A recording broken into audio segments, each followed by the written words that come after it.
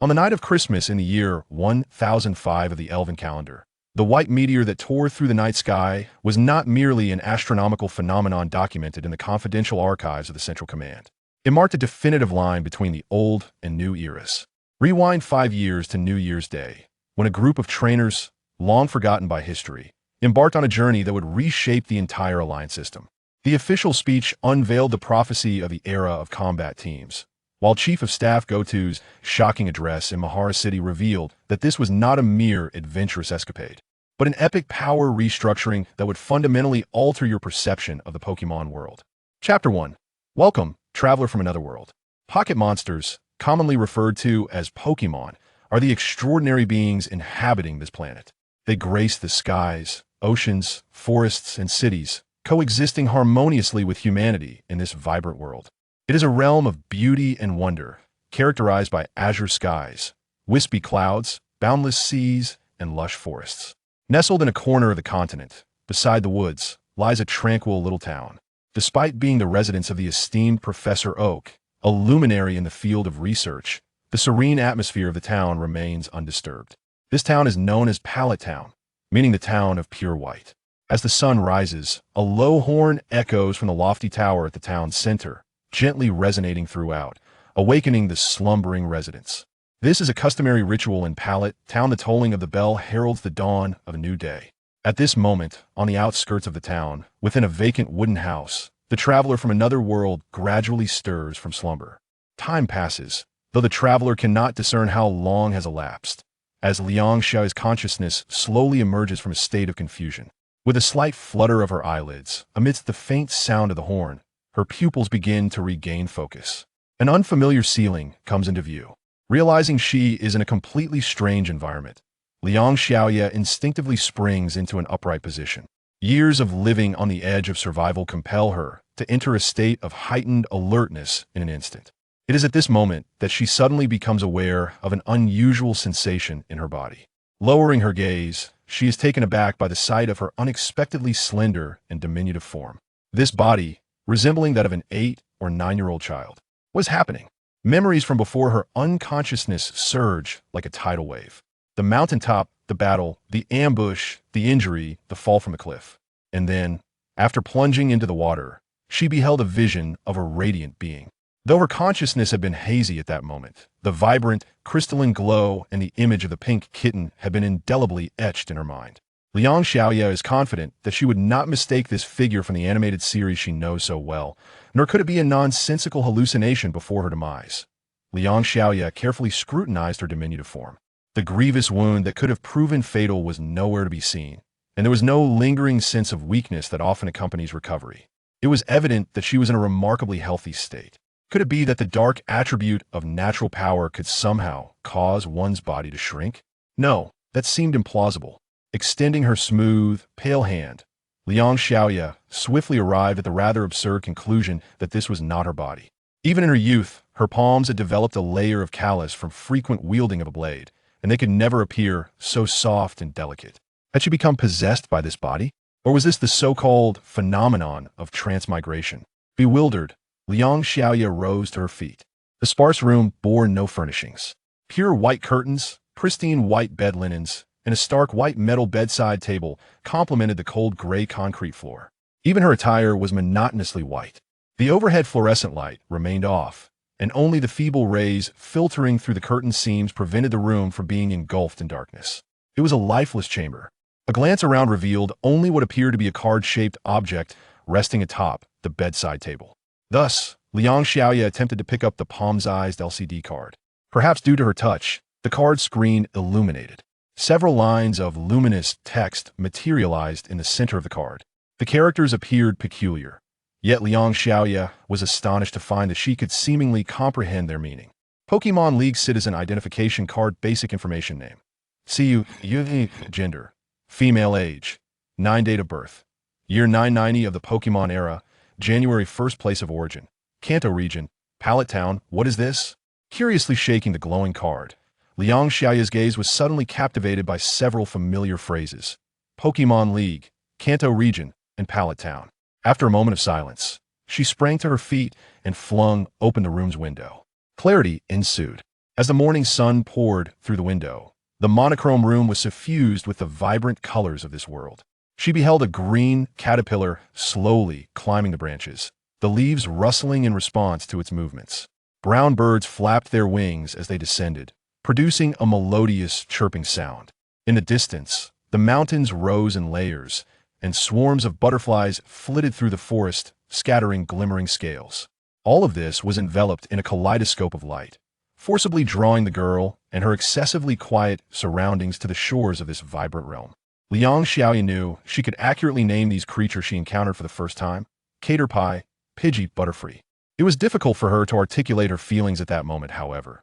Glancing down at the still glowing object in her hand that resembled an identification card, Liang Xiaoya reached a conclusion. Yes, this singularly unique vista could only lead to one undeniable truth: the world of Pokémon. Half a day later, at the edge of Pallet Town, beside a solitary house, a figure clad in white leaned quietly against a grand tree, gazing up at the rare azure sky of the modern city. Liang Xiaoyan, she should now be referred to as Yoru, after a lengthy period of contemplation, had fully embraced this new identity. Or perhaps, to resist was futile. Yoru remained perplexed as to why her soul had not dissipated upon the death of her previous body, but instead found itself in this world that ought not to exist. She was equally baffled about the connection between the pink kitten she had glimpsed in that fleeting moment and the realm of dreams. After a brief moment of confusion, Yoru instinctively returned to a state of calm, swiftly sifting through the known threads of her situation. The former Liang Xiaoya had indeed perished. Her heart, pierced by a bullet's survival, was utterly impossible. Yet now, Yoru inhabited this extraordinary world, reborn as Xingyue. For reasons unknown, she felt an undeniable sense that this occurrence was not mere chance, but rather the result of someone's clandestine orchestration. Even the identification card fortuitously placed beside her bed exuded an air of deliberate intent, and the surname sounded rather peculiar. Yet, what sort of entity could transport a person's soul into this fantastical realm? Yoru found it impossible to fathom. Lowering her eyelids, she observed her petite hands, which had shrunk considerably. This was rather unfortunate for Yoru, as she could no longer sense the presence of natural forces. The inability to command the winds and lightning implied that the once formidable Silver Lightning, who had gallantly traversed battlefields, had now been reduced to a frail child. Nevertheless, Yoru felt little anxiety over this predicament. Losing her power was merely a challenge to overcome. Dwelling on it served no practical purpose. Moreover, this was a peaceful world, devoid of the pursuers from her past life. Even in her weakened state, she was not in immediate peril. More than strength, Yoru was concerned about the individual from her previous existence. It seemed that, for the time being, she would not be able to fight alongside her master. Raising her gaze, she recalled the image of the dark-haired young man, a gentle smile gracing her lips. Thankfully, she had signaled before her demise her master would surely locate the hidden ring of life through the signal's coordinates. At the very least, she had spared him unnecessary worry. In summary, since she was here, she would make the best of it. Moreover, this was the Pokémon world, a place that Liang Xiaoya had once yearned for with fervent passion. Here existed a special vocation, one that symbolized dreams and enthusiasm: the Pokémon trainer. Her gaze lifted to the horizon where the clouds met the sky. A white palace loomed ethereally amidst the mist. In the heart of the grand hall, a pair of golden eyes blinked gently, observing the flickering light and the figures within. "It seems the operation has commenced successfully." A deep voice, smooth as jade, resonated with an innate sense of comfort and warmth. Strands of sun-kissed gold brushed across his face, a serene and gentle smile gracing his lips. Though his gaze lacked warmth, his tone was imbued with hope and fervent wishes. "Countdown. 6 years and 359 days. Everything is entrusted to you. I am proud of you." Chapter 2. Pallet is the color of pure white beginnings. The residence of Shea is a 2-story wooden duplex structure, seemingly aged with the passage of time. It nestles beside several towering trees, the slanted light wood roof concealed beneath a dense canopy. However, rather than spacious, it may be more fitting to describe Shea's room as starkly vacant. In the expansive living area, a solitary small wooden table and a lone chair stand desolately in the center. The second floor merely accommodates a simple bed in a single room. The floor is entirely adorned with cold gray cement, and the stark white sheets, devoid of any embellishment, evoke memories of a hotel or hospital. Yet for Shea, such overly simplistic amenities are more than sufficient.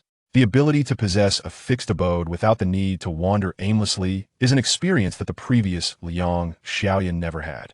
Moreover, the view outside the window is resplendent and vibrant. Setting aside her complex thoughts, Shea swiftly rose to her feet with an eager leap. It was time to explore the town. Shea's abode is situated on the outskirts of Masera town, a considerable distance from the city center. As she walked towards the heart of the town, a rare sense of curiosity and anticipation blossomed within her. Although she had encountered many ordinary towns in her past life, this one was different. After all, this was her most beloved world.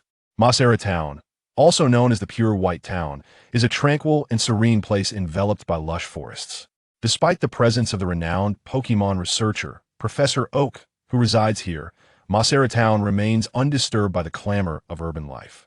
Its clarity and purity epitomize the essence of Masera town. As she strolled along the winding paths, sparse houses and stalls gradually came into view. The population of Masera town is modest, lacking the bustling atmosphere of the densely populated Golden City. Yet, the harmonious and warm living environment evokes a sense of comfort and relaxation. It is early morning, and residents are beginning to emerge from their homes, selecting vegetables and fruits from roadside stalls, reminiscent of a quaint market. Leisurely wandering and surveying the nearby stalls, the sounds of laughter and conversation from those around her fill the air, pleasant yet not overwhelming. A gentle smile graced Shea's lips. After years of life-and-death struggles, arriving in such a quaint town felt almost like stepping into another realm. It was as if she had found herself in the fabled peach blossom spring, a place of peace and tranquility. "Child, over there, child," an elderly voice called out from not far behind. Shea hesitated and turned her head slightly, uncertain. She knew no one here surely. They were not calling out to her, were they? Upon closer inspection, she was surprised to see a kind-faced elderly woman at a fruit stall waving at her. "Child, I haven't seen you before. Have you just moved to Masera town?" The woman asked with a warm smile. "Yes," Shea replied after a moment of hesitation, nodding. In a sense, her true self had indeed just moved to Masera town. How could it be any other way? Despite my age, I remember the faces of the townsfolk. The kindly old woman chuckled as she retrieved 2 round, exotic berries from the Pokémon world. "Here, my dear, take these. They're freshly picked." Koyoru quickly waved her hands. "No, thank you, grandmother. Besides, I have no money." Indeed, upon waking, Koru discovered not a single coin on her person, only a card of uncertain purpose found in a drawer, perhaps a bank card. Without a source of funds, she might have to rely on foraging for berries in the forest for her sustenance. "What nonsense about money?" the old woman insisted, pressing the berries into Koru's hands. "Take them, this is a welcoming gift from your grandmother." Unable to refuse, Koru graciously accepted the gesture. "Thank you." Gazing at the 2 berries in her hands, she sincerely expressed her gratitude. In her previous life, she had never received such kindness as a member of the Beidou. Those who wielded the forces of nature were typically avoided by ordinary folk. Yet it felt warm. Both this person and this town, not to mention this world. Shortly after Koru departed, 2 boys came running past, bickering loudly. The boy in front sported a brown, spiky hairstyle, while the dark-haired boy chased closely behind. "Ah, my apologies, grandmother." The dark-haired boy nearly kicked a nearby fruit basket and hurriedly apologized before continuing his pursuit. The old woman shook her head in resignation. Truly, those 2 restless rascals, Satoshi and Shigeru. Pallet Town truly lives up to its name of pure white. The entire town is untouched by any filth, as if all the truth, goodness, and beauty of the world is embodied here. It is undoubtedly the most splendid place Koru has ever encountered. It is no wonder that Satoshi would grow into such an upright and courageous young man. Growing up in such a wonderful town, how could he possibly turn out to be wicked? Upon exiting the town, the refreshing air of the forest enveloped her. Under the morning sun, the dewdrops on the leaves sparkled like diamonds. However, Koru's attention was not captivated by the forest's beauty. Beneath the trees, lively Beidou frolicked and played from a tree hollow. A curious Rattata peeked out in the sky. Flocks of Pidgey flew overhead, chirping melodiously. Staring at this marvelous tapestry woven from countless lives, Koru found herself momentarily speechless. Creatures that once existed solely on screens and in fantasies now appeared vividly before her. This is Pokémon. This is the world of Pokémon. Strolling through the forest, surrounded by lively and vibrant little beings, Cora looked up at the azure sky with a gentle smile, marveling at her unexpected opportunity to immerse herself in this dreamlike realm. Though the reason for her arrival remained unclear, she felt an overwhelming sense of gratitude towards the one who brought her here. Such a blissful feeling was indeed a rare luxury. Approaching the gentle sound of flowing water, a cascade of sparkling droplets came into view. Leaning slightly forward, the crystalline stream reflected the image of Xiaoya. The figure in the reflection boasted silky, lavender-hued hair that swayed gently in the breeze, caressing her visage.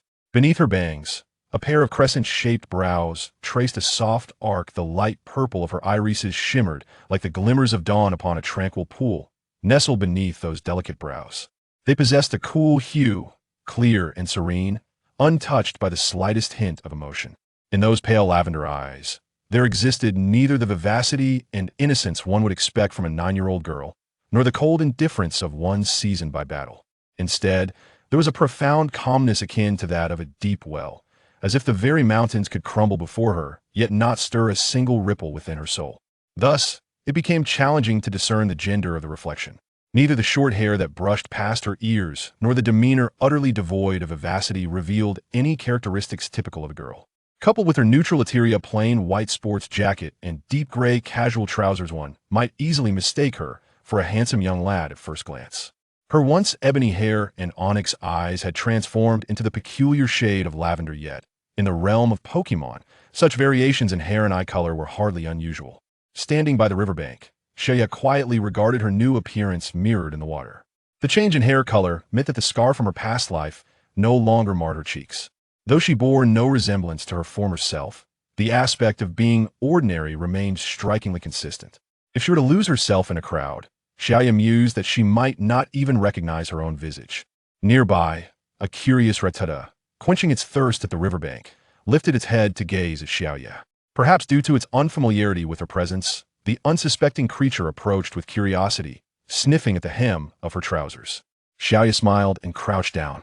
Though this was her first encounter with a creature of the Pokémon realm, as she was aware of the formidable powers they possessed that belied their appearances, Xiaoya exhibited no signs of wariness. The reason was simple. She sensed no malice from the Rattata. They were neither beasts nor the treacherous individuals from her previous life. These beings possessed a purity of spirit, a truth Xiaoya had gleaned from the stories on her screen, an uplifting revelation that warmed her heart. Extending a round, plump fruit towards the creature, Xiaoya spoke with a voice that, though tender and youthful, resonated softly through the forest. "Would you like some?" Although the Rattata had never seen Xiaoya before, it was intimately familiar with the fruit she offered. Without a hint of hesitation, the little creature eagerly accepted the offering and began to munch contentedly, occasionally wagging its fluffy tail in delight. From this moment forth, it seemed that she would be living alongside these delightful beings, and with that thought, Xiaoya couldn't help but feel anticipation for the new future that awaited her, one starkly different from the life and death struggles of her past. At present, Xiaoya was 9 years old in a year. She would turn 10. In this world, upon reaching the age of 10, one could embark on a journey as a Pokémon trainer. Though uncertain of any further restrictions, Xiaoya felt that, compared to her previous existence, this moment was perhaps the closest she had ever been to her ideal world. Embarking on a journey as a Pokémon trainer, one sets forth alongside their Pokémon companions. This endeavor is not merely a struggle for the sanctity of life or a flight from danger, rather. It is a genuine voyage imbued with a sense of dissonance and transcendence, yet profoundly authentic. Naturally, the prospect of returning home would render it even more splendid. Ko shall not forget the most significant truth that resides within her. In another realm, there are those who still require her strength. However, this distant aspiration remains elusive for the time being, and it is perfectly acceptable to set it aside for now. Raising her gaze, she beholds an endless expanse of trees ahead, while behind her lies a tranquil and serene little town. At the pinnacle of this town, atop a gentle hill, stands a grand edifice known as the Professor Oak's Laboratory. Although her understanding of this world is still insufficient, and myriad questions linger regarding her current circumstances, and despite the lingering sensation of being in a different era, let her hold on to this hope for now. In a year's time, that very place shall mark the commencement of her journey. Chapter 3. The rampaging behemoth roars. A week had elapsed, and Xia had gradually acclimatized to life in this new world in the quaint town. Previously, She had discovered an identification card for citizens of the Alliance by her bedside, which automatically linked to her personal bank account, represented by a card found within the drawer. Although a subsequent inquiry revealed a disappointingly meager balance, it was said that the Pokémon Alliance disburses a minimum allowance of 5,000 Poc dollars monthly to every citizen. Poc dollars serve as the universal currency within the jurisdiction of the Pokémon Alliance, bearing a purchasing power akin to that of the yen from her previous life. While 5,000 Poc dollars might not constitute a substantial sum, in the small town of Macera, where the cost of living was generally low, it sufficed to maintain a modest lifestyle. Additionally, the forest provided a bountiful array of berries, nutritious and free sustenance. As for the prerequisites to becoming a trainer, perhaps due to the era in which every individual aspired to be a trainer, the barriers were remarkably low. Any citizen of the Pokémon Alliance, upon presenting valid identification, passing a simple health examination, and having reached the age of 10, could unconditionally claim a starter Pokémon from the research institute or gym in their city, thus becoming a registered trainer. The health assessments were not stringent, allowing any healthy youth to pass without hindrance. Once one became a trainer, they could earn money through various competitions. However, such matters felt distant and were not immediate concerns for Shia. With her life stabilizing, she embarked on the most significant endeavor, venturing into the jungles of the southern hills of Macera town to identify more Pokémon, alongside engaging in the physical training that had become second nature to her in her former life. The southern hills of Macera town comprised an unnamed range, far removed from the bustling city center, frequented only occasionally by local residents. The southern boundary of these hills opened onto a beach adjacent to the sea. For the children of Macera town, the jungle of the southern hills was a natural playground. A myriad of Pokémon inhabited the mountains, most of them gentle in nature and averse to combat, rendering it safe for children. Adhering to her previous habits, she had diligently honed her physique day after day in the sparsely populated hills, even if she could not reclaim her natural powers. The martial arts and combat techniques engraved in her memory from her past life were sufficient to handle unforeseen circumstances. To an ordinary human, Shia's methods of training might seem extreme, standing beneath a waterfall to endure the force of the cascading water or running long distances while bearing heavy stones. Such practices were hardly those of a typical 9-year-old child. Nevertheless, the physical resilience of the humans in this world was remarkably inhuman. Ordinary electric shocks, burns, or minor collisions left no marks, and such training posed no threat to her health. While her swordsmanship from her past life had reached a high level of proficiency, she found herself without a blade, gazing at the katana displayed in the shop with a starting price of 50,000 Poc dollars. Shia resigned herself to merely admire it from afar. Suddenly, a thunderous noise erupted, causing Shia, who was foraging for berries, to turn around in bewilderment. In the distance, a cloud of dust billowed forth, accompanied by the thunderous sound reminiscent of a heavy object crashing to the ground. Verdant Pallet Town was a remarkably tranquil place. For the past week, Shio had not heard such a commotion emanating from the southern forest. Could it be a battle among wild Pokémon? Huffing and puffing, an elderly gentleman clad in a white lab coat dashed through the woods, his once pristine attire now marred by dust, rendering him a pitiable sight. I had already apologized, didn't I? Disturbing your slumber was my fault, he exclaimed in exasperation. A fierce roar answered him, accompanied by a barrage of flying stones. Professor Oak felt that his luck had taken a turn for the worse today. He had ventured to the rocky terrain of the back mountain to observe the ecology of Geodude, only to slip and tumble before a cave at the foot of the slope. Curiosity piqued, he impulsively entered the cave, inadvertently awakening a colossal creature from its slumber. With a grimace, Professor Oak stumbled around a corner, only to spot a child not far ahead. The boy appeared to be around 8 or 9 years old, clad in immaculate white, his tousled lavender hair tousled by the breeze.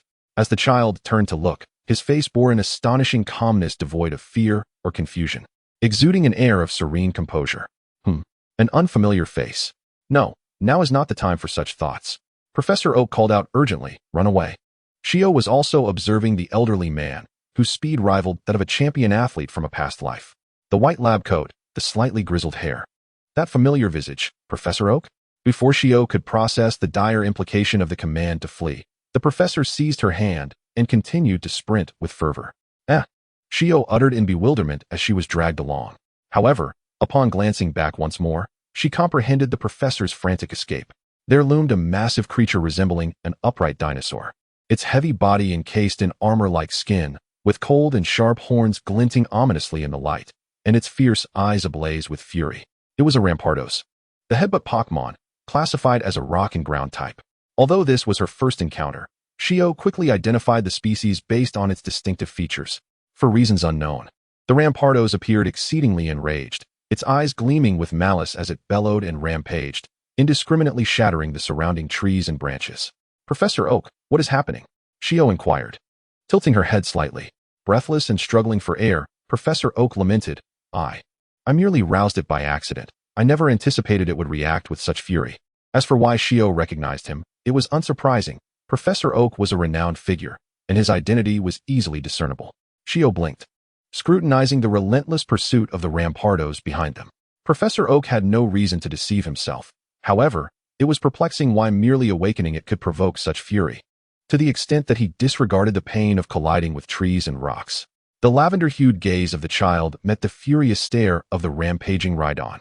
And in that moment, Shinya seemed to decipher something from those blazing black eyes. Suddenly, Professor Oak stumbled over a protruding tree root and fell heavily to the ground. Shinya promptly halted and assisted him, yet the enraged Rhydon was drawing ever closer. In this critical moment, Professor Oak felt a gentle, stabilizing force emanating from the slender hand that supported him. He found himself inexplicably lifted and softly landing amidst a nearby thicket, unscathed. When Professor Oak regained his senses and lifted his gaze, the sight before him was startling. A small, purple-haired child stood motionless in the center of the path, expressionless. Gazing ahead, the rampaging Rhydon was mere inches away, its hammer-like fist raised high, poised to strike the defenseless child. The abruptness of the situation rendered Professor Oak's scream trapped in his throat, unable to escape. "Are you hurt?" Shinya inquired, her expression unwavering and her tone devoid of fluctuation. Her soft, childlike voice lacked any semblance of intimidation, yet the Rhydon's furious demeanor shifted to astonishment, its raised fist halting midair. "If possible, please allow me to take a look," Shinya smiled. To the Rhydon, her luminous lavender eyes sparkled with a hint of gentleness and reassurance, perhaps offering solace. The Rhydon lowered its fist, its expression softening, though still laced with caution. "It's all right. I won't harm you." Shinya took a small step forward, smiling disarmingly at the potentially volatile Rhydon. "Please trust me." Whether it was the sincerity and frankness in Shinya's words or the fact that the 9-year-old appeared harmless, the Rhydon chose to temporarily trust the child with a gentle smile. Turning around, it revealed its back. Upon closer inspection, a small, sharp stone shard was lodged within the crevices of its armored back. The Rhydon could not reach this spot, enduring the pain of the stone scraping against its flesh. Shinya gently grasped the shard, bracing herself momentarily. With a swift motion, she dislodged the stone, which fell to the ground beside them. The Rhydon only felt a slight tingling sensation, and the shard that had plagued it for days, fueling its anger and agitation, was finally gone. At some point, Professor Oak had gathered a handful of uniquely shaped herbs, separating several bundles to hand to Shinya. The sap from these herbs could heal external wounds. "Thank you." Shinya nodded as she accepted the herbs, her gaze meeting Professor Oak's kindly smiling face. Sayo and Professor Oak squeezed the herbal essence and applied it to the wound of the rhinoceros. Throughout the entire process, the rhinoceros remained remarkably still, quietly accepting the treatment. In a small interlude, a system prompt announced, "Side quest rampaging behemoth has commenced. Quest objective, rescue Professor Oak from the rhinoceros." Note, employing force will result in a decrease in Professor Oak's favorability. Sayo, with a hint of resignation, remarked, "You overestimate me. Without nature's power or a weapon, how am I to subdue this massive creature?" The system then informed her, "Quest reward includes no weapons." "Oh," she replied, her expression devoid of enthusiasm. Chapter 4. Meeting as the origin of integration into the world with the medicine applied, Professor Oak gently patted the rhinoceros's sturdy back, assuring, "There, all done." The rhinoceros attempted to move, shifting its shoulders, and indeed, the piercing pain had vanished. Sayo observed as the once mighty beast's demeanor transformed. Gone were the signs of rage and agitation, replaced by a serene smile that was pure and content, almost dazzling to behold. After bidding farewell to the now calm rhinoceros, Professor Oak turned his attention to the child beside him. He felt an inexplicable sense that this child was both remarkably ordinary and yet somewhat unique. Her attire and appearance were unremarkable, yet she faced the rhinoceros with an air of tranquility, as if gazing at mere air. Astonishingly, the frenzied rhinoceros had been calmed by her few words. In truth, Sayo's composure stemmed primarily from the knowledge that she could easily evade the creature's languid punches. As they walked side by side along the forest path, they engaged in casual conversation. From their dialogue, Professor Oak learned the name of this somewhat unfamiliar child, and to his surprise, discovered that she was a girl. This revelation intrigued him, as her calm demeanor in the face of the rampaging rhinoceros seemed far from that of a typical girl. She reminded him rather of a certain boy he knew well. Now that I think about it, I don't believe I've seen you in Pallet Town before, Professor Oak casually inquired. I just moved to Pallet Town, Sayo replied with a smile. It's a pleasure to meet you, Professor Oak. Upon reflection, Professor Oak was the first narrative character Sayo had encountered from the screen she had watched, and he was just as kind and lively as depicted in the anime. She wondered if Ash was currently embarking on a journey with his Pikachu. Throughout their conversation, Professor Oak found joy in the knowledge that this child had a considerable understanding of Pokémon. Even when he mentioned some rare species, she displayed no bewilderment. For a professor devoted to the study of Pokémon, witnessing the younger generation's passion for them was truly delightful. Professor Oak inquired how Sayo had discerned the rhinoceros was injured. Her response was straightforward. I could tell by observing its movements. If one has indeed sustained an injury to their back, their running posture is likely to be affected to some degree. However, discerning such subtle differences in movement under crisis conditions, capturing it on camera, and analyzing the footage at a slower pace is plausible. Or perhaps only a seasoned trainer could perceive it. Nevertheless, Professor Oak was not particularly astonished. It is not uncommon for children with extraordinary insight, especially those who are offspring of powerful trainers, to emerge. Moreover, having witnessed a boy of the same age as his grandson accomplish the same feat, Professor Oak had long since grown accustomed to such talents. Upon returning to Pallet Town, the enthusiastic Professor Oak invited Sayo to visit his research facility. Gaining a deeper understanding of this world had always been Sayo's aspiration, so she graciously accepted after expressing her gratitude. The structure of Professor Oak's laboratory was modest in size, filled with workbenches and an array of intricate instruments that Sayo had never encountered before. As for the unfinished instant noodles in the corner, Sayo deemed it best to overlook them. In stark contrast to the ordinary and confined indoor setting, the backyard of the research facility, where Pokémon resided and frolicked, was remarkably spacious. To call it merely a backyard would be an understatement, as the entire hill belonged to the research facility's domain. It was evident that Professor Oak was far more concerned with the comfort of the Pokémon than with his own research environment.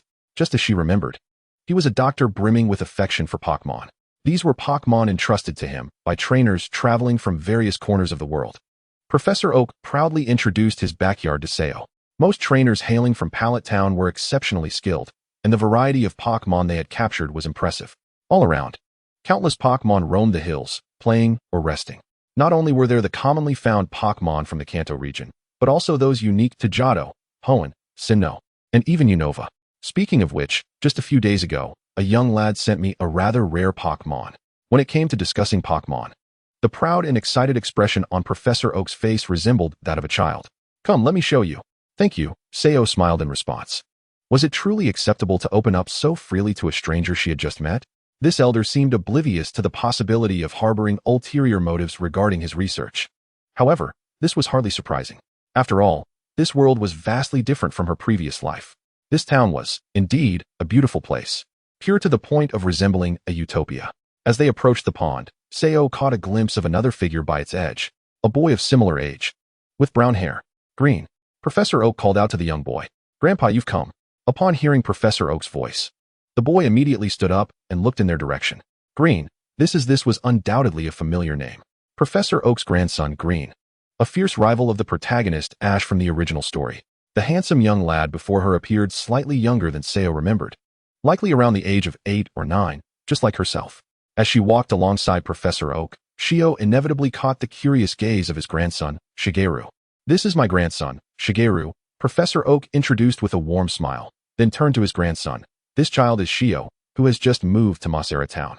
She was a tremendous help to me in the forest." He continued, "After the winter break, you two will be attending school together, so make sure to get along well." The brown-haired boy nodded and extended his hand toward Shio, greeting her with, "Hello, I look forward to working with you." Shio reciprocated with a smile. The Shigeru before her was not the arrogant boy she had imagined, but rather a more mature, ordinary lad. Perhaps it was due to being in the presence of his grandfather, or perhaps he only displayed that flamboyant arrogance when in the company of Satoshi. Speaking of which, Shigeru and Satoshi shared a close bond, having been childhood friends. Shio maintained her standard smile while her thoughts wandered far away. "Are you taking observational notes?" Professor Oak remarked. noticing the notebook in Shigeru's hands. He then pointed towards a corner of the pond, saying, "Shio, look." Following the direction of his finger, Shio spotted a small, light blue Pokémon resting on a lotus leaf. It was petite, resembling a crayfish, with shiny pincers glistening in the light. "That's a Clawitzer, a Pokémon from the Kalos region, with a water type," Professor Oak proudly explained. The wealth of knowledge possessed by this seasoned scholar was beyond Shio's imagination. And hearing him speak about Pokémon in person was an opportunity many young enthusiasts would covet. As the conversation shifted to topics related to Pokémon, Shigeru could not resist joining in. After some casual chatting, the three soon became acquainted, realizing that the people of this world were generally kind-hearted and unpretentious, seldom harboring defenses against strangers. Perhaps due to their shared age and mutual fascination with Pokémon, despite being newly acquainted, Shio and Shigeru found their conversation flowing effortlessly. Childhood friendships are notoriously easy to forge, and even the somewhat mature Shigeru quickly accepted Shio as his new companion. Thus, an encounter that was ordinary and unremarkable marked the beginning of their acquaintance. Perhaps Shio herself did not fully grasp the significance of this moment. But on the 7th day of the first month in the year 999 of the Pokémon calendar, she had met those who should have been on the other side of the screen. This was the former Polaris, now known as the Starry Night, beginning to weave herself into the fabric of this world. Chapter 5. The soul residing within the fiery red egg. Having resided in this town for some time, Shio had become quite familiar with the locals. The population of Masera town was not large, and one could easily call out each other's names while strolling down the streets. In the Pokémon League, children under 10 are required to receive compulsory education in elementary school, starting at the age of 5 and continuing until they turn 10, totaling 5 years. The curriculum primarily consists of basic skills such as literacy and arithmetic, as well as knowledge related to Pokémon. When Shio first arrived in this world at the beginning of the year 999 of the Pokémon calendar, it was during the winter break, and classes would not officially commence until February. Pallet Town is a quaint little settlement with barely 100 inhabitants, where the number of children is limited, thus lacking a formal elementary school. The town's children typically receive their compulsory education at Professor Oak's Research Institute, where Professor Oak and his assistants take on the role of educators. While this may sound rather modest, it is, in fact, an opportunity coveted by countless young souls. To receive direct instruction from the illustrious Professor Oak is a privilege that can enrich one's life immeasurably. Unfortunately, the residency requirements for Pallet Town are quite stringent, making relocation here a formidable challenge. How I ended up in this place remains a mystery, one that Sayo shakes her head at, relinquishing the futile endeavor to uncover an answer. The written language of this world is composed of symbols derived from unknown totems, essentially transforming into the Romanized script of Japanese, which poses no significant difficulty in comprehension. Moreover, perhaps due to the inheritance of this body's original memories, Sayo has effortlessly mastered the language and script of this nation. However, her primary focus lies in the knowledge of Pokémon that Professor Oak imparts. To become a trainer, one must not only adeptly utilize Pokémon's attributes and characteristics in battle, but also possess a deep understanding of their lifestyles. This is precisely the area where Sayo lacks knowledge, which she hopes to remedy through Professor Oak's teachings. In the meantime, Sayo quickly becomes acquainted with a few children of her age. In Pallet Town, 2 others share the same birth year as Ash and Gary. One, whom Sayo has already met, is a lively girl named May. The other, according to Gary, is named Celeste, who completed her 5 years of elementary education a year prior and has since been traveling with her father, rarely returning to Pallet Town. According to the laws of the League, citizens who graduate from elementary school at the age of 10 are deemed adults and may choose their own path in life. In addition to becoming trainers, they may opt for direct employment or pursue secondary education in larger cities. However, perhaps due to tradition, most young people in Pallet Town choose to become free trainers, dedicating themselves to travel and challenging official competitions. The 4 of them study under Professor Oak, engage in physical training, and occasionally, Sayo and May enjoy watching Ash and Gary's playful antics. For Sayo, the days pass in a serene yet profoundly joyful manner, as if the tranquil white town is impervious to the tumult of the outside world. The 4 young individuals residing here have witnessed the brisk chill of early spring, the lushness of late spring, the gentle breezes and soft rains of early summer, and now stride together into the sweltering heat of midsummer. Amidst the chirping of insects and the refreshing breeze, one day, Professor Oak calls Sayo to the Research Institute. "Come with me, Sayo. I have something wonderful for you," Professor Oak declares, his face adorned with an air of mystery. Sayo, playing along, adopts a look of confusion. "Don't worry, it's something good," Gary adds, winking at Seo. It is worth mentioning that since yesterday, Shigeru has sported a beaming smile, even refraining from quarreling with his rival, Satoshi. Upon entering the innermost chamber, Professor Oak cleared his throat and spoke earnestly. Shia, listen carefully. I am about to assign you an examination. If you pass it successfully, it will signify that you possess the fundamental abilities required to become a Pokémon trainer, and you will be eligible to graduate from my tutelage. Yes, please proceed. Shia nodded, awaiting Professor Oak's explanation. The examination consisted of Professor Oak presenting a transparent glass box from behind him and placing it in Shia's hands. Shia's eyes widened slightly as she gazed at the cylindrical glass container, which housed a vibrant, crimson Pokémon egg. You must hatch this egg before embarking on your journey, Professor Oak cheerfully instructed. I have imparted to you all the necessary knowledge on how to nurture a Pokémon egg, so do not disappoint me. I understand, Shia said, contemplating the Pokémon egg for a moment before bowing solemnly. Thank you, Professor Oak. Rather than merely an examination, Professor Oak's action resembled a unique gesture of bestowing a Pokémon upon Shia. After all, hatching a Pokémon egg is not an exceptionally complex task. With diligent care, success is generally assured.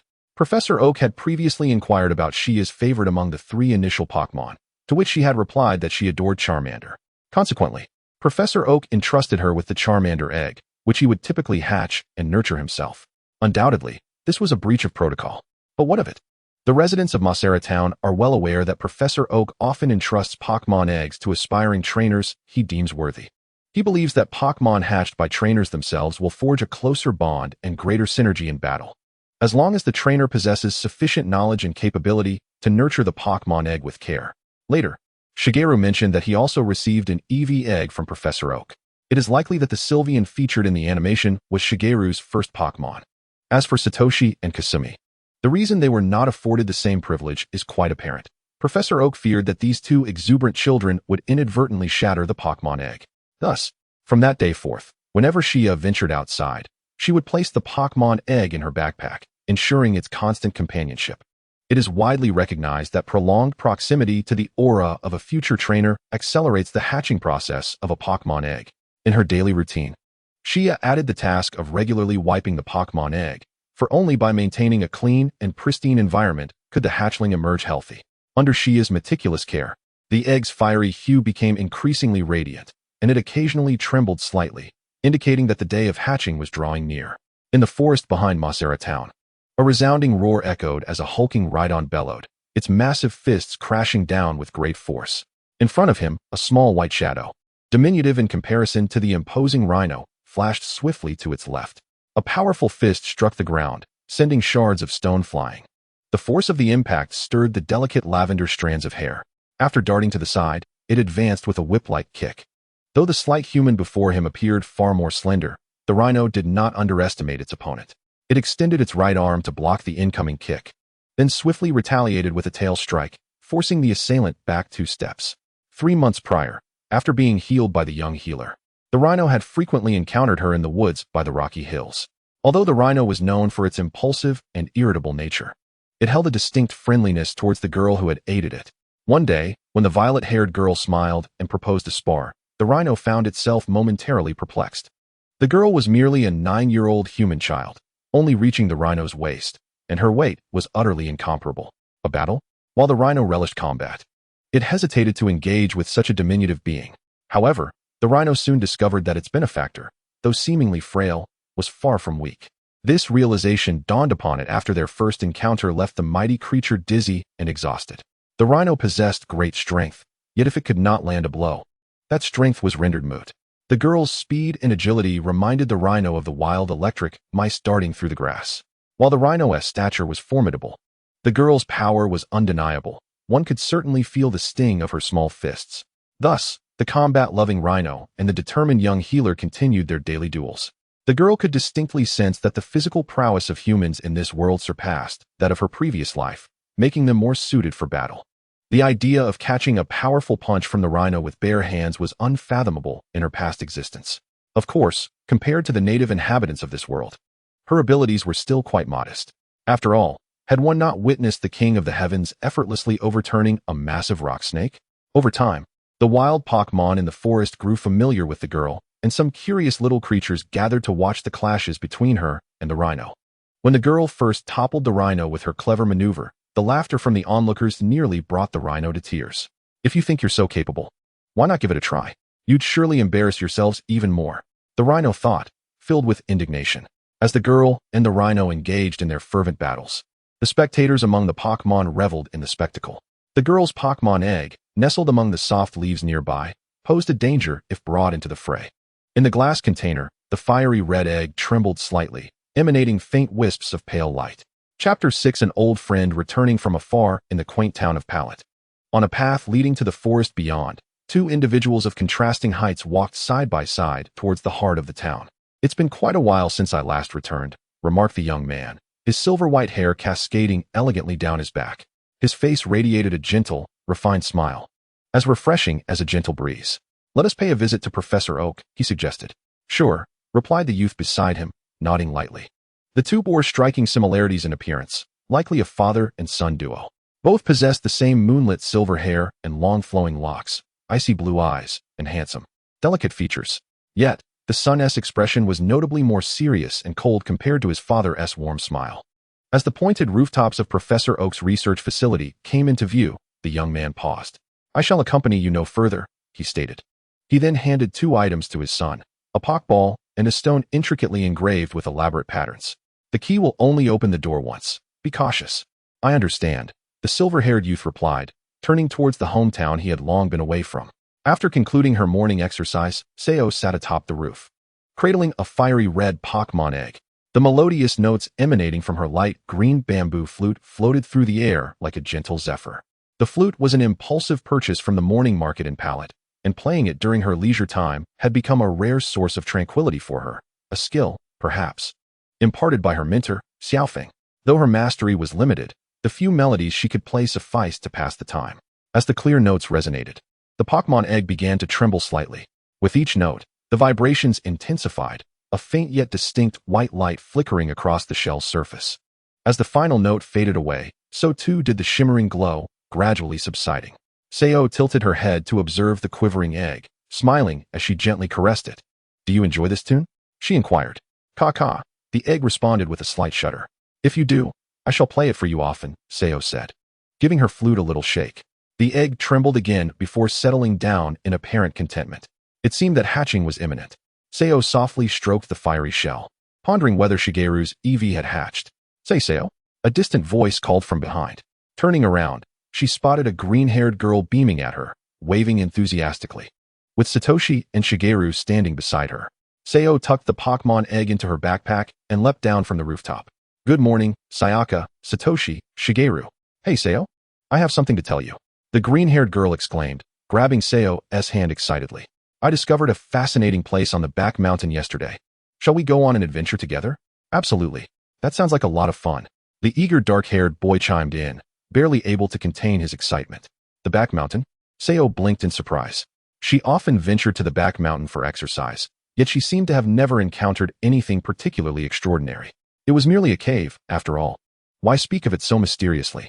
Xiao Mao scoffed and shrugged her shoulders. It's not an ordinary cave, you'll see, Xiao Yan cheerfully exclaimed, pulling Xiao Yi with one hand and tugging Xiao Mao with the other as they made their way out of town. Let's go. It's time for an adventure. Off we go. Xiao Ji responded enthusiastically. Xiao Yi and Xiao Mao, being forcibly dragged along, exchanged resigned glances and sighed. The four diminutive figures quietly wove through the jungle.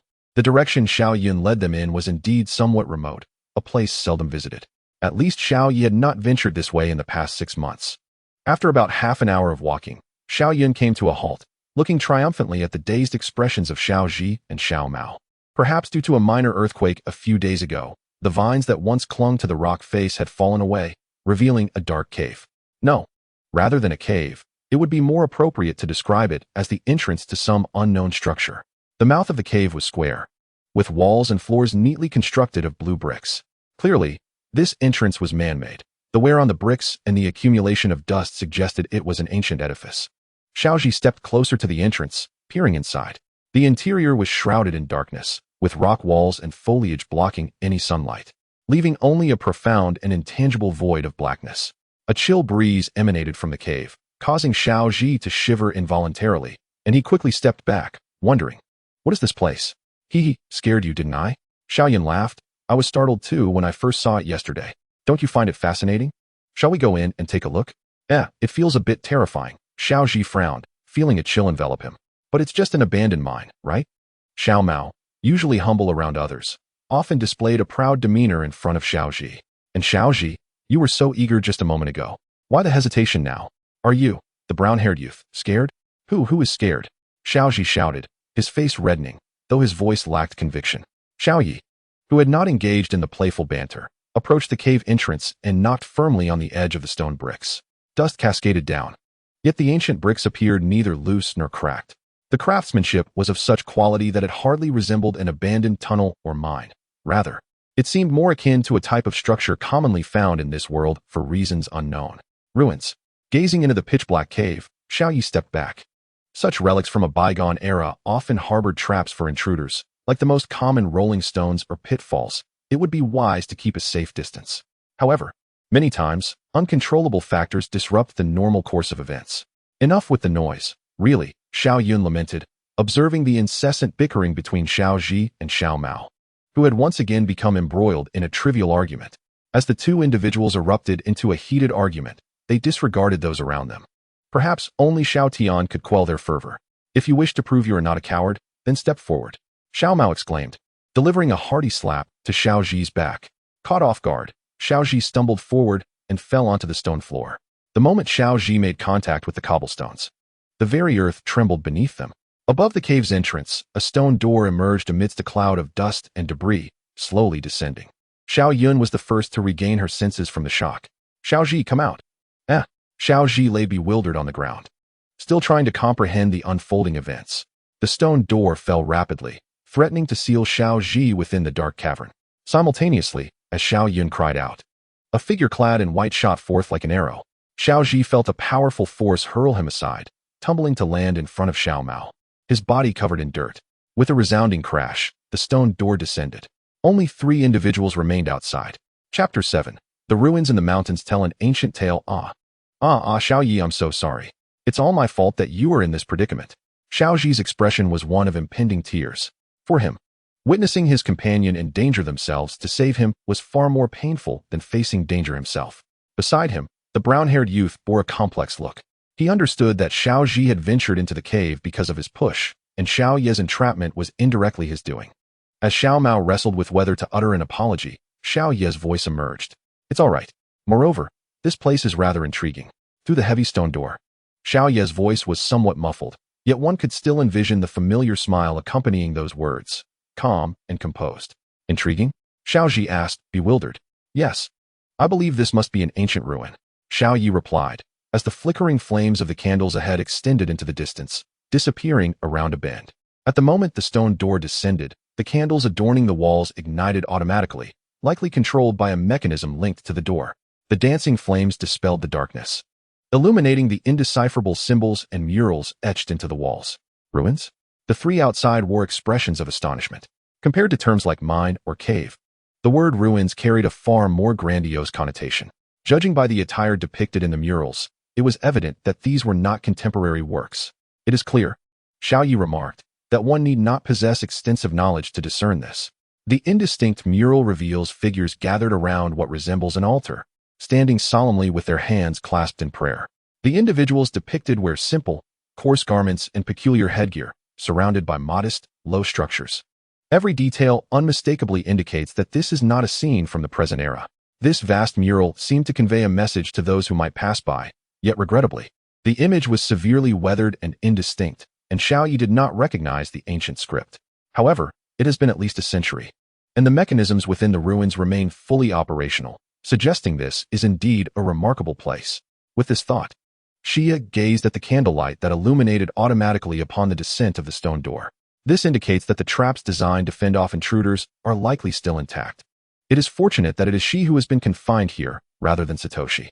Oh, murals? The ever-curious Koyan had already pressed herself against the door, her expression one of eagerness to peer through the stone barrier to glimpse the murals within. As Xia fumbled nearby, searching for the mechanism to open the door, she narrated the situation inside to Satoshi and the others. Soon, the trio outside became wholly engrossed in her description, with Satoshi and Koyan eager to lift the stone door and rush inside. though such an endeavor was impossible. They had completely forgotten their earlier concerns about potential dangers lurking within. This door is unlikely to budge. I shall search for another exit, Shia remarked, realizing that brute strength would not suffice to raise such a massive stone door. Indeed, Coin nodded. But where should we look for you? I'm not certain of the exit's location yet. Once I find my way out, I'll return to Shinshin Town to find you, Shia replied, a playful smile gracing her lips. Apologies, Satoshi. It seems I have inadvertently claimed your chance to explore. What? Satoshi laughed heartily. Then we'll just wait for you to return. Do be sure to tell us all about what you discover. Of course. Until we meet again. Until we meet again. Listening to the faint footsteps of the three gradually fade into the distance, Shia shrugged. Everything was proceeding smoothly. Within the ruins, all was shrouded in mystery, and she could not be certain that no dangers lay ahead. Nevertheless, Shia skillfully employed a few guiding remarks to steer Satoshi and the others' thoughts entirely in another direction. There was no use fretting outside. It was far better to maintain a light-hearted disposition. In truth, Shia was completely uninformed about ancient ruins, and her assertion about there likely being another exit was merely a casual remark. However, since there were no other paths available, she had no choice but to press forward. Without a moment's hesitation, Shia resolutely stepped forth, following the flickering candlelight along the walls, delving deeper into the ruins. As for any potential traps, she would confront them as they came. After all, it was still early. Let us visit Professor Okito's laboratory. Meanwhile, Shia and Koyan skipped joyfully ahead. Everyone knew that Shia often spent her time at Professor Okito's lab, far exceeding the hours she spent at home. They were all well aware of Shia's situation. It was undeniably tedious to be alone in a vast, empty house. The enthusiastic green-haired girl had even invited Shia to stay at her home, but Shia had politely declined. She expressed that she had grown accustomed to living alone, and feelings of loneliness and solitude were entirely at odds with her character. Enjoying a bit of tranquility was not unwelcome at all. All right. Ash nodded, eagerly anticipating the moment when Xiaoya would find the location of the exit so they could join in on the fun. What's wrong, Shigeru? Xiaoyan inquired, her brow furrowing as she looked at the brown-haired boy. Are you feeling unwell? Shigeru, resting his chin on his hand, seemed lost in thought. I just feel like I've forgotten something. No, it's nothing. Huh? Ash exclaimed, perplexed. What are you talking about? By the way, I heard that Professor Oak has received new Pokémon. Shall we go take a look? That's true, let's go. The dark-haired boy and the green-haired girl dashed along the path towards the town. Shigeru shook his head, momentarily dismissing the strange feeling within him, and quickened his pace to catch up with them. Professor Oak, sorry to intrude. Ash cheerfully pushed open the door to the laboratory. Professor Oak never minded the raucous antics of these children. The lab often resembled a playground, chaotic even without their exuberance, as evidenced by the scattered instant noodle boxes. Upon entering, Ash and his friends found Professor Oak engaged in a lively conversation with another person. Standing across from the professor was a boy they recognized well, with moonlight-like silver hair cascading over his shoulder and strikingly handsome features that were almost delicate. His pale skin and soft features, complemented by serene ice-blue eyes, might have led one to mistake his gender were it not for his austere expression. Both the boy and Professor Oak turned to look towards the entrance, while Ash and his companions stood frozen in astonishment upon seeing the boy. Xiaoyan raised her hand to rub her eyes, ensuring she wasn't imagining things, and even Shigeru displayed a look of mild surprise. Xiaodian, long time no see. The silver-haired boy nodded at the trio, offering a brief greeting. Xiaodian, the last of the original trainers from Masera Town, was also the one whom Xiaoya had never met. For the past year, Xiaoyan's father had frequently taken him around the world, rarely returning to Masera Town, and when he did, it was only for a short while. It was no wonder Ash and his friends wore expressions of shock. The elusive father-son duo had been absent for quite some time. Chapter 8. The one entrusted with trust. It truly has been a long time, Xiaodian, the green-haired girl exclaimed with delight, as the three of them gathered around to exchange pleasantries. Although Xiaodian had been the least visible among the townsfolk over the past year, they had grown up together and were quite familiar with each other. They had long since become accustomed to Xiaoyan's unapproachable demeanor. After all, he had always possessed a mature disposition, and his personality was not as cold as his expression suggested.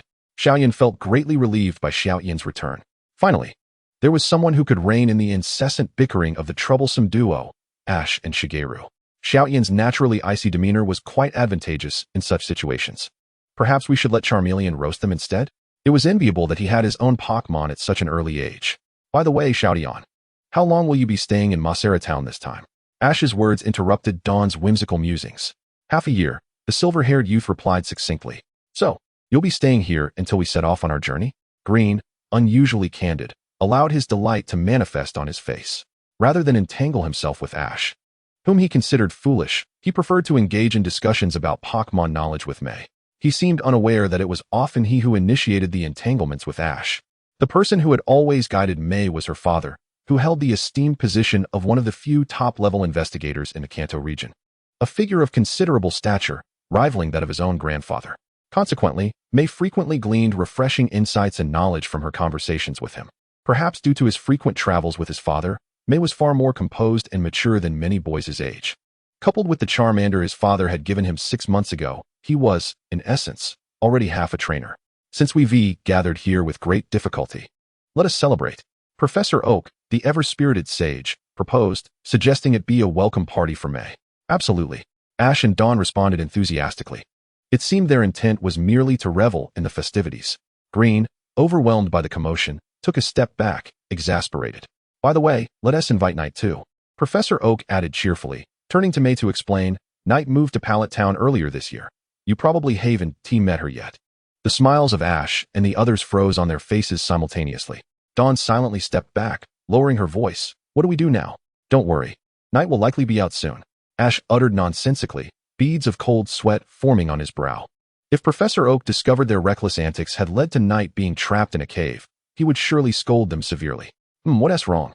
Professor Oak inquired, puzzled by the sudden quietude of the trio. And nothing at all. We went to Knight's house and saw she wasn't home. She must be out. The green-haired girl blurted out in a rapid-fire response. Oh, is that so?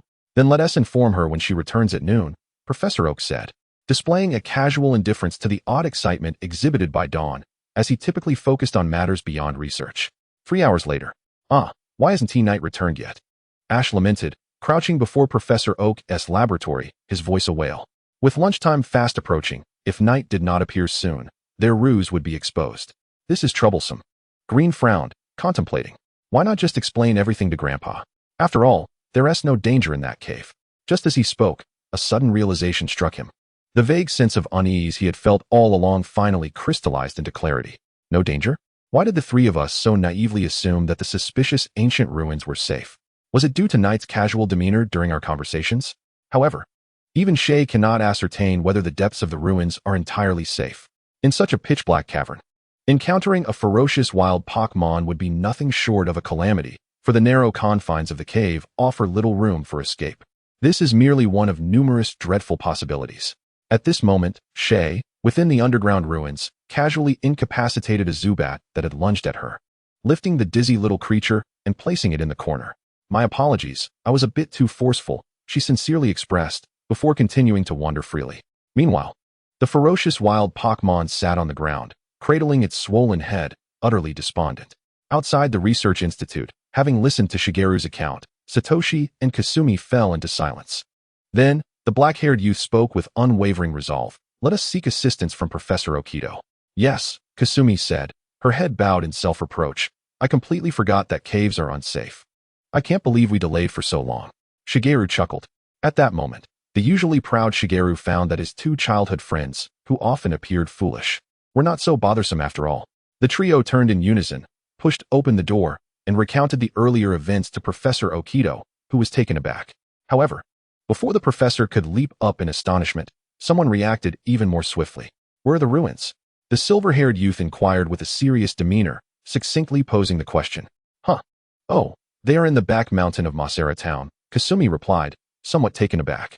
Shota furrowed his brow slightly, hastily shouldering his backpack. I have a plan. Please lead the way. All right.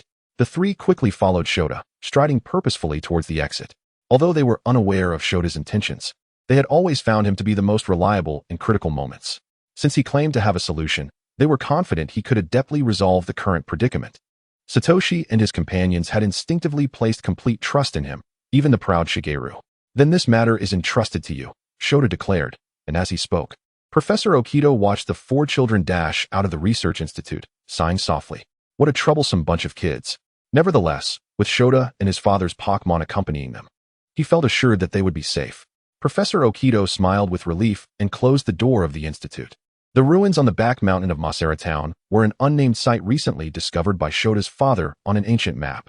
The era of its construction is indeterminate, with the only connection being the stone in Shota's possession, adorned with unique patterns.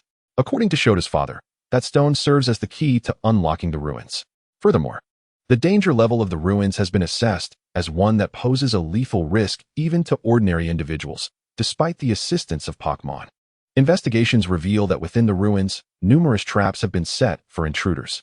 Most of the ancient mechanisms are rather rudimentary, with pitfalls, rolling stones, and arrows being common types.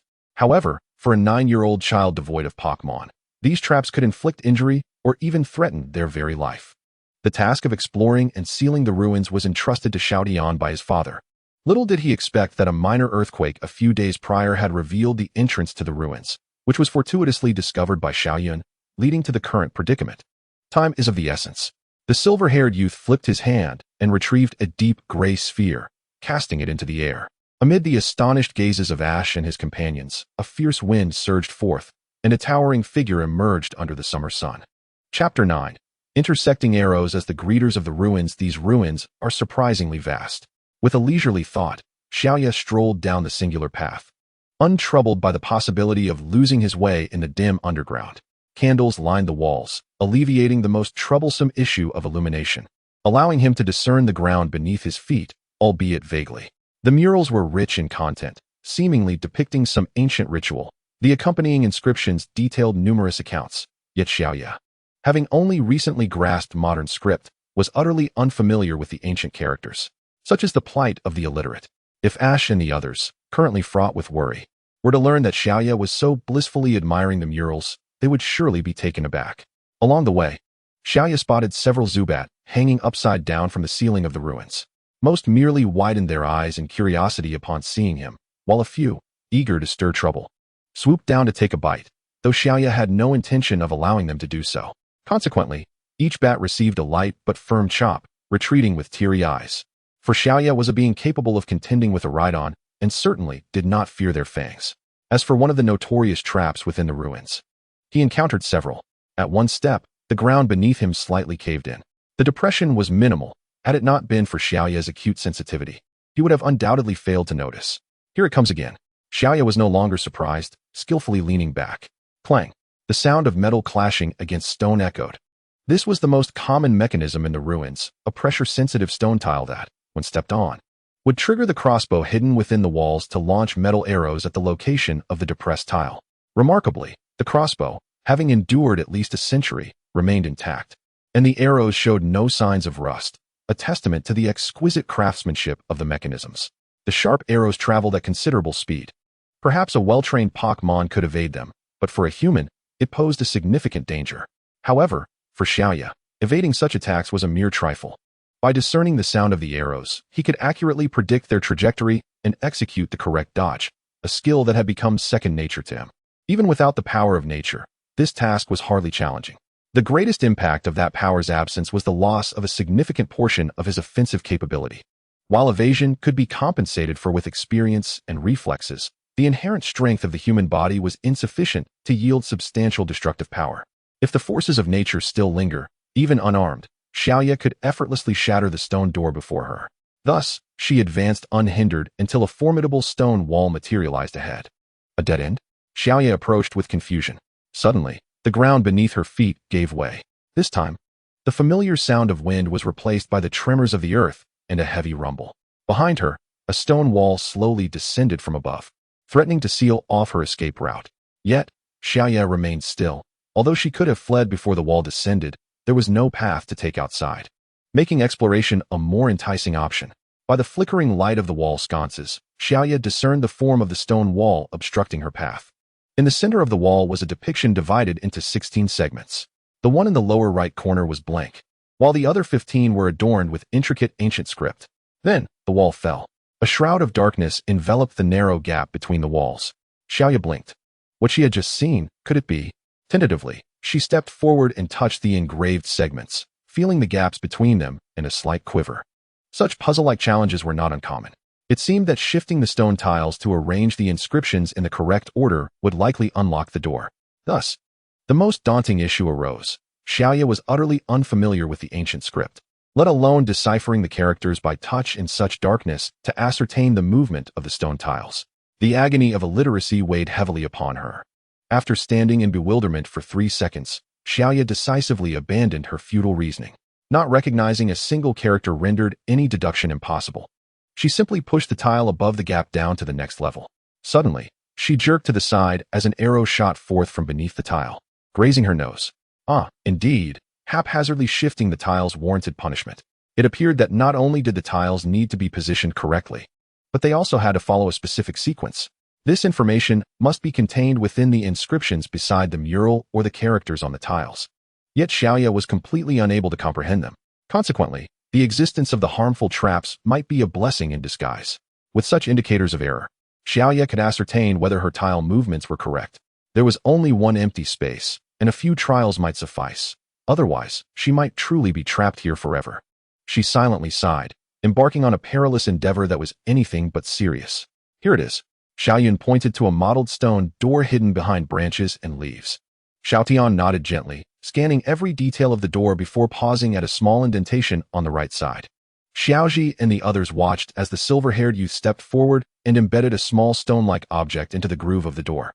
Then, the previously immovable stone door began to tremble, gradually rising amidst the dust. Impressive. How did you do that? Xiaoyun exclaimed in astonishment. Is it truly possible to unlock the door simply by wedging a stone into the crack? Ash peered into the abyss of darkness within the ruins, calling out, Sabrina, where are you? Can you hear me? His voice echoed through the cavern, yet no reply came. It had been quite some time. They must have ventured deep within. Gary furrowed his brow, glancing at his watch. Damn it. I should have stopped her from going further. After a moment of silence, May spoke up, please. You must inform Professor Oak of the situation and stay away from here. Without hesitation, the silver-haired boy stepped into the ruins. Hey May, what are you doing? Ash's shout was drowned out by the thunderous sound of the stone door descending. Gary restrained Ash, who was eager to rush in. You'll only complicate matters. What can you do without Pokémon? Ash clenched his teeth in frustration. He knew Gary was right. A defenseless child entering would only hinder their efforts. It's fine. With May's incredible partner, she will surely bring Sabrina back safely. The green-haired girl steadied herself, genuinely believing in May and her Pokémon's capabilities. After all, that was the ace of the remarkable investigator. Let us head back, Gary said, casting a final glance at the now-closed stone door before turning away. If only I were a trainer, I wouldn't feel so helpless in situations like this. A sense of urgency grew within the hearts of the three. Hearing their footsteps fade, May finally felt at ease, turning to advance into the pitch-black depths of the ruins. In truth, the key in May's possession could only unlock the main entrance of the ruins once. This meant there was no turning back once inside. This was in stark contrast to the original plan of entering and then returning through the same path with the key. Yet, May made her choice without hesitation. Firstly, theoretically, there should be another exit at the other end of the ruins, provided it remained intact. Secondly, despite being strangers, May could not allow someone who should not be involved in this matter to encounter danger within the ruins. Safely managing this site was not only her task, but also her responsibility. There was only one path to follow. As long as she pressed straight ahead, she would surely find him, the one who had inadvertently wandered into the ruins, named Sabrina. Chapter 10. Their encounter in the shadows of candlelight within the ruins. The silver-haired boy dashed swiftly through the dim candlelight, not sparing a glance at the ancient murals and inscriptions adorning the walls. Although gathering information from the ruins was originally the primary objective, saving a life took precedence now. According to the records on the aged blueprint, the first mechanism lay at the end of the long tunnel past the entrance, turning left and proceeding less than 10 meters. May halted at the spot marked on the map. Initially, one might presume that the child who inadvertently wandered into the ruins would have been struck by the metallic arrows launched from the nearby crossbows. Although these projectiles may not deliver a fatal blow, they are certainly not easily evaded by an ordinary person.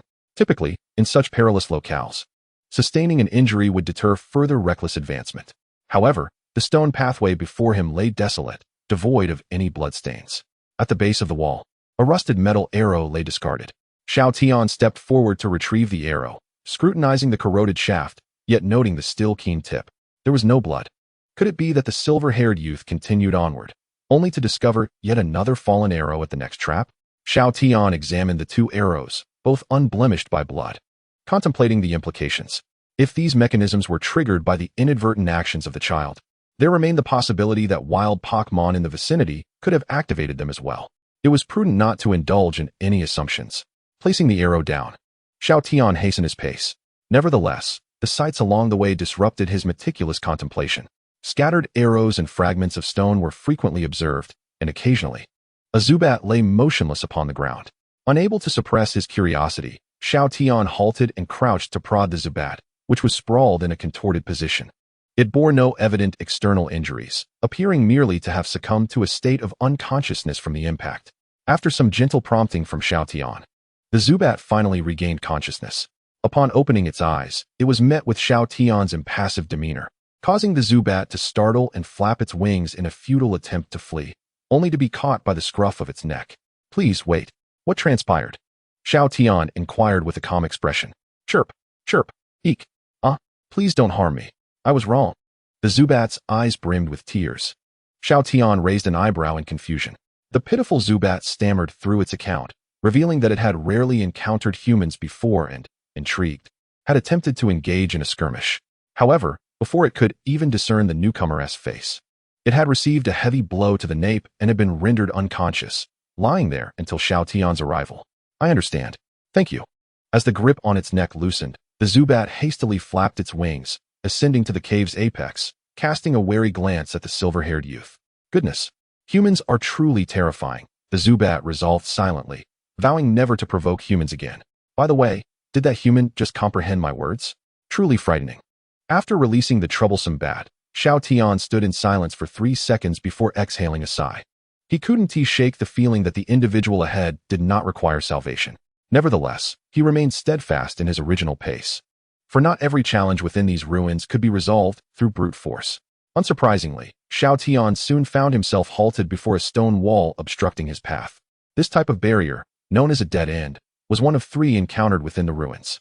2 stone walls ensnare the intruder within a narrow crevice, only allowing the passage to be granted upon the correct rearrangement of the stone inscriptions on the surface of the foremost wall.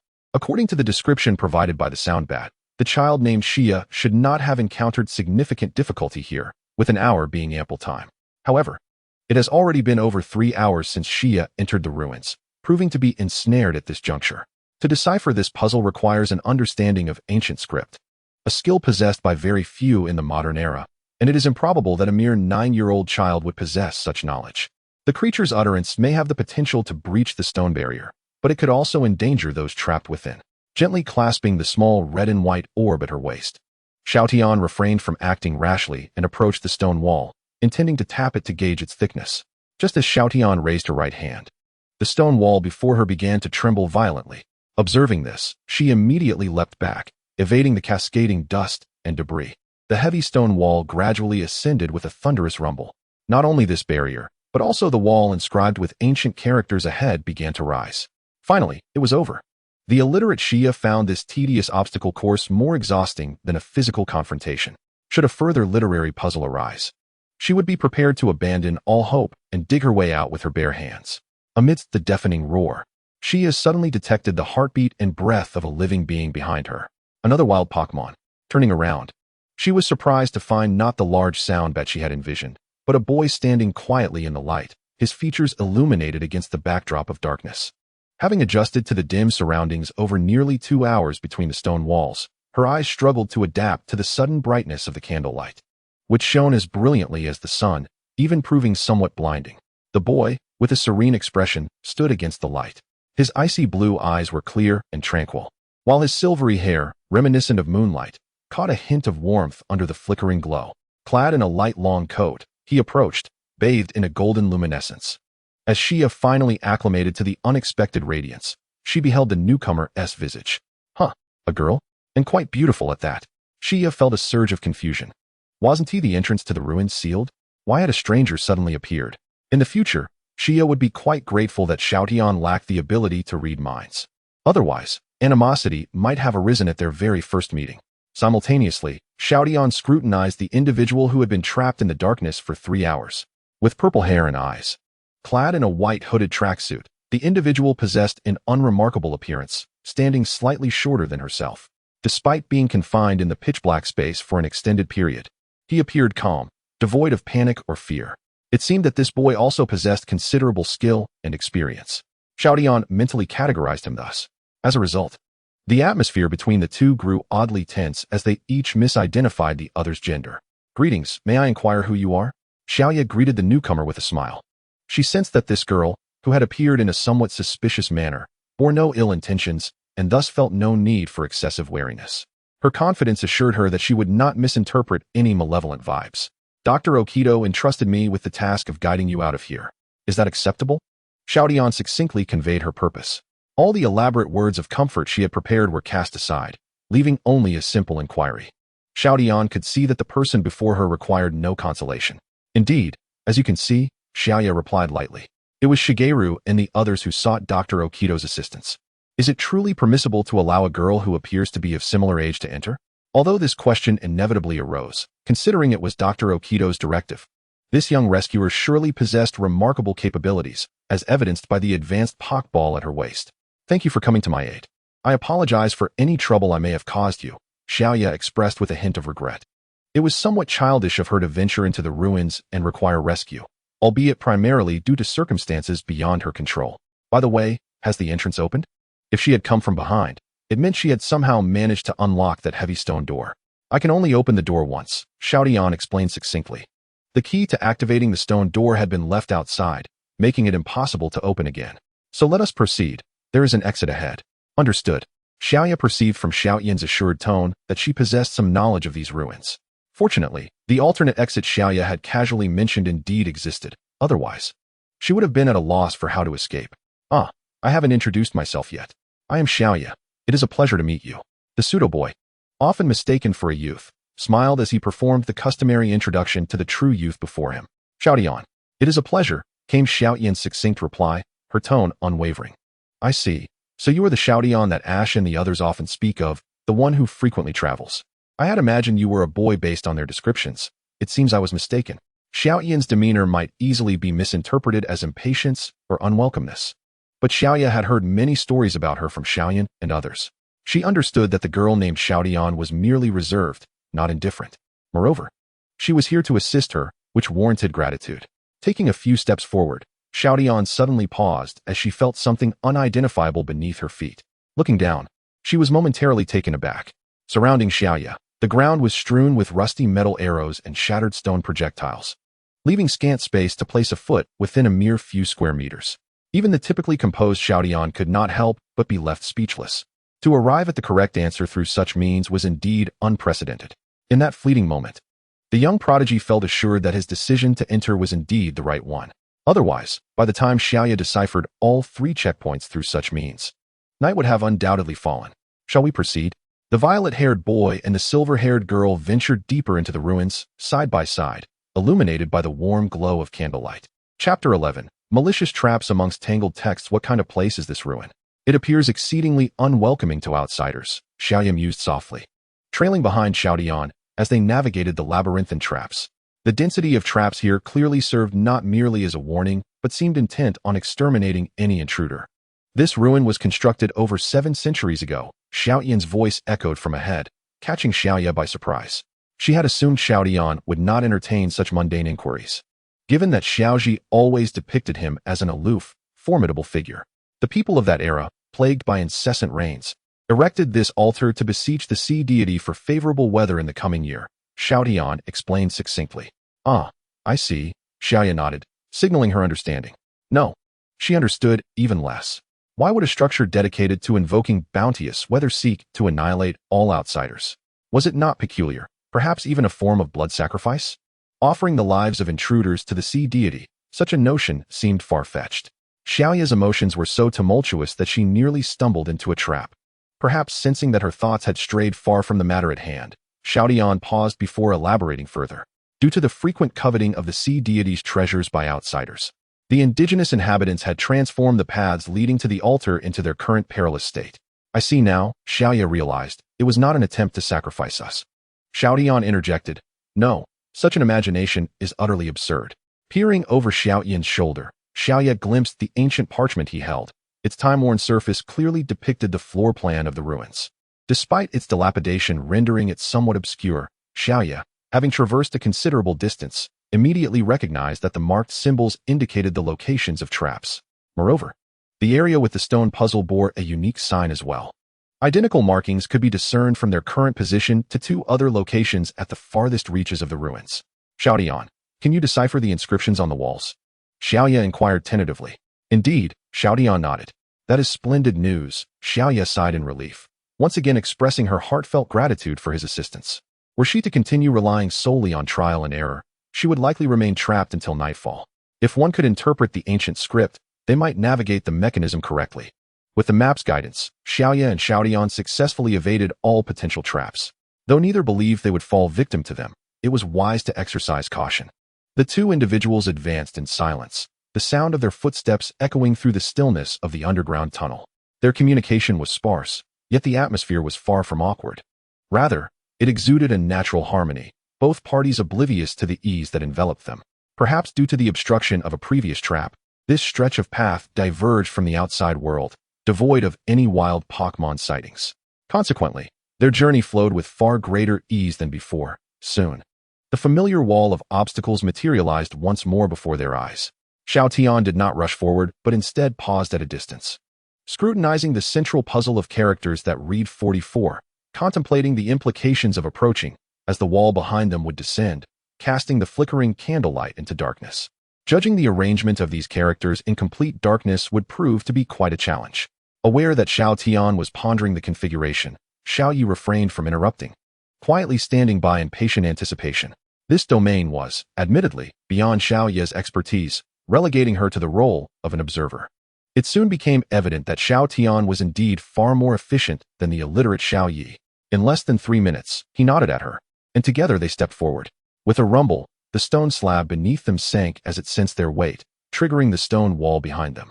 Xiaotian did not glance back at the descending wall, but approached the character puzzle with determination. Although the darkness rendered visibility null, he moved with confidence, the friction between the slabs producing a dry sound. The first movement was correct. The subsequent second and third moves also failed to activate any traps. Throughout this time, Xiaoyi remained quietly stationed a step behind him. At this distance, should Xiaotian inadvertently trigger a trap, she would have enough time to intercept the incoming arrow. Gradually, Xiaotian's pace slowed. After all, it was impossible to memorize every step. In the absence of light, he relied solely on his sense of touch to discern the characters' meanings. Nevertheless, he did not trigger any traps due to missteps, which contrasted starkly with the brutish approach of a certain illiterate individual attempting to forcefully navigate this challenge. However, the malice of the ruins creator seemed far from exhausted. This was, after all, a path designed to annihilate intruders. Xiaotian took a step to the left, attempting to shift the upper left slab. A subtle click emanated from beneath his feet, as if the tiles were unevenly placed. This minute sound, unnoticed by the average person, was all too familiar to Xiaoyi. To position a perilous trap amid the pitch blackness, conveniently adjacent to the character puzzle, was clearly a ploy to ensnare the unwary thinker. A sharp rush of wind heralded the approach of a metallic arrow. Xiaotian recognized the sound and hesitated momentarily before hastily dodging to the side. He feared his evasion had been too sluggish, yet the anticipated sting of the blade did not arrive.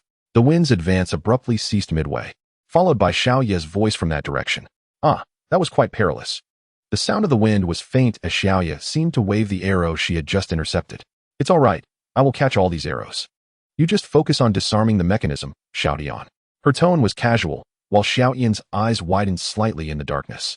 He understood that Xiaoye had just accomplished something quite remarkable, accurately catching a high-speed arrow with her bare hands in such dim light, a feat beyond the capabilities of ordinary individuals. In the pitch-black tunnel, Xiaoye's expression was concealed, but Xiaotian could envision her ever-present, relaxed smile. From her words, it appeared that this was not particularly challenging for her. I understand, the silver-haired youth replied with a calm demeanor, concealing his uncertainty about the truth of Xiaoye's claims.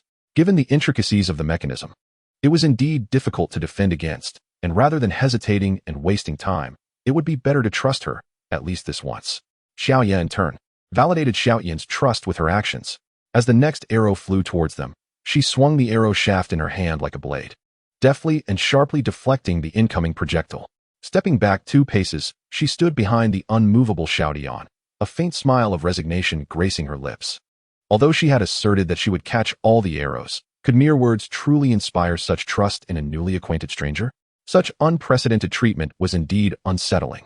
Until the heavy stone wall rose, the concealed mechanisms that were unmarked on the map posed no obstacle for Xiaotian. He solved this challenge in less than 10 minutes. It was undeniable that their efficiency when working together far surpassed that of an individual. Xiaoya casually discarded the arrow shaft in her hand and peered ahead. Perhaps due to the lack of oxygen caused by the stone wall, the candles beyond had not been lit, leaving the path ahead shrouded in profound darkness. How do we solve the lighting issue? Turning back, Xiaoya saw Xiaotian offering her an unfamiliar object. She accepted it, puzzled. A band-aid? Xiaoya's confusion deepened. What did suddenly handing her a band-aid mean? Was there an injury that required dressing? As this thought crossed her mind, she began to scan Xiaotian for any signs of wounds. No, that's not it, Xiaotian replied, somewhat speechless after being scrutinized from head to toe. With a sigh in his heart, he took the band-aid from Xiaoya's hand and gently placed it on her left palm under her bewildered gaze. Xiaoya was momentarily taken aback before she realized Xiaotian's intention. It was a very slight scratch from when she had inadvertently grazed herself on the arrow's tip while catching it, barely a scrape. So faint that she hadn't even noticed it herself. How had Xiaotian managed to observe such a detail in this dim environment? Thank you. You've been a great help. Xiaoya smiled, feeling a subtle and unfamiliar sensation in her heart. The young girl named Xiaotian is indeed quite extraordinary. As the girl known as Xiaoya emerged from the ruins and finally discerned the true gender of the silver-haired figure she had assumed to be a girl, she reflected on her previous thoughts and felt immensely grateful that Xiaotian could not read minds. Otherwise, she surely would have met her demise within the ruins. Chapter 12. The distance between two hands overcomes a half-meter height difference. Illuminate the path for me. Yin, Xiaotian's cool voice echoed through the ruins. The small, orange-hued dragon, in its juvenile form, responded with a sound, its fiery tail lighting up the way ahead. Ah, the little fire dragon. Xiaoya regarded this earnest little creature, which mirrored its owner's seriousness. As one of the novice Pokémon from the Kanto region, it was familiar to Xiaoya. Having assisted Professor Okido in caring for the novice Pokémon during her studies, a rite of passage for every student. Moreover, she currently had a fire dragon egg nestled in her backpack. She recalled that Xiaoyan had mentioned that Xiaotian's father gifted her a little fire dragon for her 9th birthday, which must be this very one before her. With the assistance of the fire dragon, at least there was no concern of colliding with walls along the way. Logically, Yin, responsible for illumination, should have led the way. But perhaps out of concern for Yin triggering a trap, Xiaotian deliberately walked ahead of it.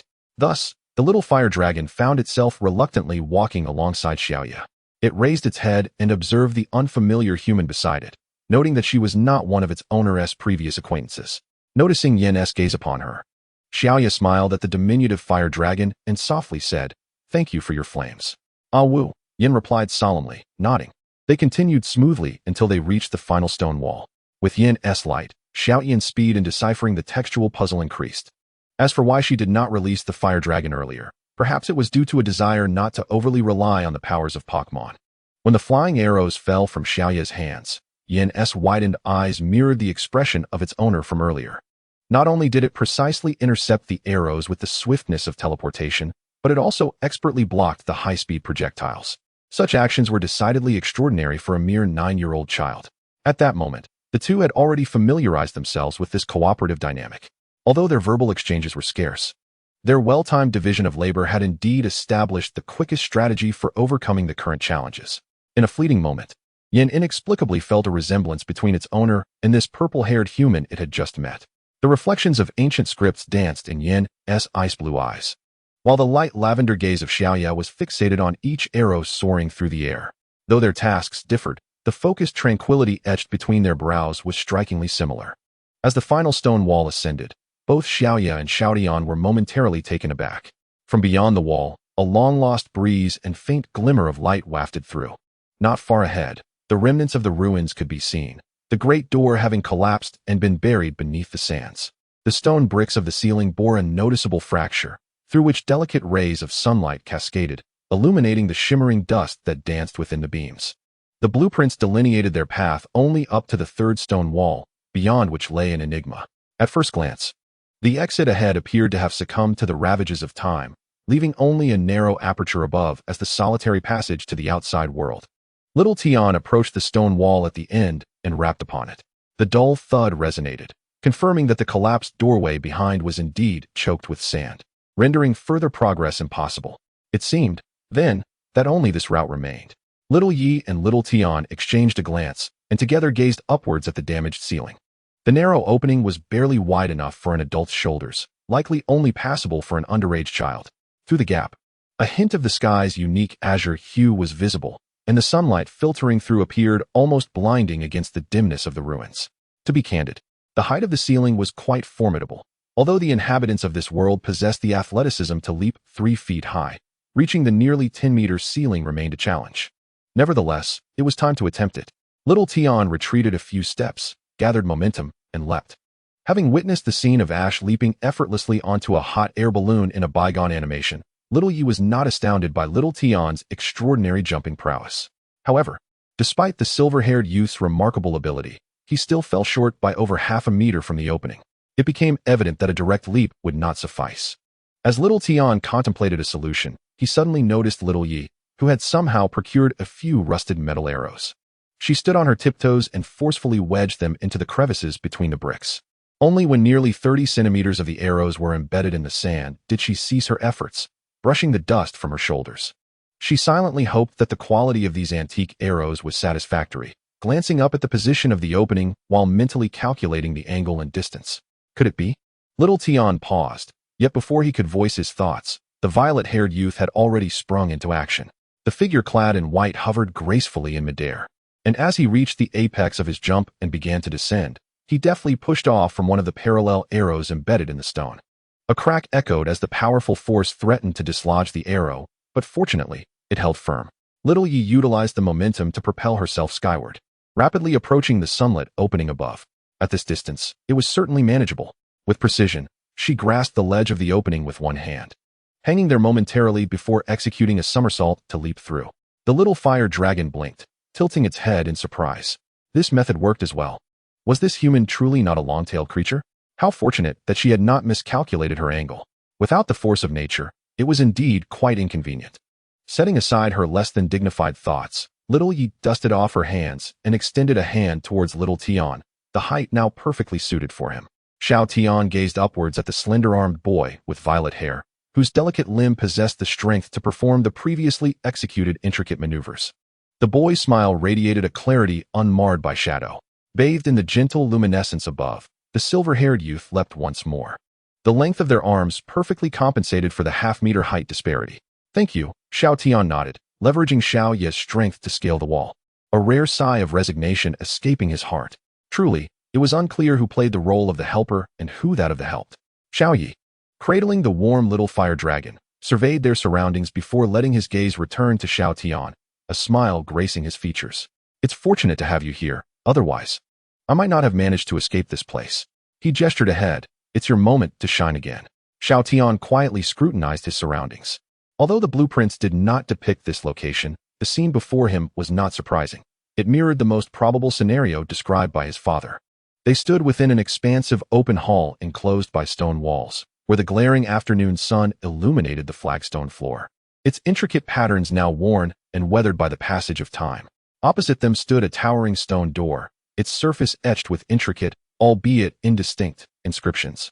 The light of life blossomed from the ancient altar. With a rumble, the heavy stone door creaked open. Having reached the heart of this ruin, and guided by the relevant ancient texts, Xiao Tian effortlessly discerned the correct mechanism to unlock the door, activating it with ease. However, from Xiao Ye's perspective, it appeared as though Xiao Tian merely brushed against the door. Indeed, knowledge is power. Xiao Yi, a veritable illiterate in this realm, whose grasp of such skills was non-existent in both past and present, felt a genuine admiration for the girl before him. As they passed through the stone door, the world opened up before them, revealing a starkly different vista from the dark, tunnel-like environment they had just traversed. Before them lay a valley enveloped by towering mountains, where clear lake waters meandered at the valley's base, reflecting the emerald hills and white clouds above. Sparse vegetation adorned the brownish-yellow rocky terrain, and a few insect-like Pokémon could be seen foraging in the grass. At the center of the lake stood a tall stone pillar, upon which rested several ancient steels, seemingly inscribed with some form of text. The towering rocks exuded a simple yet solemn grandeur, embodying a profound reverence for faith. This was indeed the altar dedicated to the sea god, as described by Xiao Tian. Beneath their feet lay a rugged stone staircase leading directly to the platform. its coarse texture marked by evident signs of human craftsmanship, clearly not a product of modern technology. As Xiao Yi surveyed the area, he recognized the surrounding mountains, located not far south of Pallet Town. Yet, no one had ever noticed that such a place existed amidst the crevices of these mountains. This meant that they could easily traverse the hills and return to Pallet Town at any moment, signifying that the crisis had been averted. Xiao Yi looked up at the sky. The sun has begun its descent towards the west, and the time is approximately 3 or 4 in the afternoon. It has been nearly 8 hours since we entered the ruins at dawn, which explains the gnawing hunger I feel. Although half of that time was consumed by aimless attempts at solving puzzles, we remain hesitant to embark on our return journey despite having a clear sense of direction. Since we have arrived at this ancient altar, it would be prudent to explore it thoroughly before we depart. The silver-haired youth gently caresses the stone steps before him. According to Xiao Tian's father, the most perilous traps are likely situated on the initial few steps. Upon successfully navigating these, the remaining stairs pose little danger. As the silver-haired youth organizes his thoughts and lifts his gaze, he is startled to see that Xiao Yi has already ascended partway up the steps, experimenting with a loose stone slab beneath his feet. Xiao Tian pauses for a moment before hastening to Xiao Yi's side, noting that the area appears devoid of danger. Xiao Yi ascends a few more steps leisurely, turning back to smile at Xiao Tian. Indeed, it seems so. Xiao Tian glances back at the steps behind him. He has not heard the ominous sound of arrows being loosed, perhaps due to the age of the mechanisms, which may have deteriorated over time. Xiao Yi continues onward, observing a patch of silver glimmering on the grass below, and sighs softly. While arrows are one thing, the notion of lethal steel needles raining down like a flower storm seems excessively cruel. Did the creators of this altar truly intend for these mechanisms to thwart only thieves? With such hidden traps in place, even allies might inadvertently fall victim. Perhaps they did not intend for anyone to ascend the altar using this solitary stone staircase. The weathered steps, eroded by time, stretch upward into the sky. Over 100 steps ascend, nearly 20 meters, across from which lies ancient script imbued with the weight of antiquity. Though this stone ladder is not particularly long, both Xiao Yi and Xiao Tian tread cautiously. The ever-watchful Yan, trailing behind, seems to sense an underlying tension, frequently glancing around with vigilance. As it turns out, the caution exhibited by Xiao Yi and Xiao Tian proves to be far from futile. Upon reaching approximately 50 steps, both youths feel a sudden sinking sensation beneath their feet. The sensation of triggering a mechanism is all too familiar, yet what follows is not the expected sound of arrows, but rather a tremor emanating from below. The entire staircase shakes violently as if it might collapse, and the crumbling stones at the edges tumble downwards, nearly sending Xiao Yi and Xiao Tian plummeting with them. Their current height poses a significant risk. Even if the ground below is water, a fall could still lead to peril, particularly if traps lie submerged beneath the surface. Meeting Xiao Yi's questioning gaze, Xiao Tian shakes his head. The information gleaned from ancient texts was exhausted at the entrance. This unforeseen predicament lies beyond his expectations. Thus, it seems they must adapt spontaneously to the situation. Xiao Yi glances toward the platform ahead, sensing something rising from the trembling stone surface at its center. As I prepared to rise and closely observe the changes on the platform, Xiao Yi's movements suddenly halted. Duck! The position Xiao Tian, standing further back, was unaware of the unfolding events, but instinctively bent down upon hearing Xiao Yi's urgent call. A barrage of arrows shot forth from the front, whizzing past their heads. It became evident that several dark openings had emerged at the center of the staircase ahead. Had the sound of the arrow's launch been muffled? Xiao Tian furrowed his brow. Amidst the cacophony of roaring noise, it was indeed challenging to discern the faint whoosh of the arrows. Remaining stationary would only lead to their demise. Action was imperative. A glimmer caught Xiao Tian's attention. It appeared that the straps of Xiao Yi's backpack had been inadvertently severed by an arrow, scattering its contents across the ground. A flickering white light seeped from within the bag, pulsating erratically and growing increasingly blinding. Xiao Yi, too, sensed the vibrations emanating from the backpack. But her reaction was a beat too late. Amidst the violent tremors, a vibrant red Pokémon egg tumbled out, plummeting toward the lake below. Oh no! Xiao Yi realized she had forgotten the unstable element within her bag. In the next moment, she resolved to leap down the stone steps to safeguard the Pokémon egg. Although it would not be damaged if it fell into the lake, there was no guarantee that perilous traps lay beneath the surface. With Xiao Yi's protection, at least the egg could be insured against harm. However, just as she took a step forward, her wrist was seized. Stay back. Leave this to me. A deep, clear voice reached her ears. A dazzling white light erupted from Xiao Tian's hand, accompanied by a fierce gust of wind and a resounding roar. A colossal crimson figure soared into the air, generating waves of heat, darting downward like a blazing meteor. It was Charizard, the final evolution of Charmander, one of the initial Pokémon of the Kanto region. Without needing instruction from Xiao Tian, Charizard instinctively knew what to do. It dove, chasing after the falling Pokémon egg. Witnessing the majestic dragon descend, Xiao Yi withdrew her right foot, which had been poised in midair, and smiled at the silver-haired boy with a furrowed brow. Thank you. Undoubtedly. Entrusting the retrieval of the Pokémon egg to the flying Charizard was far more reliable than attempting it herself. She was astonished that Xiao Tian possessed such a formidable partner. No wonder Professor Oak had confidently allowed a boy of his age to venture into this perilous ruin. Once they departed from this place, she must express her gratitude to Xiao Tian. As the egg fell, its flickering light intensified, becoming blindingly bright, while the faint sound of cracking from the shell was drowned out by the howling wind. The moment the fiery-colored Pokémon egg touched the lake's surface, the brightness of the erratic white light peaked. The radiance swirled, entwining the surrounding air and water in a vortex-like formation, as if converging towards the direction of the Pokémon egg. Then, the blinding white transformed into a resplendent gold and crimson, a dazzling brilliance shooting skyward, illuminating the heavens above the mountains of Shirnu Town. With the utmost enlightenment, the crystal blue is awakened. The intense heat of the flames causes the crystalline lake water to vaporize, and the silhouette of the fire-breathing dragon is enveloped in a haze of steam and blinding golden-red light. Moments later, the brilliance fades. The crimson dragon soars into the sky, carrying a small creature in its embrace that shares its skin tone. This little being is slightly smaller than the dragon's palm, with a tiny flame of orange-red flickering at the tip of its delicate tail, its skin soft as that of a newborn. Its azure eyes are clear and bright, reflecting the hues of the blue sky and white clouds. The little fire dragon, a lizard Pokémon, has a flame at the end of its tail that signifies the fire of life. When brimming with energy, the flame burns even more fiercely. Awu. The orange-red little creature softly chirps, curiously examining its own body before gazing around. Looking up, its pure azure eyes meet a pair of sharper, similarly colored eyes. The fire-breathing dragon and the little one lock eyes for a few seconds before silently averting their gazes. Seeing the little fire dragon safe and sound, Xiaoya finally breathes a sigh of relief. Nodding at Xiao Tian, they both stride forward, running ahead.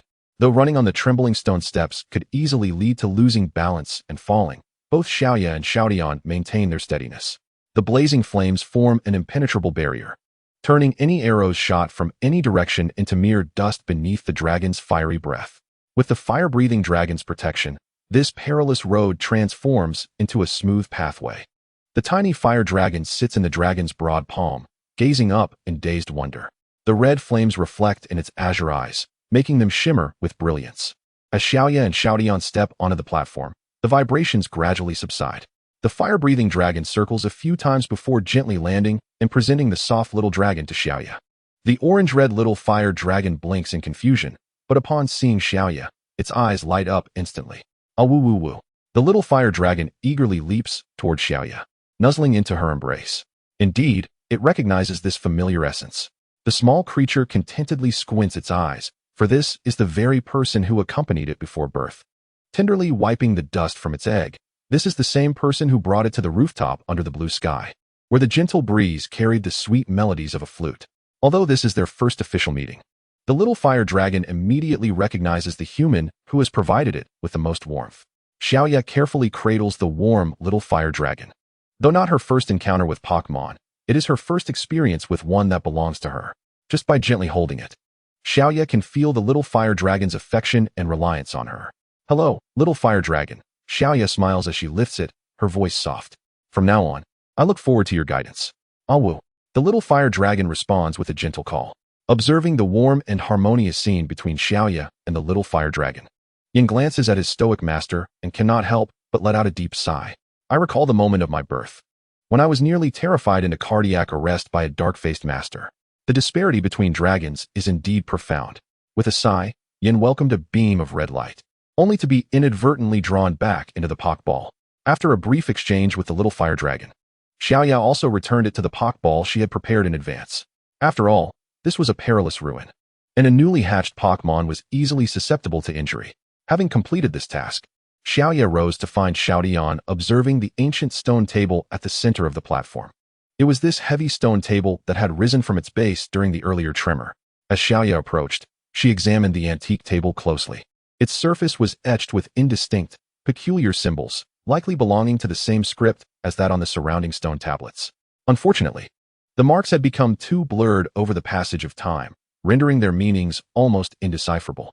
At the center of the stone table lay an object resembling a compass, measuring merely the size of a palm, intricately carved with elaborate patterns. What could this be? Xiaoya tilted her head towards Xiaotian, pondering if, as he had previously suggested, this compass was a treasure dedicated to the sea deity. Uncertain, Xiaotian reached out to grasp the compass. The instant his fingertips brushed against it, Xiaoya felt an inexplicable surge of danger. Unlike the sensation of being targeted by arrows, this was a more intricate and lethal feeling, sending shivers down her spine, akin to the moment she had stepped onto the stone steps, confronted by a barrage of flying steel needles. Could it be? With little time for contemplation, as the sense of crisis surged, Xiaoya decisively pivoted and rushed towards the nearby youth at the utmost speed. The silver-haired boy, caught off guard, stumbled to the side as Xiaoya took his place. A flurry of sharp, silvery light approached silently yet swiftly, and Xiaoya, having just shoved Xiaotian aside, found herself unable to evade the oncoming threat. In that fleeting moment, her pupils dilated as the chilling radiance expanded rapidly. Time seemed to slow, not due to fear or shock, but in an authentic sense. The world around her decelerated. Faintly, a solemn and indistinct voice echoed in her ears. Though the strange pronunciation resembled no contemporary language, Xiaoya grasped the essence of its message. Your awareness, I have indeed received it. A crystalline blue brilliance erupted before Xiaoya. A beautiful and luminous light that imbued a sense of stability, akin to a knight shielding a sovereign from harm. As the sound of the steel needles striking the ground resonated, the light receded, leaving Xiaoya with a look of mild astonishment as she glanced at the dozens of sharp needles now scattered at her feet. Despite having narrowly escaped death, Xiaoya's attention did not linger on the lethal needles. The voice she had just heard, though it was the first time she encountered such a sound, unconsciously drew her thoughts back to the final image she had seen before her demise in her past life. In the radiant glow, there existed a creature reminiscent of a dream. As the crystalline azure light extinguished, the flow of time returned to its normal cadence. Once the silver-haired youth steadied himself and turned back in bewilderment, he found only the scattered steel needles and the somewhat astonished expression of Xiaoya. Gazing upon the glinting needle tips on the ground, Xiaoyan's pupils constricted. This indicated that the stone compass was connected to such a lethal trap. The creator of the altar had ingeniously set a mechanism beneath the compass. Any alteration in its weight would trigger the device, causing dozens of steel needles concealed within the crevices of the stone table to be launched forth. Unlike arrows, the diminutive size of the needles produced almost no sound as they flew, their speed rendering them impossible to evade at such close range. Had Xiaotian not been pushed aside by Xiaoya, the consequences would have been dire. In midair, the fire dragon, drenched in cold sweat, exhaled in relief, still haunted by the lingering fear. At that moment, although the fire dragon sensed the imminent danger, its distance from Xiaotian rendered it incapable of providing assistance in time. Fortunately, Xiaoya was present, averting disaster. However, an unexpected flash of light momentarily obscured the fire dragon's vision, leaving it puzzled as to why Xiaoya had not succumbed to the assault of the steel needles. The research institute, culminating in uproarious laughter, was an unexpected turn of events for Xiaoya, who had not anticipated the enigmatic voice or the subsequent azure glow. Nonetheless, this was clearly not the time for astonishment. Turning her head, Xiaoya looked at the silver-haired youth she had collided with. Xiaotian, are you all right? Her inquiry was interrupted as she momentarily froze. The silver-haired youth was staring intently at her, his brow furrowed deeply. Xiaoya blinked in confusion. Although they had narrowly escaped danger, Xiaotian appeared far from pleased. In fact, he seemed a bit irate. With a scowl, Xiaotian scrutinized Xiaoya twice before finally averting his gaze. Bewildered, Xiaoya scratched her head and reached out toward the stone compass on the platform. Wait, Xiaotian swiftly grasped Xiaoya's wrist, offering no explanation as he pulled her back 2 steps. Who knows what other perilous traps this peculiar compass harbors? It is better to exercise caution. The fire dragon, having hovered in the air for an extended period, swooped down, spreading its wings to shield both Xiaoya and Xiaotian, reassuring them with a pat on its chest, indicating, leave it to me, cautiously extending a claw entwined with flames. The dragon successfully retrieved the compass without triggering any further mechanisms. After confirming it posed no danger, the fire dragon handed it over to Xiaotian. Upon receiving the ancient and mysterious artifact, Xiaotian glanced at it briefly before stowing it in his backpack. He then swiftly captured images of the inscriptions on the surrounding stone tablets with his camera. "Let us go," Xiaotian announced after completing these tasks, shouldering his backpack and waving to the fire dragon. The crimson dragon understood, obediently bowing down, appearing inexplicably endearing. "All right," Xiaoyan nodded, climbing onto the back of the fire dragon alongside Xiaotian, and took a moment to express her gratitude to the dragon that had served as their mode of transportation. The Charizard let out a thunderous roar, its wings unfurling as it soared swiftly towards the town nestled at the foot of the mountains. Upon their return to Pallet Town, the sight of the unscathed Shoyo and Kaido brought a collective sigh of relief from the group.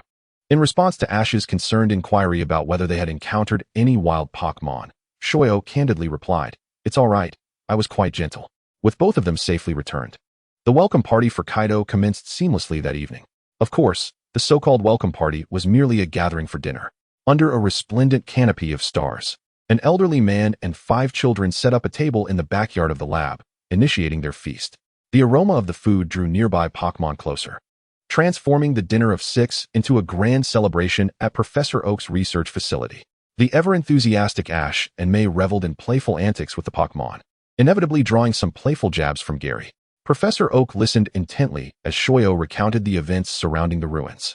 More accurately, it was Shoyo who narrated, while Kaido remained silently as a supportive presence. Shoyo elaborated on the murals and inscriptions she had encountered within the ruins, briefly glossing over the traps and mechanisms without delving into specifics. "It sounds like quite a perilous place," the green-haired girl remarked, jovially patting Kaido on the shoulder. "Thanks to you, we managed well. You're certainly worthy of being Mr. Hoshikage's son. Tackling mere ruins is child's play." Shoyo pondered on the name of Kaido's father, who was said to frequently embark on adventures, and suddenly realized something amiss 3 seconds later. "Son?" she exclaimed in surprise. "Isn't it daughter? What's wrong?" May asked, looking at Shoyo with evident confusion, clearly unaware of her perplexity. Shoyo felt an inexplicable urge to refrain from voicing her question directly, opting instead for silence as she scrutinized Kaido's features. To her eyes, Kaido appeared to be a strikingly beautiful girl. Yet, his voice seemed to resonate deeper than that of other girls his age. May, noticing Shoyo's hesitation, glanced at Kaido, and suddenly comprehension dawned upon her. "Ha ha ha." The green-haired girl erupted into laughter, startling Ash and Gary, who were bickering nearby, causing them to turn their attention towards her. "Shoyo, you can't possibly think Kaido is a girl, can you? Ha ha ha." Unable to counter her laughter, Shoyo watched as Kaido's expression darkened visibly, quietly stepping back to diminish her presence, inwardly lamenting her blunder. So he truly is a boy. Shoyo felt her perception of reality shaken, her mind momentarily bewildered. Ash and Gary joined in the merriment. To be fair, Kaido's appearance was indeed strikingly handsome. Among those who had grown up together, it was understandable, but for a stranger just meeting him, confusion was not surprising. After managing to stifle her laughter, Xiaoyan gently patted Xiaoya on the back, realizing that, compared to Xiaoya, Xiaotian indeed resembled a girl more closely. "I concur," Xiaomao added with a mischievous glint in his eyes. When they first met, Xiaomao was uncertain about Xiaoya's gender, though the ambiguity was not as pronounced as Xiaotian's. A few exchanged words sufficed to clarify the matter. Suddenly, Xiaoyan's previously stern expression vanished, and with a furrowed brow, he fixed his gaze on Xiaoya. The silver-haired youth rarely spoke, prompting Xiaoji and the others to perk up in anticipation. Unfortunately, it seemed that Xiaotian had no intention of elaborating further, merely observing the innocently bewildered Xiaoya. "Wait, hasn't this scene just unfolded?" A 10-second silence ensued. Then, in unison, Xiaoji and his companions erupted into laughter. "What on earth is happening here? Mistaken identities regarding gender? This is too much." Xiaoyun collapsed onto the ground, pounding the table in amusement. Xiaotian's eyebrows twitched as he endeavored to maintain his impassive demeanor, casting another glance at the purple-haired boy before him. "Is this person a girl?" Professor Okido, taken aback, slipped and fell to the floor, his shoulders shaking with laughter, while Xiaoji and Xiaomao lost all semblance of composure. Xiaoya and Xiaotian stood frozen amidst the cacophony of laughter, exchanging awkward glances. That night, the residents of Masera Town were treated to the thunderous peals of laughter emanating from Professor Okido's laboratory, as if the sound had been imprisoned for millennia, now soaring into the heavens. "Well, all things considered," Xiaoya said with a wry smile, extending a hand toward Xiaotian. "I look forward to your guidance, Xiaoyan-kun." This time, she emphasized her choice of address to clarify his gender. I appreciate it," Xiaotian responded, regaining his stoic expression as he shook Xiaoya's hand. After a brief pause, he added, You may simply call me by my name. Ha ha ha. You two are utterly clumsy. I can't stop laughing. You've been laughing for quite a while now, Xiaoya remarked silently, wiping her brow. Their tranquil daily lives were soon restored. The unexpected venture into the ruins merely a minor episode. Life in Masera town continued as usual, with Xiaoya often playing and frolicking with the mischievous Xiaoji and Xiaoyan, while Xiaomao took on the role of the teasing aristocrat. Although the group now included Xiaodian, who had already completed his compulsory education and did not need to attend the lab with them, his presence was even less conspicuous than Xiaoya's. For Xiaoya, however, her unchanging routine now included a new task, nurturing a small Charmander. The tiny orange creature nestled in her arms, basking in the gentle rooftop breeze, occasionally glancing up with its clear, azure eyes at its smiling owner. The freshly hatched Charmander, with its innocent disposition, adored clinging to Xiaoya for play, starkly contrasting with Xiaotian's serious-faced companion. Moreover, each morning, Xiaoya's routine jog was now accompanied by her little partner. Given that the infant Charmander was not yet capable of engaging in strenuous exercise, the moderate pace of their morning runs was perfectly suited to its needs. Thus, after each daily run, sitting on the rooftop while enjoying the gentle caress of the breeze and listening to Xiaoya's solo performance on the bamboo flute became a blissful and tranquil routine for the little fire dragon. Xiaoyi was not in a hurry to train the little fire dragon in combat techniques. For such a tender creature, experiencing a joyful and carefree childhood was of utmost importance. However, Xiaoyi did not completely shield the little fire dragon from the world of battle. Rather, the exposure came in the form of observation. The little fire dragon, feeling somewhat aggrieved as it rubbed the large bump on its head, watched its owner engaging in spirited sparring with the Rhydon, frequently witnessing the enthusiastic exchanges between its owner and the Rhydon.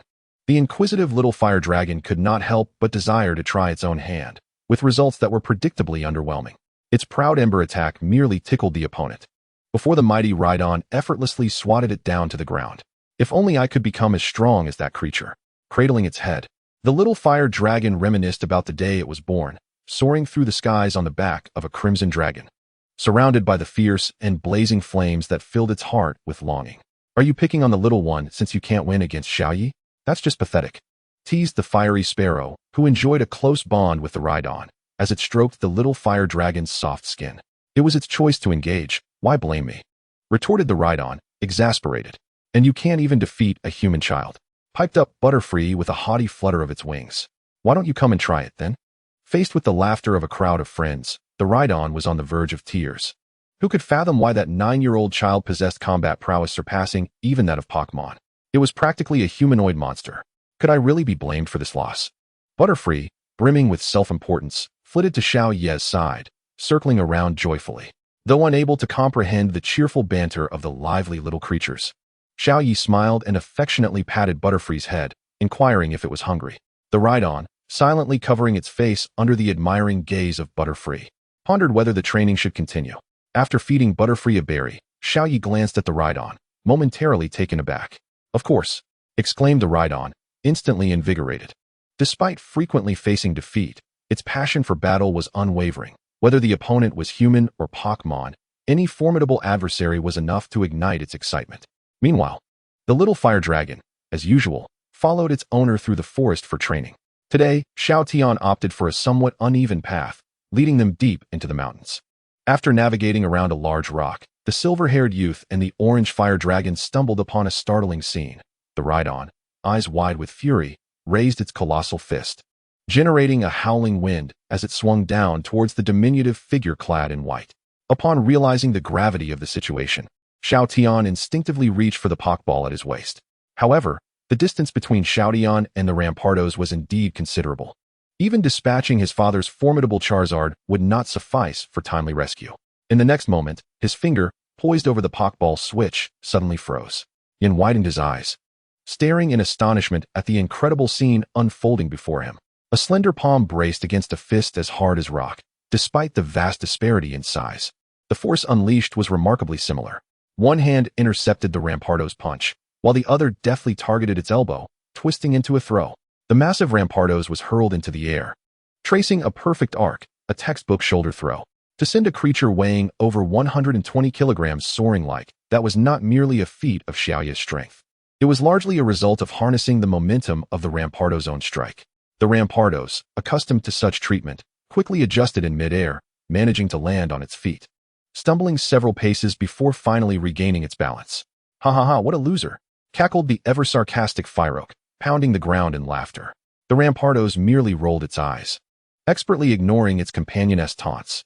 Shouty Yen, a 9-year-old child tossing a nearly 2-meter-tall Rampardos through the air, was a sight that would remain etched in Yan's memory forever. With a swift tail swipe, the Rampardos forced Xiaoya back a few steps, a golden light shimmering at the front of its mouth. Through daily sparring with Xiaoya, the Rampardos had accelerated its attack speed significantly, even executing its most powerful moves with precision. In a mere second, the golden glow intensified, the energy charging complete. Destruction beam. Launch. The dazzling beam of light surged forth, yet Xiaoya did not evade as he usually would. Instead, he stepped forward, arm raised, executing a downward slicing motion. To counter the destruction beam with a hand chop, the gathered Pokémon stood momentarily stunned. The inconspicuous azure flicker swirling at Xiaoya's fingertips was overshadowed by the blinding gold of the beam, unnoticed by anyone. In stark contrast to the impressive destruction beam, the child's hand chop appeared exceedingly fragile. Yet, the reality diverged entirely from the spectators' expectations. The golden beam, infused with a potent shockwave, split apart at Xiaoya's palms, glancing past his shoulders and leaving a faint scorch mark on his white attire. The Rampardos felt an overwhelming sense of helplessness wash over it. It had grown accustomed to being startled in such a manner. Employing a hand chop against the destruction beam, the Rampardos mused that perhaps viewing Xiaoya as a formidable force would be more fitting. Was this a success? Xiaoya glanced at his right hand. The dim, ethereal azure flicker trembled, mischievously vanishing like a playful sprite. In the stillness of the arena, the young fire dragon remained the most composed of all, bouncing over to tug at Xiaoya's pants. For the little fire dragon, who had been by Xiaoya's side since birth, its owner's strength was a matter of course. Even when Xiaoya effortlessly hurled the rhinoceros beast away with one hand, the little fire dragon was not surprised. After all, not even Xiaoya could achieve such inhuman feats. The fire dragon perhaps had yet to realize its profound lack of understanding of normal human capabilities. What is it? Xiaoya inquired, bending down to stroke the little dragon's head. Ooh, I want to try again, the little fire dragon exclaimed, flailing its limbs to express its desire to participate. Upon seeing this, Xiaoya knowingly took a step back. Although the disparity in strength between the under-month-old fire dragon and the rhinoceros beast was unfathomable, the rhinoceros beast was always careful in its actions, ensuring that the little fire dragon would remain unharmed. With fervor, the orange fire dragon inhaled deeply, gathering the searing energy of fire in a dazzling display at the edge of its mouth. Then, tiny sparks erupted forth. It was a basic fire technique, known as spark. No, to call it merely a spark seemed inadequate. Perhaps embers would be a more fitting description. The rhinoceros beast silently scoffed, deeming this the weakest display of fire it had ever witnessed, casually raising its right hand to block the feeble flames. The orange, fragmented flames collided with its rock-solid armored palm and extinguished without a sound. Can't defeat your master, yet you cannot even handle a mere child? The rhinoceros beast felt a fleeting sense of pride, only to be swiftly crushed by the ensuing feeling of defeat. I can't even overpower a child, and must seek confidence in a mere newborn? The rhinoceros beast nearly squatted down in despair. Suddenly, it jolted up. What is happening? How can the sparks from such a tender creature be so hot? As it widened its eyes and looked back, the rhinoceros beast was astonished to see that the little fire dragon was also taken aback, tilting its head towards another little fire dragon that had appeared beside it. Wait, when did there become two of them? The rhinoceros beast rubbed its eyes in disbelief. Huh. The little fire dragon stared at the other dragon, which stood half a head taller, appearing just as confused. Finally shaking off its shock, Yin directed its gaze forward, witnessing the little fire dragon's audacious challenge to the rhinoceros beast. The feeble, limp sparks were almost painful to behold. With nothing better to do, Yin decided to offer a few words of guidance to this creature that was, quite frankly, bringing shame to its kind. Moreover, the other dragon's master had once saved its own. As Yin spoke to the bewildered little fire dragon, Xiaoya glanced in surprise at the approaching silver-haired youth. Shouty calmly greeted her with a good afternoon, casting a glance at Xiaoya's right hand. Her fair fingers bore no traces of injury, showing no signs of having collided directly with such a powerful attack as the destruction ray. Certainly, it is inconceivable that Xiaoya's physique could withstand a direct confrontation with a Pokémon's formidable moves. The ability to cleave through the destructive beams unarmed lies in the azure radiance entwined around her fingertips. reminiscent of the mysterious luminescence that once shielded her beneath a storm of steel needles. After days of exploration and analysis, She has begun to formulate vague hypotheses regarding this enigmatic force, known as the aura. The crystalline blue hue, its serene and stable nature, and the rippling rhythm it embodies align perfectly with these characteristics, affirming its origin within this world, thus leading to the conclusion of its identification as aura. As for the source of this power, whether it inherently belongs to her being or is linked to that mysterious voice from the past, She remains uncertain. Nonetheless, this enigmatic aura has arrived at an opportune moment for her. Having lost the natural forces, it is inevitable that even with consciousness and experience intact, certain feats become unattainable. The aura, perhaps, could serve to bridge this gap. Although still unfamiliar with this newfound power, She draws upon her past mastery over natural forces to grasp its nuances. Now, she has begun to harness the aura for rudimentary applications, such as localized strength enhancement and bolstering her physical defenses. The previous hand strike that managed to shatter the diamond horn of the Rhydon was made possible by the augmentation provided by the aura. Theoretically, since the aura possesses attributes associated with fighting-type moves, it should facilitate a more favorable outcome against the ordinary-type destructive beams. Meanwhile, after a serious demonstration, observed as the Charmander nodded in comprehension, attempting to conjure sparks once more against the visibly distressed Rhydon. Having accompanied SH-10 for over 6 months, Un's proficiency in maneuvering moves was evidently superior. Under Un's guidance, the Charmander's sparks began to take on a semblance of a proper technique, no longer merely scattered embers. Yet, in Un's discerning eyes, the performance remained painfully inadequate. After all, the Charmander was still in its infancy, and one could not expect too much in terms of power just yet.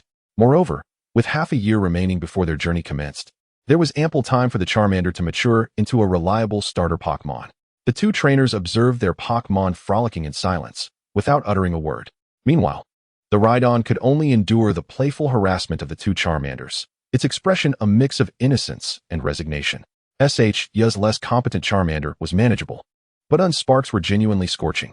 Could not the trainers intervene to curtail their Pokémon's bullying? Faced with the pitiful gaze of the Rhydon, She could only respond with a smile. Seeing the two Charmanders seemingly enjoying each other's company, she reassured the Rhydon, "Just bear with it today. I shall bring you a delightful bento tomorrow as compensation." In the days that followed, amidst her studies under Professor Oak, she continued to visit this tranquil valley to engage in battles with the Rhydon or to train her Charmander. Occasionally, they would encounter SH-10 and N as they jogged by, perhaps the only means of catching a glimpse of the elusive SH-10. Over time, the bond between N and the Charmander has blossomed into a harmonious relationship. Every time they encounter each other amidst the mountains, Yin solemnly corrects Charmeleon's errors in technique, embodying the demeanor of a diligent and responsible mentor. Meanwhile, as they practice the power of aura, Shay deliberately ventures into the deeper mountains, far from the urban area, believing that this mysterious ability should not be exposed to others to avoid attracting unnecessary troubles. Furthermore, Shay is still unfamiliar with the nuances of aura, and cannot guarantee that her exploration of its applications won't cause significant disturbances. In hindsight, Shay's choice proved to be wise. After witnessing one upheaval after another, Charmeleon's understanding of human common sense has been thoroughly led astray.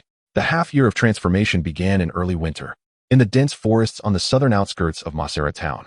A fierce, purple four-legged creature exhaled forcefully, charging through the dust it kicked up. Charmeleon, equipped with metallic claws, responded succinctly to the human clad in white.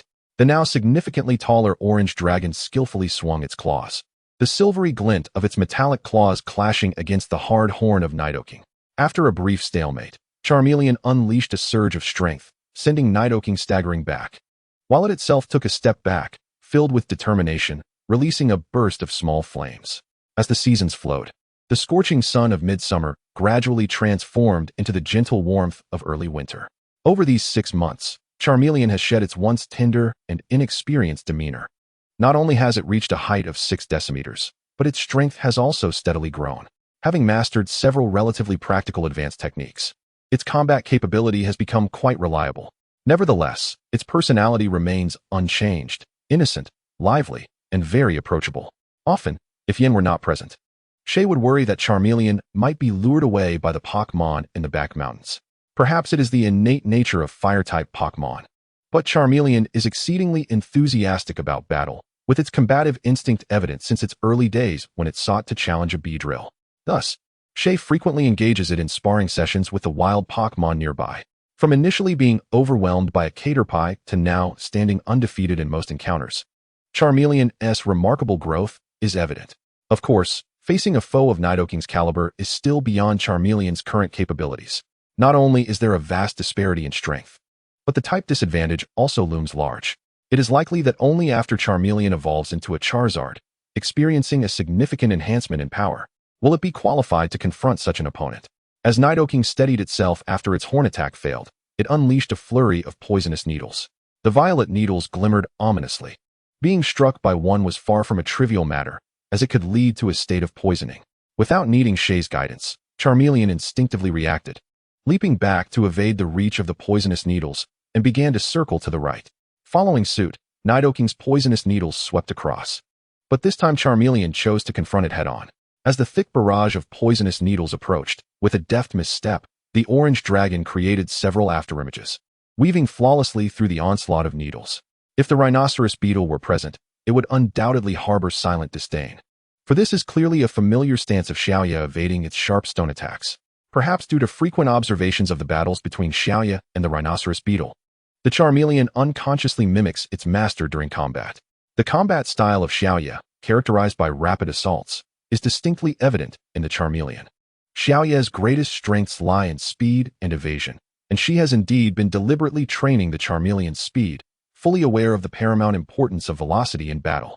Under Xiaoya's subtle influence, the Charmeleon has gradually developed a combat approach centered on high speed, with offense as a supplementary tactic.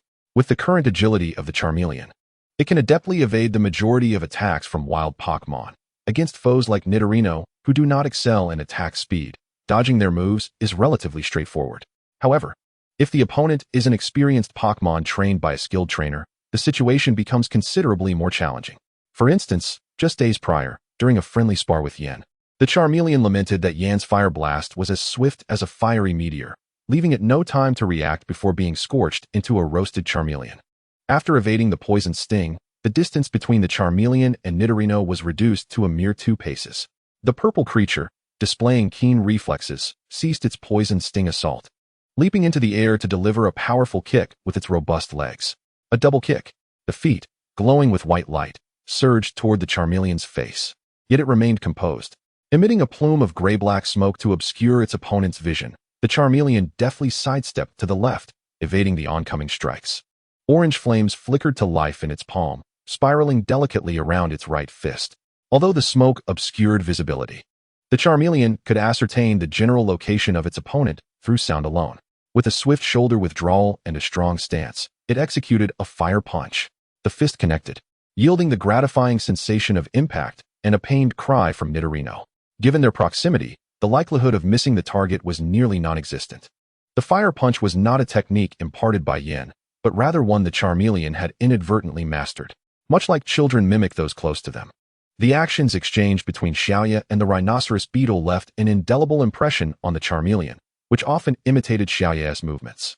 Under the guidance of Xiaoya, who specializes in close-quarters combat, the Charmeleon honed its basic fighting techniques sufficiently to contend with weaker wild Pokémon using only its fists and feet. The fire punch, thus, was a skill acquired through practice and familiarity with close combat maneuvers. After landing a solid hit, the Charmeleon leapt back 2 steps, retreating from the smoke-laden area, excitedly shaking off the small flames that still flickered on its hands. Given Nidorino's not insubstantial stamina, a single fire punch would not incapacitate it. The Charmeleon remained vigilant, intently observing the dissipating smoke. Nidorino did not immediately charge forth. A hint of blue flickered within the gray-black mist, although the Charmeleon seemed oblivious to this fleeting azure glimmer. Xiaoya did not overlook this subtle detail. Could it be? Upon conceiving a potential strategy, Xian promptly commanded, "Charmeleon, leap." Without hesitation, the orange-hued dragon sprang into action. Though it failed to grasp the intent behind Xian's directive, Charmeleon harbored an unwavering trust in its trainer, convinced that her commands were always justified. In the next instant, Charmeleon comprehended the purpose of the instruction. A tumultuous wave of water surged forth from the shroud of smoke, rippling outward in concentric circles. As the grass and shrubs upon the ground were swept away, reduced to mere twigs and leaves in the wake of the deluge, The Nidoqueen lineage is renowned for its mastery of diverse elemental techniques. Thus, it was hardly surprising that even a wild Nidoking had acquired a relatively simple move like Water Pulse. The relentless waves continued to accumulate. Despite Charmeleon's timely leap amidst the splashes, it could not maintain airborne for long. Upon landing, it was met squarely by the final surge of water. With an air of triumph, the purple creature emerged from the haze. Water Pulse was its signature technique, and having found the perfect opportunity to unleash it, Nidoking felt a sense of accomplishment. Although Charmeleon had evaded much of the attack, the fact remained that it was a fire-type Pokémon. Surely, it would sustain considerable damage from a water-type move, wouldn't it? Observing the somewhat disheveled, yet still spirited Charmeleon before him, Nidoking began to question the situation. In theory, water-type moves inflict double damage on fire-type Pokémon, leading many fire-types to inherently despise water. Trainers often lament the difficulty of bathing their fire-type companions. However, Charmeleon seemed to defy this norm. During their playful escapades in the woods, it frequently encountered the mountain streams without exhibiting any aversion to water. After witnessing Charmeleon withstand a water gun attack in its first battle against a water-type Pokémon in the back mountains, Cheyenne developed a vague hypothesis. Subsequently, Cheyenne took Charmeleon to Professor Oak's laboratory for an extensive examination, and the results aligned with her suspicions. Charmeleon appeared to possess a greater resistance to water than the average fire-type Pokémon. The damage inflicted by water-type moves on Charmeleon ranged between normal and double, unlike typical fire-types, which would suffer a full doubling of damage. Professor Oak expressed his intrigue, but remained unfazed. As he put it, after so many years as a professor, he had encountered a myriad of extraordinary Pokémon. Regarding the peculiar resistance of Charmeleon to water, Professor Oak proposed two possibilities. The first was a natural mutation. Just as shiny Pokémon exhibit differences in appearance, certain Pokémon may inherently possess slight variations in elemental resistance compared to their kin. Given that this child's father is quite remarkable, I wouldn't be surprised if it could breathe fire from birth, he remarked with a chuckle as he handed the examination data to Cheyenne. Certainly, the notion that one could be born with the ability to unleash jets of flame is likely a whimsical exaggeration by Professor Oak. Nonetheless, his implication is clear. The father of this little Charmander must be a formidable entity. When Xiaoya sought to inquire further, Professor Oak merely smiled and chose to keep the details a secret. However, the young Charmander displayed little interest in the father it had never met, prompting Xiaoya to refrain from further probing. The second possibility lies with the waters of the ancient lake. According to Xiaodian, the ruins are likely connected to a sea deity, possibly linked to a legendary creature associated with the ocean. The water beneath the altar may possess a composition distinct from ordinary lake water. It is conceivable that the egg of the Charmander, upon hatching, encountered this unique lake water, potentially altering its constitution. Regardless, as long as the Charmander's health remains uncompromised, there is no cause for concern. Moreover, the enhancement of its water resistance can only be seen as advantageous, reducing its vulnerability to water-type attacks by half. While enduring such assaults may not be trivial, it ensures that the Charmander is less likely to be felled in a single blow when facing opponents of comparable strength. Regaining his focus, Nidoking shook his head. No matter the circumstances, the fight must continue until the opponent is down. The battle resumed, with Xiaoya observing from the sidelines, occasionally offering advice. This was not a formal competition, and Xiaoya did not command the battle as most trainers would. To her, the autonomy of Pokémon in battle is paramount. Excessive reliance on a trainer's directives could diminish their effectiveness should they lose their leader.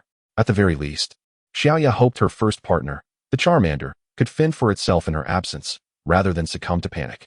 The clash continued as Charmander unleashed a rapid barrage of sparks, forcing Nidoking into a chaotic pile of rocks. In its haste to evade, Nidoking failed to notice the debris beneath its feet, resulting in a misstep that sent it tumbling. An opportunity. Charmander's eyes brightened as it steadied itself and drew in a deep breath. The searing energy gathering within its mouth was a striking contrast to that of 6 months prior, radiant and brimming with explosive potential. Charged, aimed, and released. Flamethrower.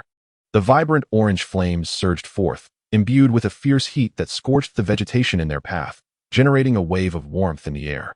This quintessential fire-type move was one that Charmander had mastered with remarkable finesse, bringing the battle to a close. Nidoking, a wild Pokémon of considerable strength in the mountainous region, falling to Charmander is a testament to how far the little dragon has progressed from its once tender beginnings. The innate combat prowess of fire-type Pokémon has been fully realized in this orange dragon. Despite its small stature, its strength is far more dependable than appearances suggest. However, growth does not guarantee invincibility. For instance, the clumsy yet endearing Rhydon, often sparring with Xiaoya, is an adversary that Charmander could never hope to defeat. Among the wild Pokémon of the mountains, Rhyhorn holds a dominion-like status. While its demeanor may be foolishly straightforward, its formidable power is indisputable. Not long ago, during a sparring session with the Drillhorn Rhinoceros, even the steadfast and reliable brotherly figure of the little fire dragon, known as Yin, found himself bested by the formidable creature. The battle-loving rhinoceros possesses considerable innate combat talent, which has been gradually unearthed through half a year of encounters with the young knight. As Knight grows stronger, so too does the rhinoceros, with its power increasing, speed quickening, and mastery of techniques expanding. On this moderately sized mountain, the Drillhorn Rhinoceros stands as the undisputed monarch. However, before Knight, who has mastered the power of aura and possesses abundant combat experience, the rhinoceros is perpetually reduced to a state of despair. As if on the verge of tears, the rhinoceros feels a sense of frustration that its opponent is merely a diminutive and frail human child. Yet their combat prowess defies all logic. Over these past 6 months, the rhinoceros has believed it has made significant progress. But the transformations occurring within Knight are even more astounding. During their initial confrontation, Knight was utterly incapable of directly opposing the rhinoceros's strength, relying solely on agility and speed to evade. However, once that crystalline azure glow first manifested, the circumstances began to shift dramatically. Each time that enigmatic azure light enveloped Knight, the diminutive human's power would surge unexpectedly. Not only could Knight withstand the rhinoceros's punches, but scenes of him cleaving through rock shards or shattering beams of light became commonplace. Before long, that azure radiance coalesced into a sphere, hurtling towards the rhinoceros, who, caught off guard and unable to dodge, lamented that he wished never to be bombarded by such a crystalline orb again. The pain it inflicted surpassed that of 50 fiery sparks combined. Yet, Knight was not content with merely this achievement. A month prior, the rhinoceros had witnessed, quite by chance, the azure brilliance transform in Knight's right hand into the form of a longsword. Although Knight had not wielded it in combat, merely gesturing towards a large boulder, the rhinoceros felt a chill at the sight of the rock cleaved into 4 pieces, revealing smooth and precise surfaces. It is worth noting that Knight's pursuit of the true nature of the aura's manifestation stemmed from the exorbitant cost of a real sword. Oh, and then there's that silver-haired creature who can comprehend our speech. Have human children become so extraordinary in this day and age? The Drillhorn Rhinoceros sighed with an air of melancholy. Just as it was about to enter its dwelling within the cave, it suddenly halted, sniffing the air curiously. Is that the scent of a stranger? Intrigued, the mountain's ruler, the Drillhorn Rhinoceros, ventured into the cave. As early spring approached, the young boy prepared to embark on his journey. After a day of training, the little fire dragon perched atop the roof, leaning against Knight, relishing the delightful breeze. A distant and melodious flute tune flowed gently from the light green bamboo flute in Knight's hands. Enveloped in the tranquil and soothing melody, the orange-hued little dragon could not help but squint his eyes in delight. Indeed, he cherished his master's flute music above all else. Immersed in the enchanting notes, the fire dragon's weary body gradually relaxed. He had always felt that within Knight's flute playing lay a warm power capable of calming the heart, akin to the sun's gentle rays on a winter's day, penetrating deep into the soul. The essence of Xiaoya resonates with a tranquility akin to the melody of the bamboo flute, serene and warm, instilling a profound sense of security. Consequently, the little fire dragon has unreservedly placed its trust in Xiaoya since its inception. As long as Xiaoya is by its side, even the most fearsome adversaries, such as the horned rhinoceros beast, evoke not a trace of fear within it. Although part of this confidence may stem from the fact that its master possesses greater strength. While wholeheartedly trusting Xiaoya, the naturally combative little fire dragon aspires to stand shoulder to shoulder with its master one day. Presently, it feels too feeble, surrounded by many beings far mightier than itself, rendering it incapable of truly comparing with genuine powerhouses. Thus, it must grow stronger, strong enough to defeat to vanquish the horned rhinoceros beast, and to become a formidable ally for its master. Gazing at the sky, the little fire dragon clenched its fist with determination, setting a resolute goal for itself. As the flute's melody gracefully ceased, Xiaoya turned her head, smiling at the orange dragon. With a journey impending in just a week, she inquired if it was prepared. Oh well. The little fire dragon energetically waved its tiny fist, its sky blue eyes sparkling with enthusiasm. After the age of 10, It could conclude its compulsory education and embark on adventures as a trainer. This prospect Xiaoya had already shared with the little fire dragon.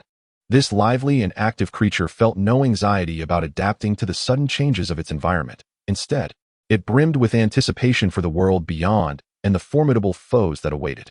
The journey of traveling, capturing Pokémon, challenging gyms, collecting badges, and ultimately participating in the league tournament, a path every trainer undertakes, was both ordinary yet extraordinary. For Xiaoya, who had witnessed the eternal growth of a certain 10-year-old boy on screen, the forthcoming time felt both tangible and surreal. The year spent in Masera town had been astonishingly tranquil. Forming friendships, acquiring knowledge, nurturing the little fire dragon, Xiaoya felt as though she were merely a youth awaiting the start of a journey. Yet, she would never forget her initial purpose, to grow stronger, to delve into the reasons for her existence in this world, and to seek the way back. Even though this world was unfathomably beautiful, and the experience of coexisting with Pokémon was immensely delightful, and despite the reality that becoming a trainer was indeed Xiaoya's cherished aspiration, if given the choice, she would unhesitatingly return to her original world, a realm chaotic and cruel, yet home to those she held most dear. However, until she encounters that elusive Mew, this objective may remain unattainable.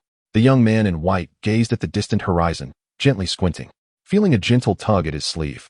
Xiaoya turned to find the little fire dragon, still wearing its characteristic warm smile, and asked, "What is it?" The little fire dragon blinked, displaying a charmingly goofy grin, its grip on Xiaoya's sleeve tightening. Yet, despite its radiant smile, a flicker of unease surged within the little fire dragon. Although the little Charizard was uncertain about the source of its unease, perhaps it was the innate sensitivity of Pokémon that allowed it to perceive subtle discord in its surroundings. Its trainer was exceptionally strong, or perhaps too formidable. Always wearing a calm and composed smile, the trainer seemed to navigate through challenges with effortless ease, having grown up sheltered behind the protection of its trainer. Charizard could not fathom the depths of her thoughts. It merely sensed an odd dissonance between her and the world, as if she might vanish without a trace at any moment. This was a nuance only Charizard, who had been with her since birth and shared a near telepathic bond, could truly feel. As the little dragon indulged in its daydreams, a sudden hand descended from above, ruffling its head and abruptly interrupting its musings. Confused, it turned to look at its trainer. "You are my first partner, and I will be relying on you from now on, Charizard," the girl in the white attire said with a gentle smile. The orange dragon paused for a moment, then nodded earnestly and solemnly. The day of departure was drawing near, and the elementary school curriculum had concluded. The 10-year-old boys and girls, finally graduated from compulsory education, could hardly contain their excitement as they anticipated the moment they would become trainers. Professor Oak was unsurprised to find that all 5 of the exit survey forms were filled out with a uniform choice, the path of a freelance trainer. Thus, he meticulously prepared for this day, well-versed in the process. Freelance trainers are those who do not have a fixed itinerary or job, primarily earning their livelihood through travel and challenging gym battles and official leagues. This category constitutes the majority of trainers, with many small towns, like Pallet Town, having a tradition of embarking on journeys at the age of 10. In contrast, professional trainers operate based on their training capabilities, often holding fixed positions and salaries, such as alliance investigators, a coveted role among many aspiring professional trainers. While the income of professional trainers far exceeds that of their freelance counterparts, the entrance requirements are correspondingly rigorous. Only those who attend and graduate from the Pokémon Trainer Development Academy, established by the Alliance, can obtain professional trainer certification. However, the tuition fees are daunting, a terrifying figure that remains merely a distant dream for someone like Charizard's trainer. Even those who aspire to be professional trainers typically embark on a journey for a time to hone their skills. This phenomenon of youth traveling, which began decades ago, has never waned. Charizard, called the green-haired girl, waving to her friends seated atop the rooftop. "Let us go to Professor Oak's lab." "All right," Charizard's trainer replied, leaping down from the roof with her Charizard in her arms. Recently, Professor Oak had been imparting essential knowledge for the journey to the 5 children preparing to set off. Ensuring one's personal safety was deemed far more important than achieving any particular accomplishments. Ash and Misty had already begun eagerly discussing which starter Pokémon to choose. Brock had already received his Charmander and had no need to select another. Meanwhile, the egg that would have produced a new trainer's Pokémon had been gifted to Charizard's trainer by Professor Oak, and she had no intention of picking another. Xiao Mao harbored a particular fascination for the water-type Squirtle, thus it was only natural that the surplus one would be claimed by him, in accordance with the storyline's progression. Meanwhile, Xiaoyi commenced preparations for the upcoming journey set to unfold in a week. She attended lectures by Professor Oak, organized the necessary belongings for her expedition, and bid farewell to the Pokémon in the back mountain. As she ventured into the back mountain for the last time, Xiaoyi had intended to invite the Rhydon to accompany her on her travels. Rhydon was the first Pokémon Xiaoyi encountered upon arriving in this world, and a year of companionship had solidified their bond as friends. Even the Charmander had grown accustomed to the presence of this partner. However, on that day, Xiaoyi failed to encounter Rhydon, and instead met its circle of friends. Observing the expressive body language of the Fearow, coupled with the forlorn expressions of the Pokémon, Xiaoyi grasped the meaning behind Fearow's gestures. Just days prior, Rhydon had been captured by another human. Upon hearing this news, Charmander was exceedingly disheartened and, filled with reluctance, urged Xiaoyi to visit Rhydon's dwelling to confirm the situation. Initially, they had believed that Rhydon would undoubtedly accompany Xiaoyi, but it seemed they may never see this friend again. Although Xiaoyi felt tremendous regret, she was powerless to change the circumstances. The empty cave and the deep and shallow marks left by skill collisions on the cave walls confirmed that Fearow's words were not mere fabrications. Xiaoyi hoped fervently that Rhydon would encounter a worthy master. Perhaps once she embarked on her journey, she might cross paths with both Rhydon and the trainer who had captured it in some distant corner of the world. As the sun rose and set, the clock's hands turned slowly yet resolutely 7 times. The morning sunlight poured as usual over the pristine white town. Clad in white, a girl opened the door and stepped outside with her orange dragon, making her way towards Professor Oak's laboratory. On the first day of the year 1000 of the Pokémon calendar, they embarked on their adventure. Professor Oak, donned in a lab coat, awaited the arrival of the newcomers at the laboratory. After Xiao Tian and Xiao Yi arrived first, Xiao Mao and Xiao Yun followed suit. But where was Xiao Ji? Xiao Yun gazed intently at the clock, which had already struck 8. To be late on such an important day, was it not quintessentially Xiao Ji? As they waited in vain for Xiao Ji, the others began to select their initial Pokémon. Professor Oak declared that the choice would naturally be afforded to those who arrived first. Those who erred must face the consequences of their tardiness. Thus, the group silently expressed sympathy for the still slumbering Xiao Ji, then proceeded without reservation to choose their Pokémon. Xiaoyi had already received a Charmander 6 months prior, and Xiao Tian possessed a Vulpix, leaving them without need for a starter Pokémon. Consequently, the remaining Squirtle and Bulbasaur were to be chosen by Xiao Mao and Xiao Yun. Although Xiao Yi felt a pang of guilt for having effectively claimed 2 Pokémon, one of which was a rather valuable EV, she had made it clear that she did not require a second starter. Therefore, Xiao Mao, after expressing his gratitude, accepted the Squirtle he had long desired without further hesitation. Thus, Bulbasaur has been entrusted to me. Xiao Yun claimed the final Pokéball. Although there was a twinge of concern that Ash might return empty-handed, Professor Oak had already assured everyone that he had a spare Pokémon prepared, so they dismissed their worries. Following this, they proceeded to the customary reception of the Pokédex. Listening to Professor Oak elaborate on the protocols for novice trainers embarking on their journeys. This Pokédex contains your trainer licenses. Should you require assistance from the Pokémon League during your travels, simply present it. Professor Oak smiled as he handed out 4 Pokédexes, congratulating them. All of you are now true Pokémon trainers. Thank you, Professor Oak.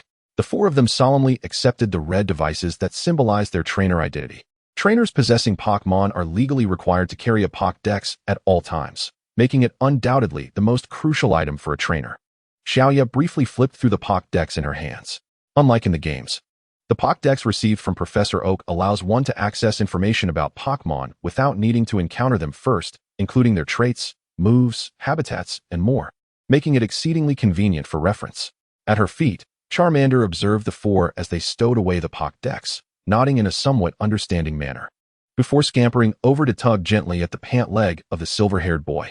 Xiaotian looked down at the pair of sparkling eyes belonging to the playful little dragon. The orange creature flailed its limbs joyfully, seemingly attempting to communicate something to Xiaotian. Upon hearing Charmander's expression, Xiaotian nodded, indicating his understanding. Xiaotian possessed the ability to comprehend Pokémon language, a fact well known to his childhood friends, including Shigeru, who watched him expectantly, waiting for a translation. Professor Oak, may I borrow the battleground in the backyard? Xiaotian inquired, turning his gaze. That would be permissible, Professor Oak replied, scratching his head in confusion. Thank you. Xiaotian gripped the fire-type Pokéball firmly in his hand, exchanging a knowing glance with Xiaoya as they made their way towards the backyard. What is happening? Xiaoyan gazed perplexedly at the mysterious exchange of looks between Xiaoya and Xiaotian, unsure whether to follow. It seems that Charmander wishes to battle, Shigeru remarked, having already discerned the eager determination in Charmander's eyes. Let us go. This should be interesting. This was Xiaoya's first time standing on an actual battlefield. Gazing across, she saw the expressionless silver-haired boy already releasing his own fire-type Pokémon. Charmander appeared utterly unfazed, cheerfully waving to the still serious Yin. For Charmander, Yin was both an elder brother-like figure and a formidable rival. The slightly older Yin often guided Charmander during practice, and his assistance was instrumental in helping Charmander quickly grasp the nuances of move execution. The two Charmanders frequently played and trained together on the back mountain, competing against each other, although more often than not, it was Charmander who faced overwhelming defeat. Nevertheless, Charmander continuously strived to surpass Yin. If the powerful and imposing Charizard represented a distant dream, then Yin was a tangible rival, more vivid and genuine. On the day when Charmander was about to embark on its journey, it issued a challenge to Blaze, not out of a desire to surpass him, but simply to convey its fervent enthusiasm to a dear friend. Noticing that Shining and Sky were preparing for a battle, both Oak and Cloud rushed over to witness the unfolding spectacle. Professor Oak, ever eager to partake, offered his services as a referee and took his position at the right side of the arena. Thank you, Sky and Blaze, Shining expressed with a warm smile. After all, newly minted trainers yearned to commence their adventures, and Sky had no obligation to linger and indulge Charmander's wishes. The silver-haired youth nodded slightly, directing his gaze toward the professor. Understanding, Professor Oak cleared his throat and raised his right arm, signaling the commencement of the match. Let the battle begin, he proclaimed, as the words echoed in the arena. Both Charmanders charged forward in perfect synchrony, their movements indistinguishable, their trainers' commands executed with flawless timing. Charmander, use Ember, commanded Blaze. Charmander, use Ember, echoed Shining. The identical actions unleashed two streams of intense flames that collided at the center of the arena, creating a dazzling display of sparks that danced and flickered, making it seem as if the outcome was too close to call. However, this fragile equilibrium lasted merely 2 seconds before it shattered. Amidst the flaring embers, the point where the two flames converged began to shift gradually toward Charmander's side. The fire-type move, Ember, was executed with greater finesse and potency by Blaze, revealing the stark difference in their mastery. Even without a direct clash, Shining and Charmander were acutely aware of this reality. The opening Ember was less an offensive maneuver and more a declaration of war. Metal Claw, Shining's calm voice commanded. Her instructions were always succinct, devoid of excessive detail. Having been with Shining since its inception, Charmander shared an almost telepathic bond with its trainer, allowing them to communicate intentions without the need for words. Thus, Charmander effortlessly grasped Shining's intent. With a powerful thrust, it ceased the Ember attack and swiftly darted to the left, its sharp right claw glimmering with a metallic sheen. Blaze's Ember grazed Charmander's right shoulder, but the fire-type remained unfazed by the minor heat.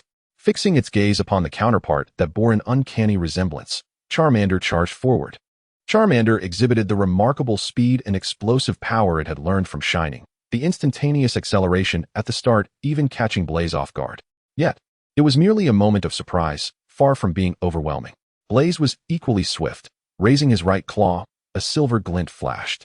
Once again, the same move was executed. The metallic clash resonated as the two claws met head-on, their azure eyes reflecting the same fervent intensity. In terms of sheer strength, the older Blaze held the advantage, a fact well understood by both Shining and Charmander. Therefore, a direct confrontation with Metal Claw was not an option. As for the intricate strategy to address this scenario, Charmander, having absorbed Shining's combat techniques over time, required no elaborate guidance from its trainer. In the first second of the collision, the Charmander unleashed its full strength, only to suddenly withdraw in the second, deftly clasping the right claw of its opponent, Blaze. Taken by surprise, Blaze was dragged forward for 2 steps, only to trip over the Charmander's leg, which had fortuitously positioned itself as an obstacle. With remarkable coordination, Blaze managed to avoid falling despite the sudden stumble, executing a graceful somersault before landing firmly on the ground. However, those 2 seconds with its back turned to the Charmander proved to be a fatal lapse. As it landed, a wave of scorching heat rolled in from behind. In that moment of unsteady footing, the vibrant orange flames engulfed Blaze's form. The moment the Charmander withdrew its strength, it had anticipated this development, seizing the fleeting second when Blaze lost its balance to unleash a precise jet of flame, marking the first effective strike of the battle. Bravo! The Charmander silently encouraged itself. Although Fire-type moves typically inflict minimal damage on fellow Fire-type Pokémon, managing to land a hit on Blaze was no small feat. This thought barely crossed its mind before Blaze retaliated with a swift iron tail, sending the Charmander flying once again. Such rapid counterattacks were a commonplace occurrence for the little dragon. Unfazed, it wiped its face and charged forward once more. This was not the first battle between the Charmander and Blaze. They had often sparred playfully in the hills before, rather than a true contest. It was more akin to Blaze assisting the Charmander in practice, as the latter had yet to achieve a single victory. The Charmander, however, remained indifferent, whether facing Blaze, a Rhyhorn, or its own trainer. It had long accepted its subordinate status. Thus, in this inaugural battle, the Charmander fought without any psychological burden, wholly immersed in the fray without concern for the outcome, fueled by unbridled passion. Sensing the Charmander's fiery and unadulterated determination, a slight smile graced Blaze's lips, and the raging flames intensified. With the Charmander displaying such fervor in battle, Blaze resolved to respond with equal vigor. Panting slightly, the Charmander felt sweat trickling down one cheek. Yet its eyes sparkled with an exceptional brightness, the color of its flames becoming an even deeper crimson. If it could not match Blaze in strength, it would rely on speed. With its adept evasive maneuvers, the Charmander had dodged Blaze's metallic claws and iron tail countless times, its skillful quick turns rendering Blaze's attacks ineffective. Nevertheless, for Blaze, who understood the full extent of the Charmander's capabilities, this speed was merely a minor inconvenience. A fiery punch sent Blaze reeling, but in the next moment, the Charmander was met with the searing embrace of a flame vortex. Intense pain coursed through its body, and its stamina was nearly depleted. Yet the innate fighting spirit of a fire-type Pokémon would never be extinguished. Bathed in the searing flames, the Charmander's form gradually became enveloped in a scarlet glow, an inner power surging from its chest and radiating throughout its being. The Charmander's ability, Blaze, activated as its health fell below a third, enhancing the potency of its fire-type moves. As physical strength dwindled to a critical threshold, it became evident that the outcome would either be a desperate counterattack or a total collapse. Yet, in the eyes of the little fire dragon, Shoya observed not a hint of hesitation or timidity. Thus, the moment had arrived. A subtle smile graced Shoya's lips as he commanded, "Flame Punch." The little fire dragon surged forth from its swirling orange flames, exuding an intense heat as it charged toward Yen. Yen's response remained swift. He took a step back and unleashed a precise jet of fire aimed directly at the oncoming foe. Undeterred, the little fire dragon exerted force beneath its feet, instantly shifting half a meter to the left. Although the distance was short, it was more than sufficient to evade the fiery assault. Subsequently, Yan's relentless ranged attacks were deftly dodged by the little fire dragon. Realizing that long-range strikes could no longer impede its progress, Yan decisively changed tactics, swinging his shimmering iron tail with force.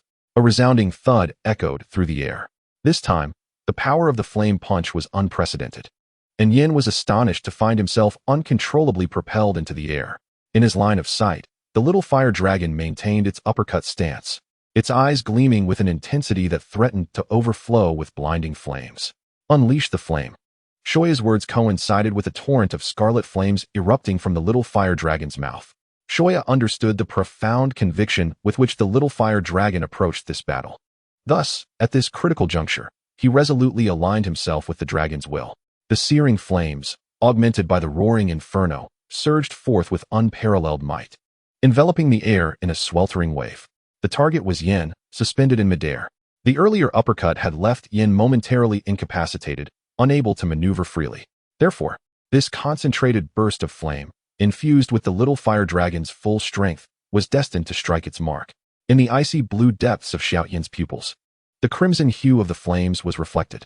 Observing the two orange dragons encircled by fire, he spoke softly, "Big character exploding flame." Faced with the onslaught of searing flames, Yin remained unflinching. He gathered energy and released it, the flickering flames coalescing into the shape of a character, resembling a blazing meteor that collided with the jet of fire at an almost untraceable speed. The point of intersection between the two flames descended swiftly. The immense explosive force of the big character exploding flame was incomparable to that of the jet of fire, yet the latter possessed the advantage of endurance. As the little fire dragon poured forth its entire might, the energy of the big character exploding flame was finally depleted before it could reach its target. This marked the little fire dragon's first direct encounter with Yan's ultimate technique. The power of this fiery ultimate move was overwhelming, even with the enhancement of the roaring flames. It barely reached a stalemate. Nevertheless, this was more than enough to elicit joy. The little fire dragon excitedly tilted its head back, Then, what met its gaze was yet another blazing character of fire. The scene mirrored the previous one, with the same fervor, swiftness, and erupting crimson hue rapidly expanding within the little fire dragon's sky-blue pupils. Then, the intense flames erupted, transmitting not only their searing heat, but also their resolute spirit to the little fire dragon. It had never anticipated that Yan's most powerful technique could be unleashed in rapid succession, with the second strike maintaining both speed and force without compromise. However, even if it was anticipated, the Charmander was powerless to contend with the relentless barrage of fiery blasts. Accept this, for it is my response. Yin squinted his eyes. The Charmander's strength still seemed rather juvenile, incapable of surpassing Yin at this moment. Yet, Yin could genuinely sense the desire of the Charmander to fight and to grow stronger. Thus he acknowledged this somewhat immature rival and responded with equal fervor. Surrounded by flames, the Charmander beamed with joy and blissfully collapsed in satisfaction. The stone of pledge connecting the past and future now, they have fully recovered. Professor Oak handed 2 Pokeballs to Xiaoya and Xiaodian. The medical techniques in this world are remarkably advanced, particularly those tailored for Pokémon. In just a matter of minutes, both Charmanders had regained their optimal condition. I apologize for the delay, Xiaoya said apologetically to Xiaodian. Originally, they could have set off right after receiving the Pokédex at 8 o'clock, but now it was nearly 9. Xiaodian shook his head, indicating that he did not mind, glancing at the clock on the wall without any urgency to depart. Xiaoyan, with her usual carefree demeanor, draped her arms around both of their shoulders. You two are quite capable. It's the first time I've witnessed a Pokémon battle in person. It was truly exhilarating. The green-haired girl's eyes sparkled, unmistakably reminiscent of the future Ash. Also a fierce competitor. It was a pity that Ash missed this battle. Speaking of which, Xiaomao glanced at the clock, noting that it was already 9 o'clock. Ash is exceedingly late, isn't? To be over an hour late on the very first day of departure is quite outrageous, and even Xiaomao, who had grown up alongside him, found it hard to muster any irritation. After some discussion, they decided not to wait any longer.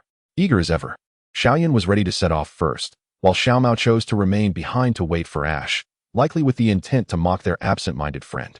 Xiaoya and Xiaodian initially planned to leave with Xiaoyan, but were gestured by Professor Oak to hold on a moment, likely to discuss something with them.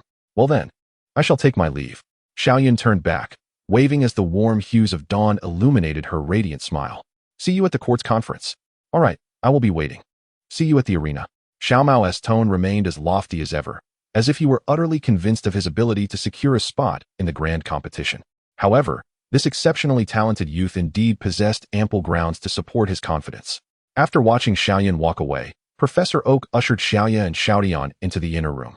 I beg of you, I have a favor to ask. Professor Oak clasped his hands together. Xiaoya and Xiaodian exchanged glances. Please, go on. Thus, with a somewhat pitiful expression, Professor Oak scratched his head in distress while retrieving a Pokeball. According to the esteemed Professor Oak, a new trainer was expected to receive their Pokémon from the Research Institute today, with a prior arrangement to meet in a certain spot within the forest to the north of Pallet Town.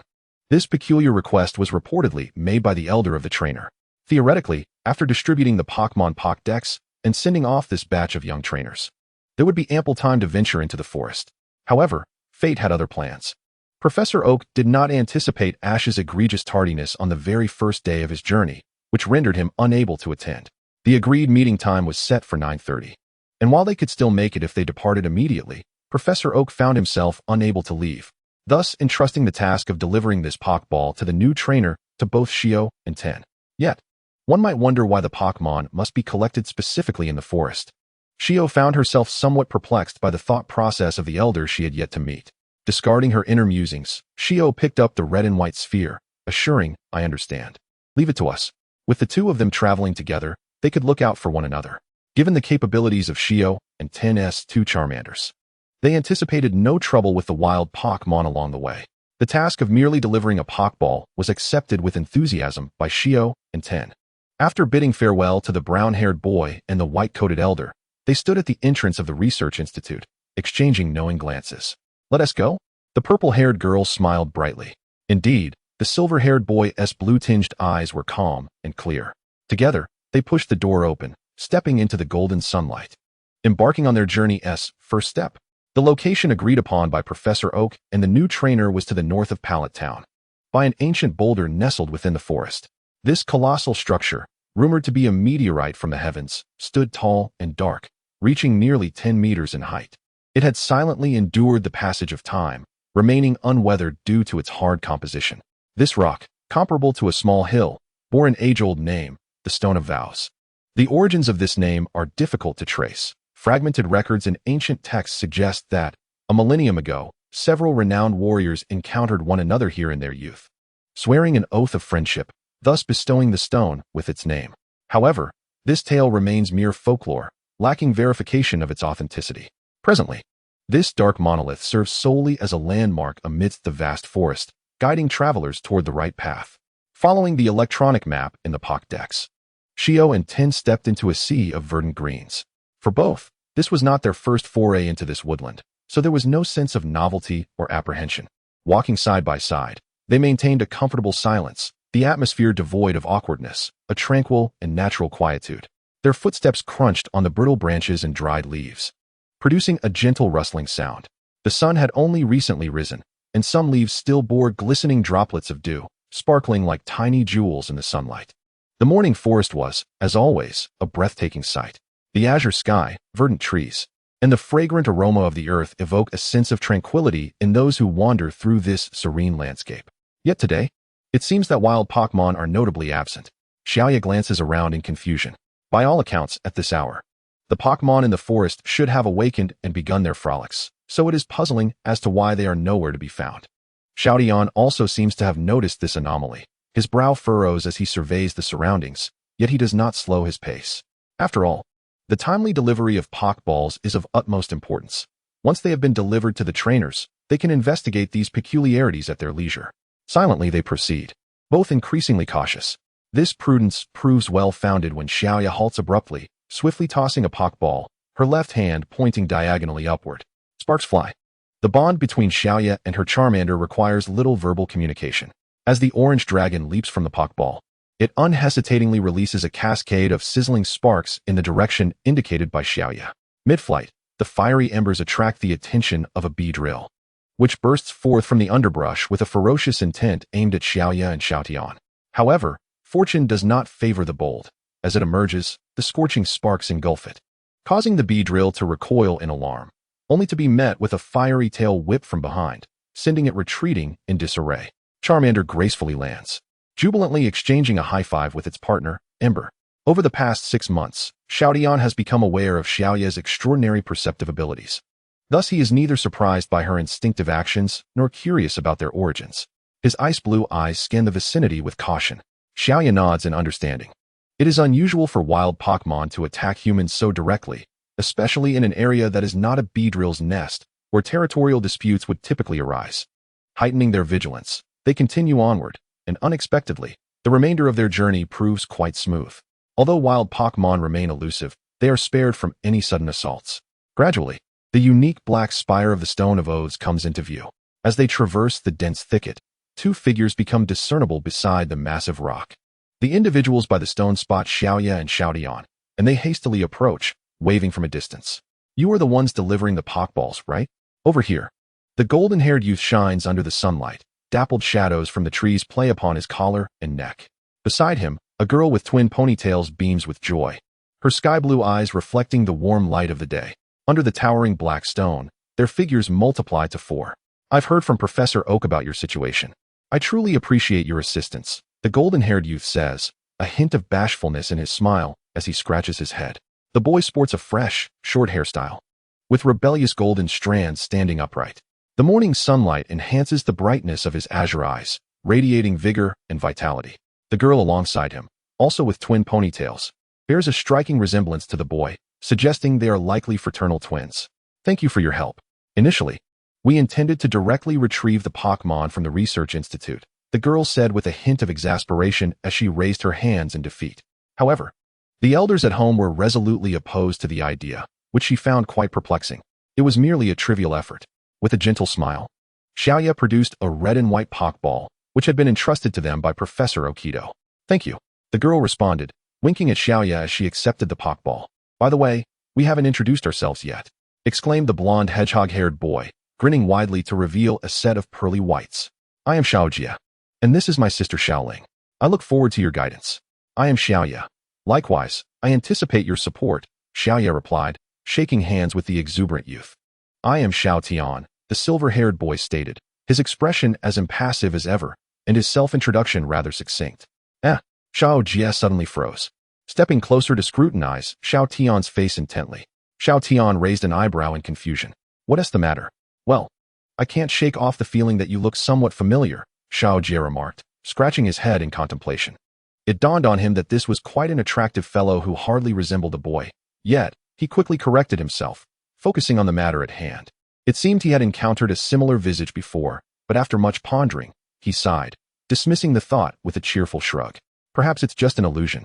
Relieved that the inquiry wasn't about his gender, Xiaoya exhaled quietly, imagining the golden-haired boy turning to cinders under the heat of a fiery explosion. By the way, Xiao Ling interjected with a bright smile, nudging her older brother aside to shift the topic. "I still don't know what kind of Pokémon Professor Okido has given me. Let us all take a look." With that, Xiao Ling raised her hand and tossed the red and white ball she had received from Professor Okido. A radiant light shone forth, revealing a small, water-blue figure amidst the brilliance. It was a penguin-like Pokémon. Shaking off its fluffy feathers, it curiously eyed the four individuals before it with its large, dark eyes. "Oh, it's a Pachima from the Sinnoh region," Xiao Jia exclaimed, bending down to meet the gaze of the little penguin. "One of the starter Pokémon from the Sinnoh region. Pachima is considered quite rare in the Kanto region." However, Xiao Ling seemed quite familiar with this species, smiling as she crouched down to extend her hand toward Pachima. "Hello, Pachima. I am your trainer, Xiao Ling. I look forward to our journey together." Pachima tilted its head, observing the golden-haired girl's bright smile. Sensing her kindness, it shook hands with her before affectionately leaping into her embrace, its crescent-shaped eyes squinting with delight. Typically, novice Pokémon are bred to be quite amiable. Just like this Pachima, which quickly warmed up to Xiao Ling. Of course, Ash's Pikachu was a notable exception. "Ah, so adorable," the golden-haired boy exclaimed, his eyes sparkling as he gazed at the blue penguin. "May I hold you?" Pachima tilted its head to regard Xiao Jia, then glanced at the perpetually smiling Xiaoya and the eternally stoic Xiao Tian beside her. Suddenly, its eyes lit up, and with a joyful leap, it bounded into the embrace of the silver-haired boy. Xiao Tian was taken aback for a moment, reaching out to catch the fluffy little creature. The little blue penguin nuzzled contentedly in Xiao Tian's embrace, seemingly relishing his scent. Xiao Yi, having witnessed this scene countless times on the back mountain, was no longer astonished. Although Xiao Tian always wore a stoic expression, he exuded a remarkable warmth towards Pokémon. Perhaps, compared to humans, Pokémon are more instinctively attuned to a person's essence. Observing the fickle behavior of the Bojuman, the two golden-haired boys were rendered speechless. Xiao Jia, feeling slighted, took 3 seconds to regain his composure before indignantly waving his hand. "Hey, Bojuman, I am your master's brother. How can you ignore me?" "Bojia?" Bojuman glanced at Xiao Jia before turning away. "Uft." Xiao Ling stifled a laugh, without reservation. The golden-haired youth was left on the verge of tears. He couldn't truly be angry at Bojuman, so he adopted a serious expression toward Xiao Tian. "Hey, you icy boy. Don't you dare steal my sister's Pokémon." The icy boy, Xiao Yi, couldn't help but feel a twinge of embarrassment internally. However, upon reflection, this appellation seemed quite fitting. After half a year of acquaintance, Xiao Yi had hardly seen any expression on Xiao Tian's face besides his usual impassivity. Xiao Tian calmly stared at Xiao Jia for 2 seconds, then returned his gaze to the fluffy little penguin, gently stroking it before handing it back to Xiao Ling. "Don't ignore me." The hedgehog-haired boy instantly bristled. "Brother, you're too loud. It's no wonder Bojuman doesn't like you." Xiao Ling teased her elder sibling without a hint of pressure. Xiao Jia puffed up his cheeks in frustration and squatted down to make eye contact with Xiao Yi and Xiao Tian's 2 little fire dragons. "Awoo." The little fire dragon looked quizzically at the suddenly appearing golden-haired boy. "Eureka!" Xiao Jia suddenly leaped up, excitedly shaking his fist. "How about we have a 2-on-2 Pokémon battle? Since we all know each other, it would be a shame not to fight."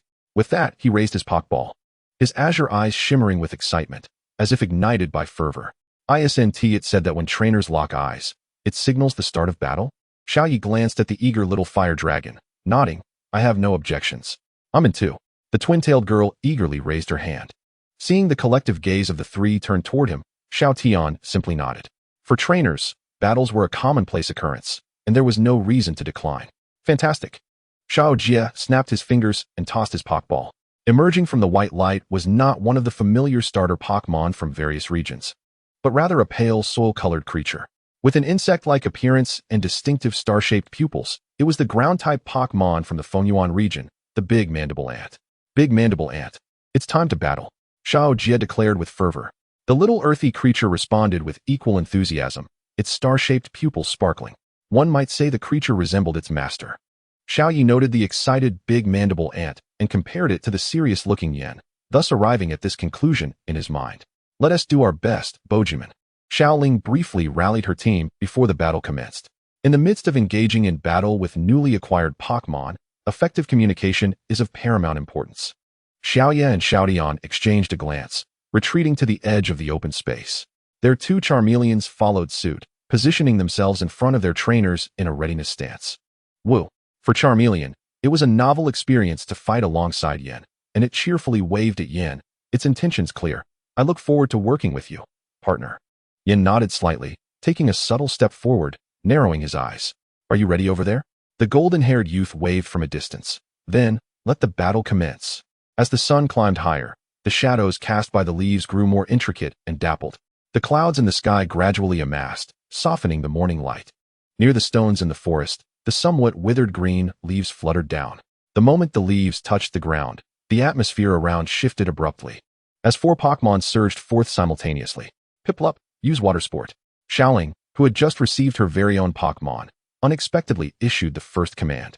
The azure penguin waved its flipper, and a gentle stream of water spiraled around the nearby ground, leaving behind a faint aura of water essence.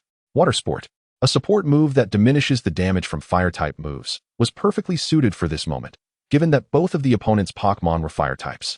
This choice effectively weakened the enemy's strength, akin to enhancing their own. This single detail illuminated Xiaoling's knowledge, revealing that despite being a novice trainer, her understanding surpassed that of a typical newcomer.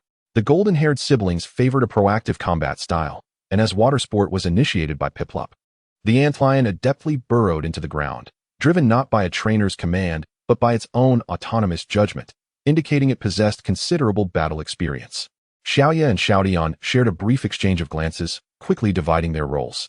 Yin pressed forward, charging towards Piplup, while Charmeleon understood the cue and halted, attentively surveying the surroundings with heightened vigilance. Meanwhile, Xiaoling commanded Piplup to unleash Bubble Beam, as the light blue bubbles refracted sunlight, trailing a spectrum of colors towards Yen. Almost simultaneously, the voices of Xiaodian and Xiaoye rang out. Yen, unleash Flamethrower. Charmeleon, take 3 steps to the left front and use Metal Claw.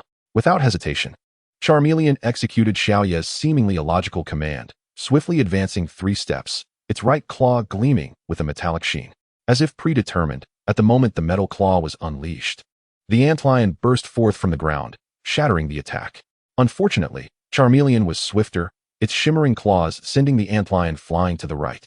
The earth, impervious to the naked eye, was rendered transparent under the detection of aura power, a key factor that enabled Xiaoye to accurately sense the timing and position of the antlion's assault. Yan's flamethrower collided with Piplup's bubble beam, generating a misty steam that enveloped the battlefield. Theoretically, the attribute advantage of water-type moves, such as Bubble Beam, is enhanced in a battlefield influenced by water, which diminishes the potency of fire-type attacks. However, reality often diverges from theoretical calculations. As soon as the two moves collided, Bubble Beam faltered, while the advancing flamethrower struck the unsuspecting Pachima squarely, propelling it to collide with the airborne Beedrill. After a year of rigorous training under Xiaotian, Yin had grown powerful enough to defy elemental conventions, especially against an inexperienced Pokémon like Pachima. As Pachima was struck, Xiaoye's command resonated. The rapid and precise follow-up from the Charmeleon unleashed a fiery explosion, perfectly hitting Beedrill at the moment of impact with Pachima, with the ensuing flames also affecting Pachima, thus achieving a twofold victory. Although they had never coordinated their Pokémon for a double battle before, having lived in the same town for 6 months granted them insight into each other's personalities and thought processes. Xiaodian recognized Xiaoye's exceptional perceptiveness, promptly entrusting her with the task of countering the dig move. Conversely, Xiaoye understood that Xiaodian would inevitably draw the opponent's 2 Pokémon together, leading her to unhesitatingly execute the area effect flamethrower. In truth, this marked the inaugural collaboration between Charmeleon and Yin, as well as the first time Xiaoye and Xiaodian fought as partners in a double battle. Yet, they appeared to be in perfect synchrony, their commands echoing an unspoken understanding. It was reminiscent of their initial encounter, walking side by side in the dim ruins. However, the golden-haired siblings were clearly not the type to passively await an onslaught. Amidst the chaotic flames, a powerful shockwave surged forth, scattering the flames that clung to their foes. Even the earth trembled violently in response to Beedrill's actions. The Charmeleon and Yin, caught off guard, narrowly steadied themselves. Earth-type moves, particularly Earthquake, are among the most practical and devastating. For fire types like Charmeleon, the damage output of ground-type moves is doubled, and this strike nearly compensated for the damage previously incurred. Once more, shouted Xiaojia, raising his fist. Beedrill responded promptly, stomping its feet upon the ground. The surging energy of the Earth-type surged into the earth, unleashing another wave of vibrations across the battlefield. This time, Charmeleon and Yin evaded the attack, leaping to avoid the earthquake. However, it was evident that Xiaojia did not intend to merely repeat his previous assault. Following the earthquake, the voices of the siblings rang out in unison.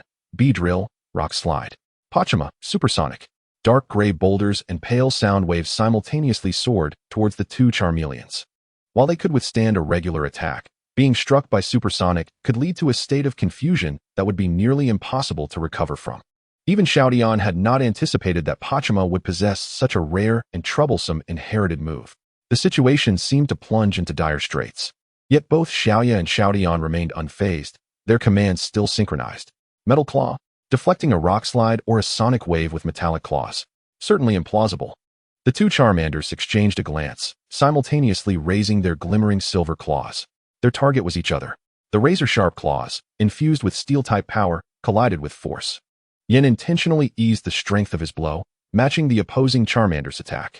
The impact of their move sent both Charmanders and Yin hurtling sideways, altering their descent and successfully evading the rock slide and sonic wave. Impressive indeed. Xiao Jia chuckled, gesturing to Xiaoling. The rock slide, with its overwhelming force, could not be redirected. But the same could not be said for the sonic wave. With a flick of her finger, Xiaoling commanded, Porygon, pursue. The target was the Charmander that had yet to touch the ground on the right. A white beam of sound waves surged forth, closing in on the Charmander. This time, there was no Yin nearby to assist, leaving the Charmander to believe it might be unable to evade the impending attack. However, as the sonic wave approached, a swirling wall of flames erupted from thin air, enveloping the Charmander, acting as a steadfast shield. The intense heat of the flames distorted and obliterated the sonic wave, leaving not a trace of its force to reach the little creature behind the flames. Yan's move, the flame vortex, was not executed for offense this time, but rather for protection. The two Charmanders landed safely together. One Charmander blinked and sent a radiant smile of gratitude towards Yan. The two sides returned to their original standoff positions, seemingly unchanged, yet they had engaged in a fierce exchange. Despite their disadvantage in type matchups, Xiao Yi and Xiao Tian maintained their ground through their harmonious coordination. Xiao Yi discreetly surveyed the battlefield, ready to issue further commands. When the name of a move slipped from her lips, transformed into a different command. Yan, retreat. The sudden command momentarily startled Yan. But upon realizing it came from Xiao Yi, he promptly gathered his strength and retreated 2 meters. It was in the dim ruins that he had once saved his trainer, who had consistently met him with a warm smile for the past 6 months, a figure he could undoubtedly trust, even if not his official trainer. In that instant of retreat, a series of deep purple poison needles shot forth from the nearby thicket, striking the ground at Yan's feet. The Charmander instantly became alert, kicking a stone into the underbrush. Were it not for the fear of igniting a forest fire, the projectile would have been a searing flame instead of a harmless stone. The stone embedded itself in the foliage, producing a dull thud. From amidst the rustling leaves, a small 4-legged creature with a sinister black gaze emerged. Nidoran? Xiao Yi furrowed her brow slightly. Ever sensitive to malice, she could clearly sense the intense hostility emanating from the Nidoran towards them. Yet, they were merely engaged in a battle here. Why would a wild Pokémon harbor such animosity? With a surge of intuition, the aura power quietly radiated from her, allowing information from all directions to be relayed back to Xiao Ye's mind. The range of the power of the waveguide extends merely to approximately 50 meters. Yet the sheer number of life forms detected sends a shiver of unease through SHya. Both SHG and SH-Lin have long since ceased their skirmish. Joining SHya and SH-10's side, the blonde youth's countenance no longer bears the previous joy. His tone is grave as he warns, be cautious. We may be encircled by wild Pokémon. Thick clouds gather ominously in the sky. The air, close to noon, feels stifling, drenched with humid vapors that weave through the jungle. The light, in contrast, becomes sparse, with the pale gray clouds casting a dull hue over the heavens, allowing only slender beams of sunlight and hints of azure to pierce through the gaps. Within the dense foliage, the heavy canopies obstruct most of the sunlight, and the towering pitch-black rocks beneath the shadows take on an even deeper, more mysterious tone. The surface of the rocks is not smooth, yet occasionally, a strange bluish glimmer reflects from them. Rhydon steps forward, digging its hind feet into the ground, its dark eyes filled with cold hostility. Behind Rhydon, Rattata and Oddish push through the branches, silently standing alongside Rhydon, their cold gazes strikingly similar. The four have retreated to the base of the oath stone. Leaning against the frigid, dark rock, SHG scratches his head in frustration, realizing that while he was engrossed in battle, he failed to observe the surrounding environment. His sapphire eyes scan the area, bright in the shadows. At least 30 Pokémon are approaching us, and this could spell trouble. The golden-haired youth chuckles lightly, seemingly unperturbed by the situation. Upon hearing this, both SHya and SH10 glance at SHG. It is impossible to discern the number of Pokémon hidden in the thick underbrush with the naked eye, so how did SHG arrive at this conclusion? Noticing SH10's gaze upon him, SHya nods slightly, affirming that SHG's information is accurate. The feedback from the waveguide aligns with SHG's observation. Indeed, a multitude of Pokémon's life forces coalesce toward their position, each radiating a palpable and intense hostility. As they converse, two Spearows suddenly take flight, perching on the branches. Glaring at the quartet, SH Lin shrugs, a hint of amusement gracing her features. It seems there is no time to ponder why they are perceived as adversaries. Though merely a novice trainer who has just received her Pokémon, the girl displays no signs of fear or panic, her gaze devoid of negativity. Mirroring her overly optimistic brother, this pair of siblings appears to be anything but ordinary. SHU observes these two seemingly untroubled individuals for a moment, then grips a Pokeball and steps forward, taking the lead. But what of it? At the very least, SHU senses a refreshing, sunny goodwill emanating from them. This small step forward seems to signal the onset of battle. Rhydon, Rattata, and Oddish, positioned at the forefront, spring forth like coiled springs. Their battle spirits taut to the limit, requiring only the slightest nudge to unleash their fury, a necessary outburst. Otherwise, as the approaching Pokémon close in, confronting a greater number of foes would become increasingly arduous. Flamethrower. As she stepped forward, Xiaoya's command was already issued. The flames of the Charmander swiftly swept across the open ground, engulfing the walking grass on the far left, then smoothly sweeping to the right. Rhydon, sensing the impending danger, leapt into the air, while Rattata was not quite as nimble. Unable to evade, it was struck head-on, following in the footsteps of the walking grass. In that moment of ascent, Rhydon launched its attack. The sharp, purple poison needle shot forth, aimed at the human trainer standing behind Charmander. The latter, initially taken aback by the sudden assault, quickly regained composure thanks to Xiaoya's swift reflexes. Sidestepping the unexpected attack, Xiaoya scrutinized Rhydon on the opposite side with a contemplative gaze. A wild Pokémon directly attacking a trainer? This situation seemed rather unusual. Two Spearows then revealed their sharp beaks and swooped down. Just as Rhydon prepared to continue its onslaught, it was met with a blazing, large-character flame. Flamethrower, followed by Rock Slide. Piplup, Bubble Beam. Xiaojia and Xiaoling executed their moves in perfect synchrony, bringing down the two Spearows. Having repelled the initial wave, Xiaojia moved closer to the center. Lowering his voice, "It seems we are in a bit of trouble. These wild creatures are clearly targeting us." The four of them had all noticed that the attacks of these Pokémon were aimed directly at the trainers standing before the dark rocks, rather than the battling Pokémon. Xiaoya, who had first issued the attack command, had drawn considerable enmity, with 3 out of 5 Pokémon directing their attacks towards her, a situation she had largely orchestrated herself. The participating Pokémon realized this as well and heightened their vigilance, positioning themselves protectively behind their trainer. Perhaps due to the resolute demeanor of their companions, even the inexperienced Piplup appeared unafraid. They were not alone in this crisis, with comrades by their side. There was nothing to fear. The sky gradually darkened. The clouds thickened, obstructing the midday brightness. The sun's rays were swallowed by the cloud cover, dimming the colors of the world. Deep-hued clouds rolled ominously, suffusing the oppressive air with sticky moisture. Experienced travelers knew that a storm was imminent. In the gloomy forest, shadows began to emerge. Species such as Ekans, Beedrill, Geodude, and Sandshrew were so abundant that one could compile an extensive Pokédex of the Pokémon around Viridian.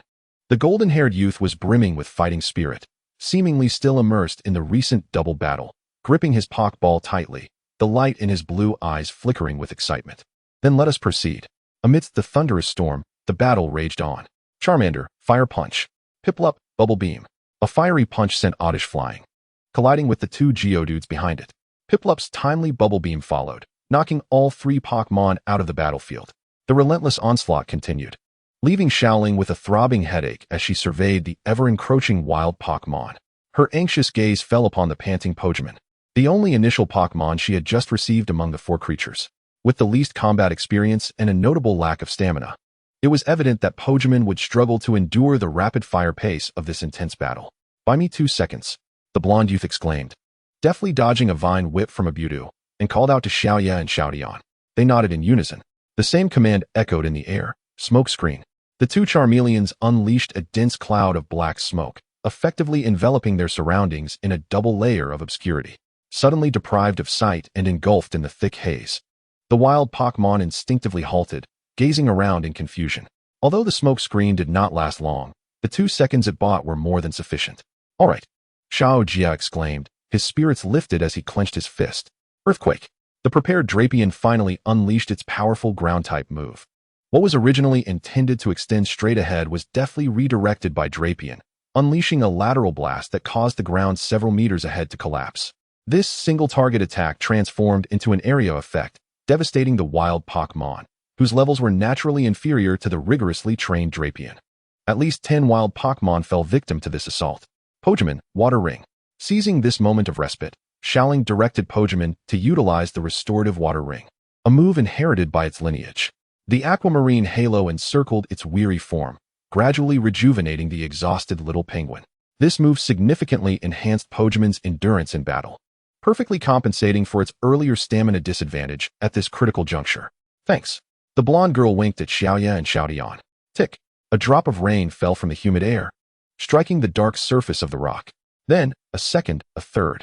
The clouds above shimmered with a profound shade of gray, and the chilling raindrops cascaded from the overcast sky.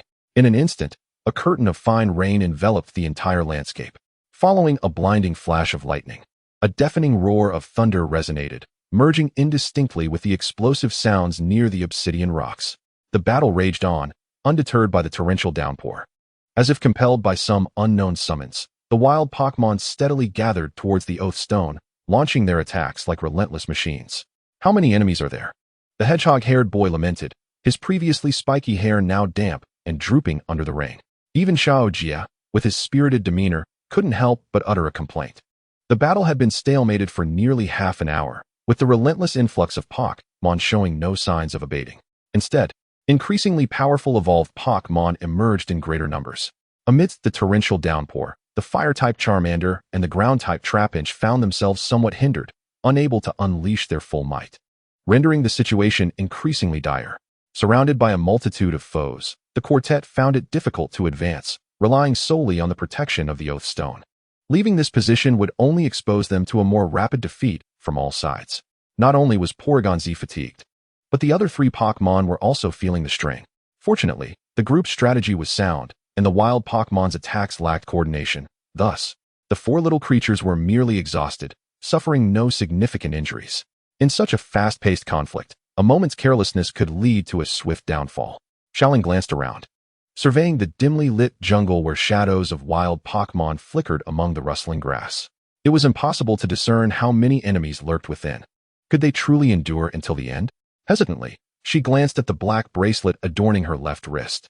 Charmander delivered a powerful punch, sending a Rattata flying, then shook off the rainwater from its head in frustration.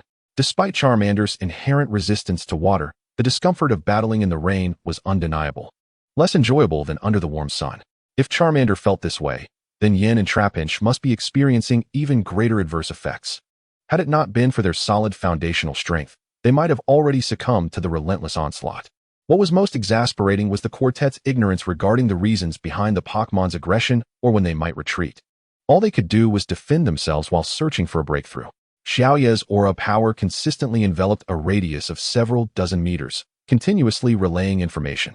The number of Pokémon had begun to dwindle, yet a few formidable presences remained among them. Meanwhile, their own combat effectiveness was waning, leaving them uncertain whether they could withstand this wave of attack. In light of this, Xiaoya's instructions abruptly shifted, directing Charmander's fiery breath towards the right, where Xiaotian stood. As anticipated, a bee drill that had slipped through the cracks lunged towards Xiaoya.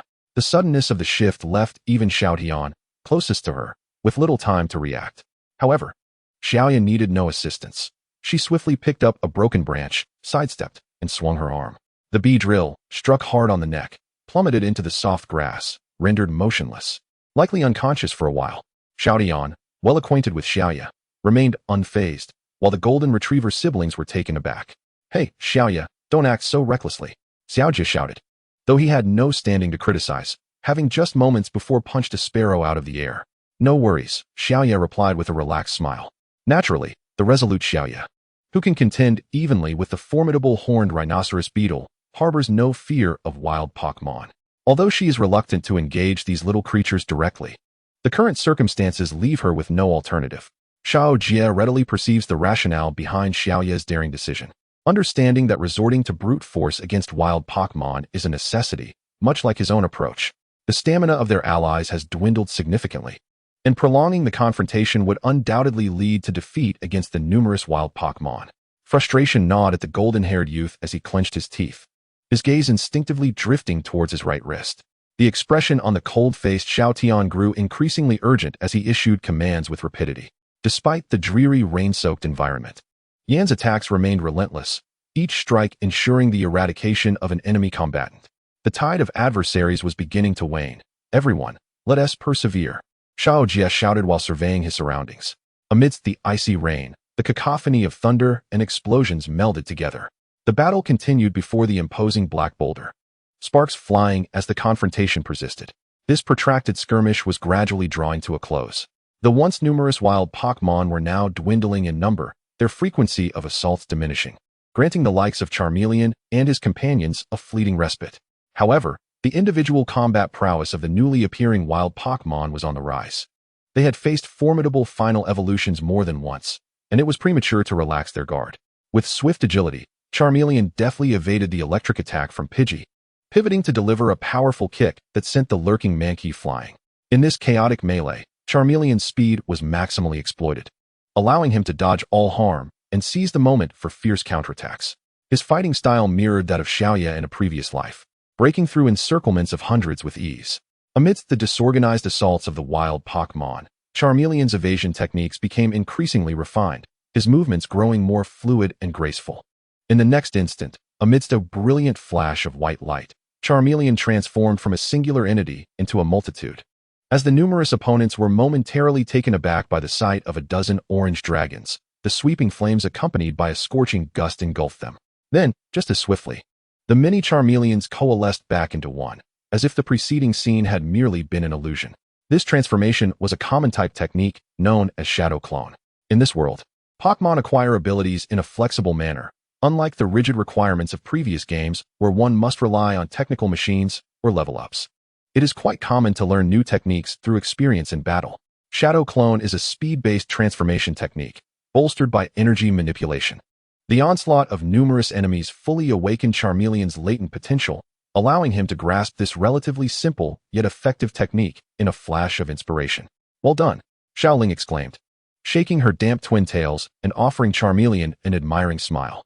Charmeleon, too, seemed taken aback, blinking in surprise. However, in the midst of battle, the orange little creature had little time for contemplation and immediately re-engaged in the fierce clash with the wild Pokémon army. The number of foes dwindled, yet larger adversaries began to emerge. A robust Machoke advanced with heavy strides, effortlessly snapping a small tree in its path. Although it posed a formidable challenge, their team of 4 was more than capable of handling the situation. Under the collective onslaught of the quartet, Machoke soon found itself retreating. "Let me deliver the final blow," shouted the golden-haired youth, his fist raised. Excadrill, Earth Power. The star-shaped pupils of Excadrill shimmered with intensity as a golden glow emanated from its feet. Subsequently, a surge of radiant energy erupted from the ground, engulfing Machoke in a rich, earthy aura. Earth Power, a ground-type special move, boasts considerable versatility. It can manipulate the earth for piercing attacks or, as demonstrated by the likes of Little GS Excadrill, serve as a pure energy assault. The effectiveness and potency of the move, however, vary from individual to individual. Little Jia's Excadrill executed Earth Power with remarkable finesse, delivering a blow that was nothing short of devastating. Unsurprisingly, Maghoke collapsed to the ground. A pale lightning bolt cleaved the sky, briefly illuminating the shadowy forest. Atop a massive dark stone, a figure stealthily moved, leaping forth like a cheetah as thunder roared. The target was none other than the golden-haired hedgehog-headed boy nearest to the oath stone.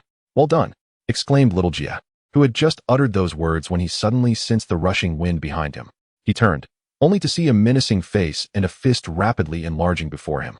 Though Little Jia appeared to possess keen perception, his focus on directing the battle left little room for vigilance. By the time he sensed the ambush, the fiery punch of the Infernape was nearly upon him. His cerulean pupils constricted as his left hand instinctively reached for his right wrist. No time. The thought flashed through his mind just as he was struck aside by a powerful force. Little Tian, who had sensed Infernape's attack a moment earlier, collided with Little Jia, pulling him from harm's way. Yet, Infernape's assault would not be retracted. After a brief hesitation, its muscular fist glimmered with a dangerous white light, continuing its trajectory towards Little Tian, who stood in front. Little Jia lost his balance and fell to the side, his eyes widening in horror as a cry caught in his throat went unheard. Unlike Pokémon, humans lack such resilient physiques, should they be struck by Infernape's fist. The rushing wind was followed by a sudden, muffled thud. Infernape grazed Little Tian's shoulder as it flew past, crashing to the ground. That powerful punch had not landed on the silver-haired youth. As Little Tian shifted his footing, Little Yi had already hurled the sturdy wooden stick in his grasp with all his might. The rain-soaked branch had become heavy, and combined with Little Yi's throwing strength, it successfully sent the lighter Infernape flying, ensuring that not a single injury befell Little Tian.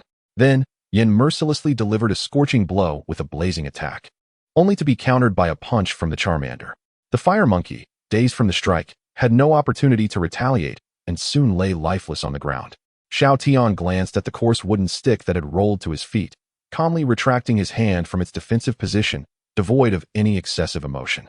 Sitting on the cold, rain-soaked ground, the golden-haired youth appeared somewhat dazed. If the fire monkey had acted just a moment quicker, or if Xiao Yi had failed to throw the stick in time, would Xiao Tian now be lying in place of the fire monkey, defeated beneath its fists? "What are you daydreaming about?"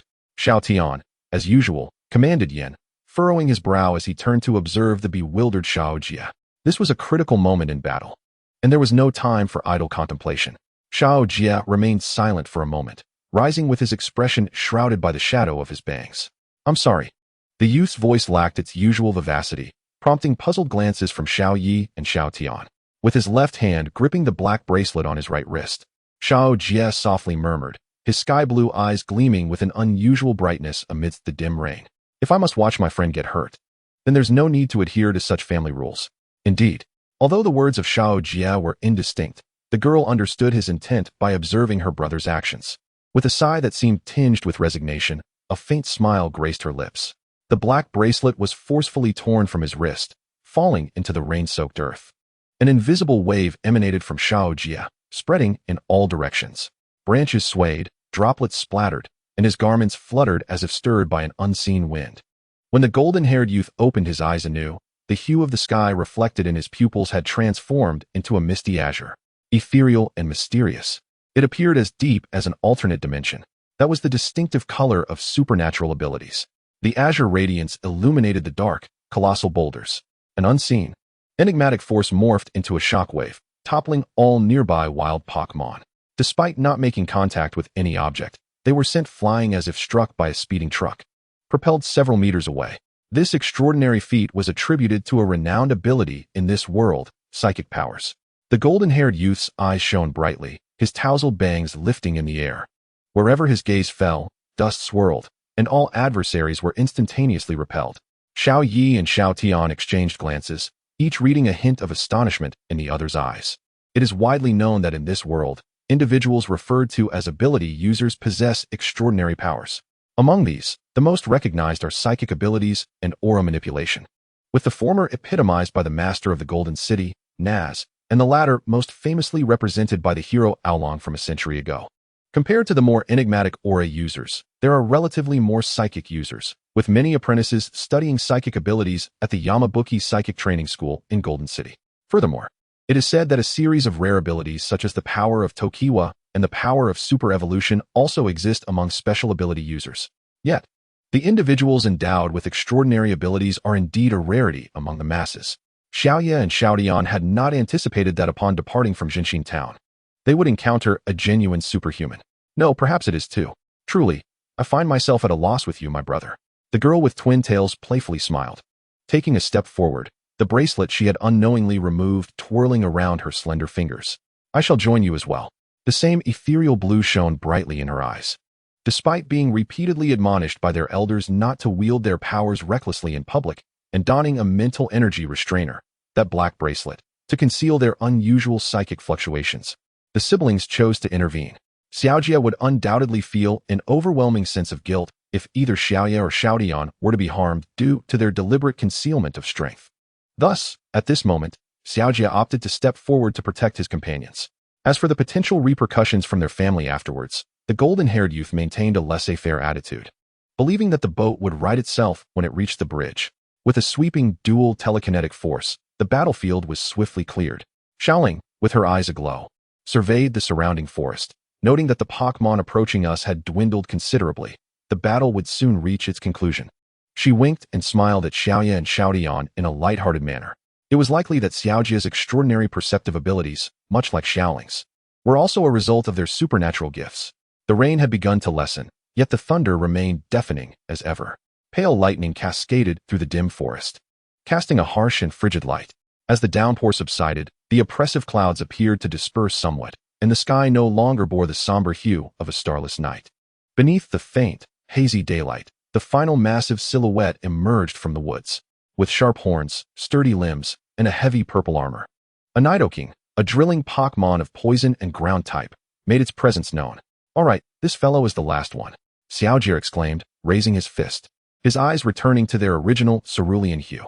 Xiaojie and Xiaoling did not frequently employ their abilities, after overturning the encircling wild Pokémon to break free.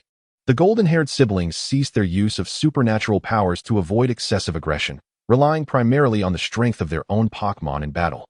Occasionally, a Pokémon that ventured too close would be swiftly incapacitated by their psychic force, since the moment they removed their bracelets. No Pokémon had managed to breach their psychic defenses, sparing the group from harm. Had I known, I would not have picked it up. Xiaoye shrugged, glancing at the muddy stick in her hand that had proven useless. The imposing Nidoking was clearly no ordinary foe. It remained almost unfazed by the flames from Xiaohualong and Yin, retaliating with an earthquake that seemed to shake the very forest. Realizing this, Xiaodian silently resolved to give a command that had never been uttered before. Yin, Dragon Dance. Yin gracefully twirled to the ancient and mystical rhythm, performing the dance inherited through the bloodline of dragons. The energy waves emanating from the vibrant orange figure surged and flowed with each step of the dance, growing ever more intense. The Dragon Dance, one of the hereditary moves of the Charmander lineage. Even Shui was witnessing the rare activation of this move for the first time. Sensing the escalating energy waves surrounding Yin as a significant threat, Nidoking roared and took a step toward him. In that instant, he was met with a trio of attacks from Charmander, Heracross, and Piplup. Observers could easily discern that Xiaodian was gathering strength for a decisive blow. Yan's actions might very well be the key to victory, and thus, they could not allow Nidoking to interrupt his dragon dance. The earth, shimmering with golden light, surged upward, unsettling Nidoking's massive form, and the incoming flamethrower and bubble beam pushed him back a couple of steps. The three Pokémon then leapt back, evading Nidoking's formidable rock slide. Nidoking's strength surpassed that of Charmander and the others by a considerable margin. Both his offensive and defensive capabilities were impressively robust, making him an opponent that could not be easily subdued in solitary combat. Hence, when one-on-one engagements proved futile, they resorted to teamwork, gradually honing their coordination from initial awkwardness to seamless collaboration. Their synchronized assault impeded Nidoking's advance, steadily eroding his stamina and patience. However, this spectacle did not endure for long. As Yan's dragon dance concluded, the rhythmic energy finally reached its zenith. Dragon Pulse. With Xiaoyan's words, Yan unleashed a thunderous roar. The immense sound reverberated through the dense forest, startling distant Pidgeys into flight. A cerulean dragon-shaped silhouette materialized from Yan. Dragon Pulse, a formidable long-range attack within the dragon type, was one that Yan had yet to fully master. The enhanced physical attack from Dragon Dance temporarily amplified Yan's strength, enabling him to withstand the recoil of this strike. Without such a special maneuver, He might have been propelled backward by his own move. The dragon-shaped silhouette soared skyward, accompanied by a wind-like roar, charging toward Nidoking. Trailing a dazzling azure light, the Earth's power shattered the ground beneath Nidoking, destabilizing his stance. Flamethrower and Bubble Beam effectively sealed off any escape routes. Then, the three energies converged together and struck fiercely alongside the roaring azure dragon silhouette against the imposing purple behemoth. A thunderous explosion echoed, sending dust swirling into the air. The four trainers and their Pokémon remained vigilant, fixated on the center of the smoke. As the drizzling rain gradually washed away the haze, Nidoking's fallen form finally emerged. Fantastic! The golden-haired youth leapt with excitement, casually draping an arm over Xiaotian's shoulder, shaking him jovially. You did it, Ice Prince. The booming thunder drowned out Xiaojia's words. The rainfall diminished, yet the thunder grew increasingly resounding. Silver serpents danced across the darkened sky, illuminating it with a ghostly white glow. Then, amidst the chaotic clamor, a silver streak descended upon the four. A figure danced beneath the arching rainbow, where the fierce winds howled and serpents of lightning writhed in a frenzy. Silver thunder descended from the clouds, illuminating the pale faces of the four individuals beneath the stone. Lightning, the swiftest phenomenon in nature, struck with an intensity that left no time for reaction. The silver flash carved a blinding trajectory towards the ground, accompanied by a deafening roar. The silver serpent collided with the summit of the obsidian boulder, which, contrary to expectation, did not shatter under the violent onslaught of the storm. Instead, its dark surface began to ignite with an extraordinary luminescence, not a mere reflection of the lightning, but a pure white radiance emanating from within, starkly contrasting with the silver arcs. What transpired? The four stared in astonishment at the Stone of Vows, which gradually illuminated like an electric bulb. Be cautious, young Jia cautioned, gesturing for everyone to retreat. His brow furrowed as he scrutinized the stone before them. His knowledge of the Stone of Vows was limited. He understood only that this meteorite was an antiquity of considerable significance, cherished by the elders of his family. As for the current anomaly, Jia was utterly perplexed. The white light intensified, transforming the once jet-black boulder into a crystalline brilliance. The dazzling radiance compelled the four to shut their eyes. Though temporarily blinded, Xiao Ye's aura of guidance and the golden-haired sibling's extraordinary abilities enveloped the area, sensing the changes in the Stone of Vows. From across the distant forest, a faint golden lightning flickered in tandem with the thunder, quickly obscured by the true roar of the storm. The luminescence emitted by the obsidian rock rivaled the brilliance of the lightning, the pure white light breaking through the forest's confines, cascading into every nook and cranny. After a protracted moment, when the light finally dissipated, the four cautiously reopened their eyes. The Stone of Vows had reverted to its previous unnoticed blackness, as if the earlier commotion had never occurred. Xiaoling approached and touched the stone's surface. Both temperature and texture were indistinguishable from ordinary rock, yet the undamaged pinnacle, despite enduring the thunder's assault, testified to its remarkable nature. I simply cannot comprehend this, Xiaoling murmured in bewilderment. Speaking of which, could it be that Grandpa insisted we both come here to receive our Pokémon intentionally? The golden-haired youth muttered, visibly frustrated. It feels as though we've been tricked. Xiao Tian offered Yin a blue-orange fruit to restore his energy, then turned to Jia and Xiaoling. Thank you for earlier. His expression remained impassive, yet the warmth in his ice-blue eyes belied a cold demeanor. At that moment, his gratitude was not merely for coordinating a joint battle with Pokémon, but for the revelation of the siblings' abilities in defense of another's safety.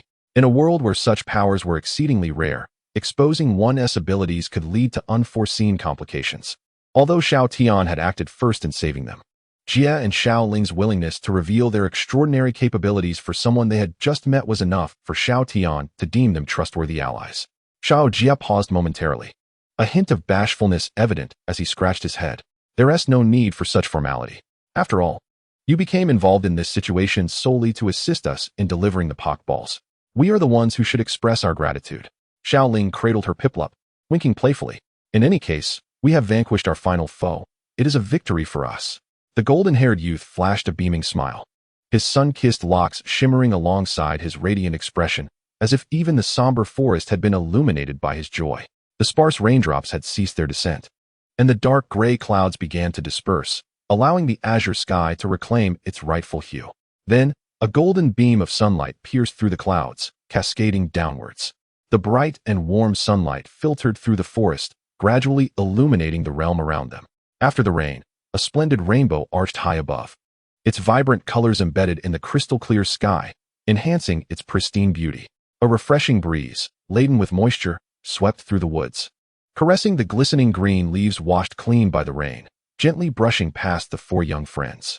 A silhouette began to emerge from within the rainbow's luminous embrace. It was elegant, regal, soaring amidst the seven-colored radiance beneath the cerulean sky.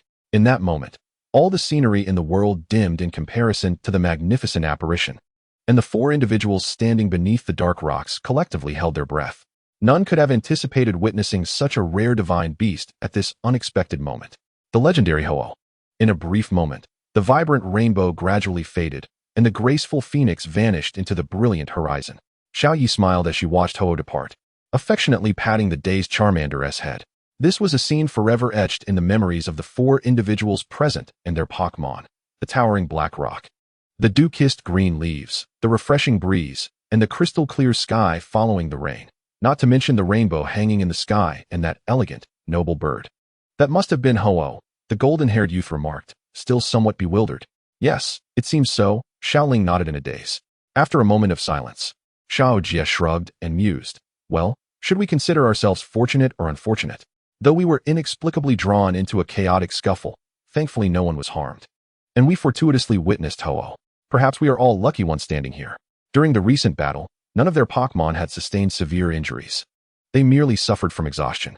Utilizing specialized healing items for Pokémon in conjunction with orange berries to restore their energies, the four little ones soon regained their vigor.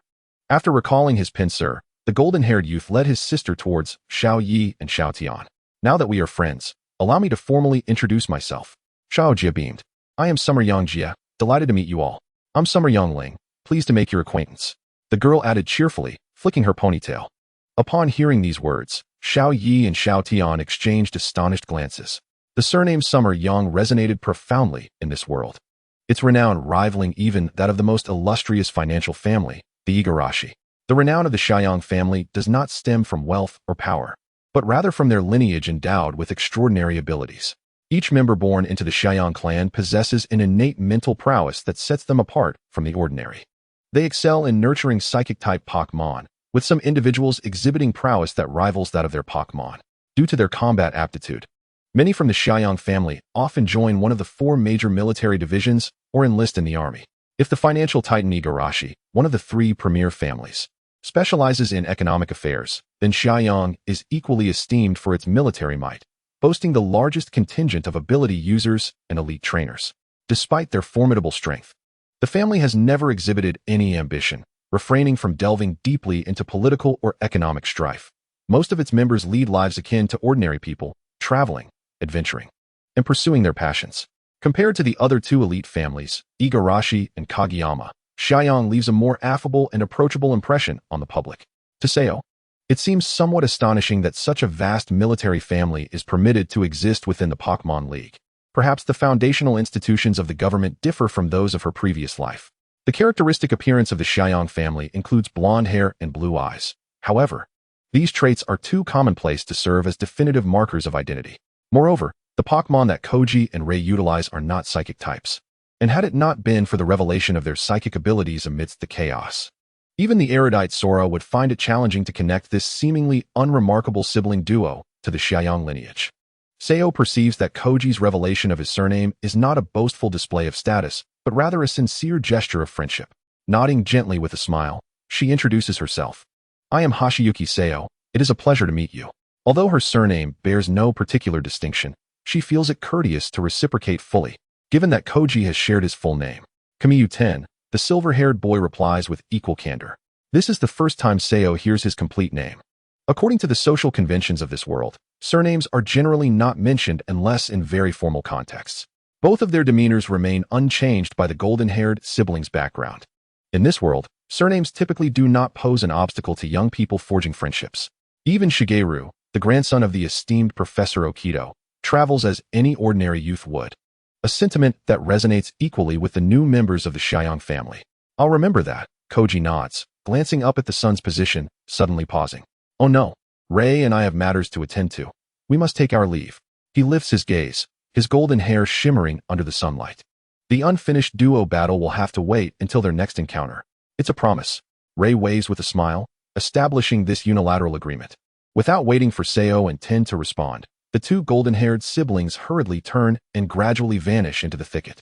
On the first day after departing from Masera town, beneath the darkened oath stone, for fledgling trainers were about to experience a pivotal encounter in their lives. The fine drizzle had smoothed the battle scars surrounding the colossal stone. Buried within the earth, a black bracelet glimmers with a faint radiance, seemingly recounting the harrowing battle that transpired before. Suddenly, young Jia, traversing through the woods, freezes in alarm. He had forgotten to retrieve the mental energy limiter. The raven-haired boy, panting heavily as he runs through the forest, finds his pant legs caked in mud, obscuring their original color. Hang in there, Pikachu. I'll get you to the hospital right away. The boy's voice is laced with urgency as he clutches the battered yellow electric mouse tightly, dragging his weary feet with all his strength towards the Pokémon Center. As a novice trainer embarking on his journey, Ash's luck is decidedly unfortunate. He inadvertently angered a flock of Spearow, resulting in his Pokémon, Pikachu, sustaining severe injuries. A consequence of the trainer's own recklessness. In contrast to the main character Ash, Xiaoya finds herself in a much calmer situation. Although she too had battled a multitude of wild Pokémon, no one was gravely injured. Her Charmeleon, having devoured several orange berries, has regained its vigor, energetically flicking its flame-tipped tail.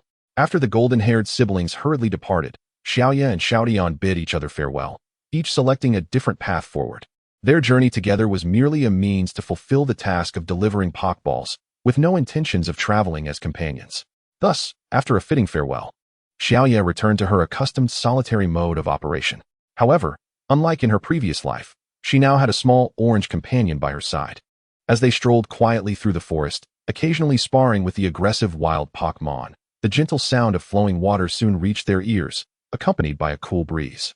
This river, known as the Clear Water River, meanders through the woods between Masera Town and Tokiwa City, flowing eastward into the sea. Not far from Masera Town, Xiaoya and her Charmeleon had visited this place 6 months prior.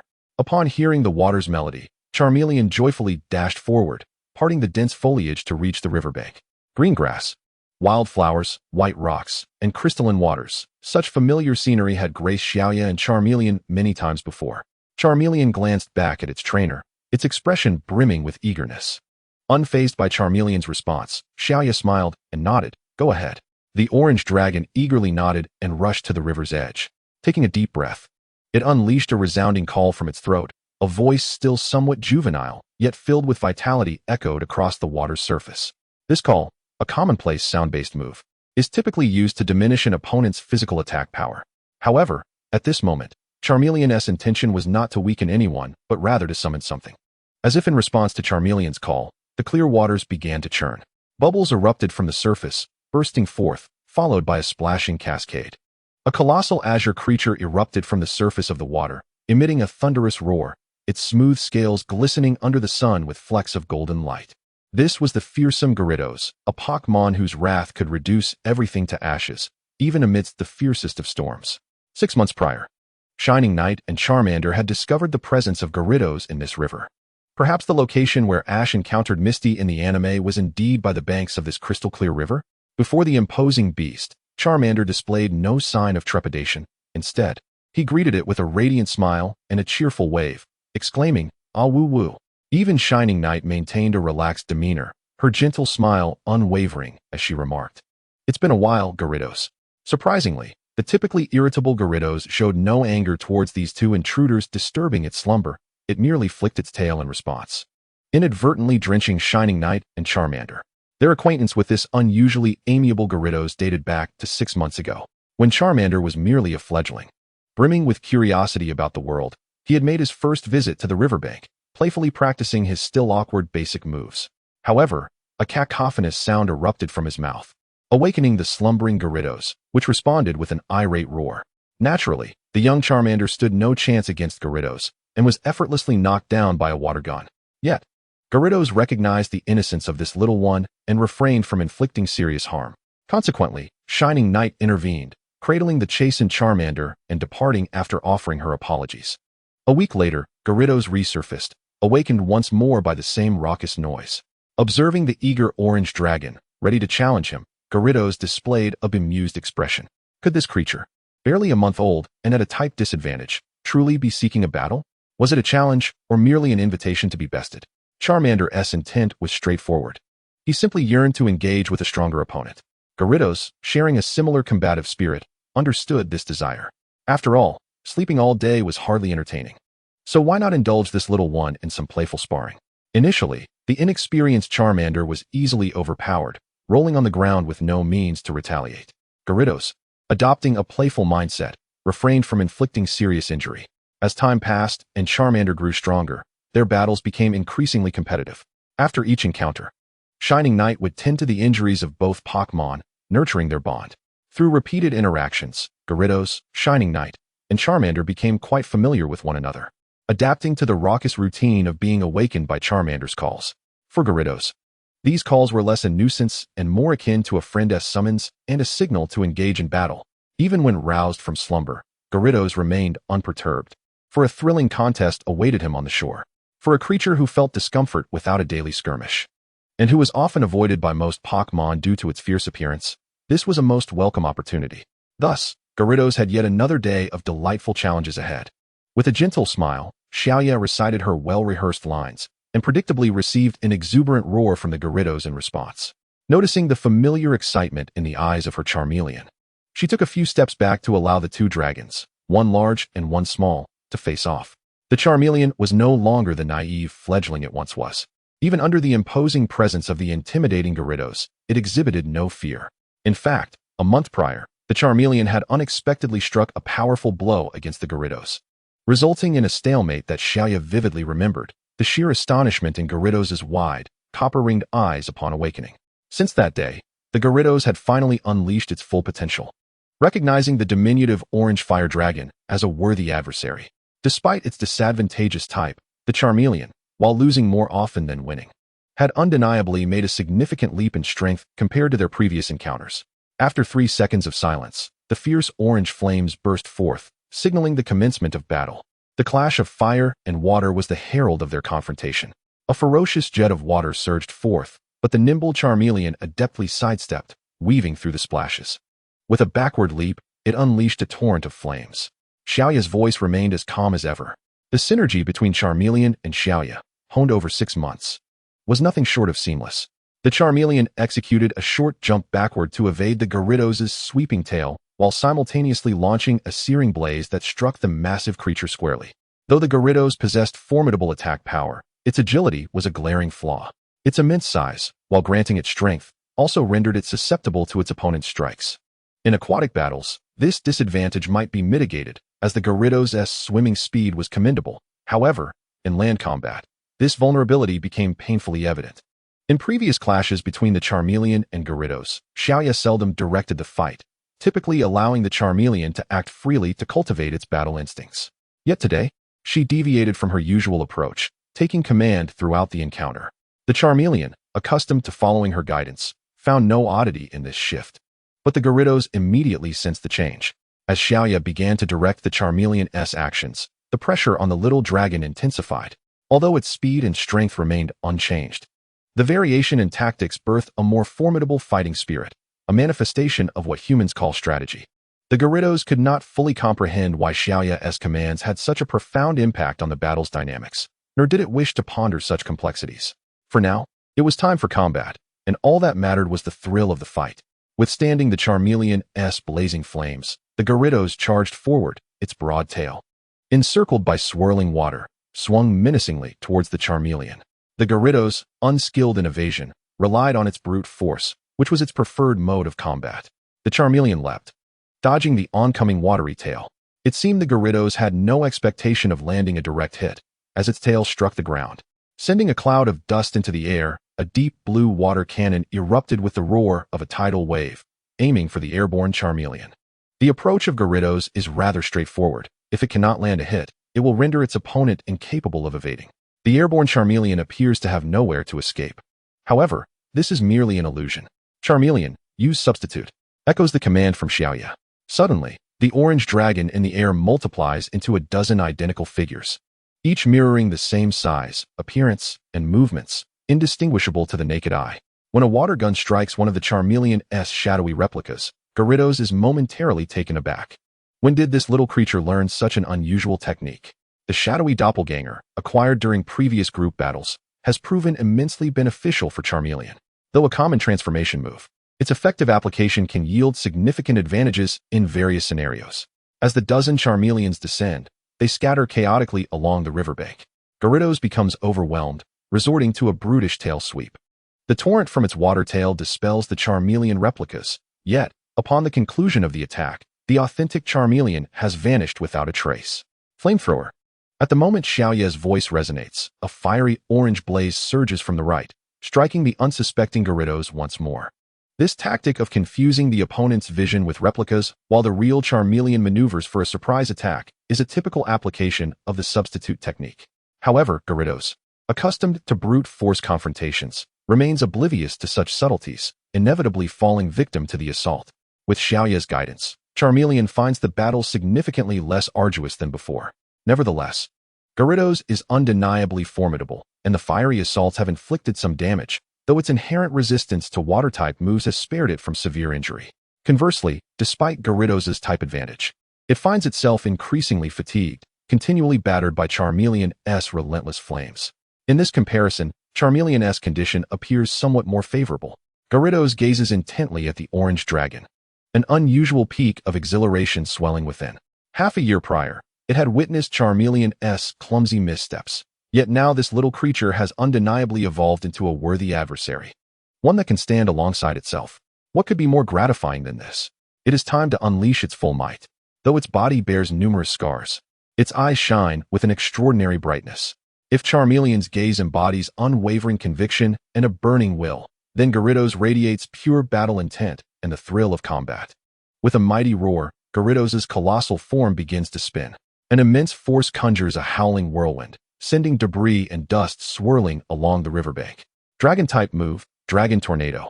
Although Gyarados does not possess the Dragon type, it has always excelled at this maneuver, wielding it with the same ease as its water gun.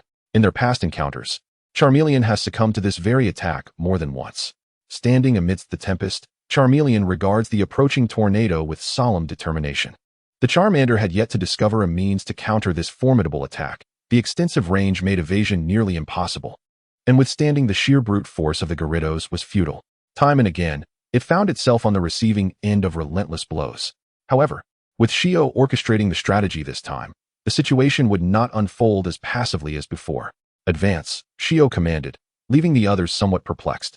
How could one move forward when a tornado loomed ahead? Yet, without a trace of hesitation, Charmander boldly surged forth, plunging into the tempest's grasp.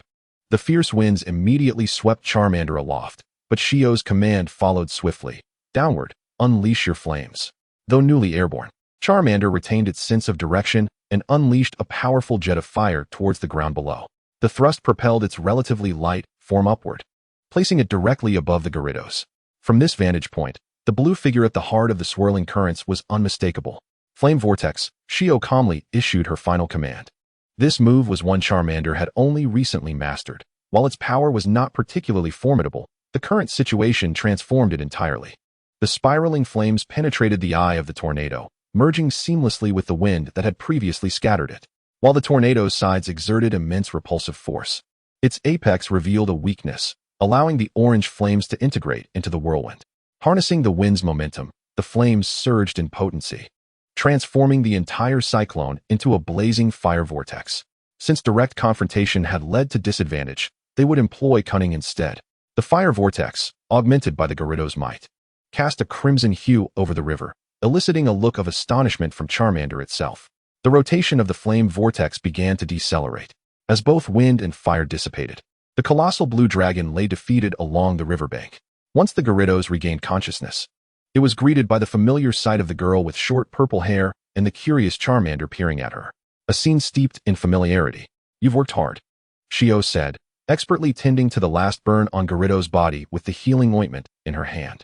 Initially, even when injured, the Gyarados had vehemently resisted Xiao's approach. After all, its nature was inherently volatile and suspicious. However, after 6 months of companionship, it now bore no ill will towards her, making acceptance of her post-battle care a customary occurrence. It was indeed remarkable that such a ferocious creature would allow a human, not its trainer, to touch it. Perhaps another reason lay in Xiao's appearance. which exuded no threat whatsoever. As a water-type Pokémon, Gyarados possessed high resistance to flames. It had merely lost consciousness under the intense heat of the fire vortex, suffering only minor injuries. Soon, the treatment was complete, yet this time, Shio did not bid farewell as she typically would. After stowing away the ointment, she looked up at Gyarados and declared, "Gyarados, I am now a trainer." The Gyarados paused, momentarily taken aback by her words. The profession of Pokémon trainer is one that the Gyarados is quite familiar with, a group of individuals who utilize an item known as a Pokeball to capture wild Pokémon, traveling and battling alongside them. It has observed Pokémon in the river being encapsulated in the red and white spheres, disappearing from sight. Many humans have attempted to throw such a ball at it, but all have been met with a fierce rejection. Gyarados does not inherently oppose the idea of partnering with humans. On the contrary, it welcomes the opportunity to become stronger and to engage in battles with formidable opponents. However, this is contingent upon the human proving to be sufficiently powerful. Gyarados is resolute in its refusal to obey commands from those it deems weaker. As such, when Shinya, with a smile, produced a Pokeball to express her intentions, the question arose, would Gyarados consider becoming their partner? Gyarados, reliable in strength and fervent in combat, would be an exceptional addition. However, after half a year of companionship, Shinya and Charmander had already regarded Gyarados as a friend, and should Gyarados not wish to be captured, Shinya would never impose. The blue Leviathan pondered for a moment, shaking its head. Having just experienced the prowess of Shinya and Charmander, Gyarados found the humans somewhat agreeable, leading to a swift decision. True to its nature, Gyarados did not hesitate. It extended its colossal head, its fearsome jaws and sharp teeth magnified before Shinya, then gently nudged the Pokeball she held. In an instant, Gyarados transformed into a beam of red light, surrendering without resistance into the sphere. After a brief tremor, the Pokeball settled into silence, revealing a glimpse of the blue creature comfortably nestled within. This was the first Pokémon that Shinya had captured with her own hands, and the process unfolded even more smoothly than she had anticipated. Charmander appeared equally elated, its tail flame burning brighter than usual. Initially, Shinya had intended to capture a Rhydon from the mountains behind Masera town. Unfortunately, her timing was off, and another trainer had already claimed the creature. Yet, despite missing out on Rhydon, capturing the familiar Gyarados felt like a stroke of luck. "Please take care of me, Gyarados," Shinya murmured softly to the Pokeball with a smile. Having successfully captured her first partner, she wandered through the forest for a while as the sun gradually dipped toward the horizon. Seizing the opportunity before dusk, Shinya made her way directly to the nearest city, Tokiwa City, located on the opposite side of the forest. Tokiwa City, situated in the western region of Kanto, is the largest city closest to Masera town. The city is characterized by a vibrant green palette, symbolizing growth and vitality, and is famously known for its lush, eternal greenery. This was Shinya's first visit to a major city in this world. Unlike Masera town, Tokiwa City sprawled extensively, with towering buildings visible in every direction. Despite this, the city does not appear crowded. Vast expanses of greenery and buildings in harmonious color schemes complement one another, creating a delightful sense of unity between the natural environment and architectural culture. Upon entering the city, Cheyenne first located the Pokémon Center, where she entrusted her Pokeballs containing Charmander and Gyarados to Nurse Joy, while casually observing the ceiling, which had been blown out, leaving a gaping hole. Undoubtedly, this was the handiwork of Ash and Pikachu. Arriving a bit late, Cheyenne missed the clash between Ash and Team Rocket. However, merely gazing at the disarray in the lobby provided a glimpse into the chaos that had ensued. The police had responded swiftly, and the Pokémon Center had since restored order. After exchanging greetings with Ash, who was deep in thought about compensating for a bicycle, Cheyenne proceeded to the front desk to check in. Thankfully, Pikachu had not also lifted the roof of the dormitory. The rooms at the Pokémon Center are provided free of charge for trainers, requiring only the presentation of a trainer's license from the Pokédex. Though the room was modest in size, it was impeccably tidy, more than sufficient for a single occupant. Thus, Cheyenne spent her first night on her journey peacefully and ordinarily in the dormitory of the Pokémon Center. In contrast to Ash's tumultuous first day of travel, Cheyenne's experience was rather mundane. She had already mapped out her future itinerary, which would closely follow Ash's path, aligning with the familiar storyline of her previous life. In the city of Kanto, there was a gym, but upon a brief visit before resting, it appeared not yet operational. Consequently, Cheyenne did not intend to linger in Kanto for long. She planned to depart after purchasing essential travel supplies the following morning. The next leg of her journey would take her to the Kanto forest and then to Pewter City. On the morning of January 2nd, Cheyenne rose early to collect her Pokémon and left the Pokémon Center. According to her plan, she would spend an extended period in the Kanto Forest to train her Pokémon in preparation for the Pewter Gym. Therefore, she needed to procure ample supplies that morning, including Pokémon food and healing items, especially with the addition of a Gyarados, which had an appetite equivalent to 10 Charmanders. Fortunately, she had managed to save a considerable amount from the funds provided by the League, preventing her from falling into poverty. After completing her shopping, as she exited the store, Cheyenne noticed a large crowd gathered at the street corner, pointing excitedly at a massive billboard suspended on the side of a building. Occasional shouts of excitement from the youths reached her ears. Was something significant about to occur? Cheyenne looked up at the billboard, where a prominent line of text was flashing. The renowned elite battle team, Dragon's Fong, will hold a performance match in Kanto. Growth record card, Gyarados joins the team. Team members, 2 Charmander, Gyarados. Era of transition. The team is the beacon of light. This term, though never mentioned in the original anime, is widely recognized in this world. The concept of a battle team was introduced over 2 decades ago by the then chief investigator of the League. A battle team refers to a small unit consisting of 10 to 20 individuals, each member proficient in one or multiple combat techniques, such as direct assault, support, reconnaissance, and, crucially, medical assistance. Unlike conventional squads, these teams exhibit comprehensive capabilities and exceptional mobility, primarily composed of elite personnel, resulting in formidable overall strength. Typically, military forces categorize personnel into auxiliary teams, assault teams, or medical teams based on their functions, coordinating through the directives of a commander. In contrast, a battle team integrates various roles into a single unit, effectively functioning as a miniature army. In large-scale operations, battle teams often serve entirely different purposes compared to standard military units.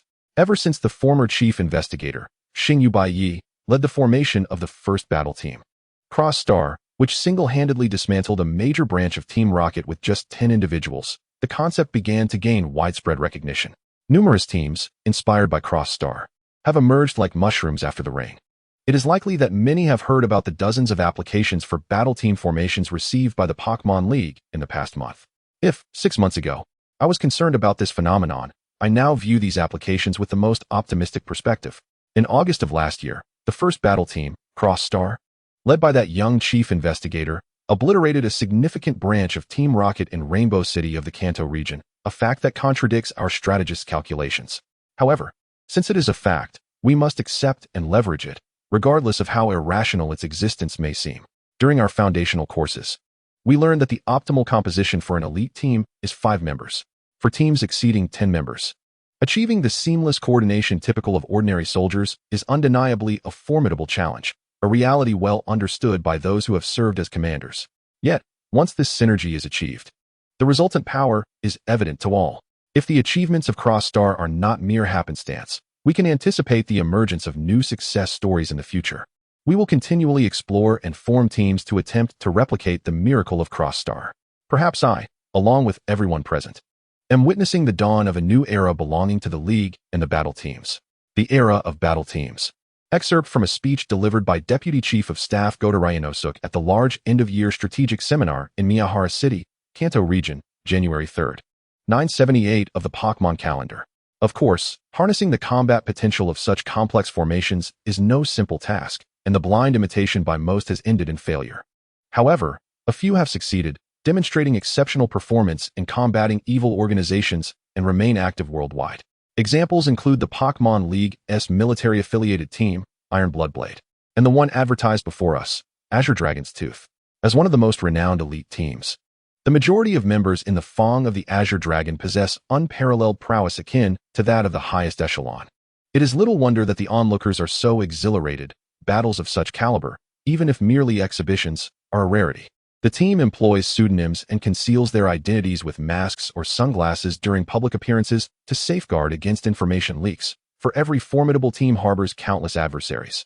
And revealing their true identities could invite unwarranted troubles.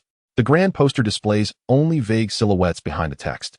Perhaps the enigma surrounding the team is one of the reasons for the fervent admiration they receive. Xiaoya stepped forward and glanced at the date on the advertisement, January 8th. This indicated that, in a week's time, the illustrious team would arrive in the city of J-Ban. After a moment's contemplation, she resolutely decided to disregard this announcement. Waiting idly for a week seemed an extravagant waste of time. 7 days were ample to traverse the J-Band forest and challenge the Nibby gym. The prowess of the top-tier experts felt insurmountable for a newcomer like her. It was wiser to continue her journey at her own pace. As for the exhibition match, watching it live on television a week later would suffice. Let us go, Charmeleon, Xiaoya called to her Charmeleon, which had been staring blankly at the massive advertisement. As she headed toward the exit of J-Band City, perhaps due to the sensational news of the impending arrival of the Fong of the Azure Dragon, the entire city was ablaze with excitement, and many trainers flocked from various locales. The path leading to the J-Band forest had become unusually lively.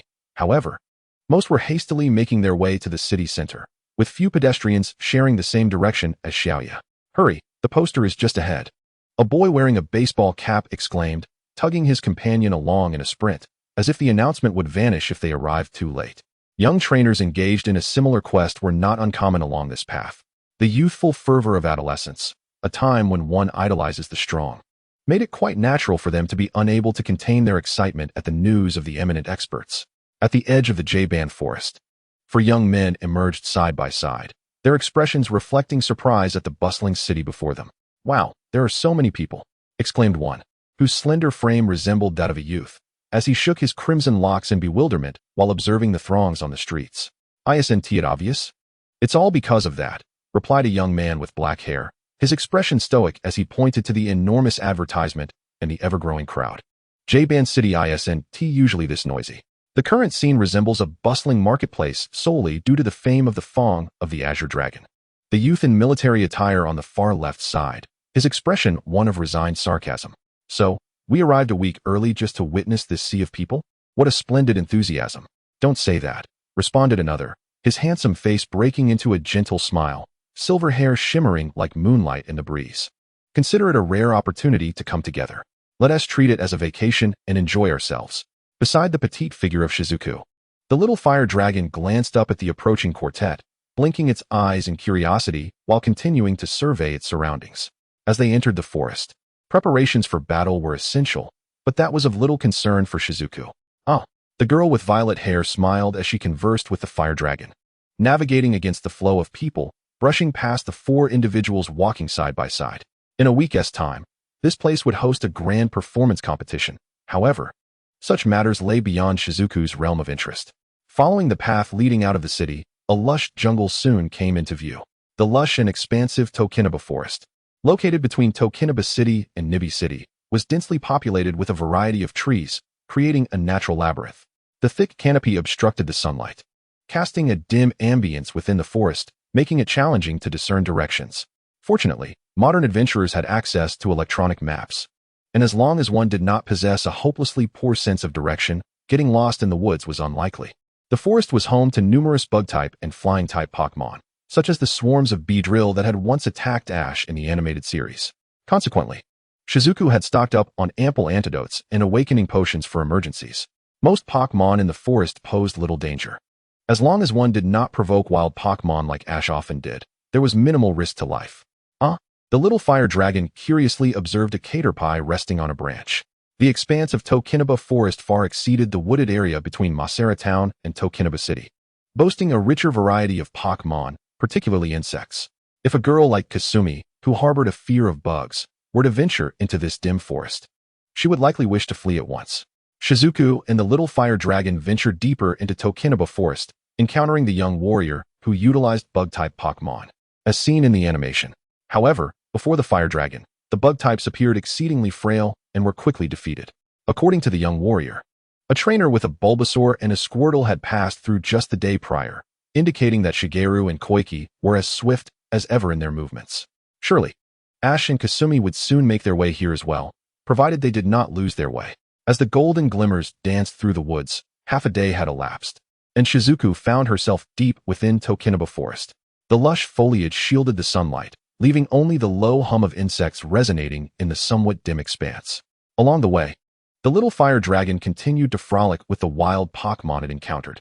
Most of the wild Pokémon in Tokinaba Forest were bug types, and the fire-type little dragon had a natural advantage over them, making battles effortless, although it occasionally found itself afflicted by paralysis or sleep powder, collapsing into unconsciousness. Shizuku had well-prepared remedies for such conditions, ensuring that they faced only minor risks. Meanwhile, The raucous battles of the Gyarados were too boisterous for such a dense forest, leading it to sulk inside its Pokeball. As they pressed forward, the little Charizard caught sight of an unusual splash of color amidst the lush green grass below. Driven by curiosity, it scurried over, parting the foliage to peer in, only to be momentarily taken aback. The urgent cries of the little Charizard grew frantic. Noticing its hurried gestures, Xiaoya also observed the mottled patch of color and quickened his pace. Nestled among the blades of grass lay a small, light brown bird with its eyes tightly shut, its feathers disheveled, marred by a particularly vicious wound on its back. Kneeling down, Xiaoya gently lifted the unconscious Pidgey, assessing the extent of its injuries. Aside from the prominent gash on its back, there appeared to be no other visible wounds, suggesting it had likely been ambushed by some Pokémon from behind. Although the injury was not critical, neglecting it could pose a grave risk to its life. Aware of the concerned gaze from the little Charizard, Xiaoya nodded reassuringly and retrieved a healing potion to treat the Pidgey. In this world, the efficacy of healing potions was renowned for its immediacy. Moments later, the wound began to mend, and the light brown bird shook its feathers, slowly opening its eyes in confusion. As it awoke, Pidgey was greeted by the oversized, goofy grin of the little Charizard. Turning its head, it spotted a young human with purple hair standing nearby, holding a spray bottle. Pidgey blinked in bewilderment, struggling to comprehend the situation.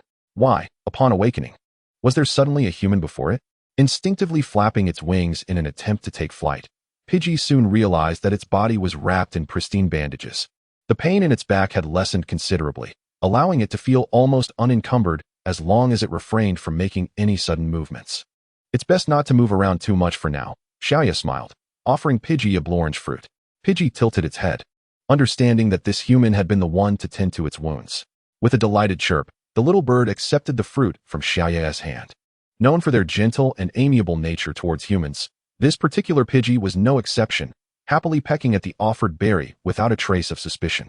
However, at that moment, both Xiaoya and the little Charizard suddenly shifted in demeanor.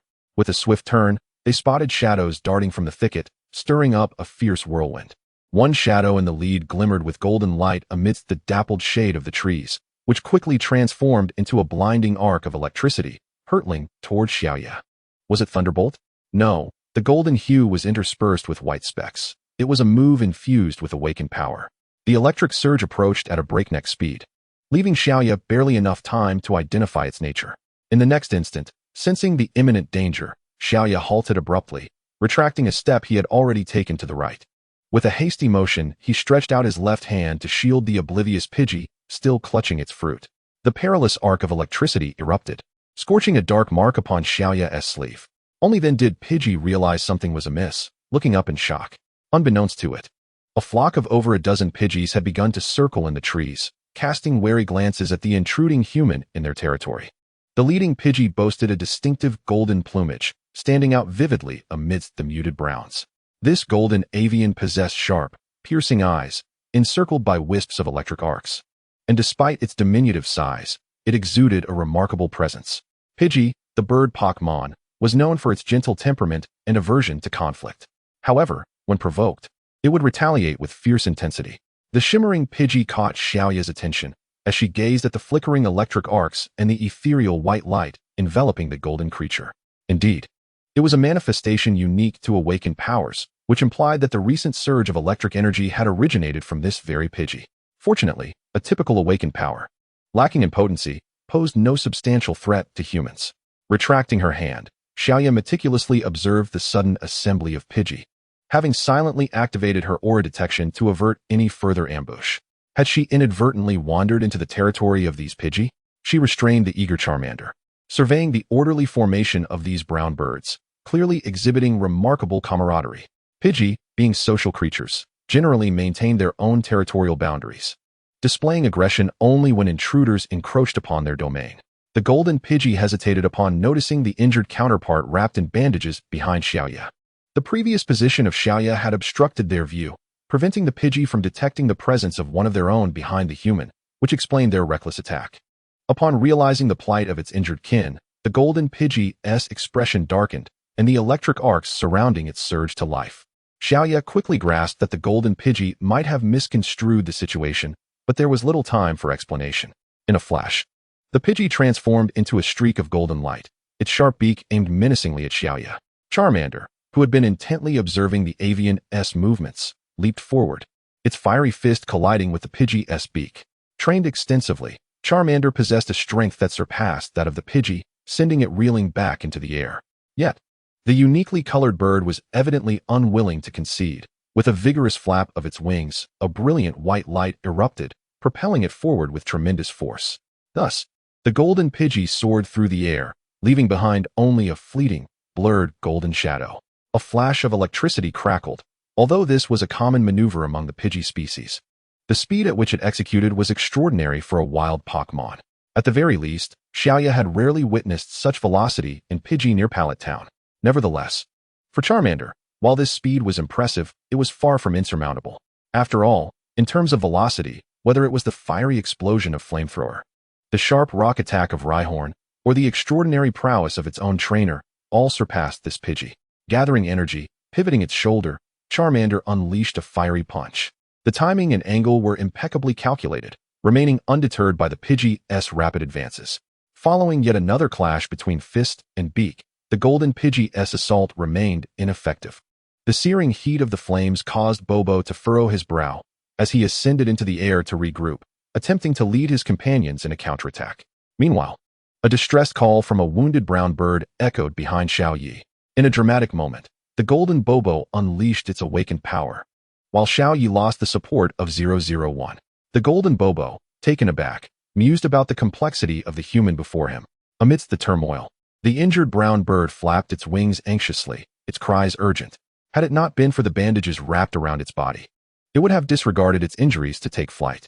Bobo understood that his kin must have misconstrued the cause of his wounds, believing them to be inflicted by this human. Recently, a bothersome gang of fiery sparrows had been encroaching upon their territory, escalating tensions and prompting the birds to resort to forceful expulsion. The injuries Bobo bore were the result of a surprise attack by these sparrows. However, the human aiding his recovery was genuinely kind, and Bobo wished to prevent any conflict between him and his companions. Desperately, the injured Bobo endeavored to clarify the situation to his allies.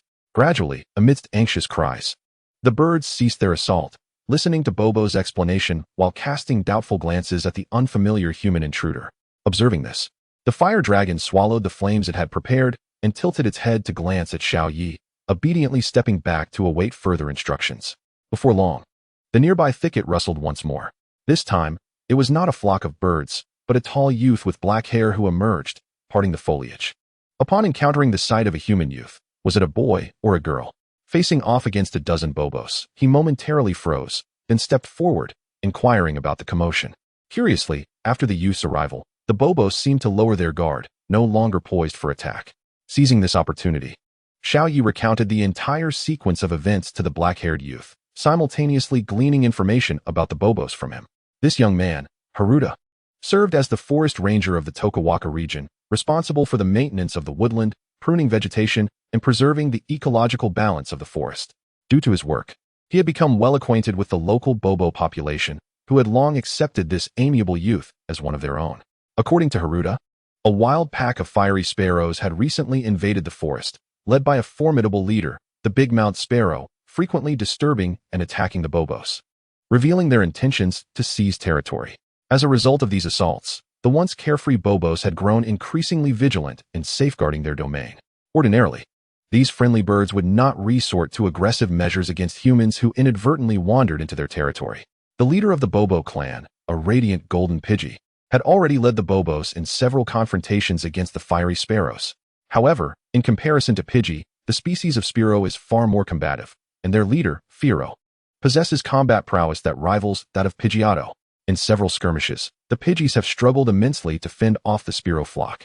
Harada is deeply anxious about this situation. However, as an ordinary person without Pokémon, he feels powerless to assist the Pidgeys. While chatting, Sayo accompanies Harada to his residence with an injured Pidgey. After resting for about half a day, the Pidgey's injuries have nearly healed, and it happily flaps its wings, landing on Sayo's shoulder and emitting a series of cheerful chirps. It is expressing its gratitude to you. Harada chuckles softly. Mr. Harada, can you understand Pokémon language? Sayo inquires, slightly taken aback. The young man with black hair chuckles and shakes his head. How could I? It's just that after spending so much time with them, I can roughly guess their thoughts. Perhaps Harada's passion for his profession and the creatures of this forest resonated with the Pidgey, as the birds share a remarkably close bond with him, extending their complete trust to this forest guardian. After Harada assured them that Sao meant no harm, the Pidgeys also lowered their guard. The most conspicuous golden Pidgey perched beside Sao, glancing at the charred marks on her sleeve with a hint of guilt, cooing softly. The golden Pidgey recognized that Sao had been injured while attempting to shield an injured Pidgey from an attack. It realized it had acted too rashly, misjudging Sao's intentions, and impulsively retaliated, causing harm. Had Harada not arrived in time, the situation might have escalated further. Don't worry about it. It's nothing to be concerned about, Sao reassured with a comforting smile, understanding the golden Pidgey's sentiments. A mere spark of electric-type energy would hardly inflict any real harm on a human. After all, Ash, who frequently endured Thunderbolt, remained lively and unscathed. Tentatively extending her hand, she gently stroked the golden Pidgey's head. The Pidgey did not flinch, but rather accepted the human's affection with grace. Curious about this shiny Pidgey, Sao asked Harada for more information. According to him, this golden bird is the leader of the flock, the son of the yet-to-be-seen shiny Pidgeot. As the core of the hundreds of Pidgeys, the shiny Pidgeot possesses extraordinary strength and is undoubtedly the strongest among them, the only one capable of contending with Fiero. One of the skills the shiny Pidgeot excels in is the awakening power, which happens to be of the electric type. Though the electrical discharges it emits are not particularly strong, they are highly effective against the Spearow, which share the flying type. And this is a primary reason why Pidgeotto can engage Fiero in a stalemate despite being at a disadvantage in speed and strength. As the son of the flock's leader, the Pidgey has inherited some of his father's traits, golden feathers, and the electric type awakening power. However, compared to his father, the Pidgey's strength is still limited, and its combat abilities fall far short of that of the clan's leader. Although not a Pokémon trainer, Harada, as a forest ranger, possesses extensive knowledge about the Pokémon residing in the forest and is well aware that electric types have an advantage over flying types. Harada couldn't help but worry about the physical well-being of the two radiant birds constantly engaged in electric battles. He even took them to the Pokémon Center for a checkup. The results revealed that these Pokémon indeed contained a small amount of electricity. However, the awakening power was relatively mild and posed no harm to them. With that reassurance, Harada felt a sense of relief.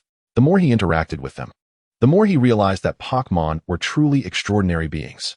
At this point, Harada sheepishly scratched his head, admitting that he had considered the possibility of capturing that toucan, which might prevent the aggressive Spearows from attacking the Pidgeys. Following Harada's gaze, one could see a pile of discarded Pokeballs in the corner of the cabin.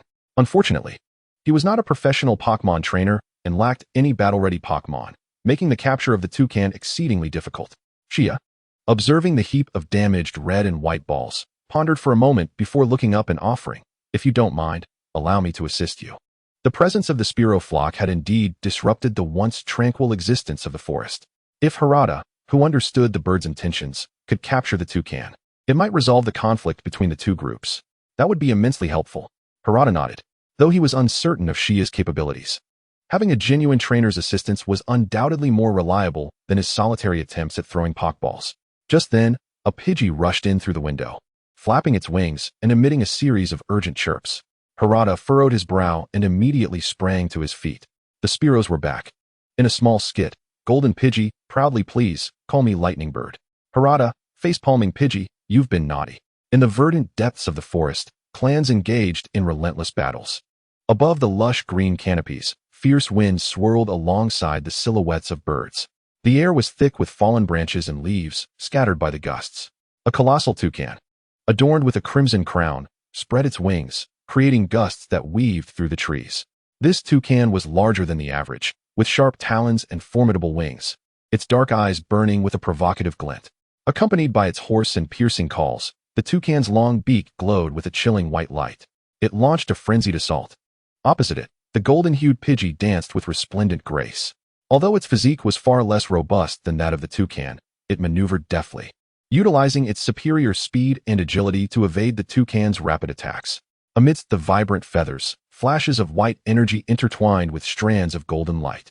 The battle between the Pidgey and the toucan, which had raged for nearly a month, continued unabated. Behind the two leaders, flocks of Pidgeys and Spearows had already become embroiled in chaos.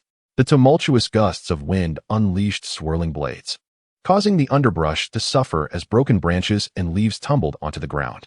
Amidst the cacophony of chirps, the golden Pidgey soared, its form transforming into a sharp sword as it darted toward the toucan, arcs of electricity dancing around it. The toucan has always been exuding unwavering confidence in contests of strength. With a powerful peck, its sharp beak clashed violently against the opponent, a Pidgey, in midair. The golden white arcs of electricity crackled ominously, leaving the toucan with a tingling sensation, impairing its full potential. Seizing the moment, the Pidgey left a white mark on its adversary before retreating swiftly to scout for another opportunity to strike. Although the Pidgey was no match for the combative toucan in terms of strength and stamina, it managed to hold its ground against the enemy through sheer speed and the ability to manipulate electricity. However, the situation was far from optimistic for the Pidgeys, whose inherently gentle nature rendered them significantly weaker than the aggressive sparrows, and they lacked numerical superiority. Had it not been for the Pidgey's relentless support, the Pidgeys would have likely retreated long ago. A brilliant flash of electricity struck a sparrow that was about to attack, granting the beleaguered Pidgeys a moment to regroup and re-enter the fray. Yet, the toucan was no easy opponent. Seizing the fleeting seconds when the Pidgey's focus wavered, it accelerated and launched a fierce assault. The Pidgey, having lost the initiative, could only evade clumsily, inadvertently colliding with the trunk of a towering ancient tree. The toucan's formidable claws rushed towards it, but halted just inches from the Pidgey. Another golden streak of light pierced the air, the shockwave from the electric strike forcing the toucan to retreat slightly, its attack thwarted. "I made it just in time," Rhydon exclaimed, halting to gaze skyward. The golden Pidgey had arrived at the perfect moment to assist its father. Shia stood firm, clutching a Pokeball while surveying the battleground. With both factions nearly equal in number, neither side could rely on sheer force of numbers. Yet, the overall combat capability of the Pidgeys fell short against the naturally belligerent sparrows. It was only through their long-standing camaraderie and the support of their leader, the Pidgey, that they managed to hold on thus far. The leader's strength was comparable to that of the toucan, making one-on-one combat feasible. But multitasking to assist its kin proved overwhelming. As the Pidgey prepared to pursue, it was suddenly struck aside by the toucan's powerful wing. Although this leader's offspring displayed a slightly greater aptitude for battle than ordinary Pidgeys, the disparity with the opposing leader was insurmountable in terms of both strength and stamina. The electric strike merely served to delay the toucan's advance, failing to inflict any substantial damage. As the Pidgey and toucan engaged in a new round of skirmishes, two sparrows quickly entangled themselves with the golden Pidgey, preventing it from interfering with the battle of their leader. Given the Pidgey's capabilities, it could only rely on speed to evade defeat against its two adversaries, unable to break free and helplessly watching as its father began to falter. Below, Shia released a Charmander. The Gyarados' attack radius was too vast, posing a risk of harming allies in such chaotic skirmishes. Thus, only the Charmander's abilities could be utilized. To conclude this battle, the enemy leader, the toucan, was undoubtedly the primary target for a breakthrough. However, the elevated positions of the two leaders made it exceedingly difficult for the little fire dragon to ensure both the potency and accuracy of its skills, even at great heights. Any inadvertent harm to its allies would be a grave miscalculation. Thus, only this method remained. After surveying the entire battlefield, Little Knight formulated a tactical plan in her mind. Little fire dragon Ember. With this succinct command, her fingertip pointed towards the two fiery sparrows flanking the golden Pidgey. The combat positions of the Pidgey and the largemouth sparrow were too high to reach, yet the Pidgeys and fiery sparrows were not soaring at such altitudes, making them a more manageable target for the little fire dragon. The Ember, though weaker in power, was launched with remarkable speed, soaring upward in an instant and searing one of the fiery sparrow's wings. The fiery sparrow, inexplicably ignited, turned in anger to see a swath of orange sparks below. Hastily flapping its wings to evade further damage, its unfortunate companion was not as lucky, receiving a face full of the scorching embers. The little fire dragon demonstrated commendable precision in controlling this elementary fire skill, as the rain of sparks did not graze the Pidgeys in the slightest. The Pidgeys, momentarily taken aback by the unexpected support, gazed in astonishment at the little fire dragon and Little Knight, forgetting to capitalize on the opportunity to ambush the fiery sparrows. Scary face. Yet again, this was a command of utmost simplicity. This was a somewhat obscure skill rarely utilized by the little fire dragon, but it had not forgotten its application. The orange dragon contorted its visage into a fierce grimace, momentarily immobilizing the two fiery sparrows. However, the intimidation induced by the scary face lasted but a second, as the flicker of fear quickly morphed into rage. First, the little fire dragon had launched an ember attack. And now it displayed such a mocking expression. This was nothing short of blatant provocation to the fiery sparrows. How could these hot-headed creatures possibly swallow their pride? They abandoned the Pidgeys, shrieking in fury as they charged towards the little fire dragon. As anticipated by Little Knight, she promptly issued her prepared command, Flame Vortex. The little fire dragon immediately comprehended, summoning a torrent of flames that spiraled upward, forming a vortex-like wall of fire that ensnared the two fiery sparrows. This persistent skill possessed considerable binding power, rendering even the combative sparrows unable to break free immediately. Meanwhile, Little Knight turned her gaze towards the Pidgeys pursuing the fiery sparrows. Would you care to collaborate with me for a moment? She raised her right hand, gesturing towards the red-crowned large bird atop the treetops. Let us bring that formidable creature down. Little Theater, the orange dragon donned a fearsome expression, temporarily paralyzing the two fiery sparrows. Fiery Sparrow, still shaken by the heavens. I've never witnessed such an ugly face in my lifetime. The voice that guided the reversal of thunder was amidst the swirling flames. As the orange little dragon fiercely engaged with the two fiery sparrows, a single flame vortex was far from sufficient to diminish the fiery sparrow's fighting spirit, once liberated. The two birds swiftly dove down, launching furious attacks upon the little fire dragon. The well-trained Charmander remained composed, skillfully evading the pincer attack from two Spearows with a deft backward leap, its fists enveloped in flames as it commenced its counteroffensive. Charmander's combat style epitomized an aggressive approach. After deftly dodging incoming attacks, it unleashed its formidable power to dominate the battlefield. Although its inability to fly was a notable weakness, it appeared far more formidable amidst the swirling crimson flames than the two Spearows. The Golden Pidgey, agile and adept in aerial combat, matched Charmander's speed. Yet its most significant drawback lay in its lack of potent offensive capabilities. Its strikes, whether through collisions or brief bursts of electricity, were limited in power, and its grasp of awakened abilities was still rather rudimentary, making it challenging to swiftly subdue its foes. In contrast, Charmander's flame-throwing and fire punch techniques were undeniably reliable. Endowed with the innate aggression characteristic of fire-type Pokémon, it wielded a superior command over the battlefield compared to Pidgey. As Charmander swiftly subdued the two Spearows, Harada felt a stirring within him.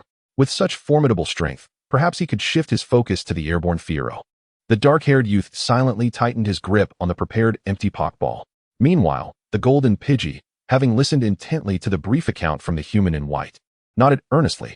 Having inadvertently caused harm, it owed this human a debt of gratitude. Furthermore, if it could indeed assist its father, this endeavor would be well worth the effort. Please, Koya's tone was earnest. Without the ability to fly, Charmander could not partake in the battle against the leader. Thus, the outcome relied heavily on Pidgey's capabilities.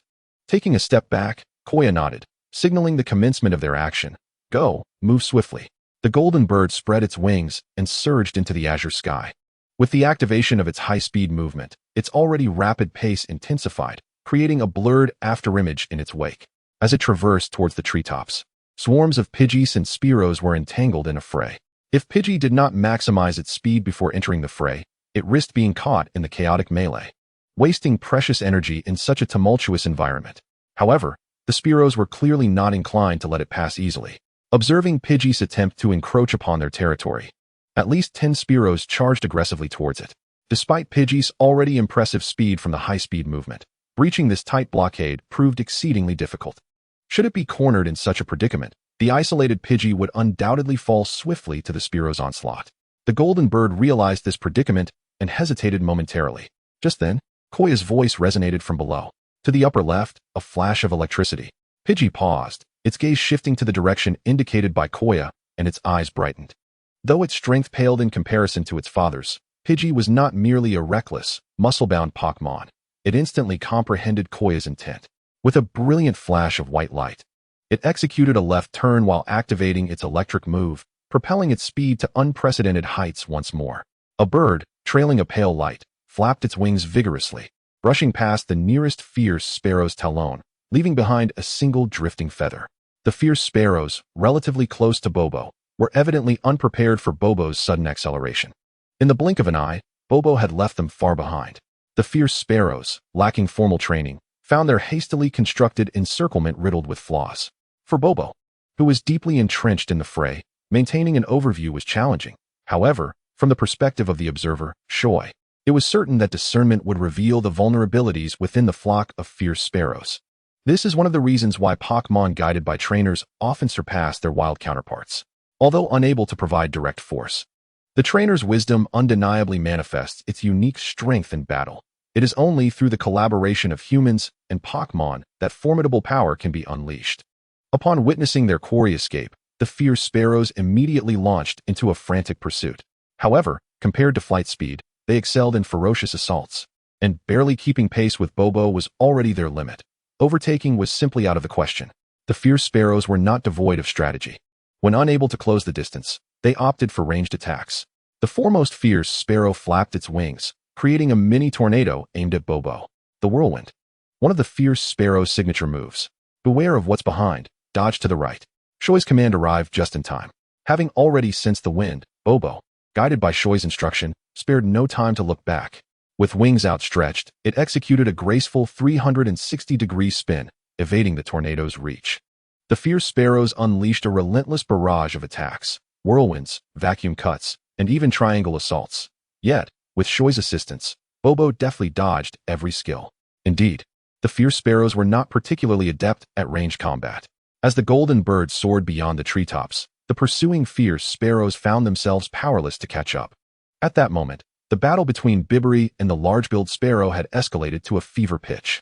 The large-billed sparrow launched continuous fierce attacks, a mocking grin gracing its beak. For the large-billed sparrow, the longer the stalemate persisted, the more advantageous it became. Bibbery, already at a disadvantage in stamina, was further burdened by the need to support its kin, unable to maintain such a situation for long.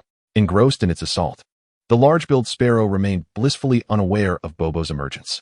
For Bobo, this presented an opportune moment. Silently concealed behind the chaotic foliage, Bobo slipped behind the large-billed sparrow as per Shoi's earlier guidance, its keen eyes fixed on the arrogant red-crowned bird. Shoi, too, was observing the large-billed sparrow's movements. As the frenzied assault commenced, a brief moment of vulnerability appeared at the back.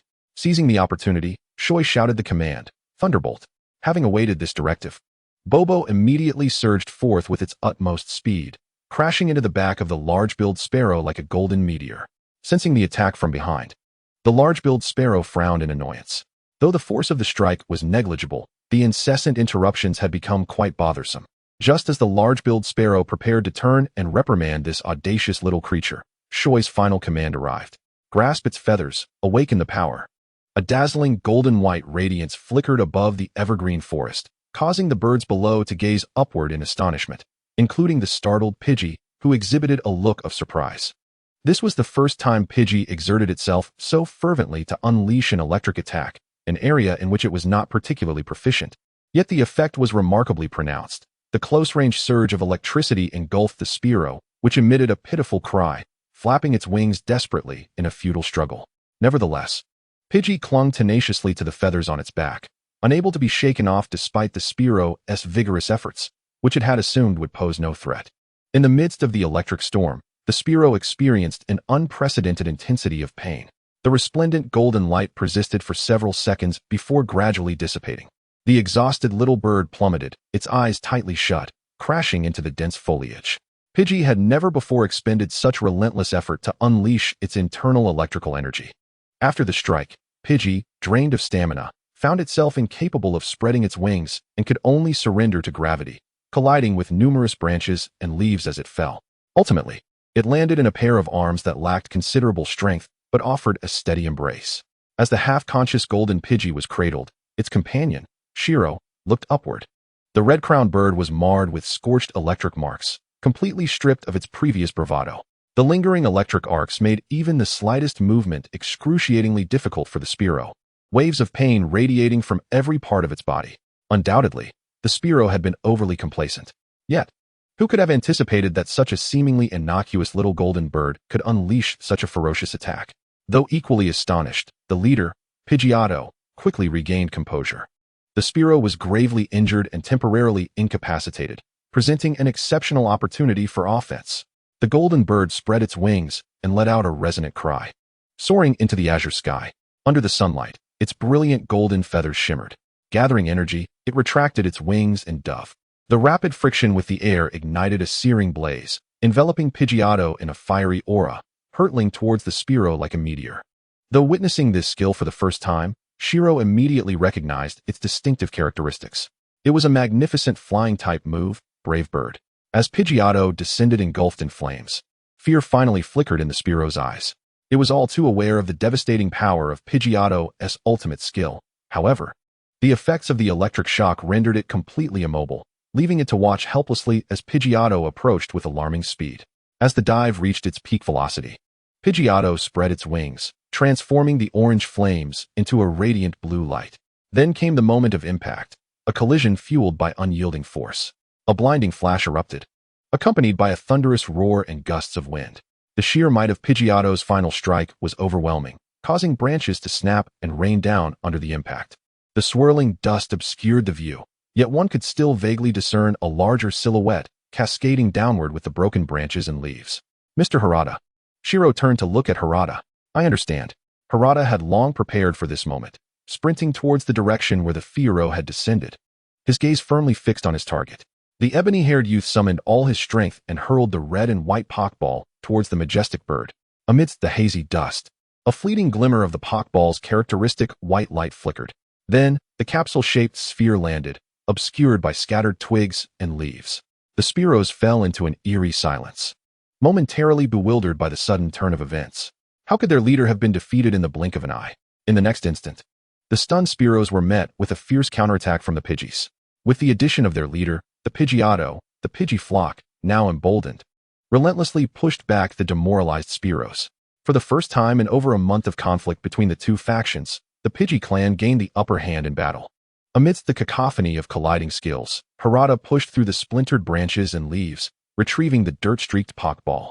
Tentatively shaking it, a look of delight spread across his face. The Pokeball remained silent, devoid of any internal movement.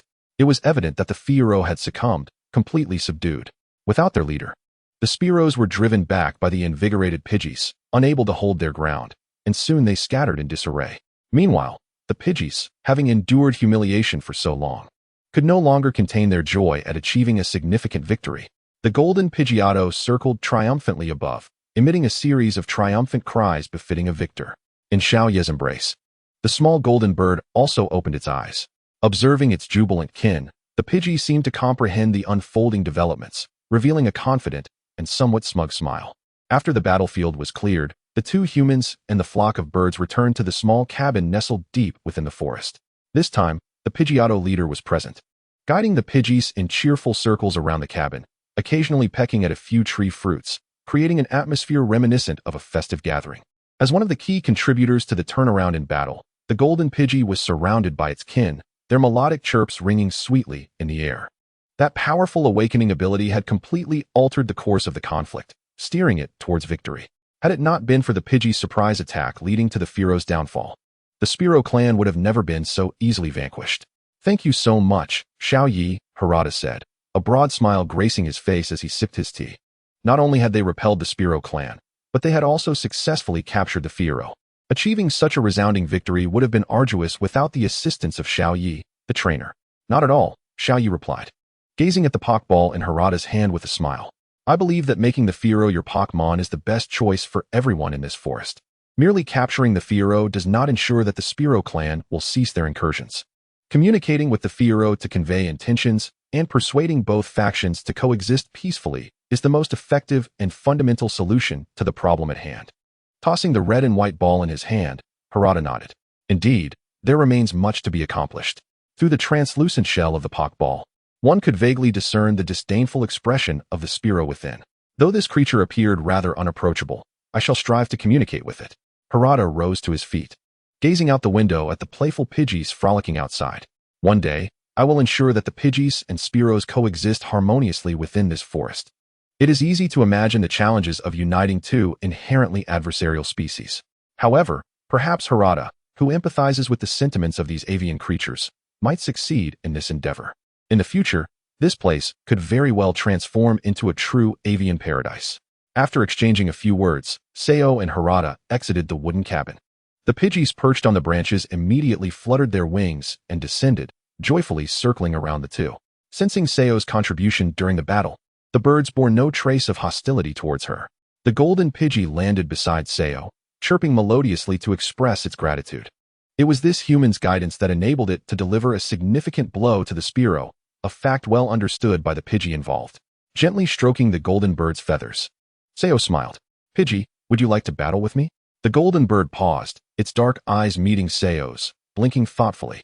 The invitation to battle from a Pokémon trainer could not be more apparent, and even the Pidgey, having had little interaction with humans, grasped its significance. It was an invitation to travel together. Instinctively, the Pidgey turned to glance at its father, while the golden Pidgeotto perched on the eaves, quietly observing its offspring. Traveling with a human? The Pidgey pondered. Perhaps due to youthful curiosity, it harbored no aversion to this unfamiliar life. Many wild Pokémon understood that following a trainer would lead to greater strength. As for the human who extended the invitation, the Pidgey was most struck not by appearance, but by voice. In the midst of the Spearow's relentless assaults, it was this very voice that guided it to evade harm and break through the encirclement. It was this voice that empowered it to deliver a decisive blow that altered the tide of battle. The Pidgey recognized that this seemingly unremarkable human possessed a strength it did not have. If it were to partner with her, perhaps it could indeed become stronger. Yet, embarking on a journey meant leaving its homeland, departing from its kin, and parting ways with the friends it had lived alongside. The Pidgey, feeling somewhat conflicted, cast its gaze upon the leader of its flock, its wise and powerful father. Observing the Pidgey's moment of uncertainty, the Pidgeotto curled its beak into a slight smile. As a father, how could it be oblivious to its son's thoughts? With a flap of its wings, the Pidgeotto emitted a low call, its demeanor resolute. What manner of hesitation is this, my son? If you wish to grow stronger, then embrace the journey ahead without reservation. Inspired by the encouragement from his father, the little bird nodded solemnly. With wings spread wide, it soared into the sky, its gaze sharp and its vibrant cry infused with fervent determination. This was Bobo's formal response to Xiaoya's challenge. I accept, he declared, gratitude evident in his tone. Xiaoya smiled and nodded, acknowledging not only Bobo's words, but also expressing her appreciation to the leader of the BB bird. Thank you for your trust. I shall not disappoint your expectations and will ensure that your son grows stronger alongside me. With a flourish, she released a Pokeball, and a vibrant orange dragon materialized in a flash of white light. In their previous battle, Bobo had witnessed the formidable strength of this little fire dragon and understood the challenge that lay ahead. Yet Bobo remained undaunted, ready to face the adversities. With a powerful flap of its wings, Bobo unleashed a dazzling attack. The golden bird summoned all its energy, propelling itself at maximum speed toward the fire dragon. Dodge, commanded Xiaoya. The fire dragon, full of confidence, elegantly sidestepped Bobo's onslaught with a nimble right step. Although Bobo was indeed swift, the rock-sharp claws of the great iron dragon and the fiery onslaught of the flame type were far superior in speed. Hence, evasion was effortless. Bobo's relentless strikes continued.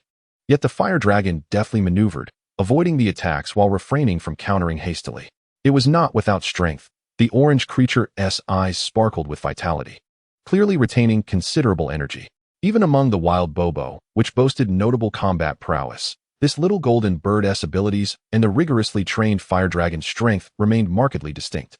For a species like Bobo, which was not particularly adept at battle, the limitations of its offensive capabilities were glaringly apparent.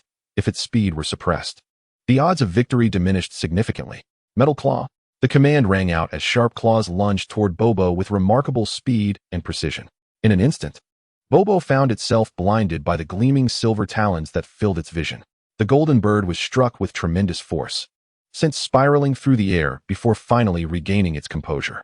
The fire dragon's attack power rivaled that of even the battle-hardened fierce Sparrow, and even without utilizing its fire-type moves, its might was not to be underestimated. As Bobo charged anew, the fire dragon finally ceased evading, swinging its flaming fist for a direct confrontation.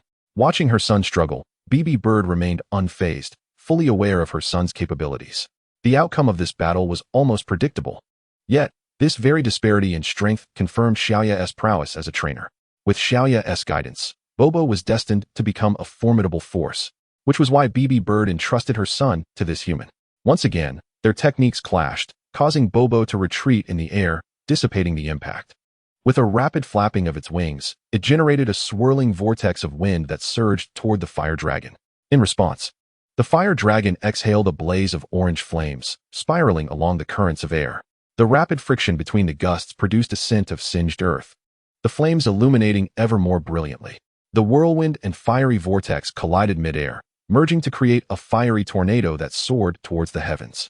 Fortunately, the scarcity of trees near the wooden cabin mitigates the risk of a forest fire.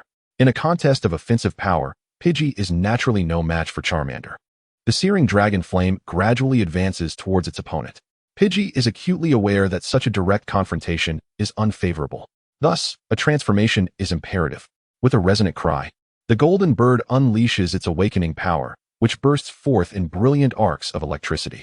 The dragon flame, now devoid of resistance, swiftly engulfs Pidgey, its golden feathers swallowed by an ocean of crimson flames. Yet, in the very next instant, amidst the fading red, a golden light emerges. Crackling currents dance around Pidgey, enveloping it in a shimmering armor reminiscent of gilded steel. Its black eyes now shimmer with the hue of lightning. Radiant and unyielding, it harnesses electrical energy to shield itself from the searing flames, propelling itself through the fiery vortex, a feat achievable only by this Pidgey, adept in the art of awakening power. Gazing at the Pidgey, now clad in its electric armor, as it descends upon him, Charmander breaks into a grin, flames flickering at the tip of its tail. At that very moment, responding to its trainer's command of flame punch, a blaze ignites around its right fist, poised to meet the electrified figure. However, Charmander's seemingly straightforward maneuver is not a mere clash of strength. Step forward, gather energy, pivot, and strike upward. A textbook uppercut connects with Pidgey's jaw. The electric aura dissipates, feathers scatter, and the already weary Pidgey finds it challenging to withstand this powerful blow, hurtled away by the force and collapsing into the soft grass. Unable to rise again. This encounter is not solely a matter of brute force. Even the most seemingly monotonous attack techniques can harbor subtle variations, such as the artistry that Pokémon trainers can conjure. It is over. Lying amidst the blades of grass, Pidgey gazes skyward with a sigh.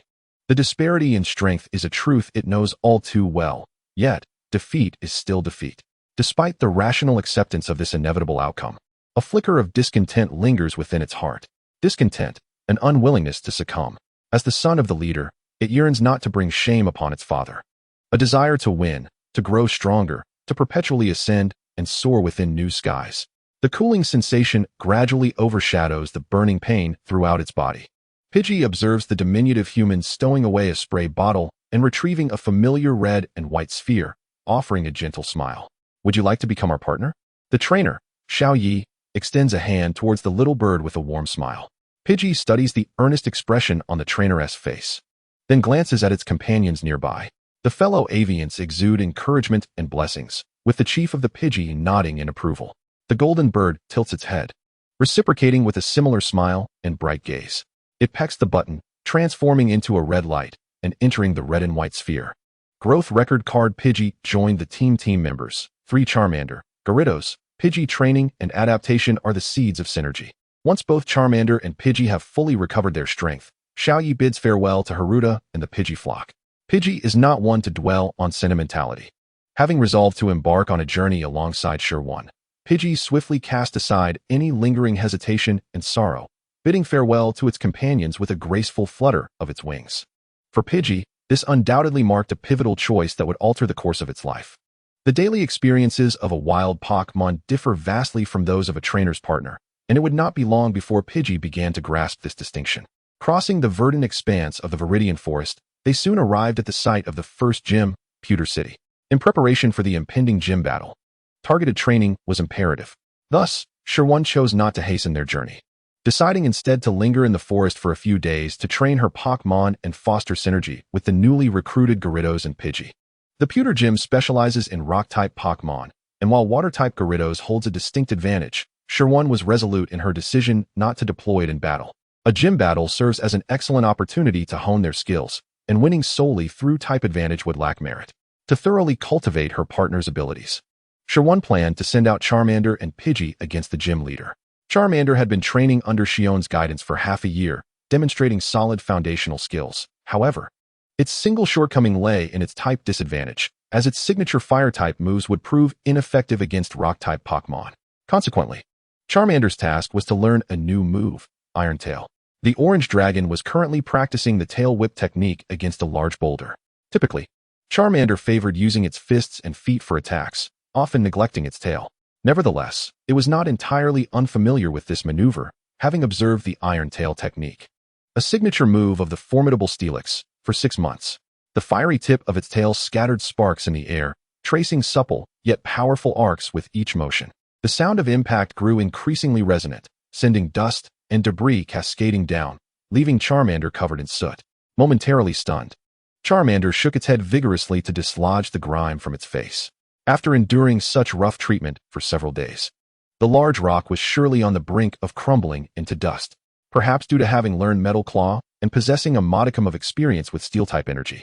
Charmander's training showed marked progress. At times, a faint silver glimmer would flash at the tip of its tail upon striking the rock, suggesting that mastery of the move was on the horizon. Meanwhile, the progress on the other front was less auspicious. Pidgey's aim was similarly to enhance its offensive capabilities by learning Steel Wing, a move effective against rock types. However, before this could be accomplished, Pidgey first needed to bolster its strength. While Pidgey's speed and agility were commendable, its power was a notable weakness, as evidenced by the ineffectiveness of its quick attack against Spearow. Given Pidgey's current level of strength, mastering Steel Wing would prove exceedingly challenging. Thus, focusing on fundamental physical conditioning was the prudent path. Roaring unabashedly, Gyarados unleashed a deep blue water jet, though this time the hydro pump appeared significantly narrower than usual. Its might seemingly diminished. As Bobo soared toward the water column, it vigorously swung its right wing to counter the force of the hydro pump. Though diminished in power, the sheer strength of the Gyarados' attack was still beyond Bobo's capabilities. After a brief stalemate, the golden bird was forced to retreat. However, compared to the initial encounter, where it was sent flying at the first clash, this represented a significant improvement. The hydro pump served as an excellent target for strength training. Yet the Gyarados' role was not merely that of a sparring partner. Indeed, while its offensive prowess was formidable, even outmatching that of a Charmander, its control left much to be desired. Accustomed to a reckless fighting style, it often struggled with the precision of its skills, frequently missing its mark or launching attacks that fell short. In practice with Bobo, the Gyarados faced the additional challenge of not only controlling its power, but also meticulously aiming at its target. A haphazard assault would hardly connect with the agile Bobo. This duo's abilities subtly complemented each other, as they continually learned from one another, transforming their strengths into shared power. The essence of mutual progress aptly encapsulates their training dynamic. Their practice took place in a clearing within the woods, carefully chosen to prevent the Gyarados' skills from wreaking havoc on the surrounding trees. Even so, the initial sessions had resulted in considerable collateral damage among the nearby flora. Thankfully, this area was distanced from the forest's heart, sparing them from attracting the ire of aggressive species like Beedrill. Currently, however, the situation had improved significantly, with the hydro pump no longer being recklessly unleashed, gradually synchronizing with Bobo's flight path. Bobo's slashes gained in power, enabling it to withstand the impact of the water cannon without being immediately sent reeling. Once Bobo could fully absorb the Gyarados' scaled-down hydro pump, it would meet the minimum requirement to master Steel Wing. The Gyarados openly displayed its displeasure at being sidelined from battle, although the specifics of gym battles eluded its understanding.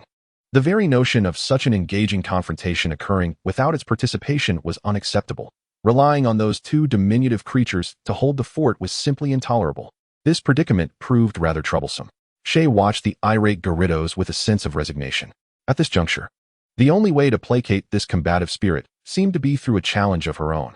"Then, may I take the gym leader's place and engage you in battle?"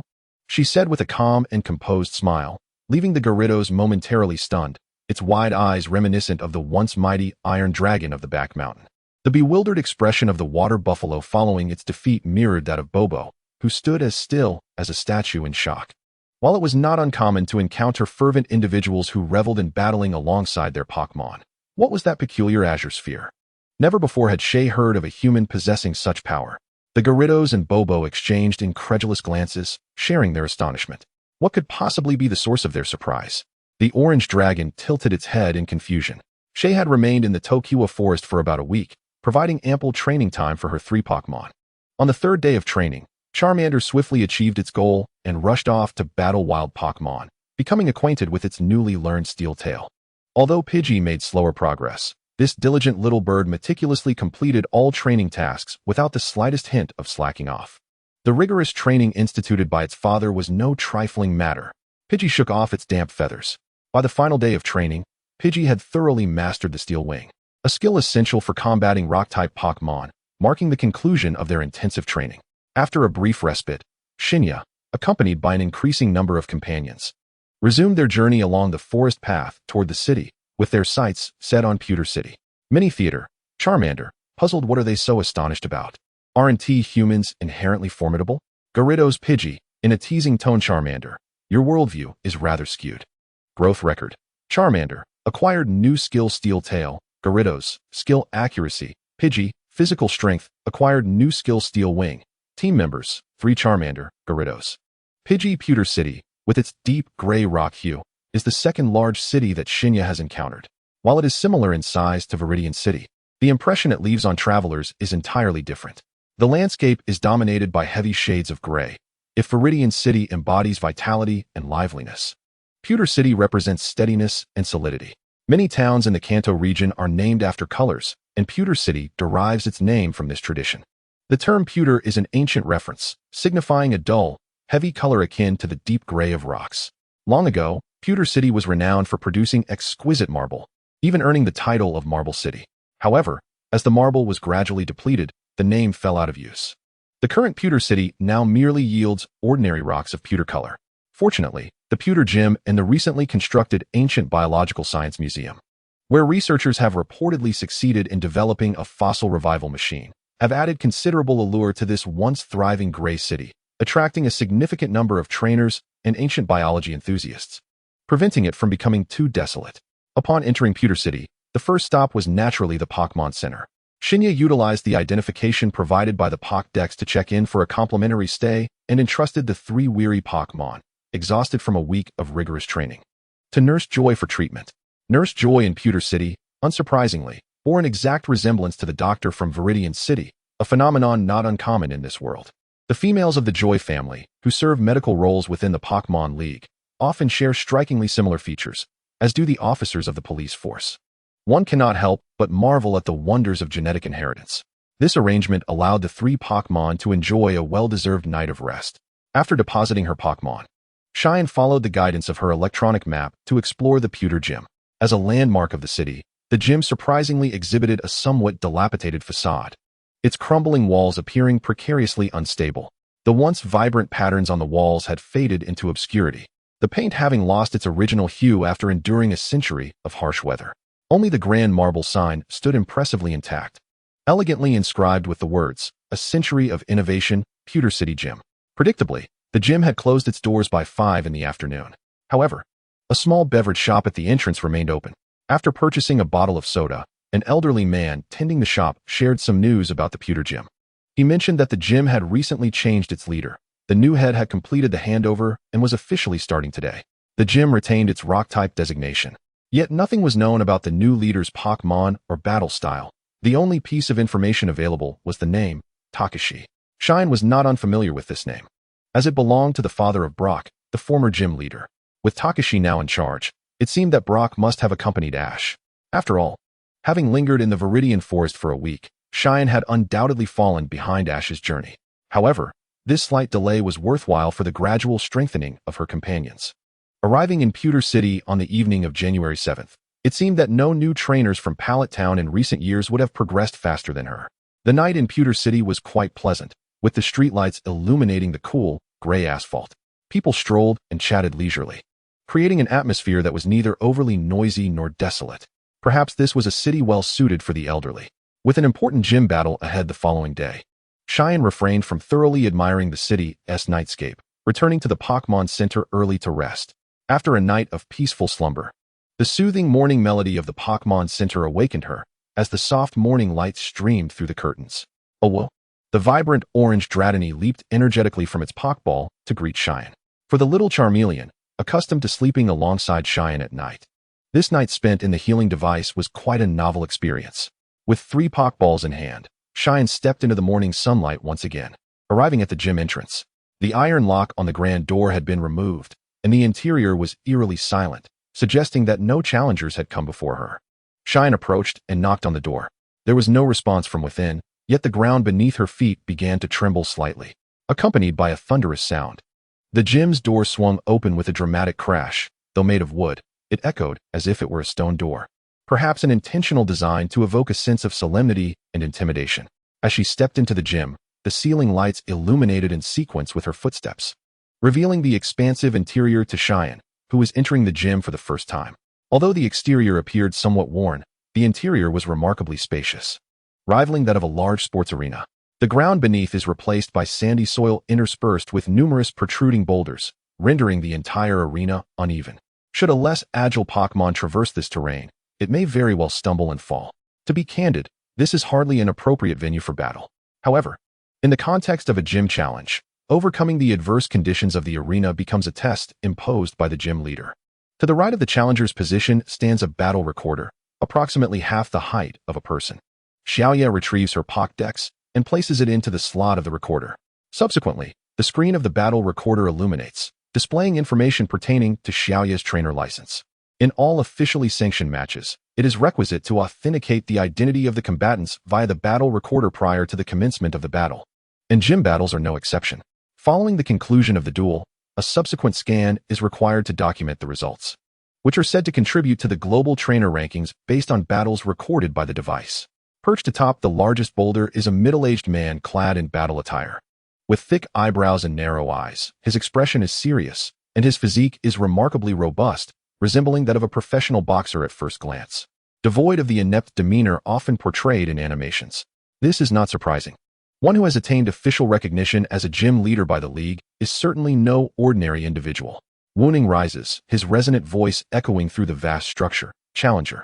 Welcome to the Nibi Gym. I am Wuning. Greetings, Xiaoya bows to the man upon the rock. I am Xiaoya from Masera Town. I would like to engage in a gym challenge with you. After the customary opening remarks, Wuning glances at the battle recorder, scrutinizing the displayed information about the challenger. Xiaoya's appearance is unremarkable, and her companion, a Charmander, appears equally ordinary. However, the mention of Masera Town piques Wuning's interest. Being from Masera Town implies a connection to that young boy. You are still a novice trainer, aren't you? Wuning casts a glance at the battle recorder's screen, which clearly indicates that Xiaoya has yet to participate in any matches. Indeed, Xiaoya nods affirmatively. Then allow me to offer you a word of caution. Wuning's expression turns grave, his voice reverberating amid the rocks, imbued with a tone of stern authority. A gym battle is not to be trifled with. It is of a different caliber than the skirmishes one might encounter along the roadside. If you intend to challenge me with that fire-type Charmander, I advise you to mentally prepare for a strenuous battle. Wuning's words, though tactful, reveal his skepticism regarding the newcomer. The likelihood of a trainer with merely a week's experience achieving victory using a Pokémon at a disadvantage in type is exceedingly slim. Thank you for your counsel. Xiaoya replies politely. I shall approach this battle with utmost seriousness. Unmoved by his admonition, Xiaoya's expression remains unchanged, which does not surprise Wuning. Stubbornness is a common trait among many young individuals. Very well, let me outline the rules. With a deft backflip, Wuning leaped from the summit of the rock, landing gracefully on the opposing trainer's designated spot. The only Pokémon available for use were two, with the challenger holding the exclusive right to switch Pokémon. As the words left his lips, the powerful lights illuminating the battlefield flared to life, casting intense beams across the arena. Opposite him, a young man clad in a referee's uniform stood ready, clearly a professional dispatched by the Pokémon League to oversee the gym. Any questions? Wuning inquired, perhaps out of consideration for the newcomer. None, came the crisp reply from Xiaoya. Very well, Wuning nodded. Let the gym challenge commence. My first combatant is this fellow. With a swift motion, he hurled a Pokeball into the air. In a dramatic display, the grand doors of the gym swung open with a thunderous boom, their wooden frames echoing as if they were stone. Perhaps the gym aimed to cultivate an atmosphere of solemnity and intimidation? Wuning, somewhat awkwardly, remarked, ahem. The door hinges are rather worn. The rhythm of his heartbeat intertwined with the rocky battlefield, as a dark gray figure began to materialize in the blinding light. With a sturdy physique, powerful arms, and sharp gaze, it was Geodude, a rock-type Pokémon. Geodude was a common sight, having been witnessed in swarms on the hills behind Masera Town. However, as the gym leader's partner, even the most commonplace species would possess formidable strength. The moment Geodude entered the fray, the atmosphere shifted palpably. Wuning's resolve fused with that of Geodude, creating an extraordinary chemistry in the rocky arena, a blend of cold, steadfast stone interlaced with a flicker of fiery intensity. Muscles tensed involuntarily, and the sound of his heartbeat resonated like distant drums in his ears. This was the essence of a gym battle. Immersed in the unique ambience of the gym, Xiaoya did not hesitate. With a swift motion, she released a Pokeball, and a golden bird materialized on the field. First up, Pidgey, a flying-type Pidgey. Wuning subtly furrowed his brow. Despite the distinctive appearance of this shiny Pidgey, its inherent frailty and disadvantageous typing could not be overlooked. Pitting the gentle, battle-averse Pidgey against a rock-solid Pokémon like Geodude was hardly a prudent choice. Indeed, a newcomer seemingly unaware of type advantages. Yet, Wuning refrained from prematurely condemning the young trainer's skills. True command capabilities could only be assessed in the heat of battle. Geodude, use Rock Throw, Wuning called out, his voice resounding with authority. Geodude's arm slammed against the ground, sending a shower of debris flying. Seizing a larger fragment of rock, Geodude glimmered with a characteristic gray energy as he hurled it towards Pidgey. Pidgey, evade at high speed. Xiaoya observed Geodude's assault with keen attention. The attack was swift. Yet Pidgey, despite its training to enhance its strength, could not withstand a direct confrontation against such raw power. The aerial type should indeed avoid a head-on clash with the rock type. The proper strategy is to fully exploit the advantages of agility and speed, engaging in guerrilla tactics. The nimble form of Bobo, moving at high velocity, skillfully dodges the incoming rocks. The powerful boulders possess considerable might. Yet landing a hit on Bobo proves to be quite a challenge. With graceful spins and evasive maneuvers, Bobo fluidly evades the stones hurled by the small stone Pokémon. Suddenly, a voice from behind calls out. Xiao Yi instructs, retreat. Retreat? There appears to be nothing ahead. Bobo, somewhat perplexed, nonetheless follows Xiao Yi's directive. Just as it leaps backward, a large rock plummets from above, causing Bobo to break into a cold sweat. Had it been struck by that, Bobo would have been eliminated prematurely. Observing closely, Wuning nods in approval. The ability to detect an aerial attack demonstrates that Xiao Yi is not like most novice trainers who limit their vision solely to the battling Pokémon. With a flash of lightning, Xiao Yi seizes the opportunity to issue an attack command to Bobo. Merely evading will not lead to victory. The golden bird swiftly approaches, trailing a pale light as it collides with the small stone Pokémon. The sound of impact reverberates, leaving a faint white mark on the small stone Pokémon, which remains unfazed, its expression one of calm indifference. As expected, the damage inflicted is minimal. Xiao Yi keenly observes the movements of both Pokémon. Although Bobo's strength has been significantly enhanced through training, inflicting damage on the small stone Pokémon with the ordinary move Quick Attack remains an arduous task. Continue the assault. Yet, Xiao Yi issues what seems to be an irrational command. This directive ignites a spark in Bobo's eyes, prompting it to unleash a flurry of quick attacks, repeatedly crashing into the small stone Pokémon's sturdy form. This approach resembles the style of a rookie commander, recklessly charging forth without regard for the specifics of the situation, attempting to break through by sheer force. Experienced trainers understand that such fortuitous events are exceedingly rare. Wuning watches as the small stone Pokémon endures the relentless assaults with unwavering composure, refraining from providing additional instructions for the time being. Under such a high frequency of attacks, Bobo's stamina will soon be depleted, and at this moment, remaining passive is sufficient. The small stone Pokémon's defensive capabilities can withstand this level of onslaught. Wuning observes Bobo's futile attacks, noting that even its soft feathers are shedding due to the exertion. Is Bobo a species prone to molting? For a fleeting moment, Wuning's thoughts drift. No. As more feathers fall and adhere to the small stone Pokémon, Wuning suddenly realizes the oversight in this possibility. Feather Dance. On the surface, Bobo appears to be recklessly attacking, yet it is, in fact, subtly employing the Feather Dance skill amid its assault. Caught off guard, the small stone Pokémon inevitably succumbs to the effects, feeling its strength wane along with the fluttering feathers. The Dance of Feathers is a rare skill capable of significantly diminishing an opponent's offensive capabilities. Prior to being captured by Shay, Bobo had mastered this obscure technique, albeit rarely employing it. Directly executing this move would not guarantee that the slow-moving feathers would strike the intended target. However, using an attack as a guise would greatly enhance the chances of success. Little Onyx, use Rollout. Recognizing the unfavorable situation, Wuning decisively abandoned his previous defensive strategy. Little Onyx curled into a ball and rolled towards Bobo, colliding forcefully. Although Bobo was unable to dodge immediately, it seemed largely unscathed, deftly evading the subsequent onslaught of rolling attacks. Indeed, it was too late. Wuning sighed inwardly as he observed the feathers clinging stubbornly to Little Onyx, unable to be shaken off. The majority of Little Onyx's abilities relied on physical attacks, with little emphasis on special attacks, effectively stripping it of much of its combat prowess. Wuning had not anticipated being outmaneuvered by this newcomer. No longer holding back, it was time to launch a serious offensive. Little Onyx, use Rock Slide. Winning commanded, unleashing the creature's most powerful attack. A deluge of rocks rained down from the heavens, crashing mercilessly upon Bobo. The potency of Rock Slide far surpassed that of Rollout. Even with its offensive power significantly reduced, such a formidable assault could not be disregarded. Move at high speed. The essence of guerrilla tactics necessitated evasion as the utmost priority. Bobo, employing its swift movements, weaved through the cascading rocks, spiraling around Little Onyx in search of a counterattack opportunity. The proximity of the two combatants allowed Bobo to land occasional wing strikes on Little Onyx, though it too sustained injuries from falling debris. The clash between them was rapid and intense, with each second of offense and defense leaving spectators breathless. Rock Slide is already considered a powerful rock-type move. Even the gym leader's Little Onyx struggled to maintain such a dense barrage of attacks. As Bobo's wounds accumulated, the frequency and number of falling rocks gradually diminished. Then, in a fleeting moment, a conspicuous opening appeared. Now, having awaited this opportunity for so long, Shay called out, "Steel Wing." Bobo, having already been gathering energy for this strike, unleashed its wings, radiating a dazzling silver light, hardened by steel-type energy. With a slashing motion akin to a blade, Bobo's shimmering wings cleaved through the air, delivering a sharp force upon Little Onyx's sturdy form. In a brief interlude, Wooning watched as Bobo relentlessly executed seemingly futile attacks, even causing its soft feathers to shed due to the exertion.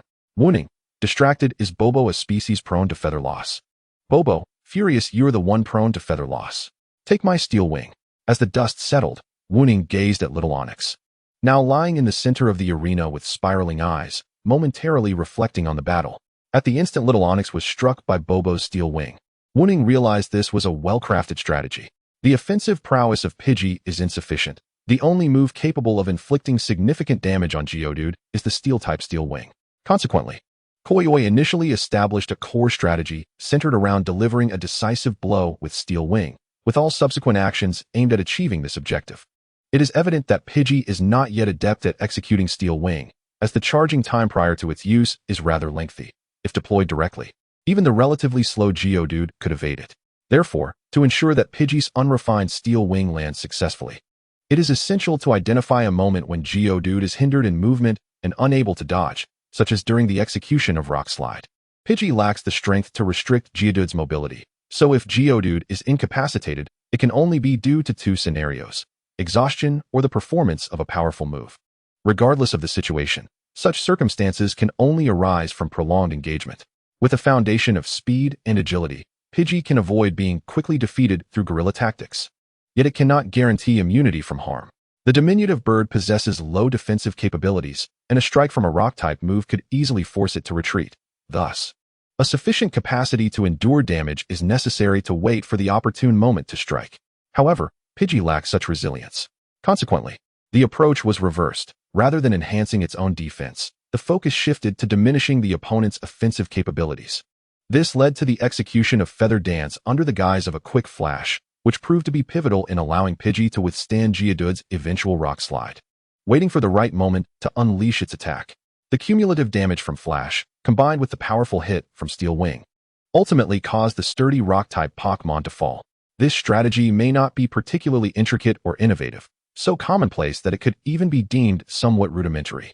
Certainly not worthy of inclusion in a textbook on trainer tactics. Yet, it is meticulous and pragmatic, exhibiting considerable adaptability. Wukong was uncertain if an alternative offensive approach would have enabled Koyoi to direct the battle towards this outcome, but at present, Koyoi has successfully navigated this challenge.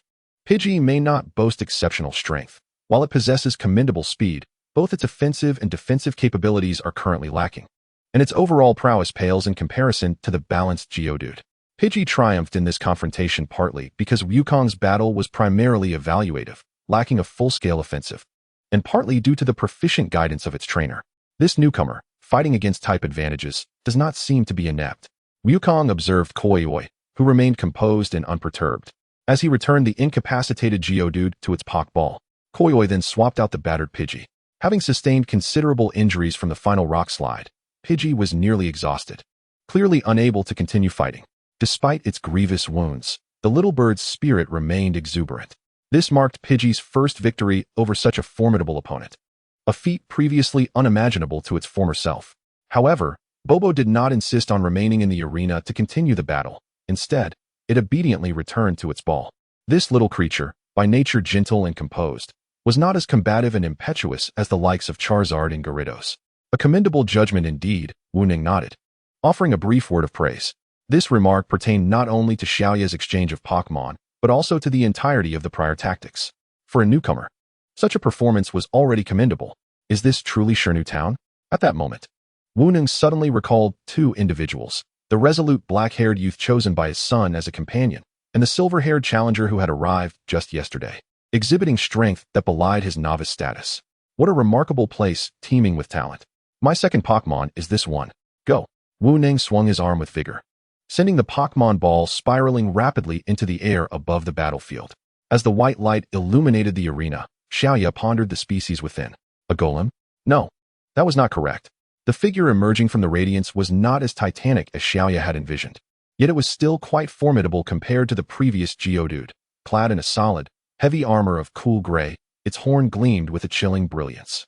It was a Rhydon, a horned Pokémon of the ground and rock types. Once the brilliance faded, both Xiaoya and Charizard were momentarily taken aback. It was not the anticipated golem that had appeared, but rather a Rhydon, which was the pre-evolution of the formidable Rhyperior. Charizard, still somewhat naive regarding matters of evolution, nevertheless easily recognized the unmistakable resemblance to its former friend, Rhyperior, from the mountains of Yore. Without needing any instructions from Xiaoya, Charizard eagerly leapt among the rubble, its spirit ablaze as it flicked its tail, leaving behind a scattering of tiny sparks in the air. Indeed, the second Pokémon was the Charizard that had been observing the battle all along. Had it not been for witnessing Bobo's performance during the encounter with Geodude, Wu Ning might have mistaken Xiaoya for an inexperienced trainer oblivious to type advantages. If this Charizard was the trainer's initial partner, its prowess would likely surpass that of Bobo, making the choice of Rhydon to face it quite apart. As Wu Ning observed Charizard's demeanor, he issued his command, Rhydon. Horn attack. With a fierce charge, Rhydon surged forward, its powerful strides causing debris to scatter across the ground, its horn shimmering ominously. Horn attack was Rhydon's signature move, logically. The smaller Charizard should not engage head-on. Yet, Xiaoya's instructions deviated from the norm as she issued two consecutive commands, Flamethrower, Fire Punch. Charizard's movements were direct and decisive. It opened its mouth, unleashing a torrent of orange flames that engulfed Rhydon's form. Fire-type moves inflicted minimal damage on Rhydon, especially considering this Charizard was still in its novice stage, making it even more challenging to breach Rhydon's defenses. Just as this thought crossed his mind, Wu Ning was momentarily stunned. Rhydon displayed a slight grimace of pain, its pace noticeably slowing. Then, the blazing right fist collided with the armored, formidable head. The little fire dragon was considerably smaller than the iron-armored rhinoceros, yet at this moment, both were evenly matched. After a brief struggle, they each took a step back, neither side gaining the upper hand. However, this little fire dragon was not merely the novice Pokémon just received. The familiar scene suddenly reminded Wu Ning of something. The first challenger from yesterday, the silver-haired youth, had also used a little fire dragon, named Yin, that could severely wound an iron-armored rhinoceros with its flames. The little fire dragon before him was not quite as powerful, but it was certainly not at the level of a complete novice fresh from the research lab. Although it had utilized two skills to withstand the charge, they were fire-type moves, which were inherently disadvantaged, while the iron-armored rhinoceros excelled in direct assaults. This battle was entirely different from the earlier encounter between Pidgey and Geodude. It was not a cunning strategy of the weak overcoming the strong. Rather, it was a duel of equals. In just a moment, Wu Ning realized this. It appeared that the power gap between the iron-armored rhinoceros and the little fire dragon was not substantial, allowing for a more aggressive approach than the cautious tactics employed previously. Xiaoya quickly assessed the iron-armored rhinoceros's approximate strength, a multitude of battle strategies flashing through her mind. Metal Claw, Xiaoya commanded. Unlike before, she did not reserve her trump card for the end. Instead, she opted to deploy the type advantage skill right from the start. Recognizing that the little fire dragon's capabilities were far more comprehensive and reliable than the newly acquired Pidgey's iron-armored rhinoceros, use Rock Blast. Upon realizing the true prowess of the little fire dragon, Wu Ning decisively abandoned the idea of a gentle guidance match, issuing a command for an all-out attack without hesitation. If he could not overpower the large iron dragon, he would test his mettle with this smaller counterpart. The little fire dragon, brimming with fighting spirit, unleashed gleaming claws as it charged forward, advancing against the barrage of flying rocks. Small theater, Wu Neng, patting Xiaoya on the shoulder. Young man, your tactics are rather outdated. Xiaoya. The intense projectiles from rock blasts surged forth with tremendous force, akin to cannonballs shot from a barrel. Yet the little fire dragon was not pidgey. It did not need to dodge cautiously. With deft movements, it effortlessly swatted away 2 rocks and sidestepped the third, maintaining its momentum as it closed in on the iron-armored rhinoceros. While the little fire dragon's ranged combat abilities were commendable, inflicting effective damage on the iron-armored rhinoceros required proximity and steel-type moves. Realizing he could not prevent the little fire dragon from closing in, Wu Neng immediately commanded the iron-armored rhinoceros to change tactics and attack fiercely. The iron-armored rhinoceros excelled at striking with its sharp horn, launching a rapid thrust toward the approaching little fire dragon. Undeterred, the little fire dragon retaliated with metal claw, although its physical strength was somewhat lacking. The advantage of its skill attributes compensated for this shortcoming. Claws met horn, sparking brilliant flashes of light. The little fire dragon quickly discerned that its opponent was exceptionally skilled and seasoned, far beyond the capabilities of an ordinary wild Pokémon.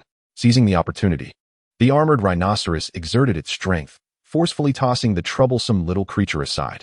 Fortunately, the small fire dragon, promptly shielding itself with its alloy claws, emerged unscathed. Just as it landed, the sight of the charging armored rhinoceros bore down upon it. Only at high speeds could the rhinoceros maximize the impact of its horn attack, necessitating a considerable distance from its target. Despite its seemingly cumbersome form, the rhinoceros moved with surprising swiftness, for it was this very velocity that lent it formidable power. The little fire dragon, its claws glinting with brilliance, boldly charged forward, seemingly oblivious to the extraordinary nature of this impending confrontation. Xiaoya observed the rapid approach of the fire dragon and the armored rhinoceros, and suddenly uttered a command, gliding through the air. The instruction, though vague and somewhat ambiguous, was sufficient for the fire dragon to grasp the trainer's intent. At the very moment before their collision, the fire dragon executed a swift crouch, using its momentum to perform a ground-skimming maneuver. The rhinoceros, taken aback by the sudden disappearance of its target, found itself momentarily stunned, yet its heavy mass rendered it unable to halt abruptly. The fire dragon's movement was not merely a retreat. As it slid beneath the armored rhinoceros, it extended its right claw, inflicting a deep gash on the creature's abdomen. While the abdomen bore some armor, it was considerably softer than the back, which frequently endured assaults. The excruciating pain caused the rhinoceros to lose its composure, and before it could break, it crashed violently into a towering rock, stars dancing before its eyes. A splendid opportunity. Xiaoya immediately issued the next command: Flame Vortex, Sandstorm. The resounding voice of the martial prowess drowned out Xiaoya's call. A fierce sandstorm erupted around the armored rhinoceros, sweeping the ground with blinding intensity. Whirling gusts of air lifted countless particles of earth and stone, enveloping the entire arena in a shroud of swirling sand. The sandstorm produced by the armored rhinoceros was exceptionally potent, with winds surpassing even the full might of a powerful whirlwind. The flames that the fire dragon had readied at its lips were extinguished by the forceful gusts, nearly sending it tumbling away. It barely managed to grasp the edge of a boulder to steady itself. The cold, gray behemoth turned with an icy demeanor, its gaze fixating on the distracted fire dragon. The armored rhinoceros was undeterred by the very sandstorm it had conjured, maintaining its line of sight. However, the fire dragon was engulfed in a haze of yellow dust, utterly oblivious to the presence of its adversary. As it anxiously scanned the swirling sands, seeking clarity, a stone projectile struck it head-on, sending it hurtling through the air, disoriented and tumbling. After a struggle, it managed to embed its alloy claws into the ground, bringing its chaotic flips to a halt. The silhouette of the armored rhinoceros vanished amidst the swirling yellow dust, the howling winds concealing the sound of rocks being blasted away. Dodge to the right. Xiaoya's voice, amplified by necessity, cut through the din of the storm. While the sand obscured vision, it could not hinder the probing power of the waveguide. Clearly, this was no time for restraint. Through the feedback of the waveguide, Xiaoya had already discerned the precarious predicament the fire dragon found itself in. Upon hearing Xiaoya's command, the little fire dragon struggled against the fierce winds, executing a difficult roll to the right. Heavy stone projectiles whizzed past its side, crashing into the protruding rocks behind it. Wu Neng could not discern the scene unfolding within the arena, yet the armored rhinoceros was well versed in this combat style. As stones exploded, projectiles flew forth, despite Xiaoya's guidance. Evading them proved exceedingly challenging for the little fire dragon, which was already expending all its strength just to withstand the force of the sandstorm. In such dire circumstances, attempting to breach the storm was utterly implausible. If the little fire dragon had mastered the skill of burrowing, it would have resolved all these issues effortlessly. Alas, it had only just begun to learn this technique and was far from being able to employ it in battle. Given this predicament, Xiaoya sighed inwardly, contemplating the most desperate of measures: unleash a fiery breath. Gritting its teeth, the little fire dragon directed a powerful jet of orange flames toward the origin of the stone projectiles. However, the swirling winds dissipated most of the fire's strength, leaving only feeble embers by the time they reached the armored rhinoceros. The little orange dragon glared in frustration. It was evident that its current firepower was insufficient to injure the rhinoceros or disrupt the sandstorm. Two possible solutions emerged: either close the distance to the armored rhinoceros to minimize the effect of the sandstorm on its attack, or wait until its stamina reached a critical point to unleash a fierce inferno. Both options would inevitably draw the little fire dragon into a prolonged battle, which Xiaoya deemed the least favorable choice. Yet, it appeared there were no alternatives. While striving to evade the explosive rocks, the little fire dragon diligently approached the armored rhinoceros. Feeling quite despondent, were it not for this confounded sandstorm, it would have already turned that massive creature into a roasted rhinoceros. Time and again, it unleashed fiery jets, only for them to be thwarted before reaching their target. Nevertheless, the little fire dragon had never known retreat. The adversities faced under the formidable Iron Dragon and in the presence of Yin were far more daunting than this sandstorm. Such a degree of headwind could not extinguish its indomitable spirit. After each setback, the little fire dragon concentrated to amass stronger fire energy, determined to propel its flames further. The flickering flames in its mouth grew increasingly radiant, and the force behind them intensified, until, at last, a colossal orange fireball erupted forth. This moment took even the little fire dragon by surprise. The searing fireball cut through the storm's resistance and collided with the armored rhinoceros. The unexpected strike elicited a pained howl from the rhinoceros, overwhelmed by the intense heat. The swirling sandstorm came to an abrupt halt. For a moment, the little fire dragon stood in stunned silence, but in the next instant, it regained its composure at Xiaoya's command. Steel tail. With the storm's resistance diminished, the little orange dragon moved with the swiftness of lightning. The shimmering silver tip of the steel tail gleamed with a hardness akin to iron. After several days of rigorous combat practice, the steel tail of the little fire dragon had become far more adept than the steel wings of its counterpart. With a swift dash, a sharp turn, and a powerful tail strike, the ironclad rhinoceros endured the most formidable blow since the onset of the battle. In a brief interlude, Xiao Yi, flame vortex. Wu Neng, sandstorm. A fierce sandstorm erupted from the center, enveloping the ironclad rhinoceros. Wu Neng, wiping the sweat from his brow, thought to himself, "Thank goodness I have a loud voice." From the moment the sandstorm ceased, the dynamics of the battlefield transformed entirely. The little fire dragon unleashed an even more ferocious offensive in close quarters, forcing the ironclad rhinoceros to scramble defensively. It was imperative to deny the rhinoceros any opportunity to summon the sandstorm again. Amidst the little fire dragon's relentless assault, the ironclad rhinoceros found it increasingly challenging to create an opening for its sandstorm technique. Attempts to charge and strike wildly were ineffectual against the agile fire dragon. Dodging a collision, the little fire dragon seized the rhinoceros's tail, vaulting onto its back and delivering a fierce blow with its shining metallic claws. The ironclad rhinoceros, stung by the pain, thrashed violently, propelling the little fire dragon high into the air. Steel tail, Xiaoya's command rang out at the perfect moment. The silver tip of the tail glimmered brilliantly as the little fire dragon adopted an attacking stance, utilizing the acceleration of its free fall. The friction between the air and the steel energy produced a sharp, piercing sound. Ironclad rhinoceros, evade. Wu Neng ordered immediately. Although the rhinoceros's movements were not particularly swift, the little fire dragon, unable to alter its trajectory while airborne, could only hope to land accurately. Yet, the rhinoceros managed to evade the little fire dragon's landing spot by dashing to the right. The little fire dragon, however, did not relent. A fierce blaze erupted from the tip of its tail, and with a flick, it redirected its descent like a thruster. The silver-gray tail, ablaze with fiery orange flames, struck the astonished ironclad rhinoceros with tremendous force. The flames from the tail, though not providing substantial thrust, allowed the lightweight little fire dragon to make a slight adjustment in direction. It was this seemingly insignificant force that ultimately determined the outcome of the match.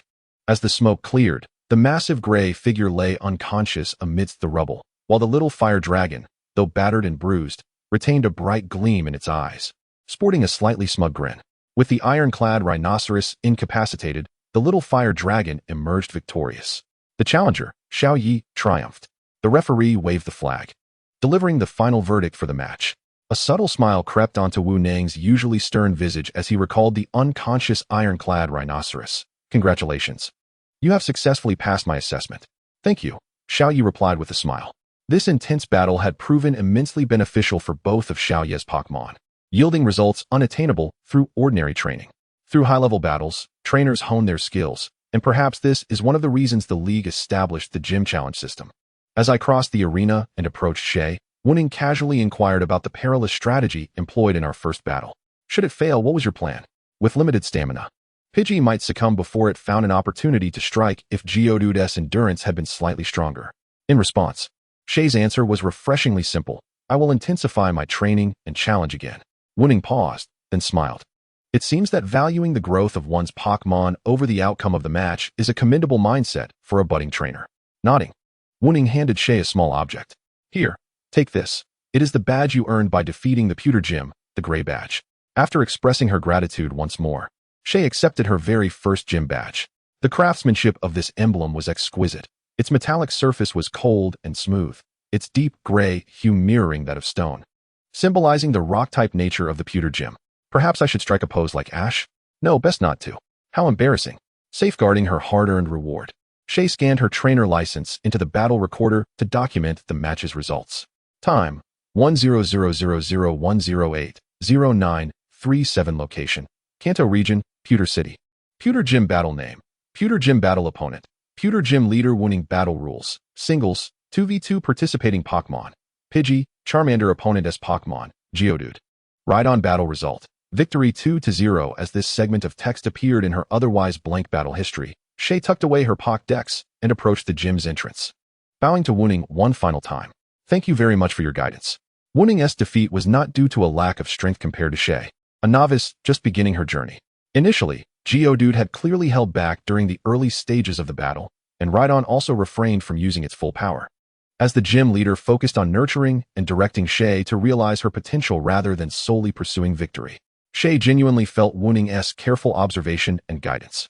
Pidgey gained invaluable experience through the appropriately intense skirmish, while Charmander's exceptional performance amidst the sandstorm was significantly influenced by Wuning's astute pressure and direction. Thus, Shay sincerely expressed her gratitude. By challenging and testing young trainers in battle, allowing them to discover their paths under the mentorship of experienced predecessors, they are afforded the opportunity to grow. It is precisely because of such mentors that the younger generation of trainers can continually strengthen and rise. This embodies the belief and honor of a gym leader. Wuning nodded with a smile, watching as Shay exited the solemn and austere gym. The rapid exchange of ideas during battle, the exhilaration of emotions ignited, and the profound sense of fulfillment gained post-battle. This is what a gym battle truly encompasses. As Xiao Yi turned back, she attentively scrutinized the marble plaque of the Nibi gym once more. The profession of a Pokémon trainer seemed quite splendid. If previously her understanding of the term Pokémon trainer was merely imbued with aspirations and yearnings for the world depicted on the screen, now Xiao Yi perhaps found herself genuinely enamored with it. Upon returning to the Pokémon Center and entrusting her battling Pokémon to Nurse Joy, she meticulously examined the rewards acquired from the recent gym battle. In addition to the badge, there was a rock-type move TM and a fixed sum of monetary reward. It was curious that Wu Neng had not utilized this move at all during the battle. Xiao Yi silently critiqued this in her mind, picking up the disc-shaped TM for inspection. Given Wu Neng's battling style, perhaps a TM for Rock Slide would have been more fitting? Perhaps it was due to the new gym leader's recent appointment, as they had yet to replace the stock of reward items. The item in her hand appeared to be merely an ordinary disc. Oh, what?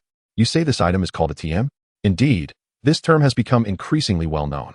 The so-called TM, which is this thin and delicate object in my possession, has stirred significant excitement among trainers just a month ago, capturing the attention of young people worldwide.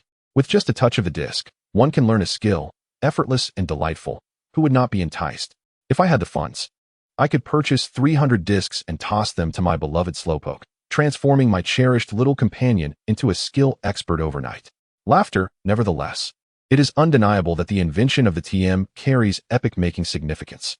The ability to learn new skills in an extraordinarily short time implies that talented trainers can dedicate more energy to other training endeavors, likely resulting in a substantial increase in the average number of skills mastered by Pokémon worldwide. However, the spectacular implications this invention might have on regional league competitions is not the topic of our discussion today. Recently, numerous commercial enterprises have recognized tremendous business opportunities through the release of this product, seeking me out to inquire about the TMs. And there are even young individuals boasting grand ambitions, attempting to persuade me to endorse this emerging product. How amusing it is that they seek out this old man instead of glitzy little celebrities. Laughter. These so-called business opportunities and promising prospects hinge entirely on whether the TM can genuinely enable Pokémon to learn skills without adverse effects. You young folks clamoring to try it. What if, after a few months, the skills are forgotten, or somehow your beloved Pokémon ends up in the hospital? Would you then come seeking me, this old man, for justification? Currently, the development of TMs is still in its infancy. It remains to be seen whether they might negatively impact Pokémon physiology, whether skills learned in this manner can be retained, and how they compare to traditional learning methods. All of this necessitates extensive experimental data for validation. The youthful enthusiasm for pursuing novel experiences is commendable. However, I implore trainers to prioritize the safety of their partners above all else. At least for the next 3 years, the era of disc-based technology is not on the horizon. Excerpt from a speech by Associate Professor Ken Ishizuka at the Academic Exchange Conference in Manjin City, dated October 25, 956 of the Pokémon era. The skill machine, a modern invention, encodes skill information onto a disc using special wavelengths. When it comes into direct contact with a Pokémon, the recorded information is transmitted into the Pokémon's mind, enabling a rapid acquisition of skills. This groundbreaking invention shocked individuals across various sectors of society, sparking intense debates among countless researchers and scholars regarding its efficacy compared to traditional methods of skill acquisition. Even today, some conservatives argue that skills learned through skill machines lack reliability. However, more than 40 years ago, scientists demonstrated through extensive experimentation that skill machines do not adversely affect a Pokémon's body. Although skills acquired through this method may initially feel unfamiliar, with diligent practice, they can become even more refined than those learned through traditional means. Moreover, utilizing skill machines significantly reduces the time required to learn new skills, allowing for a more efficient training process. Consequently, the vast majority of modern trainers have naturally embraced the existence of skill machines, which have become as ubiquitous as Pokeballs worldwide, readily available in numerous stores. Certainly, compared to the $200 for a standard Pokeball, the price of a skill machine is quite steep. Even the most common skill machine, 15 Destruction Beam, typically retails for around $7,500 For Shia, who relies solely on the league's welfare without financial assistance from family, such an expensive item is merely a distant dream. Currently, most skill machines on the market are designed for one-time use, allowing a Pokémon to learn a skill only once. In the Kanto region, the majority of skill machines are produced by the Hyrule Company. Rumor has it that a company is researching permanent skill machines, although the veracity of this claim remains uncertain. If such products do exist, they are likely priced beyond the means of the average individual. Thus, Shia carefully stored away the first skill machine that belonged to her. Although none of her 3 Pokémon currently needed to learn the associated move, it may prove useful in the future. In a light-hearted moment, Ken Ishizuka, entering my little darling, I'm back. That item is dangerous, do not consume it. Snorlax, swallowing fragments of the skill disc. Tilting its head wug? On that day, the Azure Dragon reappeared with its fangs. After safely stowing the disc-shaped skill machine, Shia approached the self-service machine on the left side of the Pokémon Center to check her bank balance. The prize money from her recent gym victory had already been deposited into her account. Previously, this account merely received a monthly stipend of 5,000 Pokémon coins, serving as a basic living allowance. It was the first time to receive a remittance beyond that. The bonus amounted to 1,500, which is modest given it is the initial gym battle, but should one continue to challenge, the rewards will gradually increase, stabilizing at 5,000 from the 8th battle onward. At that point, the prize from a single gym victory will equate to an entire month's financial support. Adjacent to Pokémon centers in various cities, one typically finds friendly shops with blue roofs. These establishments are dedicated facilities for trainers, accessible only upon presenting a trainer's license from the Pokédex. The items sold in these friendly shops are priced considerably lower. For instance, a standard potion costs merely 300, while travel necessities like sleeping bags and tents are offered at half the market price. Although the living allowance from the League is not substantial, it suffices for a normal lifestyle, allowing Xiaoya to save around 2,000 coins each month. Nevertheless, this bonus is a significant sum for her. Xiaoya momentarily entertained the absurd thought of battling at the Nibby gym 10 more times, but reason quickly quelled such notions. Too humiliating. While her basic living needs are met, financial constraints do impose considerable inconveniences on her travels. The Pokémon League places great emphasis on nurturing young trainers, ensuring that the essentials available in friendly shops are affordably priced. However, these shops are primarily designed to alleviate the financial burdens of trainers who travel and compete, offering only the most fundamental necessities. Non-essential items available in regular markets, such as special Pokeballs, running shoes, mobile phones, and bicycles, are exorbitantly priced, reflecting what is deemed normal for the income levels of most adults in this world. Items such as technical machines and evolution stones are also sold at friendly shops, yet their prices are comparable to those in regular markets. The cost of evolution stones, particularly, escalates with quality. A high-purity fire stone might set one back nearly 10,000 coins. For the majority of trainers with parental financial support, these expenses are manageable. Most would at least purchase a mobile phone prior to embarking on their journeys. However, for Xiaoya, the only feasible option is to quietly save money in hopes of affording high-quality Pokémon food. Perhaps she should participate more in tournaments or official competitions to earn bonuses. Yet, given her current skill level, she is more likely to deplete her savings entirely. The sound indicating the completion of her Pokémon's treatment resonated at the front desk. Shaking her head to dispel her chaotic thoughts, Xiaoya stood up to retrieve the Pokeballs of her Charmander and Pidgey. At this moment, the Pokémon Center, which had been somewhat sparse, began to fill with young trainers, congregating excitedly around the large screen to the right of the front desk. Their eager discussions sparking a memory in Xiaoya about the reason trainers gathered here. A week ago, I caught sight of the exhibition match of the Azure Dragon's Fong on a billboard in Band City, and now it is about to commence. This is a clash among elite masters. Even though it is merely an exhibition, it is a rare spectacle. Even if one cannot attend the event in Band City, at the very least, one should witness the televised broadcast. With this thought in mind, trainers have crowded the hall to watch. Having just acquired a Pokémon ball, Crew found herself pushed to the side as she glanced at the throng at the entrance, which was utterly packed. It seemed that leaving the crowd now would be quite a challenge. Nevertheless, since there was no rush, she decided to indulge in the live broadcast. With such thoughts, Koyo nonchalantly mingled among the spectators. The live venue was the largest sports arena in Band City. The host had already ignited the atmosphere, and the fully occupied stands accompanied by waves of cheers were a testament to the formidable allure and popularity of the Azure Dragon's Fong. Dear viewers at home, kindly take your smartphones and scan the QR code displayed at the bottom of the screen for a chance to receive exquisite gifts sponsored by the Azure Dragon's Fong team. The host's melodious voice resonated through the speakers. Gifts? Could it be rare Pokémon eggs? Perhaps even autographs from the members of Azure Dragon's Fong.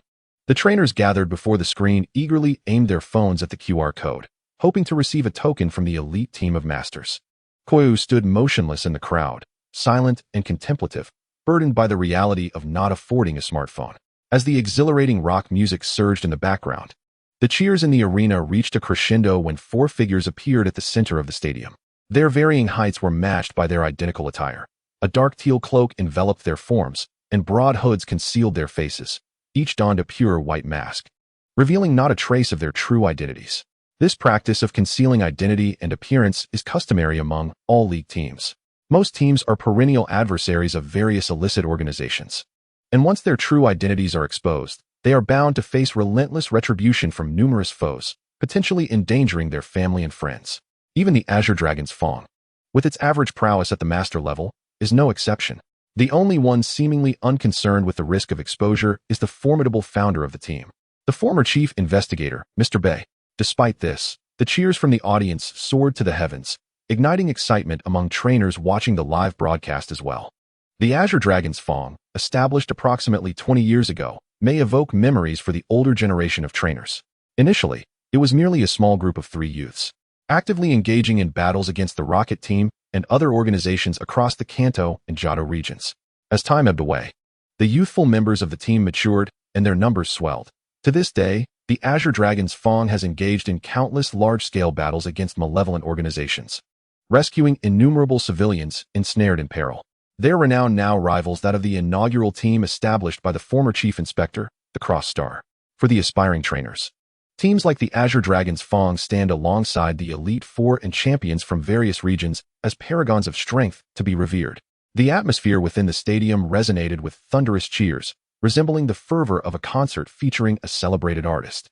Indeed, the Elite Four figures are idolized by ordinary trainers. Look, it's Captain Tianlong.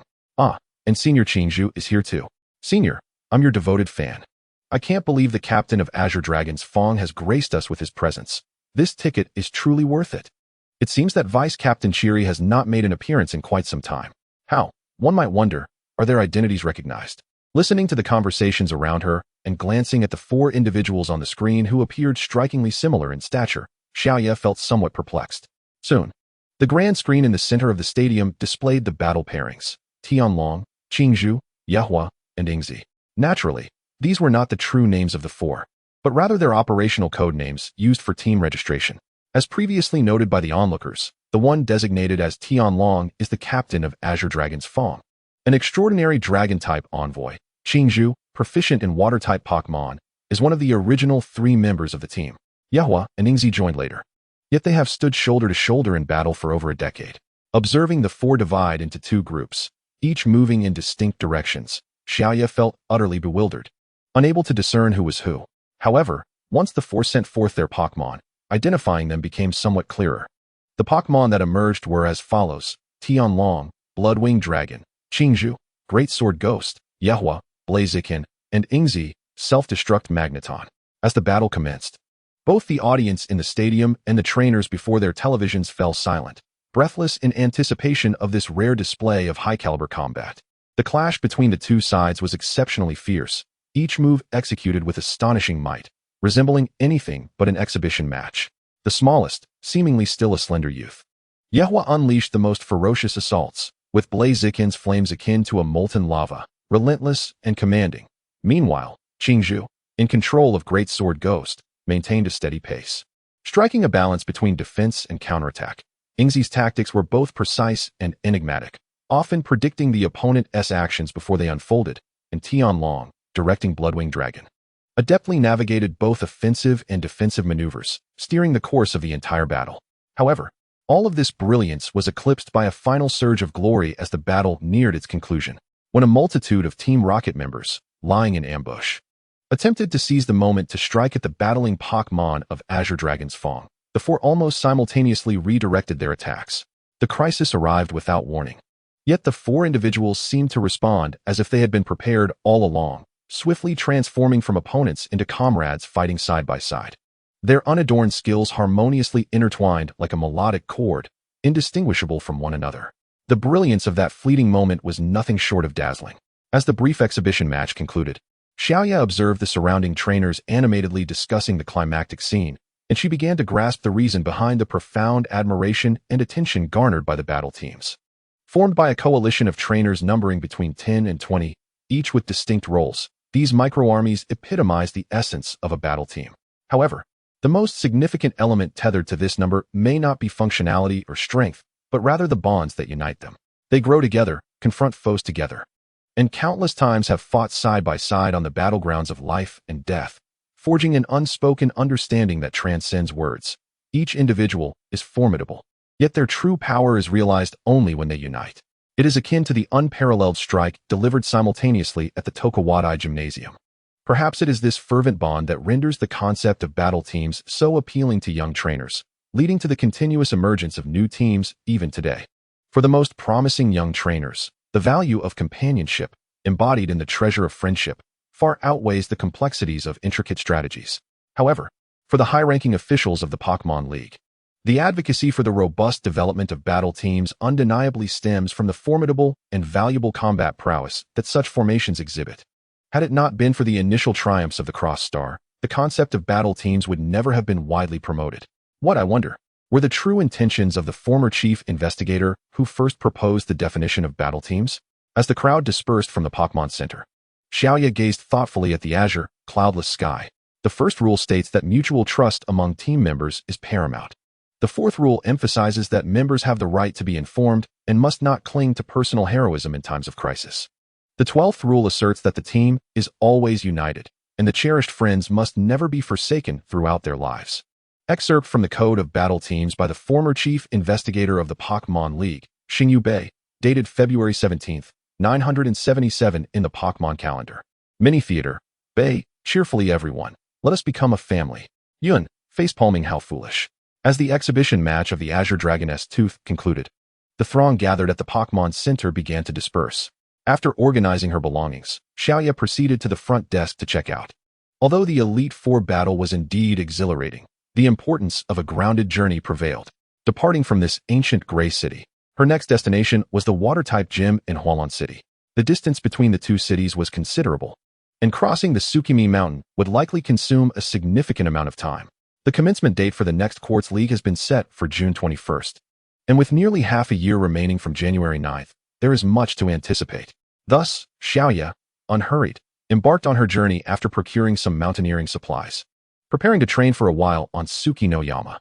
This mountain range undulates dramatically, its steep terrain making it quite challenging to traverse directly. Recently, news reports highlighted an incident where a trainer suffered injuries while attempting to climb it unassisted. Consequently, most trainers opt to navigate through the caves, which, despite their intricate and convoluted paths that can easily lead one astray, at least pose no mortal danger. At the summit of Tsuki no Yama lies a small hollow known as Tsuki no Yama Plaza, allegedly formed by the impact of a meteorite.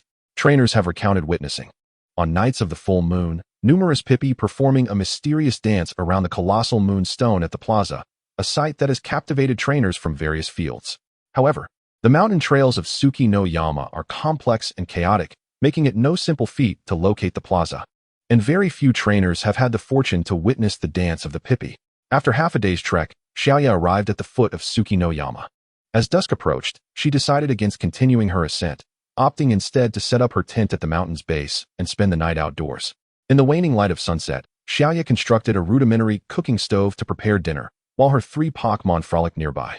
The campsite she chose was adjacent to a moderately sized river, and the long untouched Gyarados joyfully dove into the water, startling a large group of Kingler and Goldeen. However, this fierce creature was clearly not one to remain tranquil in the water. After less than 10 minutes of enjoying the refreshing river, Gyarados impatiently beckoned the resting Pidgey to resume their earlier sparring session. Pidgey, compelled to battle, wore an expression of resignation. This battle maniac, despite her complaints, Pidgey did not refuse Gyarados' challenge.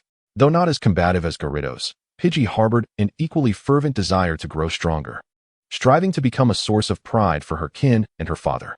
She refused to be outdone by anyone. Watching the chaotic battlefield nearby, where water cannons were flying haphazardly, Xiaoya felt a pang of concern for her stove. Meanwhile, a Charmander was playfully following a Sandshrew, burrowing through the soil and leaving the surrounding earth in disarray. While training in the J-Band forest, Charmander had attempted to learn the digging skill, but regrettably had not mastered it before challenging the Nibi Gym. Now, at the foot of Tsuki no Yama, where many rock-type and ground-type Pokémon resided, he took the opportunity to observe these experts at work while playing in the burrows. Charmander's digging skills had now taken shape, although his underground speed remained slow. He could at least manage to hide effectively. If he had mastered this skill even a day earlier, he might have escaped the chaos of the sandstorm unleashed by Rhydon with greater ease. Yui? Sandshrew tilted its head in curiosity, gazing at the digging Charmander. Could this orange creature possibly be one of its kind? Yeah. A careless mishap caused the little fire dragon's claw to collide with a hard stone embedded in the ground, prompting it to emit a mournful wail, its paw swollen and red. No, that cannot be right. The Diglett vigorously shook its head. While burrowing through ordinary soil posed no challenge, penetrating solid rock seemed somewhat ambitious. Perhaps utilizing alloy claws to aid in excavation could be a viable approach? As the sun dipped below the horizon, the 3 Pokémon, having satisfied their appetites, gradually succumbed to slumber. In the distance, the little knight waved a crystalline blue blade, diligently practicing its routine. After slicing through the air with a decisive strike, it turned to glance at its 3 companions, peacefully dreaming. Rest well, it murmured, for tomorrow heralds a new round of training. Under the cloak of night, the towering peaks had surrendered to slumber. A shadow stealthily glided past the base of the mountain. Is the moonlit mountain square in this direction? The shadow whispered, before vanishing into the inky darkness of a cave. On the following morning, the little knight led the trio of Pokémon on their ascent. Although traversing the cave through the moonlit mountain was considerably simpler, the little knight opted for the relatively perilous climbing route. The reasoning was straightforward. A bulky creature like Gyarados could neither train nor battle within the confines of a narrow cavern. A single misstep might even lead to a cave-in. Despite the steep terrain of Moonlit Mountain, the little knight possessed sufficient agility, having scaled the towering Qingshan Mountain on multiple occasions in a previous life. With a modicum of caution, it anticipated no issues. As they scrambled over the rocky landscape, the training of the Pokémon remained unwavering. This time, the three Pokémon engaged in a modified training regimen. Gyarados and Pidgey continued their paired training, albeit with their roles reversed. Pidgey launched a swift thunderbolt towards Gyarados, who hastily shook its head and attempted to evade. Unfortunately, Gyarados, known for its brute force rather than finesse, struggled with avoidance, its movements lagging significantly, resulting in a direct hit from Pidgey's sharp beak. Gyarados was not genuinely sluggish in its actions. When it attacked, it exuded vigor. The challenge lay in its lack of awareness regarding evasion, compounded by a severe deficiency in positional tactics. However, it was never too late to begin practicing. Pidgey repeatedly unleashed its assaults, the sound of its wings and scales colliding resonating like the chime of a bell, even establishing a rhythmic cadence. This vividly illustrated the dire predicament of Gyarados, just embarking on its evasion training. Fortunately, Pidgey's attacks were not particularly potent, and Gyarados' tough, resilient scales afforded it some protection, preventing it from easily succumbing to defeat. Pidgey reveled in the exhilarating experience, unleashing moves like Thunderbolt and Steel Wing with abandon, consistently hitting its mark. Moreover, the little knight had expressly encouraged Pidgey not to hold back on its strength. With enthusiasm surging, Pidgey found this form of training immensely enjoyable, even if it was not naturally combative. Meanwhile, Gyarados, with a disgruntled expression, thought to itself, "I am not pleased." The observing little knight smiled and remarked, "Only by feeling pain will you learn to evade." Of course, Pidgey was not merely playing the role of a sparring partner. The relentless and vigorous assault proves to be quite taxing, especially for the stamina-challenged Pidgey, rendering it a harsh trial, whether in the past or present. The complementary abilities of Gyarados and Pidgey create a partnership that adeptly supports one another in their training endeavors. Perhaps this is how revolutionary friendships are forged. Growth record. Charmander. Acquired new skill. Dig Gyarados. Evasion ability. Pidgey. Stamina team members. 3 Charmander, Gyarados, Pidgey, on another front. The orange-hued dragon diligently practices its flame-throwing techniques against a massive rock formation, the rolling heat waves scorching numerous plants in the vicinity. Upon closer inspection, it becomes evident that the flames emitted by Charmander are not merely the standard flame burst. They are spherical, crashing against the rocks with explosive force, resembling a magnified version of erupting flames rather than the smooth output typical of flame burst. This is not flame burst, but rather the nascent form of a powerful fire-type technique, Fire Blast. As the flames erupt from Charmander under the pressure of the sandstorm, forming a spherical shape, it becomes clear to Sora that it is time to learn this skill.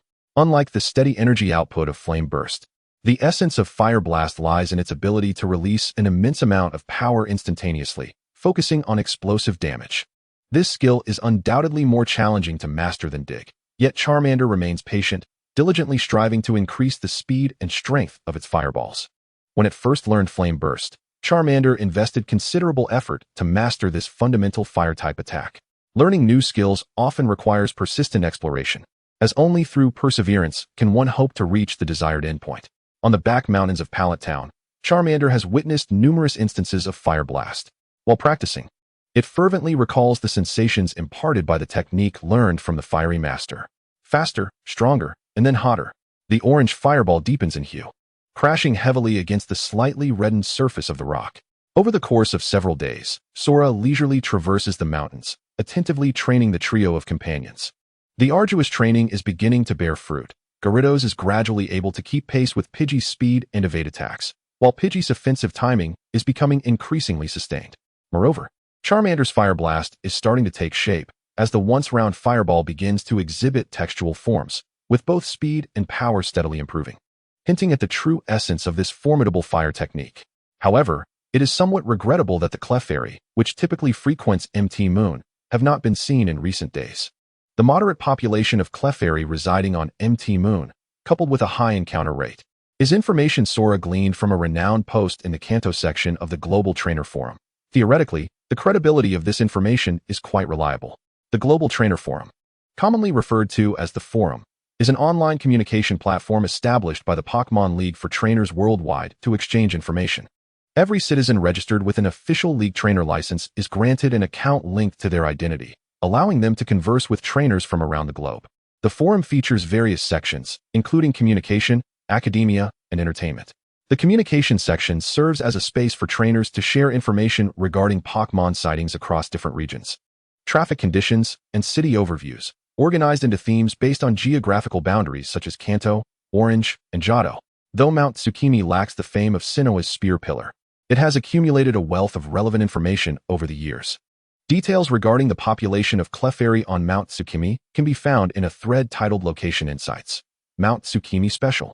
The thread's author, a renowned trainer known as Bird, has been posting about the wilderness environments and travel tips of various regions for over 20 years. Due to the precision and detail of Bird's posts, coupled with their aesthetically pleasing formatting, he has gained considerable recognition on the forum, with many trainers consulting his threads as vital reference material before venturing into unfamiliar territories. The Location Insights format is his signature posting style, leading to these threads being collectively referred to as the Location Insights series.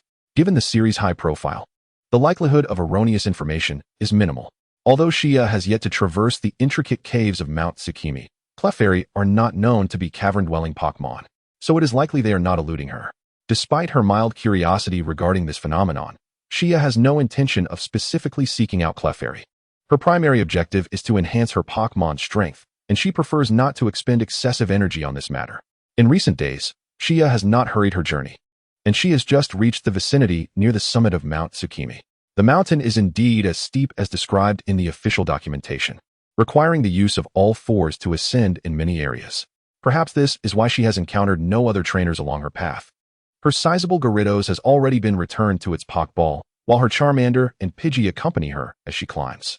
She hopes to reach the summit by midday, perhaps even attempt to locate the mysterious Tsukimi Plaza. At the peak of Mount Tsukimi, dense foliage blankets the exposed rocky surface, adorned with clusters of greenery. Perched atop the tallest ancient trees in the forest, a shadowy figure sits upon a sturdy branch. "Didn't I tell you? Don't ascend the mountain before I arrive."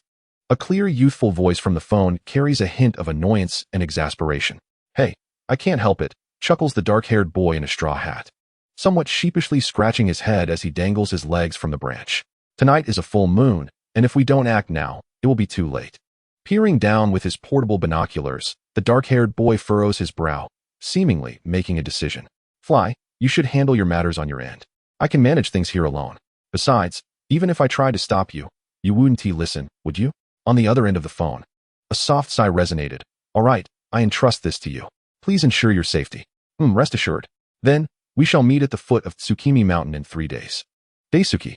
After hanging up, the youth named Daisuke exhaled deeply, finally having dealt with that troublesome individual, Hina. Rising to his feet, Daisuke grasped the fishing rod slung over his back, his brows furrowing with determination. Having observed keenly moments prior, Daisuke had pinpointed the location where the Team Rocket member was holding the Jigglypuff captive. Although he was uncertain whether he could confront him alone, he knew that during the full moon's dance of the Jigglypuff tonight, that man would surely act again. The monthly gathering of the Jigglypuff was far too significant to be disrupted by such a person. He had no choice but to proceed. The cave had but a single entrance, and to avoid unnecessary conflict, it would be wise to infiltrate when that man was absent. Thus, the immediate task was to approach and gather intelligence. Did I just see a shadow flit by? Daisuke rubbed his eyes and raised his binoculars to peer down the mountain.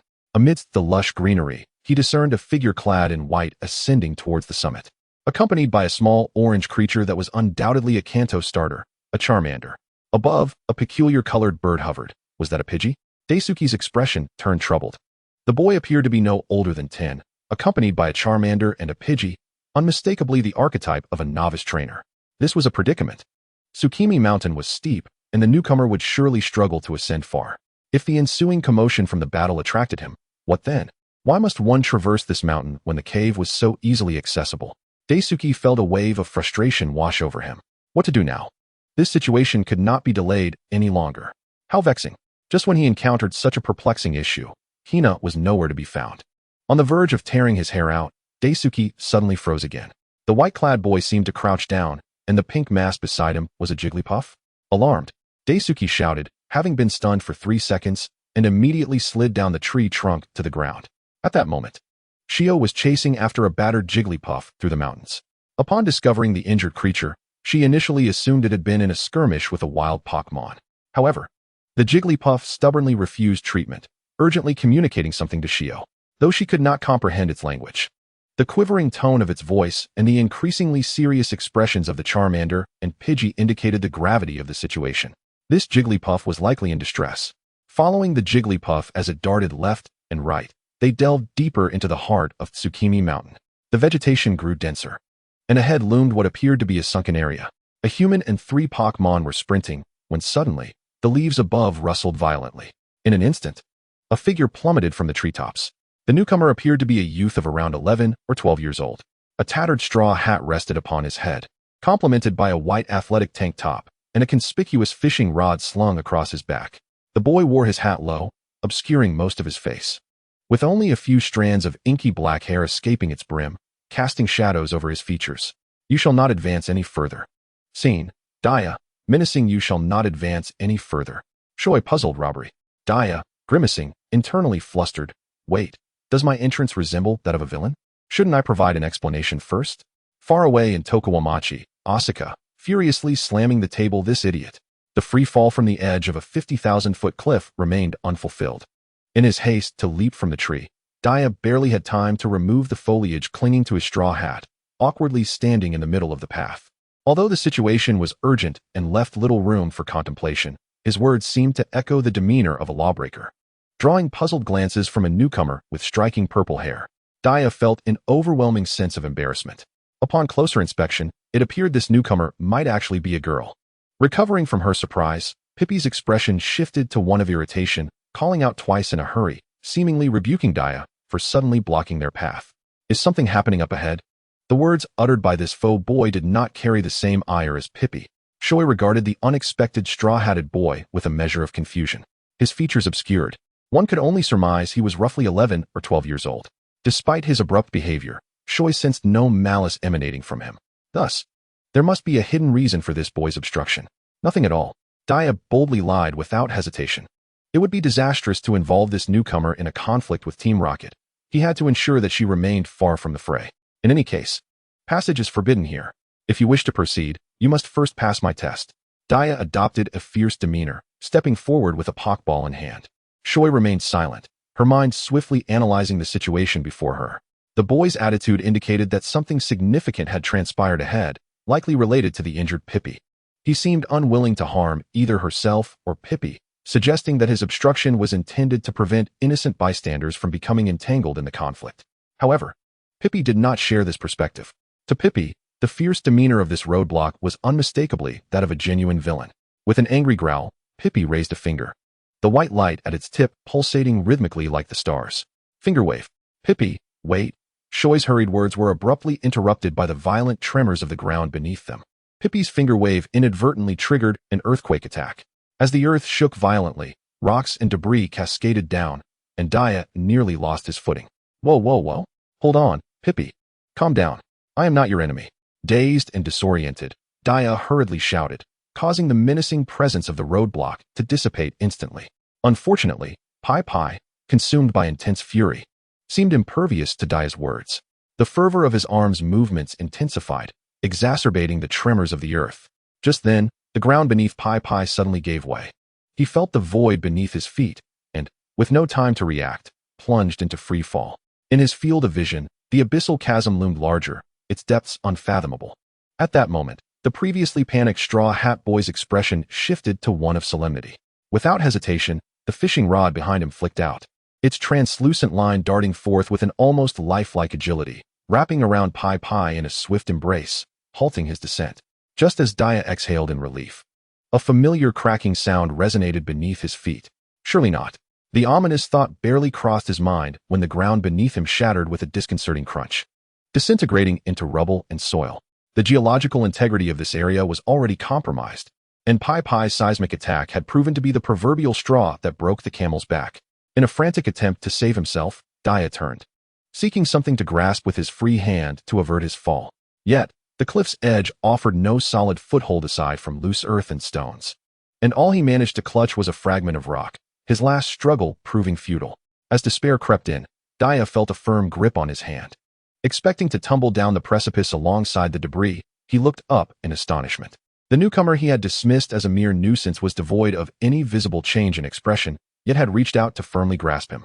Beneath them, the ground, bearing the weight of both Shay and Daya, quivered ominously, as if on the brink of collapse.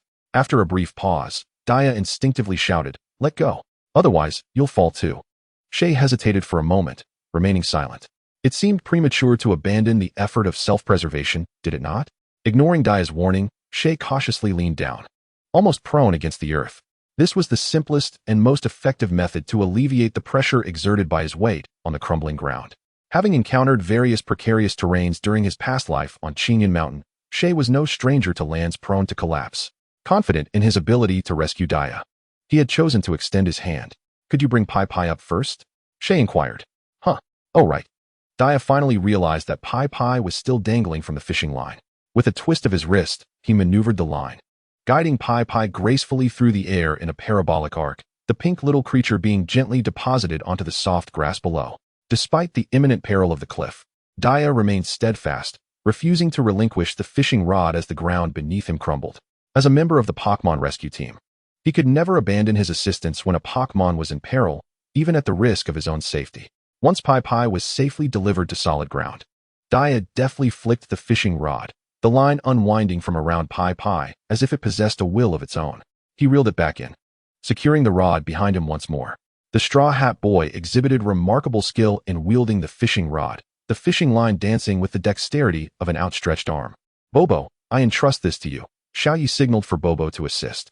The golden bird understood and soared forward, grasping the collar of the Straw Hat Boy's vest and straining to lift him upwards. Although Bobo lacked the strength to elevate a human entirely, alleviating a bit of weight would proportionately enhance their chances of escape. Both moved cautiously, fearful that any misstep might cause their precarious foothold to collapse. With no third party available for rescue this time, at last, they managed to reposition themselves to a safe spot, and the Straw Hat Boy slumped to the ground, exhaling a sigh of relief. "Phew, that was terrifying.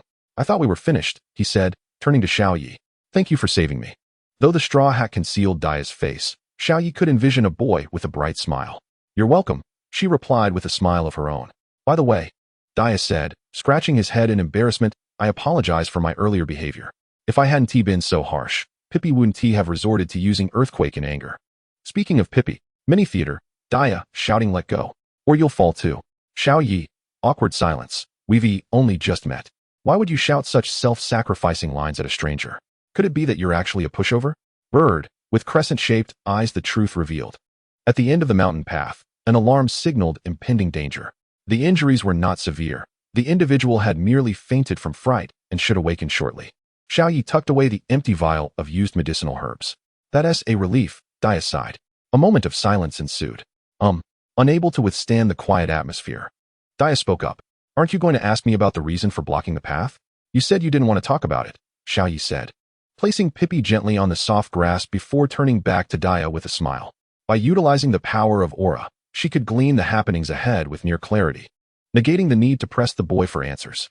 Alas, the Straw Hat Boy sighed heavily, bowing his head. "If you had pressed me with a forceful inquiry, I might have felt less burdened in concealing the truth." "Very well." Daya suddenly sat upright. "I shall tell you what transpired at the end of this road."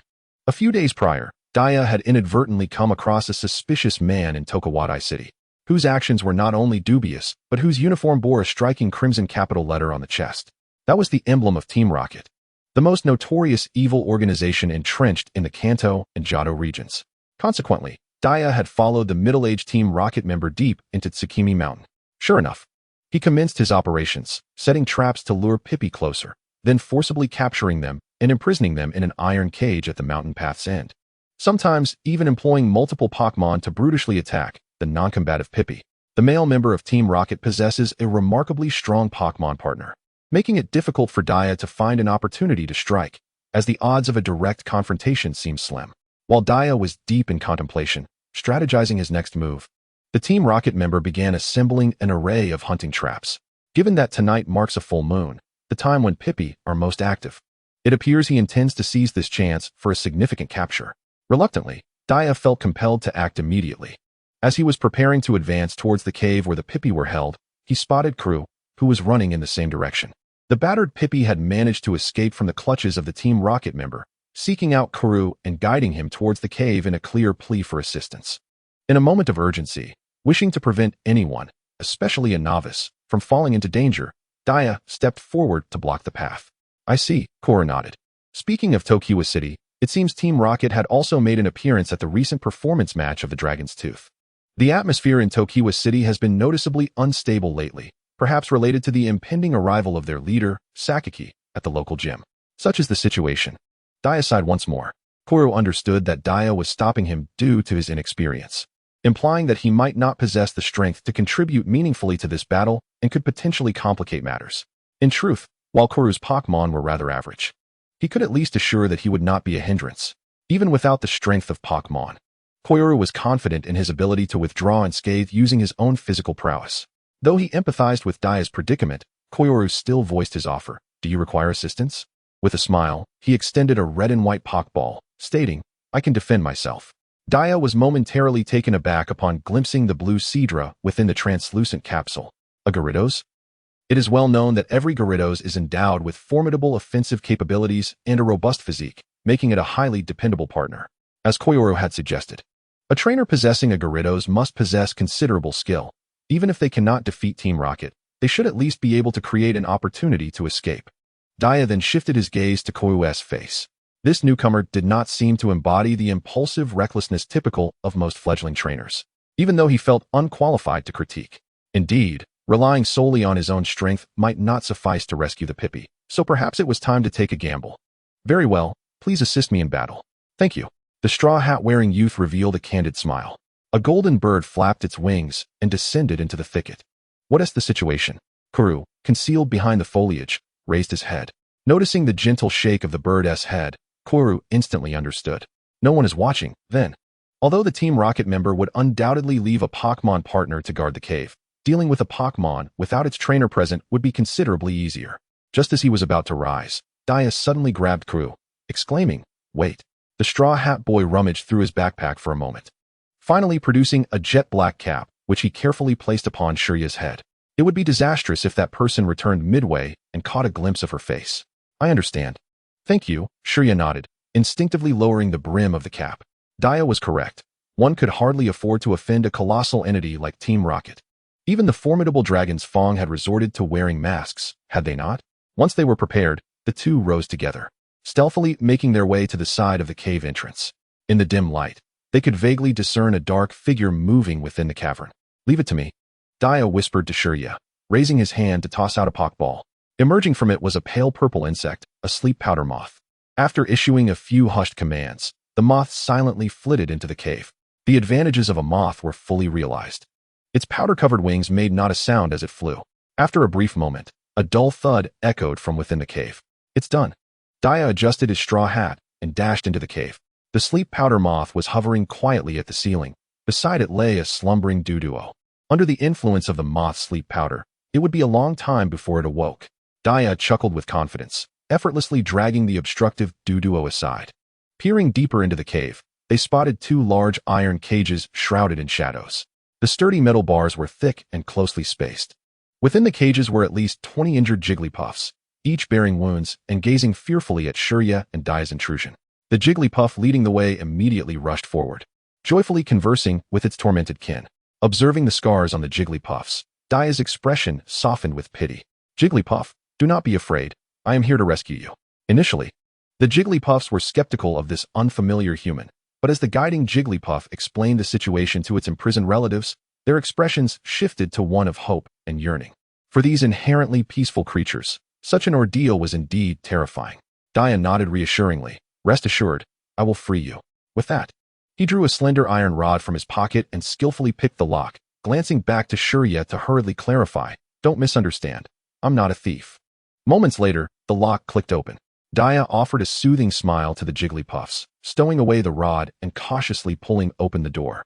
However, at that very instant, a piercing alarm reverberated throughout the cave. Mini theater, Dia, picking the lock, Don't misunderstand. I'm not a thief. Shuria, silently, had you not said that, I would never have thought so far. Dia, I swear. It's the truth. Not a case of hiding silver. Shuria, expressionless the more you explain, the worse it gets. Bad news. As the alarm blared, the faces of Daisuke and the Pikachu, who were on the verge of escape, changed dramatically.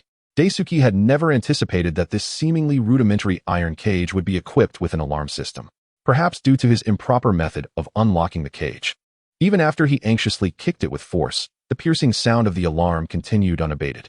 Cheyenne furrowed her brow, urging him to hastily open another cage door.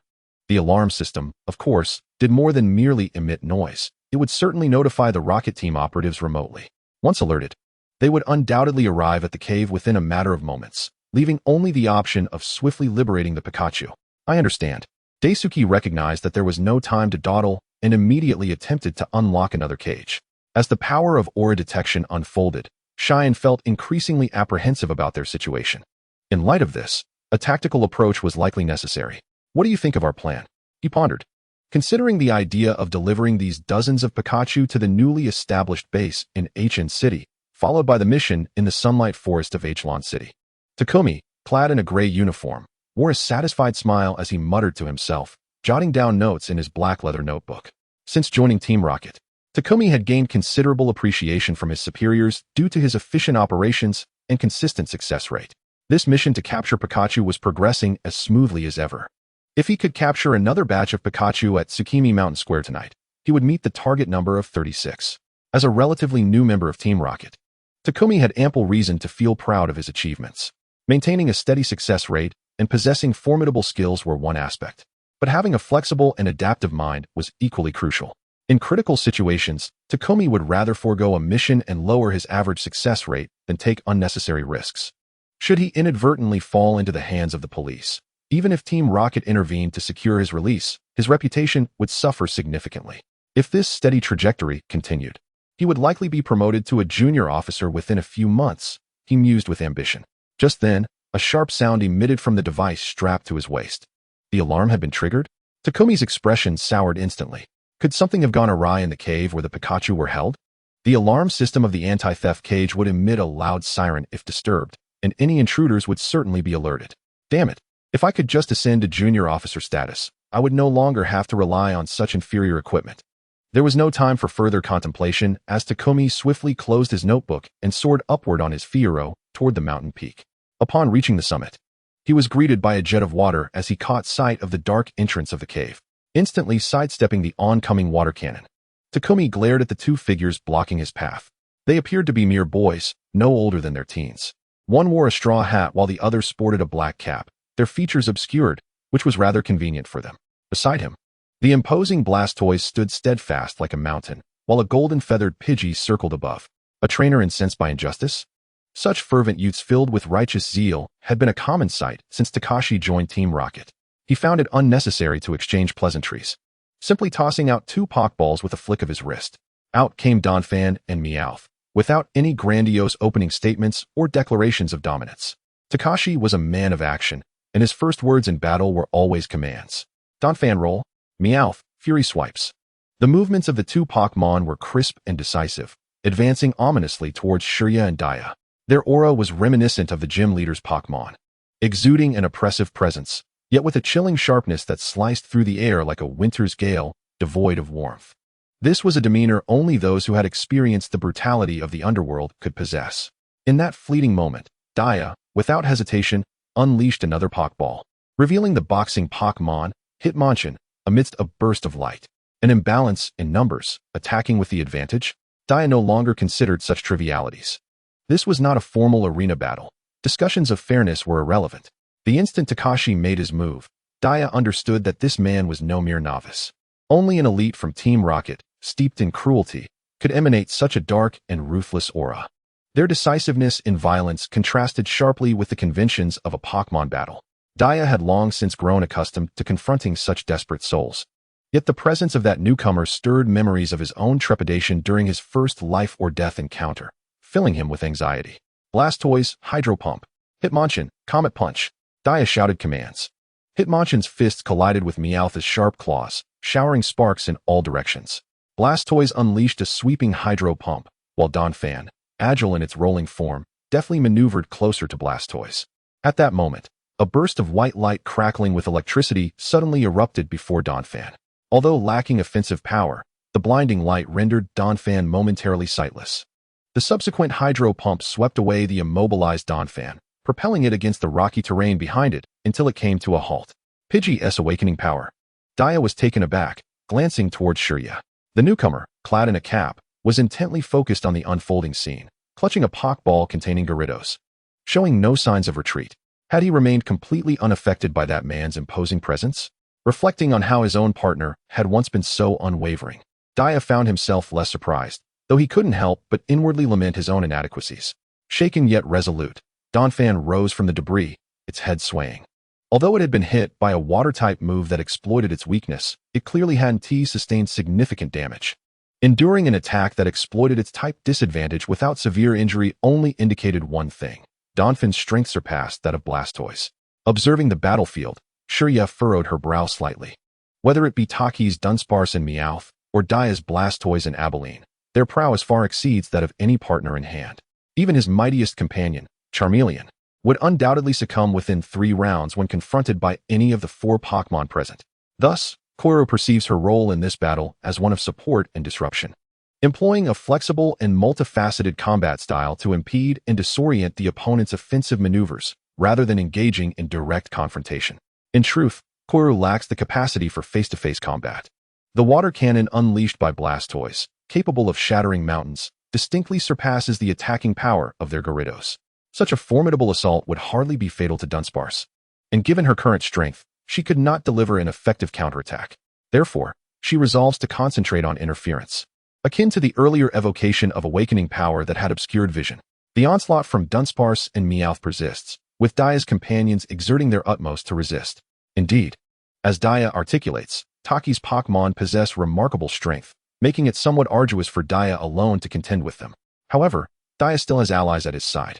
The off-balance Abilene inadvertently tumbles, while the fierce claws of Meowth, executing a wing attack, swiftly advance. In the next moment, a massive blue form abruptly interjects itself between the 2 Pokémon. Mini-scene, alarm system, beep beep beep beep to key. Closing the notebook, the anti-theft iron cage triggered the alarm system, which emits a loud siren. Even if there are meddlesome individuals, they would surely be alerted. How frustrating. If I could just be promoted to a junior officer, even at the lowest tier, I could be rid of such subpar contraptions. Dia, scratching his head, if the person isn't nearby, why is there an alarm? I recall that Hina mentioned cutting the wires would suffice. Clue, nodding knowledge is power. Dia, sympathetic, that person needs to study diligently. Taki Hina, slamming the table, you have no right to say that. 53. The Humble Cave's escape technique wing attack is a flying type move, devastatingly effective against the fighting type Abilene. Yet the water-flying dual-type Gyarados remains unperturbed by aerial assaults. The sharp claws collide against Gyarados' sturdy scales, sparking a flurry of sparks. The pain elicits a low growl from Gyarados. It is rare for even Charmeleon to inflict such intense agony, yet this serves only to ignite Gyarados' fury. With a defiant roar, Gyarados retaliates, its tail entwined with a surging torrent of water, striking out in vengeance. The unexpected intrusion disrupts Meowth's attack rhythm, leaving it momentarily dazed. In the midst of executing wing attack, its vision darkens as its claws suddenly collide with something solid, subsequently being flung skyward by the watery tail. Gyarados? Taki furrows his brow. Judging by the force of its watery tail, it does not pose a significant threat. It is best to resolve this swiftly. Meowth, Thunderbolt. Taki succinctly commands, issuing the most effective directive. Meowth rapidly adjusts its posture midair, unleashing a brilliant arc of golden electricity. Electric-type moves are the greatest bane of Gyarados.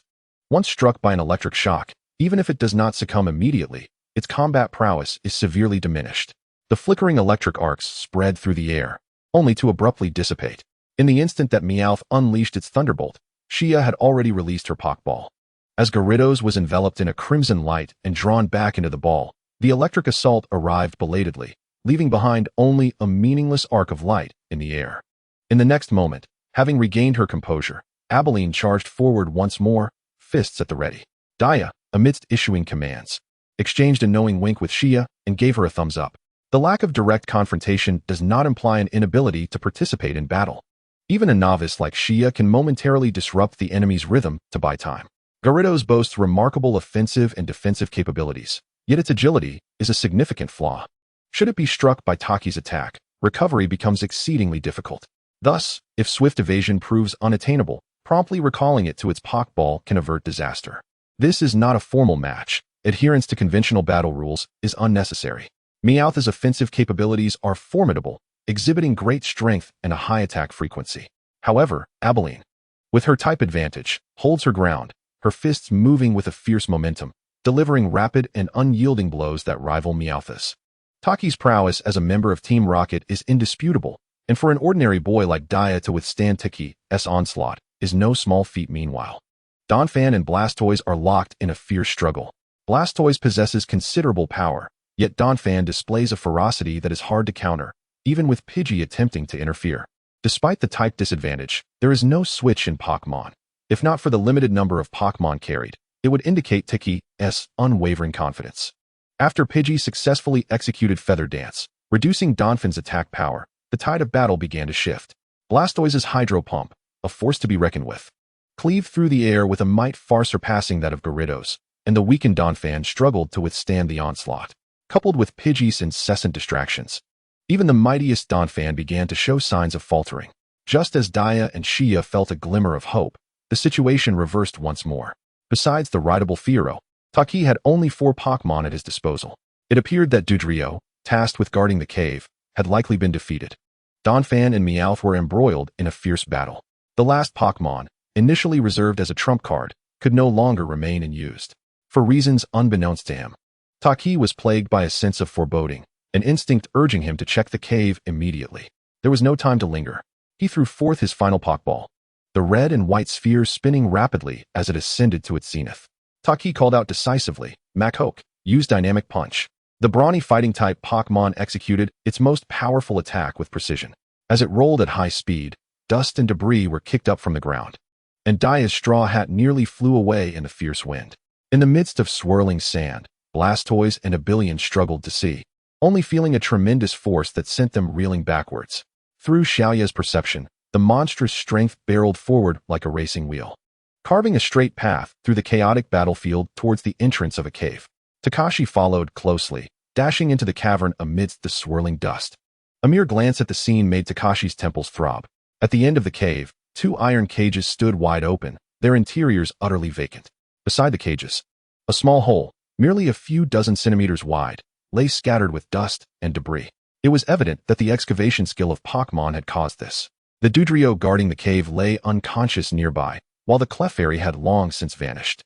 The terrain of Moonview Mountain was intricate and ever-changing. Once startled, the Clefairy would find it nearly impossible to be located in the depths of the mountains. How infuriating! Takashi kicked one of the iron cages, his face contorted in intense rage.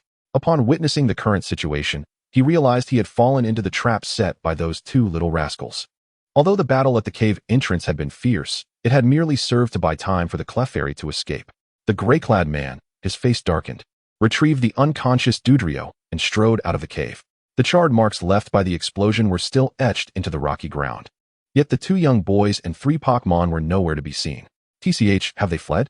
Despite the boiling anger within him, Takashi dismissed the notion of pursuing those 2 brats, leaving aside whether he could even find them in such undulating terrain. It was already certain that he would fail to accomplish his mission before dawn. Rather than squandering time in a fruitless contest of pride, it would be wiser to accept a new task to redeem his reputation. Reason ultimately triumphed over impulse. With a cold snort, Takashi summoned his Fearow and soared away upon the bird's back. Although he had not seen the boys' faces, he mentally noted their stature, attire, and the Pokémon they had used. A quick search through Team Rocket's database might unveil their true identities. Should another opportunity for battle arise, he would hold nothing back. A few minutes later, a soft sound emanated from the top of a tree beside the cave. Surely it was safe now? Yes, they had gone far away. Phew, what a relief. Amidst the rustling canopy, 2 figures slid down the tree trunk. Dia adjusted his crooked straw hat and, along with Xiaoya, dashed into the cave. As expected, they were greeted by the empty iron cages and the narrow hole. Hee, mission accomplished. Dia grinned widely, cheerfully waving his fishing rod. Upon triggering the alarm, Xiaoya and Dia had devised this operational plan together. They had agreed to jointly intercept the Team Rocket man at the cave entrance and engage him as long as possible, while Charmeleon stayed inside to use its dig skill to lead the Clefairy to safety.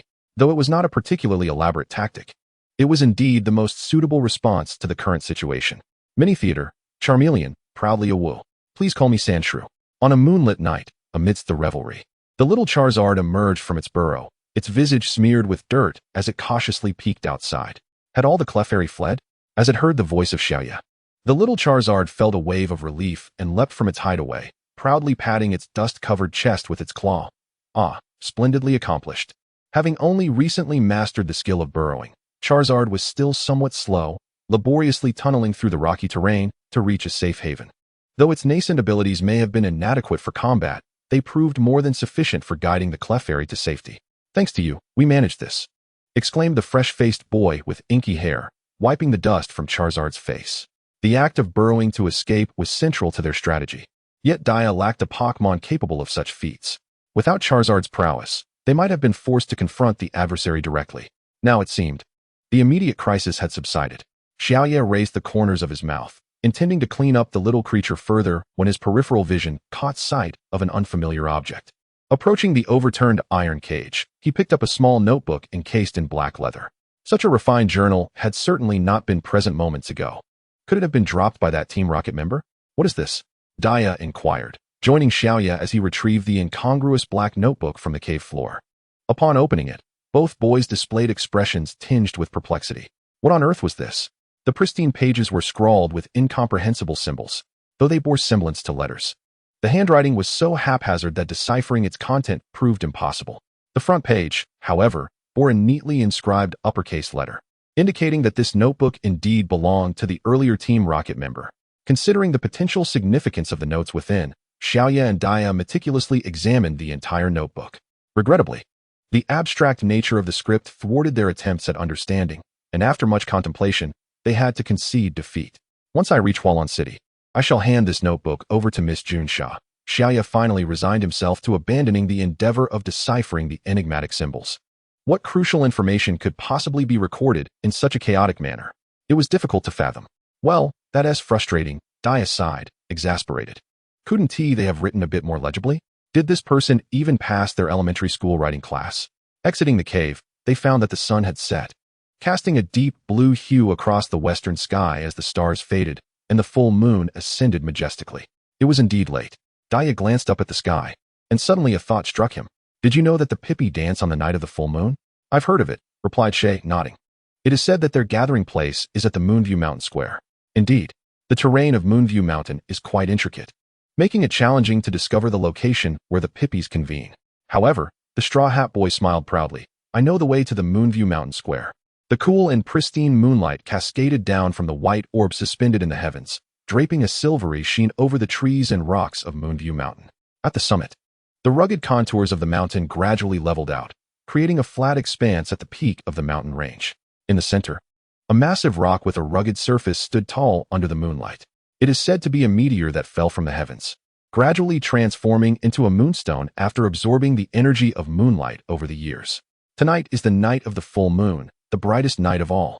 And at the once desolate Moonview Mountain Square, a gathering of tiny pink beings has assembled this evening. Bathed in the silvery moonlight, the Pippis danced joyfully around the enormous moonstone. Their movements were graceful, synchronized, and within the shared rhythm lay an ancient and mysterious power that resonated deeply with the soul. Under the moon's glow, the small wounds on the injured Pippis, sustained from the attacks of Team Rocket, began to heal slowly. As their dance quickened, the great moonstone in the center began to shimmer with a soft, pure white light, illuminating the deep blue night sky above. This is the moon dance of the Pippis. Not far away, two figures sat side by side on the branches of a tall ancient tree. Isn't it incredible? The dance of the Pippis, Dia chuckled. Shay nodded gently, her gaze fixed intently on the little pink creatures joyfully leaping around the moonstone. It's wonderful that we thwarted Team Rocket's hunting attempts, thought the Straw Hat Boy, reclining backward on the branch, feeling even more content at the sight before him. The Pippis under the moon appeared joyous and carefree, showcasing their most natural selves through their dance. Perhaps, for them, a life undisturbed by humans is the most beautiful and peaceful existence. After a while, Dia suddenly straightened up. It's getting late. I have important matters to attend to, so I must take my leave. Well then, goodbye. Shay smiled and nodded. Farewell. Until we meet again. As his voice faded, the Straw Hat Boy slid down the trunk and began running down the mountain. Finally, he had resolved this matter. Dia felt much lighter in spirit as he thought about meeting with the birds at the foot of the mountain. Just then, both the dark-haired boy and the purple-haired girl sitting on the branch paused simultaneously. I forgot to exchange names, he realized, and I forgot to return the hat. After spending a night under the stars at the peak of Moonview Mountain, Shay quickened her pace down the mountain. The distance to Hualan City was no longer too far. She estimated that she would arrive in about 3 to 4 days. On the descent, no unforeseen circumstances arose, allowing Xiaoya's Pokémon to train with peace of mind. This time, Xiaoya made appropriate adjustments to the training regimen. The focus for the Gyarados remained on evasion, but the practice partner shifted to the Charmander. Seizing this opportunity, Charmander diligently honed the newly acquired skill of Flamethrower, shooting forth flames in a grand arc, its explosive power rivaling the speed of Pidgey's quick attack. The effectiveness of targeting a moving object greatly surpassed that of striking a stationary target.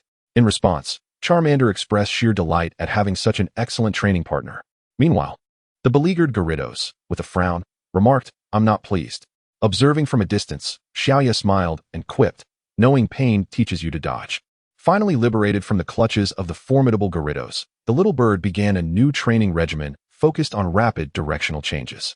Pidgey flapped its wings vigorously in the sky, striving to reach maximum speed before executing a sharp 90-degree turn. This seemingly simple maneuver proved quite challenging, as Pidgey nearly plummeted from the sky during initial attempts.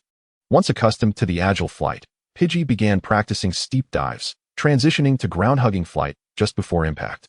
Though this move appeared perilous, Pidgey embraced the training wholeheartedly. In its previous flock, Pidgey had witnessed its father leading the group in similar flight technique drills. This practice was a requisite path to mastering the flying-type skill, Aerial Ace. As Charmander's Flamethrower approached perfection, Gyarados gradually learned to evade the incoming flames, while Pidgey shimmered with a radiant glow during its rapid maneuvers. As these three Pokémon strived to grow, the city of Hualan drew ever closer. Mini-scene, Dia, with exasperation, "Seriously, can't you write a little more neatly? Did this guy even pass elementary school writing class?" Taki, angrily kicking over a metal cage, "What does it matter to you whether I passed or not?" Superior, expressionless, Taki, "Have you failed the mission? You are to transcribe the Team Rocket code 100 times, which I will present to Boss Sakaki for review." Taki, in despair. Growth record card, Charmander, proficiency in Flamethrower Gyarados, evasion skills Pidgey, acquired new skill Aerial Ace team members, 3 Charmander, Gyarados, Pidgey Hualan. A city adorned in the hues of water's mystery, is nestled at the foot of the dormant volcano, ancient Hualan Mountain, renowned as a historic hot spring resort. It boasts countless natural hot springs of varying sizes. The city is replete with numerous hot spring streets and inns, drawing visitors from afar to experience the soothing allure of its rejuvenating waters. Thanks to geothermal energy from the volcano, this city of flowers and water enjoys a spring-like climate year-round, with blossoms flourishing throughout, leading some to believe that the name Hualan is derived from the beauty of its flowers. In truth, the entirety of Hualan City and its surrounding lands are cloaked in a thick layer of volcanic ash. The expansive flower fields in the outskirts are indeed a magnificent sight. Yet they serve as a stark reminder that such soil is only suitable for cultivating flowers and sweet potatoes, rendering other crops virtually impossible. Consequently, aside from the iconic flower fields, there exists an unexpected abundance of small shops selling roasted sweet potatoes, with some stalls even boasting the signs of century-old establishments, which elicits both amusement and disbelief.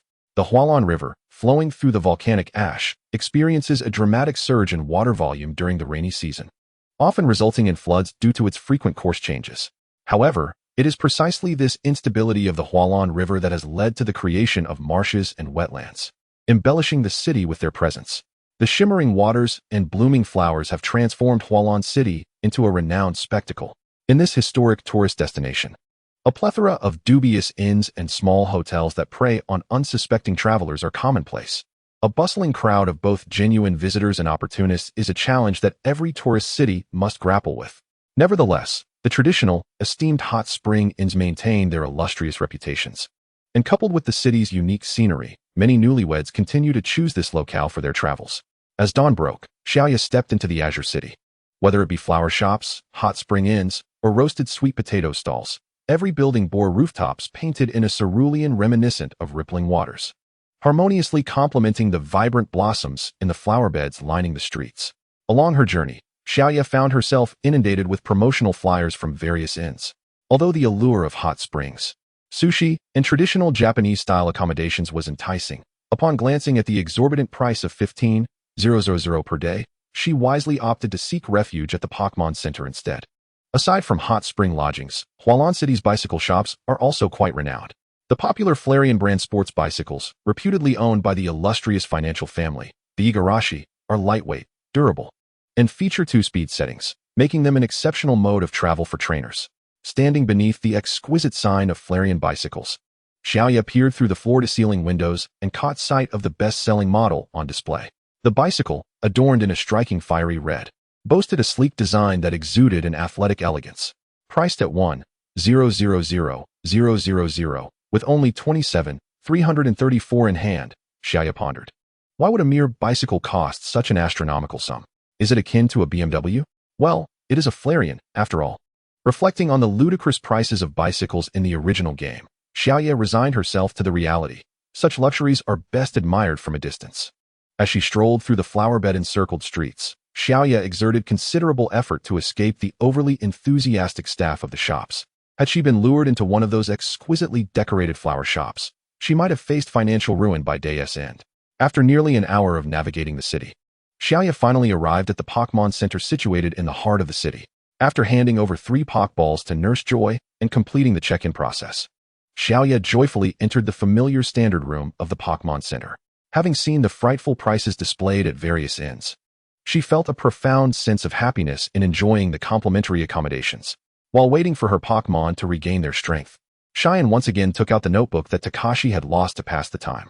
Sitting on her bed, she meticulously focused on the final page of the notebook, which she had perused numerous times during her journey. Amidst the chaotic scrawlings, a single line faintly revealed a series of numbers, 1000120, presumably indicating the date of January 20th, 1000, which is today. Given Team Rocket's recent activities, it was plausible that this notebook contained plans for illicit operations.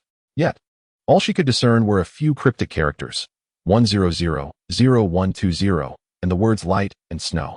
It seemed prudent to leave the matter to the police. The distance between the police station and the Hualan gym was not far, and she could conveniently drop off the notebook there after finishing her gym battle. Although Cheyenne suspected that Miss Kunsar would dismiss such items as mere scribbles and cast them aside. When the notification sound indicating the end of treatment chimed, Cheyenne approached the front desk to collect 3 Pokeballs and set off towards the direction of the Hualan gym. The Hualan gym stood proudly on the eastern coast of the city. Rather than a traditional gym, this structure resembled a grand sports arena. Silver steel beams supported a massive domed ceiling, and the air was filled with raucous cheers from within. A large sign stood at the entrance, the beautiful 3 Sisters Underwater Ballet, inviting you into a heart-pounding dream. Indeed, it was as rumored. Standing before the sign, Cheyenne sighed. She had heard that the gym leader was more devoted to underwater ballet performances than to running the gym, and it appeared to be true. Reflecting on Ash's experiences in the animated series, Cheyenne could only silently pray that she would be able to challenge the gym normally rather than be handed a badge without a fight. Having paid 800 for an admission ticket, Cheyenne randomly selected a seat among the rows of chairs. Under the dome, the azure waters of the pool shimmered, with spectators seated around it, occasionally erupting in excited cheers. In the center of the pool, 3 young women clad in bright swimsuits, adorned with flippers, danced gracefully to the waltz playing in the arena. As the music neared its conclusion, the 3 beautiful dancers struck an encore pose, back to back. "We sincerely thank you all for attending the underwater ballet performance." A melodious female voice resonated throughout the venue. Amidst the thunderous applause, the audience began to disperse, creating a momentary chaos within the arena. In the midst of the bustling crowd, Cheyenne endeavored to rise on her toes to catch a glimpse. At the edge of the pool, a narrow passageway was faintly visible behind the curtain, with a small sign haphazardly proclaiming, "Challengers, please proceed this way." Cheyenne found herself momentarily at a loss for words. It was a miracle that such a perfunctory gym had not been shut down. Due to the overwhelming flow of people exiting, it took Cheyenne considerable effort to navigate through the throng before she finally reached the entrance of the gym. Walking through the dimly lit, narrow corridor, she could faintly hear indistinct voices and the explosive sounds of skill clashes echoing from within. It seems that a challenger has already embarked on their battle. With this thought in mind, Choi pushed open the door and stepped out into the corridor. Before her lay a pool significantly smaller than the previous arena, where 2 Pokémon were engaged in an intense clash at its center. Shadow balls collided with ice beams, unleashing shockwaves that swept through the indoor space with an icy chill. "Well done, Eevee."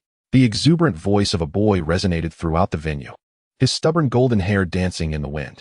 In the small theater, Rapid Ash Bicycle, priced at 1,000,000 units.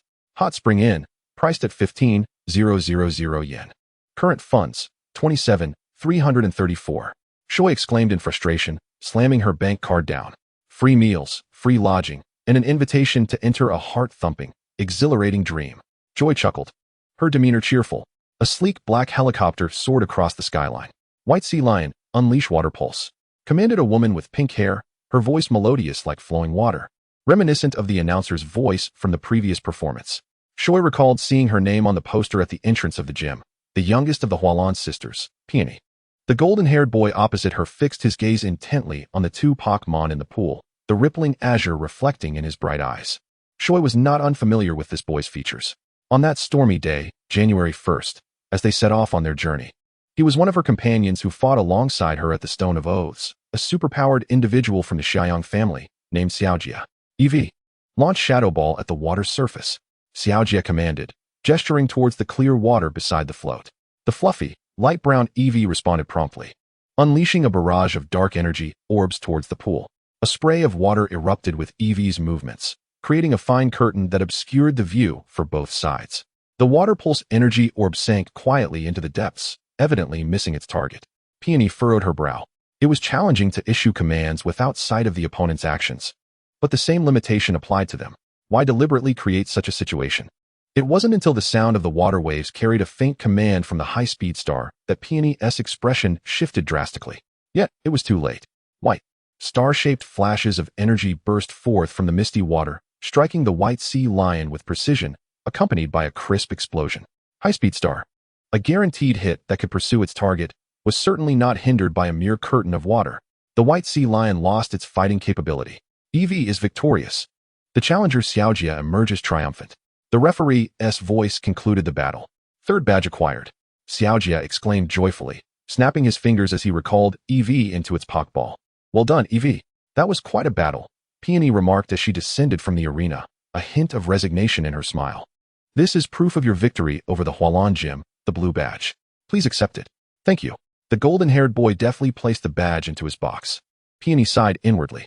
For reasons unknown, the influx of challengers had surged several-fold in recent days, particularly those hailing from Pallet Town, with 3 or 4 arriving in quick succession. The Hualan sisters, who were not particularly adept at battling, found themselves in an arduous predicament, as the elder sister, Sakura, and the second sister, Iris, had seen all their Pokémon fall in battle, leaving Peony's last remaining Pokémon, a dugong, defeated at the hands of a young boy. Were it not for the privilege of utilizing the gym for performances free of charge, she would have seriously considered relinquishing the gym. Lost in such thoughts, Peony turned her head and spotted Shio standing by the door. Surely not. Peony's smile faltered slightly. Are you here to watch the performance? Or are you here to challenge the gym? Please, let it not be the latter. Unfortunately, Peony's silent prayers went unanswered. Shio took a few steps forward with a smile. I am Shio from Pallet Town. I shall entrust my challenge to you. Pallet Town again.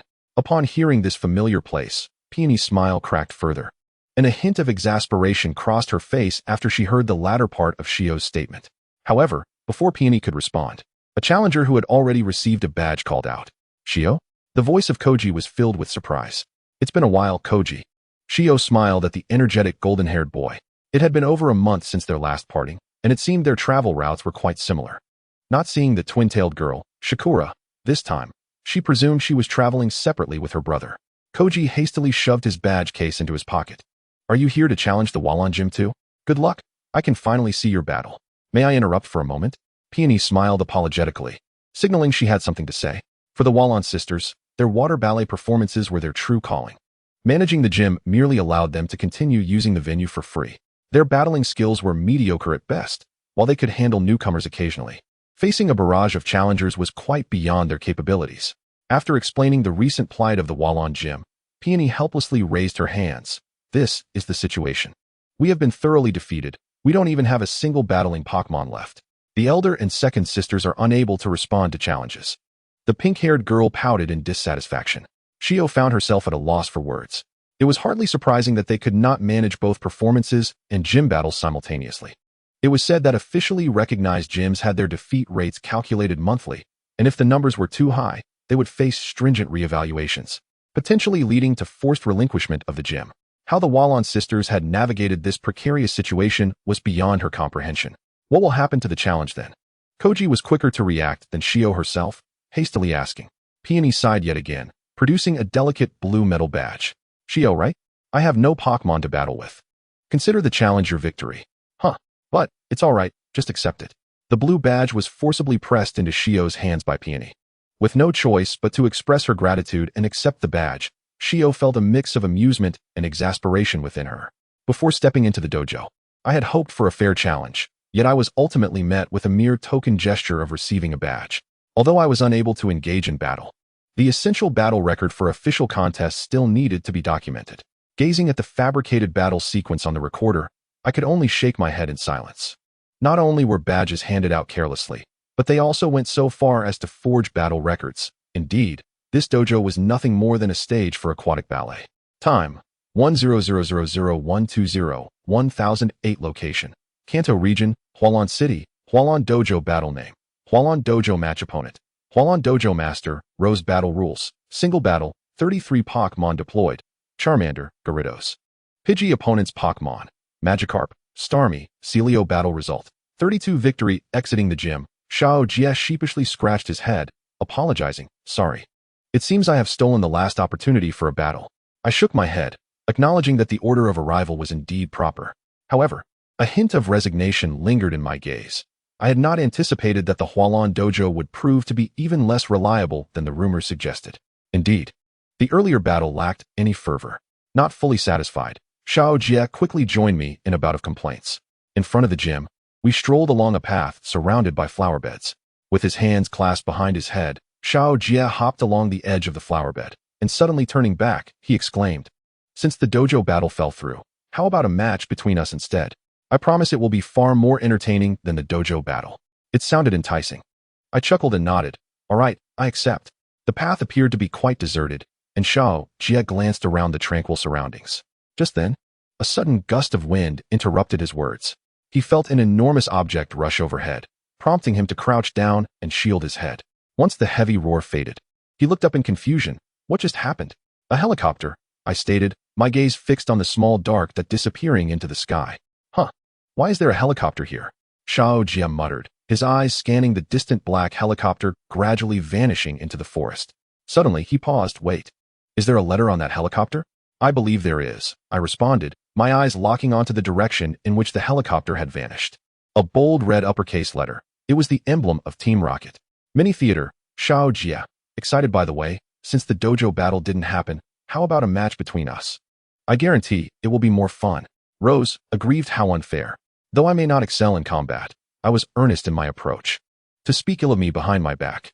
Helicopter, Virum. Xiao Jie, terrified, holding his head. Is this karma? No, wait, why do I say again? The ominous messages hidden within the chaotic text reveal the audacity of Team Rocket's recent actions.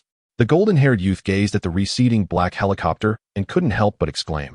Indeed, Xiaoya nodded, recalling that there had been quite a commotion in Tokawamachi recently. It was regarding the incident during the performance match of the Dragon's Tooth, wasn't it? As Xiaoji appeared in the direction where the helicopter had vanished, he remarked, it seems to be towards the direction of the Sunlight Forest. Sunlight Forest? Xiaoya turned to look at Xiaojia. She had encountered this term on a forum and knew it was a location near Hualon City, but the details eluded her. Yes, it's situated just north of Hualon City. Xiaojia pointed ahead, casually sitting on the edge of a flower bed. He looked up and flashed a grin at Xiaoya. You didn't know? Let me introduce it to you, completely free of charge. The Sunlight Forest, located directly north of Hualon City, is characterized by a canopy that is less dense than that of the Tokawam Forest, replaced instead by a diverse array of shrubs and blossoms. The terrain of the forest is flat, and the climate is mild. Whenever the weather is fair, sunlight filters through the leaves, casting dappled spots of light upon the grassy meadows and flower patches. The forest is home to numerous grass-type Pokémon, most of which possess gentle temperaments. At noon, when the sun illuminates the forest, large gatherings of grass-type Pokémon often congregate in the flower fields at the center to bask in the sunlight. I read on a forum that someone claimed to have spotted Shalebi in the Sunlight Forest, which is why I initially wanted to visit, Xiaojia shrugged. But such claims are likely mere rumors. The so-called forest deity, Shalebi, is not something one encounters easily. The sudden appearance of the helicopter had disrupted their original intention to battle, and after finishing his introduction of the Sunlight Forest, Xiaojia shook his head in exasperation. I wonder what Team Rocket is up to lately, flying so brazenly in the city. Moreover, I recall that the police station is quite close to the stadium. Don't they fear attracting the attention of the authorities? Upon hearing Xiaojia mention the police station, Xiaoya suddenly remembered that she needed to submit the Team Rocket notebook. Although its contents appeared careless and haphazard, what if there was something significant within? Xiaojia, what did you just say? Huh. The golden-haired youth looked puzzled. I mentioned that I don't know what Team Rocket is doing, flying so openly. The previous statement? Xiaoya pondered for a moment. Oh. I recalled that someone on the forum said they had spotted Shalebi in the Sunlight Forest. What's the matter? Xiaoya retrieved a delicate hardcover notebook from her backpack and flipped to the last page. Look at these lines. Wow, it's a mess. Xiaojia grimaced. What does this say? The line in the middle is a date, right? January 20th, today? See, these 3 lines resemble 1000120, Sunlight Forest, 1000120 Shalebi. Now that you mention it, it does look quite similar. Xiaojia nodded. So, are you interested in this rumor as well? This doesn't belong to me. Xiaoya had already suppressed her smile. I obtained this notebook from a member of Team Rocket at Tsuki no Yama. I see. That explains the chaotic handwriting. It didn't seem like your style. Xiaojia began to speak, but suddenly fell silent. After a prolonged silence, the golden-haired youth hesitantly raised his head. Perhaps it is just as you suspect, he murmured. Xiaoyi furrowed her brow. Sunlight Forest, Shalebi, and considering the helicopter that had just flown by, a particular hypothesis was beginning to crystallize. If Team Rocket had also set their sights on Sunlight Forest and the rumored Shalebi, dispatching a helicopter for reconnaissance, then it was likely that the veracity of this rumor had already been validated by them. Oh dear, this is troublesome. Xiao Jia's spiky hair became even more disheveled as he raked his fingers through it. I intended to hand this notebook over to the police, but now it seems. Xiao Yi cast a sidelong glance in the direction of the police station. Well, since Team Rocket's helicopter dares to fly near the police station, they must be confident of not being intercepted. Despite his seemingly reckless demeanor, Xiao Jia's thoughts were unexpectedly meticulous, swiftly identifying the incongruity in the situation. Hualan City was merely an ordinary tourist destination, lacking the populous nature of Jinhuang City or Rainbow City, and it could not even be compared to the towering capital of the Alliance, Sanyuan City. Consequently, the police station's personnel and scale were quite standard. Could it be that, to ensure their operations went undisturbed, Team Rocket had manipulated something within the Hualan City police station? Let us investigate. Xiao Yi tucked the notebook away and stood up. Regardless, the immediate priority was to ascertain the condition of the police station and, if possible, promptly report the situation to Miss Junsha. The two wasted no time and set off towards the police station. Upon arriving at the entrance marked by a deep blue police emblem, the imposing structure loomed by the roadside, with officers in uniform continually entering and exiting. The absence of a chaotic scene was somewhat reassuring, yet the police station was evidently engulfed in an unusual state of busyness. After inquiring with the guard, Xiao Yi and Xiao Jia learned the details of the situation. Approximately an hour prior, a massive outbreak of wild Pokémon had occurred on the southern edge of Hualan City, where numerous wild Nidoking and Nidoqueen had become disoriented, indiscriminately attacking residential buildings and pedestrians. Many had already sustained injuries, and several structures had been damaged. Due to the extensive scale of the upheaval and the numerous victims, the entire police station was overwhelmed, with scarcely any personnel available to spare. Standing before the guard booth, Xiao Yi and Xiao Jia exchanged glances. The wild Pokémon residing in the outskirts of Hualan City were typically gentle and non-aggressive. Why had there been an unusual outbreak today? Could it be that? Xiao Jia shook his head vigorously, slapping his cheeks with his hands to momentarily dismiss that highly plausible yet infuriating conjecture. There were more pressing matters that required resolution. There was simply no time for anger. Xiao Yi opened the electronic map on her Pokédex. Traveling from the nearest city to Hualan City would take approximately an hour. We can't afford to request assistance from the police in other cities. Xiao Jia gritted his teeth. If it takes an hour just to drive, factoring in the time needed to convey messages and prepare, it is likely that we will miss the actions of Team Rocket. Moreover, the credibility of two 10-year-old novice trainers' conjectures may not even be trusted by the police. Seeking assistance from outside the area proves difficult, and the local police department is in utter chaos, unable to spare personnel. To make matters worse, the gym leader of Hualan City is solely focused on synchronized swimming, rendering her combat capabilities entirely unreliable. In this tourist city, there is a scarcity of training grounds where numerous trainers congregate. Thus, we must rely on ourselves. Indeed, the sunlight forest. Yes, there too? Splendid.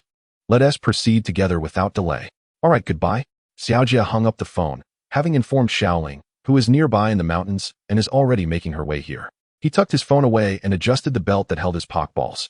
Although he had communicated with his family, they live too far from here to provide timely support. Shall we head to the forest first?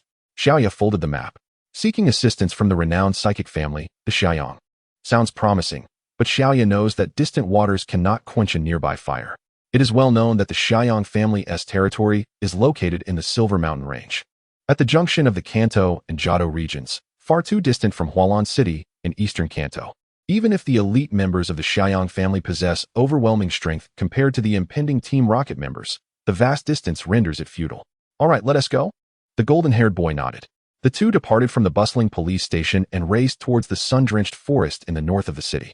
Small theater. Upon hearing Xiaojia mention the police station, Xiaoya suddenly recalled that she still needed to submit the Team Rocket notebook. Although its contents appeared haphazard and careless, there might be crucial information within. Xiaoya, look at these few lines. Xiaojia, grinning, wow, what a mess. What does this say?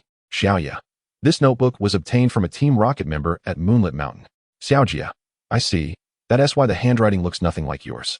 Punished Takumi, gritting his teeth. Crushing the pen, have you two finished talking? The invaders stepped into the sunlit forest.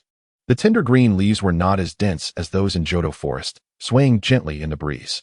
Sunlight cascaded down through the gaps in the leaves, casting dappled and dazzling spots of light upon the verdant ground concealed by grass. The sunlight forest has always been renowned for its tranquility. However, on this day, the thunderous sound of explosions shattered the forest's serene ambience. Pale green shadows scurried fearfully among the thickets, too preoccupied to notice when they collided with branches, stumbling and darting about. Behind them, a dozen menacing Zubat were relentlessly pursuing, their sharp teeth glistening with a sanguine sheen. Dark energy spheres erupted from the Zubats' mouths in rapid succession, striking the ground and tree trunks, leaving charred marks amidst the cacophony of explosions. A series of shadowy orbs whizzed past, grazing the body of the small, pale green creature, which became increasingly frantic, exerting every ounce of effort to evade the onslaught of shadowy attacks and striving to shake off its relentless pursuers. Hot on the heels of the large-mouthed bats were nearly 20 individuals clad in black uniforms, their chests emblazoned with a vivid crimson emblem denoting their affiliation with the most notorious criminal organization in the Kanto region, Team Rocket. The two foremost figures sported conspicuous white uniforms, also adorned with the Team Rocket insignia. The youth with a short, fiery red hairstyle scoffed, "Humph, it certainly runs fast. It won't escape." The man with a stern visage, accompanied by a dark green Drifloon hovering ominously above his shoulder, spoke coldly. "Mr. Baker, Mr. Keith, we are nearing the flower fields," reported a black-clad Team Rocket member, holding an electronic map with a respectful demeanor. "Understood," replied the red-haired youth, waving his hand dismissively before bellowing. "Increase the intensity of your attacks." "Yes," came the chorus of responses from the multitude of black-clad agents. Ahead, amidst the increasingly dense barrage of shadowy orbs, the pale green figure grew ever more panicked. Its grass-green body was adorned with gossamer wings that trembled rapidly, while the long, slender antennae on either side of its forehead danced erratically in the wind. Were there any onlookers present, they would surely gasp at the sight of the creature being pursued, clearly the legendary forest deity, Shalebi. This particular species was already diminutive in stature, and the one being hunted appeared even more delicate, as if it had not fully matured. Although recognized as a mythical being capable of traversing time and bestowing vitality upon forests, Shalebi was not known for its combat prowess. Faced with the indiscriminate assault from numerous largemouth bats, this juvenile Shalebi could do little more than flee in terror. "Why are these humans attacking me? It hurts. Help. Is there anyone who can save me?" Perhaps sensing the fear and anxiety within Shalebi, the flora surrounding it stirred restlessly, a palpable tension spreading through the dappled sunlight. Nearby, amidst the tall, dense thicket, two figures quietly and swiftly trailed Team Rocket. The boy, Jack, furrowed his brow in silence. Although he yearned to encounter the legendary Shalebi, he would prefer to never see it at all than to witness its plight in such a manner. Just as he was about to look up, an indistinct object cast a shadow over him. Jack paused, reaching up to touch his head. A cap? He had forgotten to return the cap to that straw-hatted boy. Now it proved fortuitous. After donning the dark cap, Jack's companion, Knight, pulled up the hood of her athletic jacket, preparing to disrupt the impending chaos. Should their identities be revealed, the consequences could be dire. With everything in place, Knight grasped a Pokeball and glanced at Jack. The golden-haired boy carefully lowered the cap, also retrieving a red and white ball, and nodded at Knight. Let us proceed according to the plan we discussed. As the young man chased after Shalebi, he inadvertently kicked a tree root and stumbled, lagging several steps behind the main group. Realizing he had fallen to the back, he hurriedly attempted to quicken his pace to catch up. However, to his astonishment, he found that he could no longer move his hands or feet. What was happening? Suddenly, an invisible force compelled him to spin around violently. Before he could utter a cry, a pair of luminous blue eyes appeared before him. A heavy drowsiness enveloped his mind, and he collapsed silently into the soft grass.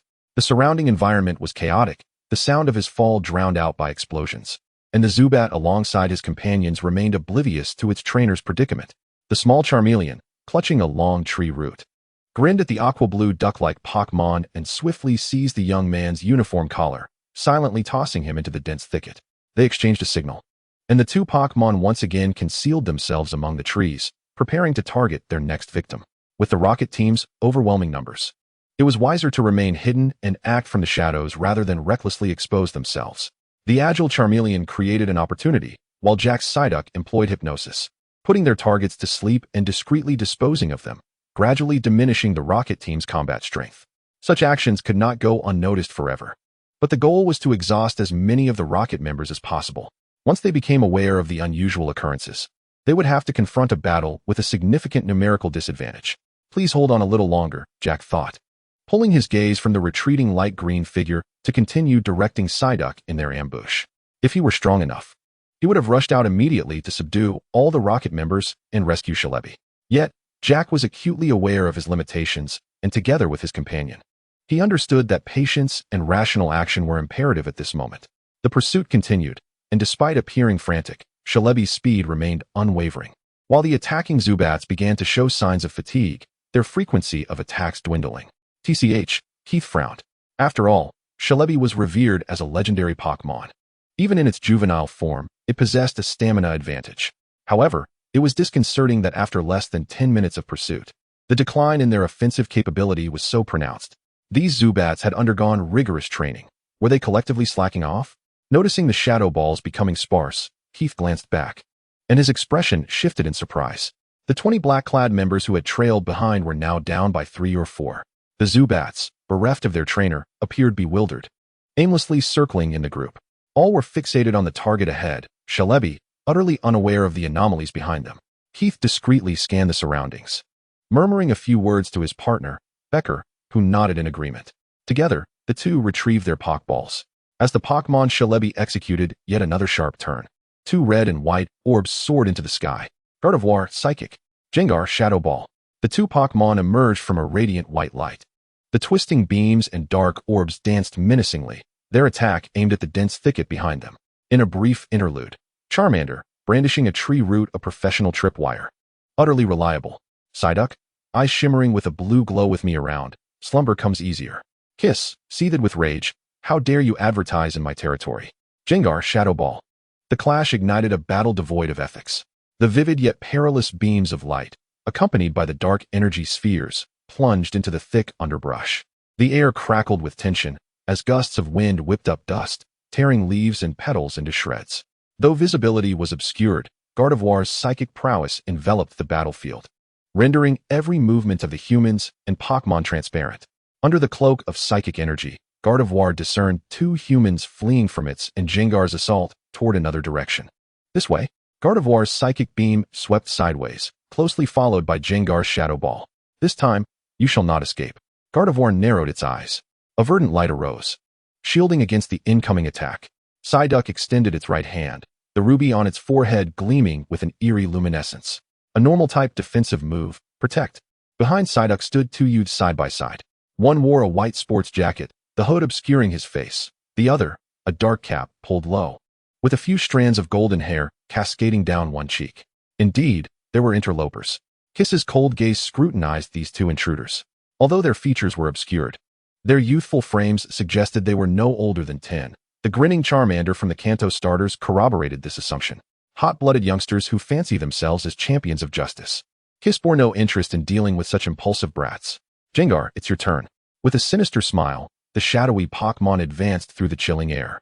Kiss waved his hand, leading the majority of his black-clad team to pursue the direction Shalebi had fled. Meanwhile, a burly red-haired man took a step forward, blocking the path of Xiaoya and Xiaojia, a menacing grin spreading across his face as he crushed an empty Pokeball, the sound echoing ominously. The youth of today certainly possess remarkable audacity. Attack! At Beck's command, the remaining 6 black-clad team members directed their Zubat to encircle the duo, while Gardevoir and Jengar tightened their pursuit. It seemed there was no immediate escape. Xiaojia cast a glance at the retreating gray-haired youth, furrowing his brow as he surveyed the 6 black-clad figures and one in white that surrounded him. No, it is more than that. These individuals appear highly trained. The 2 leaders coordinated their actions with hardly any communication, executing the same strategy with remarkable proficiency, even with the majority of their strength diverted toward Shalebi. The current situation was not one that could be easily managed. Xiaoyi, let us first use our Pokémon to hold off the minions and concentrate our fire on the leader, Xiaojia murmured, lowering his voice. Understood. Xiaoyi replied subtly with a nod. While employing hypnosis against Team Rocket, Xiaojia had elucidated the general hierarchy within Team Rocket to Xiaoyi. The members clad in black were the lowest tier, while those in gray were elite members. The members adorned in white uniforms represented junior officers, possessing a certain authority within Team Rocket, including the power to command the lower-ranking minions. The elite member they encountered at Moonview Mountain, Takumi, donned a gray outfit. Yet he had proven to be a formidable opponent for Xiaoyi. The imposing red-haired man before them, garbed in white, promised to be an even more daunting adversary. Gyra, Eevee. They simultaneously threw their Pokeballs, unleashing the colossal blue water dragon, which roared mightily and summoned fierce winds. Meanwhile, the 2 trainers seized the opportunity to instruct their Pokémon on their tasks. The mission sounded straightforward, yet it was far from easy, stopping the 6 Zubat and their trainers soaring above. Recognizing the urgency of the situation, both Pokémon nodded resolutely. The blue water dragon unleashed a torrent of water, while the agile brown-furred creature bravely charged toward the onslaught of razor winds and dark orbs emitted by the Zubat. In those fleeting seconds, Yungara and Gungue had already launched their assault. Their target was not the Psyduck or the Charmander, but rather the trainers themselves standing behind them. This was indeed expected. Xiaoyi and Xiaojia were unfazed as they dashed through the grass, evading the psychic beams and shadow balls hurled at them. For the unscrupulous Team Rocket, it was not uncommon to directly attack trainers for the sake of efficiency. However, this did not imply that the targeted trainers would submit meekly.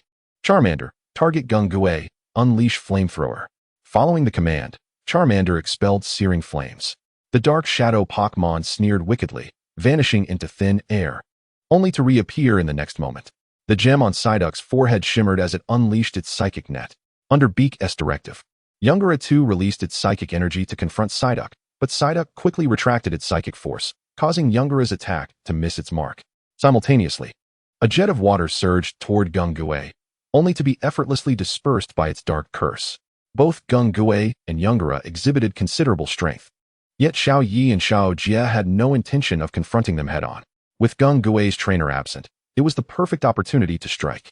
As Psyduck's water gun was neutralized, Charmander stealthily approached, leveraging the grass for cover and delivering a blazing fist squarely upon Gungue's head.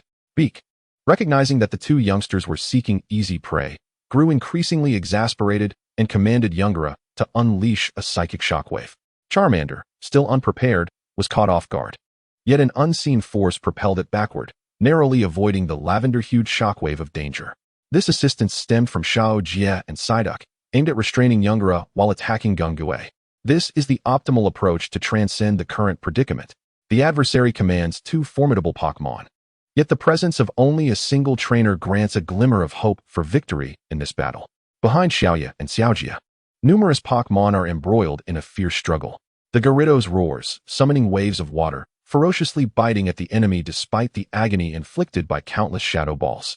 The petite Eevee nimbly navigates through razor winds, poised to launch a surprise attack. Engaging in a skirmish of this nature is no trivial matter. Both Pokémon have sustained significant injuries. At this juncture, neither side can afford to entertain notions of morality. As the relentless assaults from Gyarados and Eevee rained down upon the cloaked adversaries, their cries of anguish echoing throughout the battlefield. Should they hesitate now, the next anguish scream may very well belong to their trainers. On the opposing front, despite Xiaoya and Xiaojia enjoying a numerical advantage, the battle remains arduous. The prowess of the Tyranitar and Gengar evidently surpasses that of these two 10-year-old novices, and merely maintaining their undefeated status proves to be a formidable challenge. The wounds on Charmander and Psyduck continue to accumulate, while Gengar, though besieged, withstands the onslaught without sustaining grave injuries. To mitigate this disparity in strength, it seems that greater power must be summoned. Xiaoya furrows her brow. If the situation drags on, Superior may find itself in peril. Perhaps it is time to risk attracting the attention of Team Rocket and unleash her aura power. As this thought flitted through her mind, a searing bolt of electricity surged past Xiaoya, striking the grinning Gengar from midair. Was that the electric-type move Thunder? The sudden skill emanated from the direction of Gyarados. Her own Gyarados had not mastered such a technique, and Eevee surely could not wield Thunder either. However, this is not the moment for such inquiries. In unison, Xiaoya and Xiaojia issued their attack commands, a torrent of searing flames and a deep blue column of water converging upon the blinding electric light. As the dark purple shadow Pokémon fell, caught unawares, Eevee, now weary, exhaled with a diminishing glow surrounding it. In the next moment, a shadow ball, intertwined with a whirlwind of razor winds, surged forth, ensnaring the petite brown body in a chaotic clash of energies. Mini-Theater, Becker, fully aware that these two youngsters are merely seeking easy prey, furiously commanded Tyranitar to unleash a psychic attack. Tyranitar, contemptuous, you useless fruit. Witness my psychic assault. Gengar, confused fruit. Am I a fruit? Chaos ensues. The hues of the forest withered under the onslaught of gunfire. Charge forward, cried the golden-haired youth, his voice faintly merging with the cacophony of explosions. As the incapacitated Eevee was drawn back into its Pokeball with a flash of red light, all of their Pokémon erupted with their utmost power.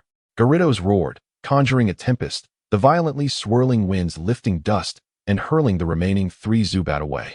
While even the trainer standing at the back struggled against the forceful gales, Charmander unleashed a fiery vortex, engulfing Tyranitar and illuminating the surroundings, obscuring Becker's vision.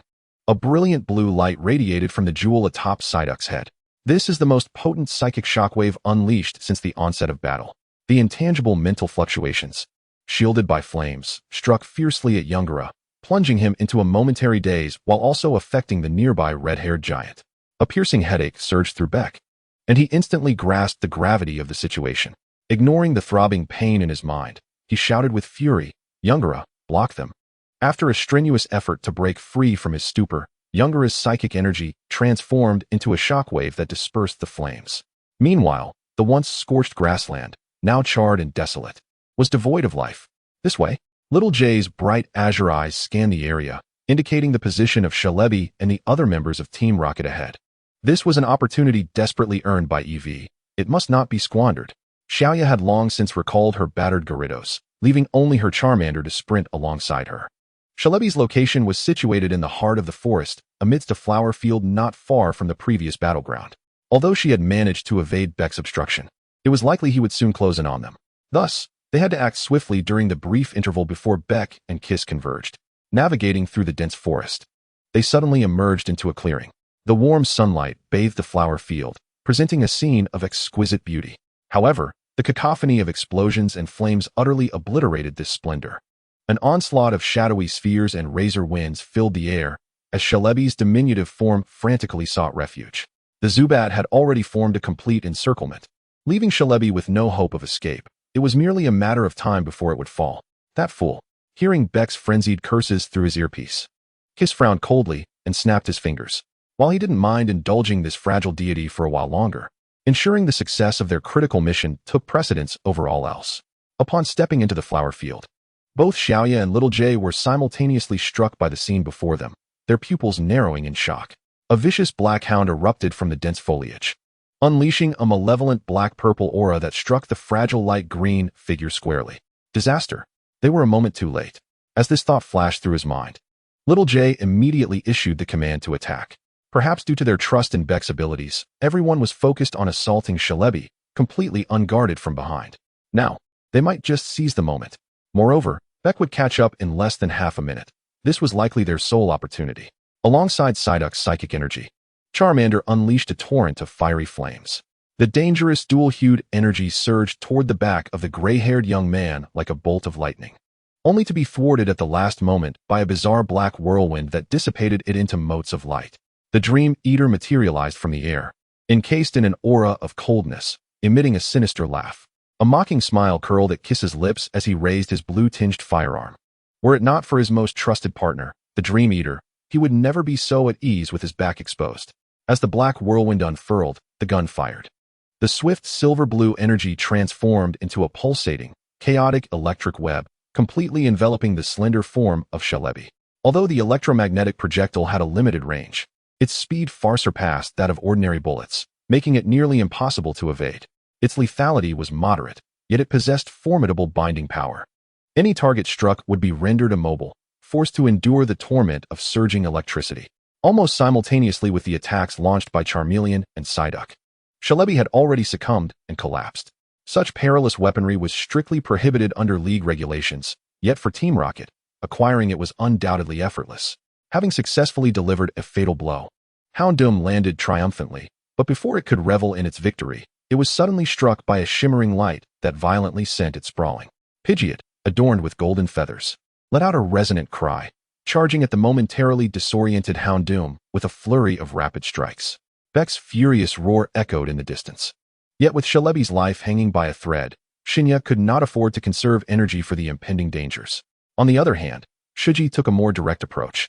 Forcefully tearing off the black bracelet from his right wrist, the invisible waves causing the fabric of his garments and hair to billow dramatically.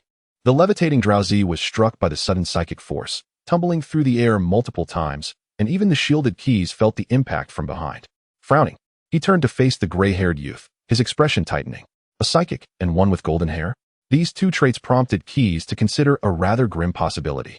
Although the odds were slim, he was a meticulous individual and would never entertain a sense of complacency. The burly man with red hair stormed into the flower field, directing his psychic beam directly at Shinya and Shuji. Shuji, his eyes shimmering with a cerulean glow, coldly met the attack. The radiant beams collided with an invisible barrier before dissipating quietly. Beck was momentarily taken aback by this turn of events, while Keys seized the opportunity to whisper instructions into his communicator, redirecting his focus to the battlefield.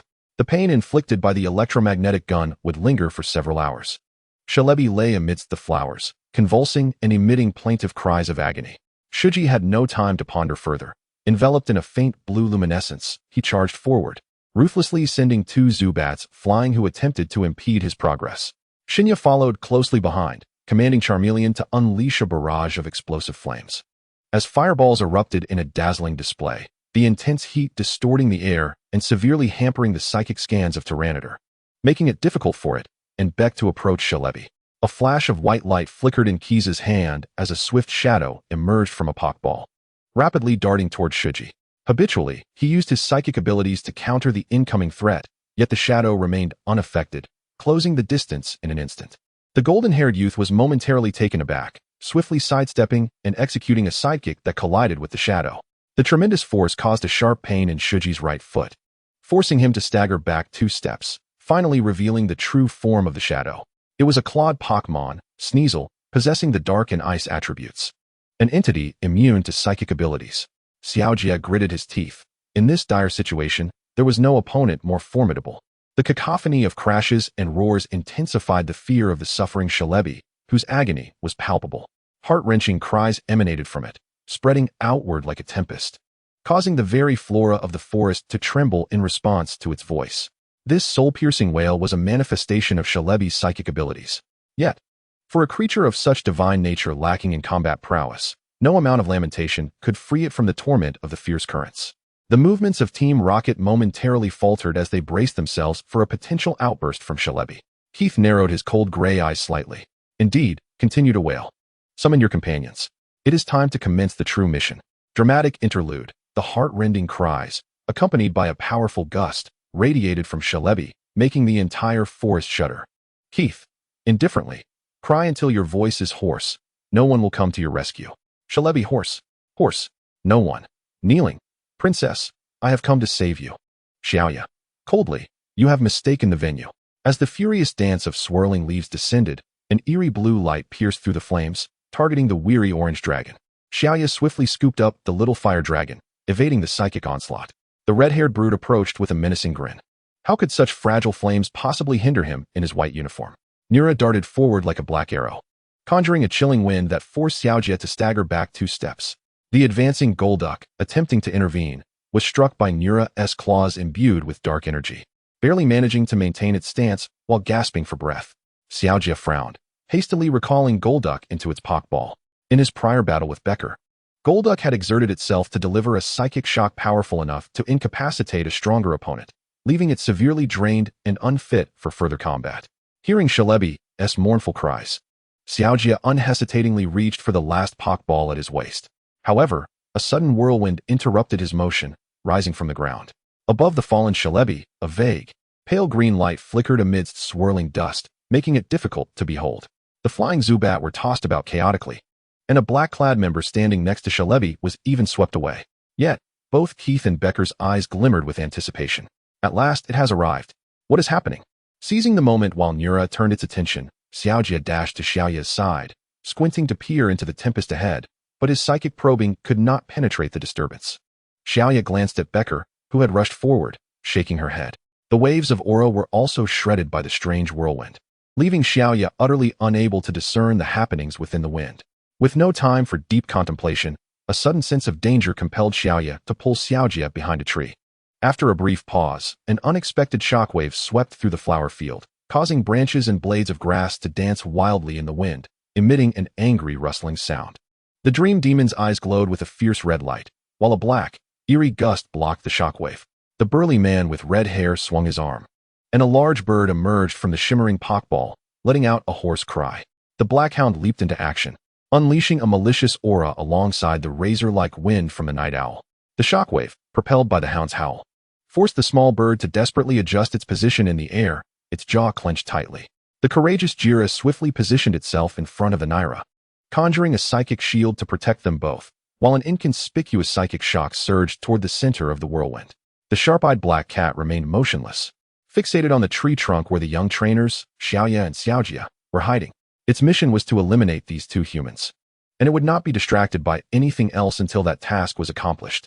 A translucent air blade intertwined with the waves of malice, and a light green figure skillfully emerged from the fray, surrounded by emerald leaves that dissipated the psychic shock from Jira. Lying in the grass, the young Celebi opened its eyes in astonishment, gazing at its elder sibling soaring in the sky. The second Celebi that appeared at the eye of the hurricane was noticeably larger than the previous one. Its pale blue eyes blazed with fury as it summoned a whirlwind of leaves, sending the two black-clad team members who approached the young Celebi flying. Kiss raised an eyebrow, a cold smile gracing his lips. A mere immature legendary Pokémon, ill-suited for battle, was hardly worthy of Team Rocket's attention. Capturing such a creature was out of the question. Their true objective was to use this young Celebi to draw out its kin. The power of an adult Celebi was what Team Rocket truly desired. A violent tempest of leaves surged forth, swiftly repelling the three attacking Pokémon. Although the Celebi lineage was not renowned for their combat prowess, the wrath of an enraged legendary Pokémon could not be easily resisted. The elder Celebi cast a worried glance towards its younger sibling, attempting to approach and assess its injuries. However, even with its mature power, it was compelled to retreat under the trained pressure of the surrounding Zubat, angrily unleashing sharp leaves that shattered the dark energy spheres. The floating Dream Demon furrowed its brow, turning back as a black-red beam arched forth from its eyes.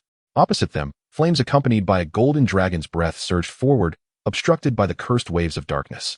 The golden bird trailing white light was also forcefully repelled, curling its wings in the air in frustration.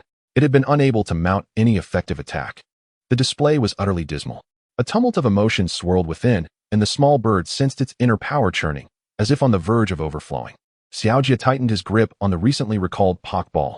Indeed, unless they brought down the relentless Dream Demon, they would be unable to inflict any harm on the two leaders clad in white uniforms.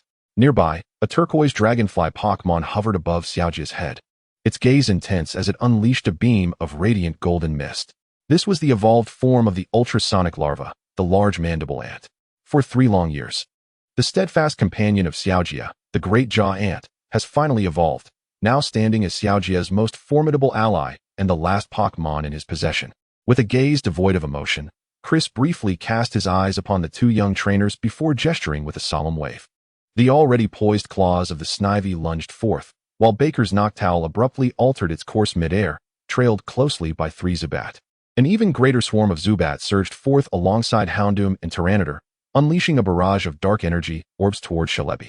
The emerald leaves shimmered with an erratic gleam, seemingly reflecting the fury within Shalebi's heart, as even the surrounding flowers and branches swayed in resonance with the forest deity's emotions.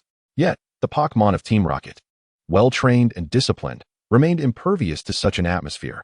Houndoom and Tyranitar engaged Shalebi with a cold, mechanical precision under their trainer's command, standing resilient against the onslaught of numerous Zubat.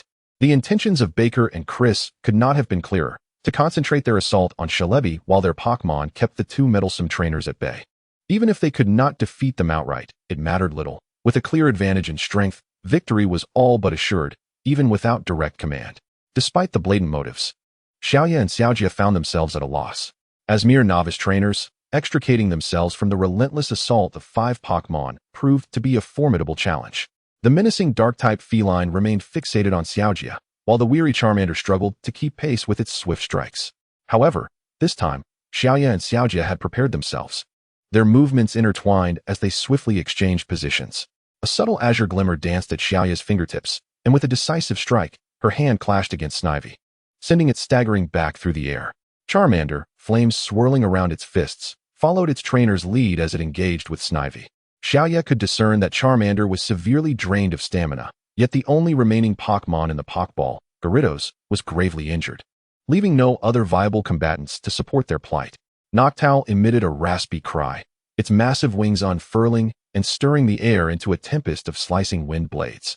This was an air-cutting technique capable of instilling terror, and even standing nearby one could feel the suffocating sharpness. Pidgey darted through the wind blades, the overwhelming force of the air cuts sending chills down its spine, beads of cold sweat forming on its brow. The Soundwave larva, enveloped in a swirl of earthy yellow light, countered the wind blades with its grounded energy. It was the sole force capable of matching Noctowl head-on. Yet it was not surprising that it became the target of concentrated fire, as 3 Zubat unleashed their dark orbs in relentless pursuit. Xiaojia's eyes sparkled as he quickly sent forth waves of psychic energy, but he was unable to intercept the high-frequency attacks from all 3 Zubat in time. The golden-haired youth clenched his fists in frustration.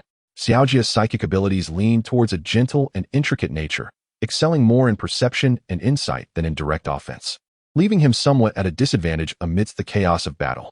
Beneath the onslaught of wind blades, Pidgey, attempting to assist, suddenly realized that its body had grown stiff and sluggish under the pressure of the air cuts, rendering even the act of spreading its wings a laborious task. Am I truly this powerless? This thought inevitably surged into Pidgey's mind. From the moment of its confrontation with the formidable opponent on Crescent Moon Mountain, it found itself utterly defenseless under the weight of its adversary's might, left to merely feebly hinder its foe based on its trainer's commands. Now, it was further diminished, shattered by a tempest of razor-sharp winds, fleeing like a dog bereft of its home. Resentment brewed within. This feeling had been experienced before, upon its defeat by Charmeleon. Yet the current discontent was magnitudes greater than that past moment. With a desperate dash towards the lower right, it summoned its awakening power for defense. The familiar voice behind it brought a sense of reassurance to Pidgey's heart. After accelerating to evade the assault, an arcane sphere of electrifying energy stabilized and neutralized the oncoming wind blades. Pidgey glanced back at its trainer. As long as it had the guidance of that voice, it would not falter on the battlefield, always capable of unleashing its full potential and reaping rewards, regardless of its perceived weakness. However, it yearned to no longer rely solely on her voice. If this fragile self could transform into something stronger, then perhaps it would be permissible to gamble on its own potential today, just this once. Surely, it would be fine. Even if it failed, she would still be there. The ultrasonic larva unleashed its draconic breath, sending a Zubat hurtling away. As it turned to confront the onslaught of wind blades, the prepared green dragonfly was suddenly struck and tossed aside. The small bird's eyes sparkled with determination as it soared towards the terrifyingly sharp gusts. The swirling currents stirred up dust, rendering its slender form indistinct within the chaos. Before the ultrasonic larva could react to rescue it, a blurred vortex at the center erupted with a fiery brilliance, illuminating the skies like the sun above the forest.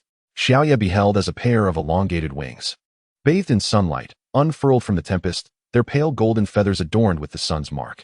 Graceful yet imbued with the fierce spirit of a warrior, it ascended with its wings aglow.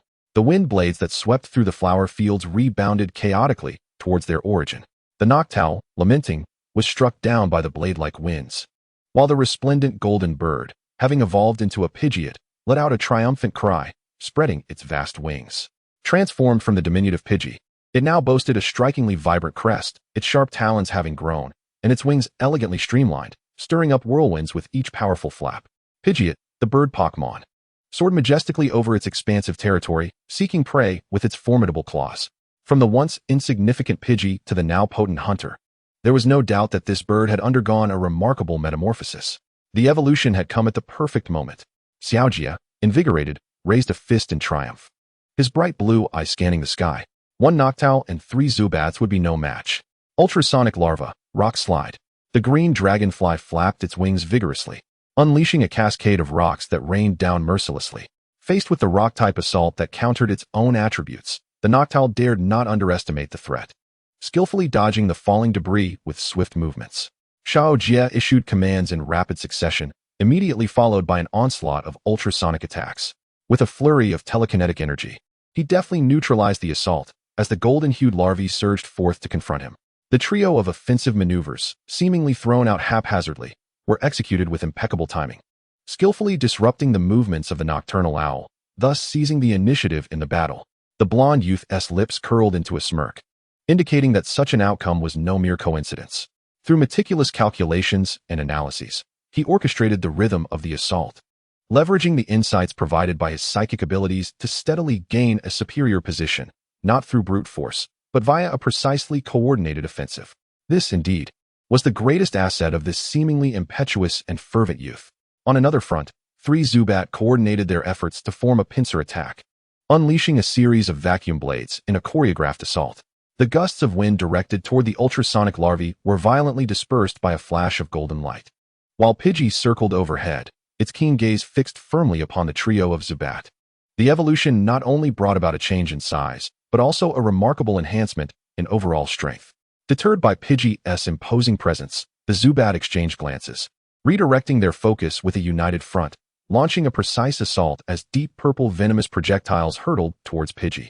Without the need for further instructions from their trainer, they instinctively understood that they could no longer disregard this fierce golden bird that had emerged post-evolution.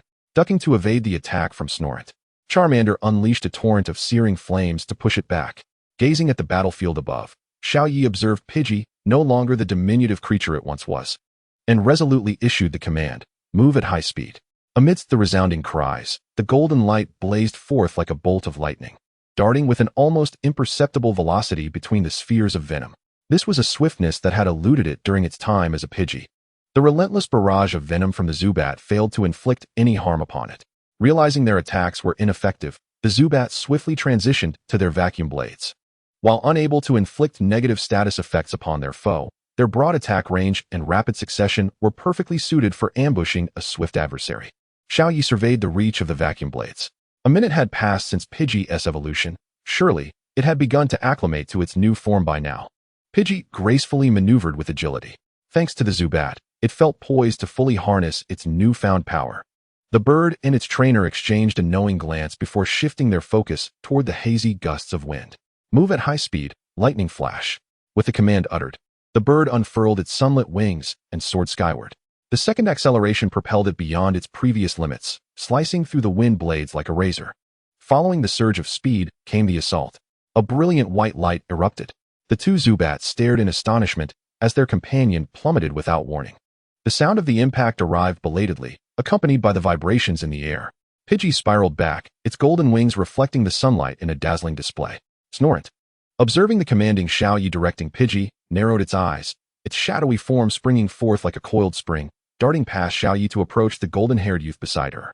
Once more, the sharp claws clashed against the faintly shimmering azure fist. Although her gaze remained fixed on Pidgey, Shay could not overlook the movements of the foe before her. Sneasel, a Pokémon trained by Team Rocket for swift assassination, excelled in both speed and offensive power. Naturally adept at rapid assaults, Shay was not easily deceived by Sneasel's velocity. However, the human form is inherently disadvantaged compared to Pokémon, and without employing conspicuous techniques like Aura Sphere, she could only match its strength. Charmeleon had already positioned itself behind Sneasel, launching a fiery punch with great ferocity. Having grappled for an extended period without success, Sneasel had begun to lose patience. A flash of fierce intent crossed its blood-red eyes as it abruptly halted its advance, allowing its body to be propelled backward by the impact with Shay. As the flame-ensconced fist drew near, Sneasel's sharp claws emanated a chilling blue aura. Growth record. Pidgey evolved into Pidgeotto. Team members, 3 Charmeleon, Gyarados, Pidgeotto. 4 souls reunite under the blazing winds of fire. The orange dragon panted wearily, its fists ablaze, targeting the retreating Sneasel. For Charmeleon, this experience of nearing physical limits was not unfamiliar. In the past, on the mountains behind Pallet Town, it had faced opponents far stronger than itself, enduring relentless beatings with resignation. The Sneasel before it was undoubtedly a formidable adversary, yet despair was far from warranted. Aiming carefully, Charmeleon unleashed its fiery punch, delivering a solid blow. Success. But wait, why did it feel a sudden chill? Charmeleon's thoughts froze at that moment. A cold crystalline structure encased its body from top to bottom, completely freezing the searing energy within. Only the tip of its tail flickered with a faint flame, swaying in the breeze. The crimson beam arrived belatedly, pulling the orange dragon back into the Pokeball, leaving behind a lifelike ice sculpture. Shay's left hand, hurriedly raised, attempted to shield against the sharp claws of the black cat, her brow furrowing deeply. Sneasel's movements were simply too swift. Even though she sensed the intense icy energy surging between its claws, the beam emitted by the Pokeball could not match the speed of its strikes. In an instant, 5 successive ice punches were unleashed, successfully triggering the freezing effect. Although the price was enduring a fire punch that exploited its type disadvantage, the resultant victory far outweighed that minor damage. The pivotal force against Sneasel, Charmeleon, had been defeated. The battle between the ultrasonic larva and the nocturnal owl was at a stalemate. Pidgeotto had just vanquished a Zubat and was now contending with the remaining 2. Gyarados and Houndoom's relentless assault, combined with the surrounding Zubat's coordinated attacks, made it difficult even for Celebi to prevail. The black cat's piercing gaze once again fell upon the vulnerable little Jay, its sharp claws itching to strike. A dire situation, indeed. With a gentle press of her finger against the swaying red and white Pokeball, Xiaoya advanced rather than retreating, her right hand emanating a resolute azure light. Indeed, it was the Charmander. There was still no reason to despair. The golden-haired youth, sensing something amiss, turned in astonishment, only to be met by the chilling onslaught of the dark-type Pokémon, which was once again intercepted by Xiaoya. This time, without the assistance of Charmander. The azure glow surrounding Xiaoya had intensified to a degree that Xiaojia could discern without needing to scrutinize closely. Before Xiaojia could fully grasp the implication, a more blinding light descended from above. It was more resplendent than the sun in the sunlight forest, accompanied by a searing energy that transformed into a fierce wind, scattering the damaged petals and leaves far and wide, even affecting the battlefield beside Celebi. The firestorm unexpectedly engulfed ruins, which had already endured this familiar heat multiple times today. Yet this particular temperature was unprecedentedly searing. The psychic force raging through the skies was equally familiar. The Noctowl and Zubat both felt the resistance akin to being ensnared in a quagmire. Amidst the tempestuous blaze, Xiaoya and Xiaojia heard a familiar voice. Flame, Flamethrower, Ninetales, Rock Slide. The swirling flames targeted the 2 young men in white, forcing Baika and Jis to dodge repeatedly, momentarily neglecting to direct their Pokémon to assault Celebi. The sinister gaze of the Duskull swept over the figures obscured by the flames, while a dark whirlwind shielded them from the scorching heat. In the sky, the Noctowl struggled against the psychic suppression, but during the brief pause in movement, it endured several hammering strikes from Rock Slide. The 2 weaker Zubats found themselves immobilized by the binding force of Rock Slide, while the golden bird chirped and spiraled back, unleashing a lightning-like white flash that struck the enemy with blinding speed. Return.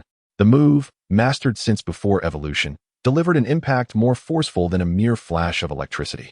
The 2 Zubats, unable to evade, lost consciousness within mere seconds. Observing the 2 figures that had appeared beside him, the golden-haired youth smiled knowingly. Their arrival was perfectly timed. It's been a while since I've seen you in such a disheveled state, bro. The figure shrouded in a wide robe, obscuring their face, chuckled softly, pressing down their hood. The aura of the wave guide had long since dissipated, and Xiaoya glanced at the 2 individuals clad in similar voluminous black cloaks, comprehending that she ought to retract her steps forward. The hastily donned robes were clearly intended to conceal their identities, yet one need not gaze upon their faces. Their voices alone sufficed to ascertain their identities. Xiaojia's twin sister, Xiaoling, and his hometown friend, Xiaotian. After a month apart, the 4 had reunited once more. A moment that should have been filled with greetings and casual conversation. However, when such a meeting transpired upon the battlefield, all superfluous words became unnecessary. There was but one thing to be done. The enigmatic figure cloaked in black, with strands of silver hair cascading from beneath the hood, grasped a Pokeball and sidled a few steps to join Xiaoya and Xiaojia. Following closely was a towering Crimson Charizard, which ceased its fiery breath and readied itself for action.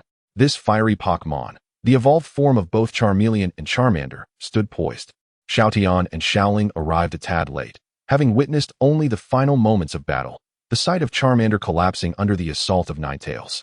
This singular detail was sufficient for them to infer the formidable strength of their adversary, one that surpassed their own capabilities. A daunting foe from which retreat might not be an option. Vulpix, gather your strength, Xiao Ling commanded, as the viscous psychic energy and the fiery tempest dissipated into nothingness. There was no interval for respite. In the fleeting moment when the petrifying technique ceased, a pair of piercing eyes filled with fury belonged to the black cat, which lunged forth with the speed of a drawn bow, its sharp claws glistening ominously. Simultaneously, razor-sharp wind blades descended from above as the Noctowl folded its wings, amassing a chilling power. It was this creature, was it not? The indifferent gaze of Yin fixated on Ninetales. With a nonchalant exhalation, it unleashed a torrent of flames, the vibrant red surging in the wind, morphing into a searing, expansive letter shape. Sensing an acute sense of peril, Ninetales felt a sudden chill run down its spine.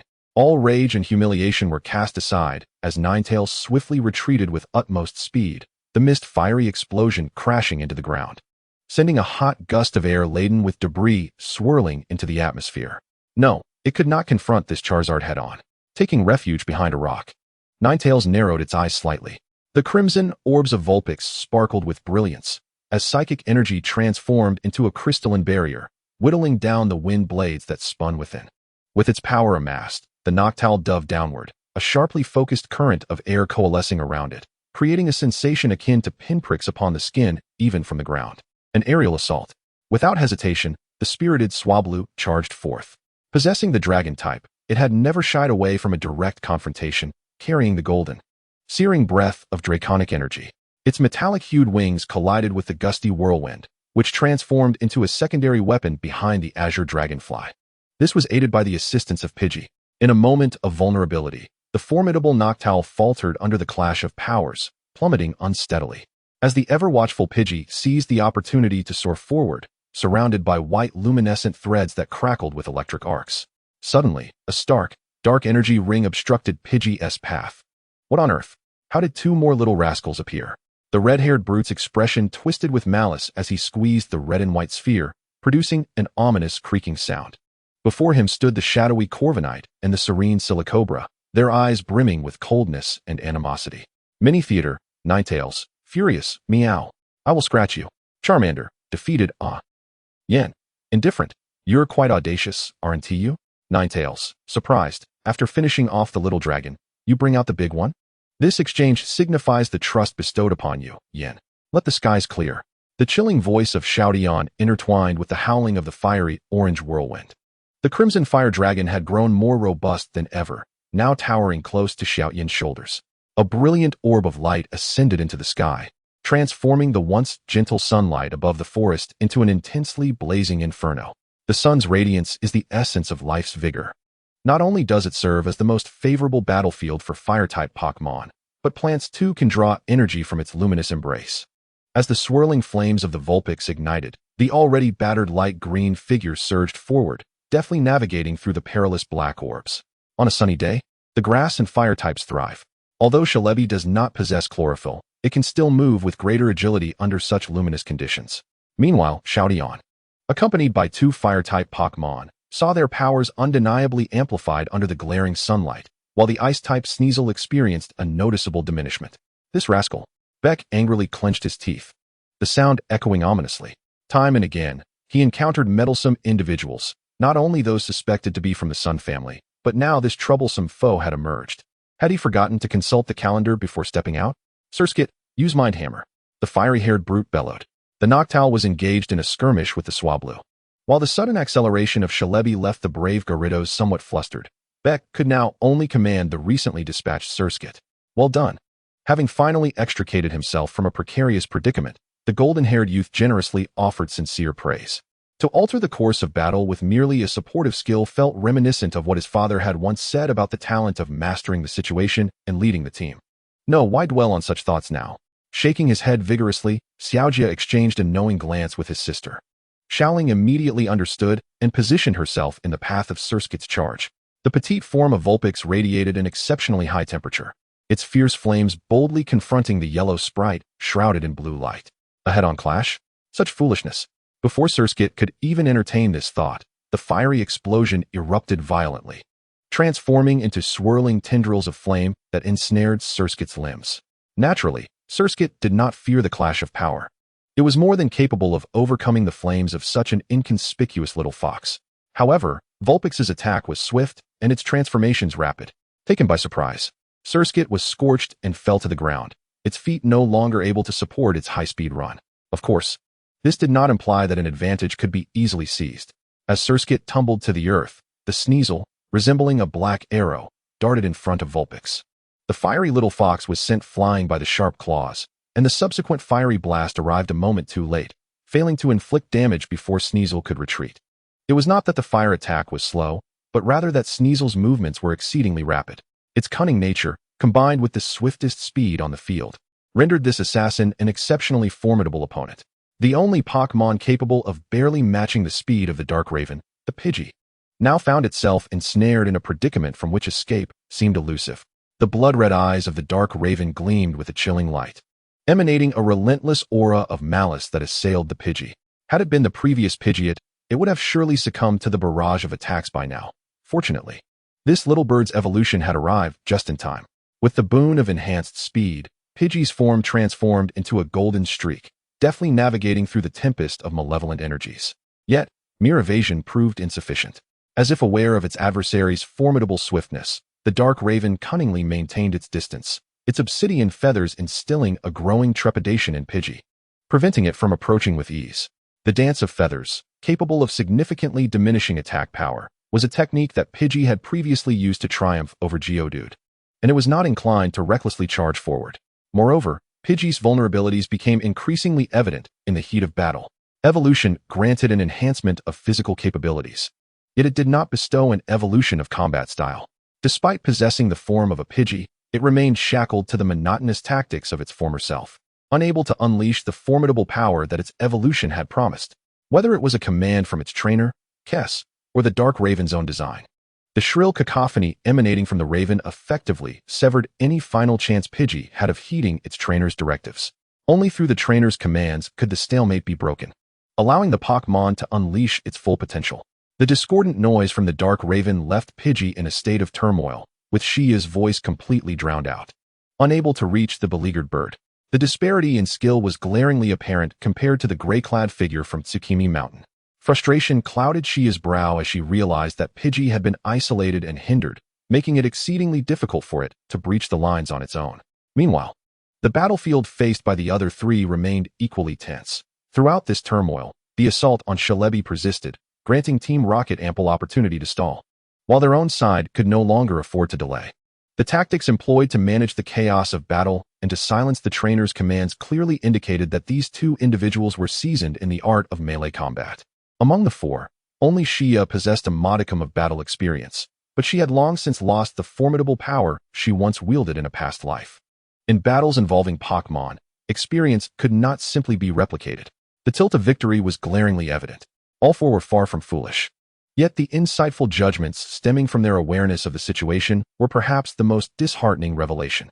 Just as this melancholy contemplation took root, a sudden and thunderous noise caused everyone to turn in astonishment. A fireball, infused with draconic energy, exploded in the air, scorching the withered grass below. The one delivering this powerful strike, Yin, breathed heavily yet remained steadfast, refusing to yield an inch. This tremendous attack, however, had failed to strike any opponent. Was it a reckless abandon? Kess furrowed his brow as he surveyed the enigmatic figure cloaked in black. Xiao Tian, what are you doing? Do not overthink. Do not retreat. Xiao Tian's somber voice interrupted Xiao Jia's inquiry. As if perceiving the thoughts of those around him, Xiao Tian's voice, though soft, resonated with an explosive resolve akin to the roar of a dragon, clearly conveying his intent to the other three. There could be no retreat, nor any sign of weakness. To entertain thoughts of defeat would mean to willingly extinguish their only flicker of hope. Unlike the battle before the Stone of Vows, should Celebi falter, Team Rocket's 2 members would undoubtedly turn their wrath upon the 4 of them without hesitation. Xiao Tian firmly believed that Team Rocket would not spare the meddler. Nor did he wish to become their captive, or worse, to lose his life. He was confident that the 3 beside him shared his sentiments. Thus, they must advance. There was no other option. The blonde youth suddenly chuckled lightly, exclaiming, "Really, there's no need for such a commotion. I can understand perfectly. Rest assured. The thought of surrender has never crossed my mind." The girl with twin ponytails responded with a determined grip on her pokeball and a slight smile. Xiao Yi withdrew his gaze from the outline of Xiao Tian's face visible beneath his hood, stepping forward to stand alongside his childhood friend, the silver-haired boy. 3 seconds. I can handle that, Sirleaf. The method to seize that opportunity is up to you. Xiao Tian turned back in mild surprise. The purple-haired girl's gaze remained as tranquil as ever. Beside her, the golden-haired siblings exchanged glances and smiled at Xiao Tian. If it's just for a moment, my Swablu can temporarily evade the Noctowl. I have 2 more Pokémon ready to battle at any time. That smile conveyed trust. Then, I shall entrust the lead to you for now, Iceberg Boy. Scene. As these thoughts blossomed within, a sudden, thunderous noise caused everyone to turn in astonishment. Xiao Tian. Seriously, do not overthink it. Do not retreat. Xiao Jia. Confused, what did you say? The wind is too strong. The explosion is too loud for me to hear. Xiao Tian, 65. When their wills united as one, sunlight streamed through the forest. As a fierce blast of wind consumed the flower field, leaving only scattered remnants upon the ground.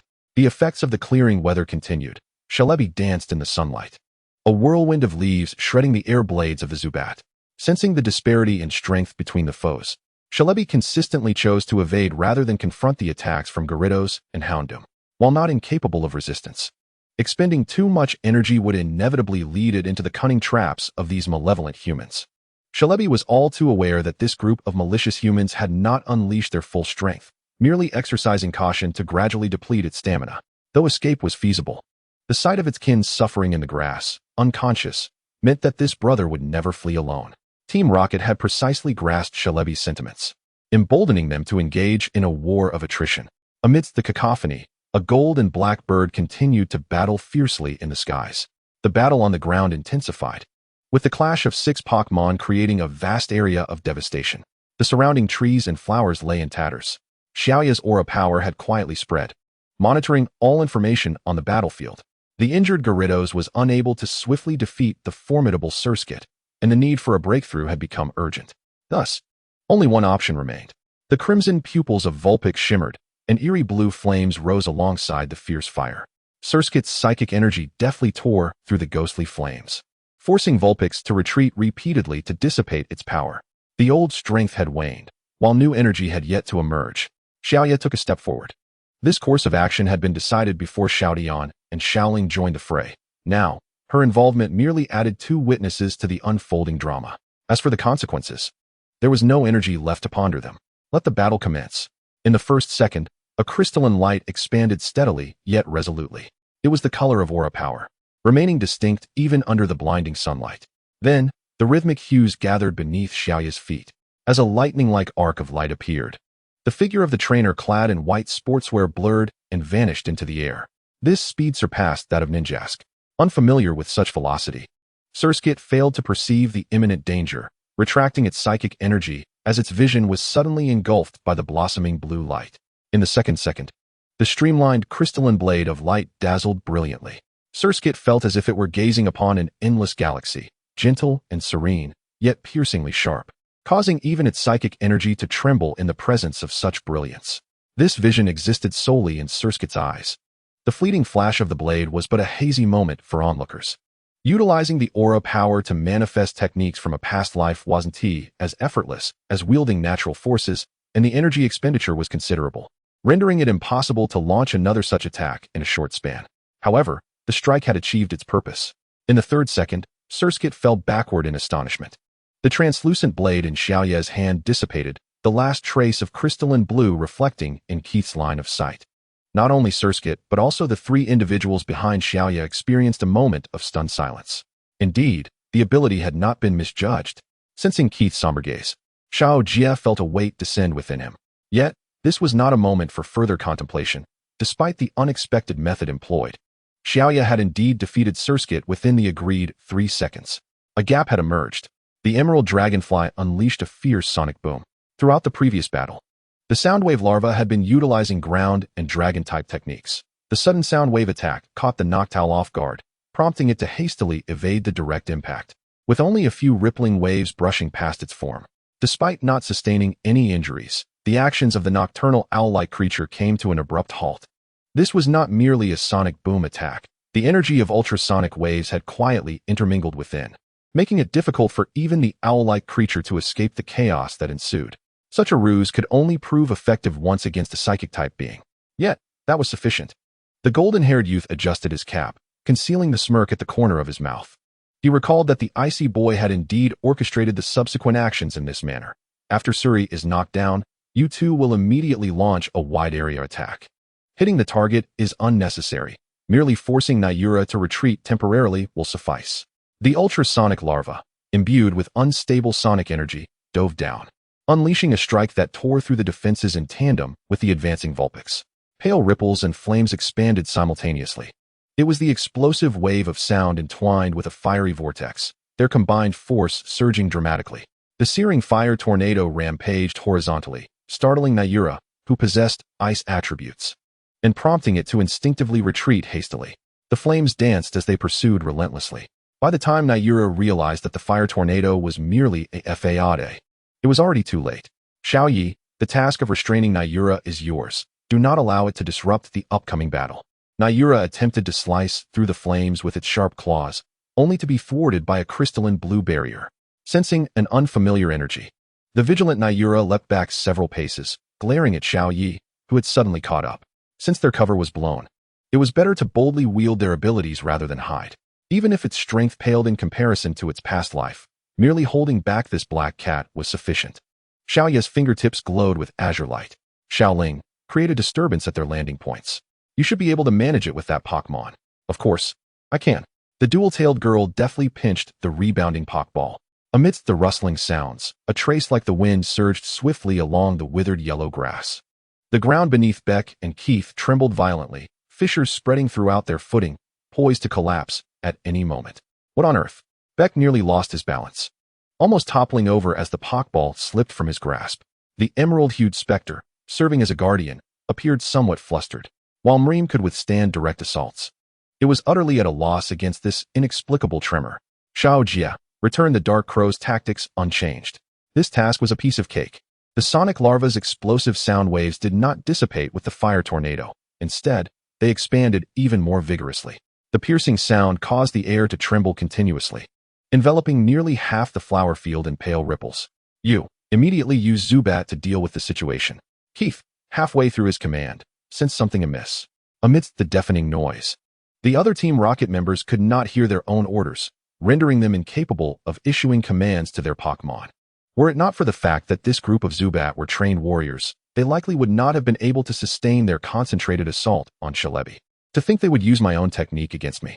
Keith's countenance was aflame with fury. Surprisingly dependable, this fellow's strategy was.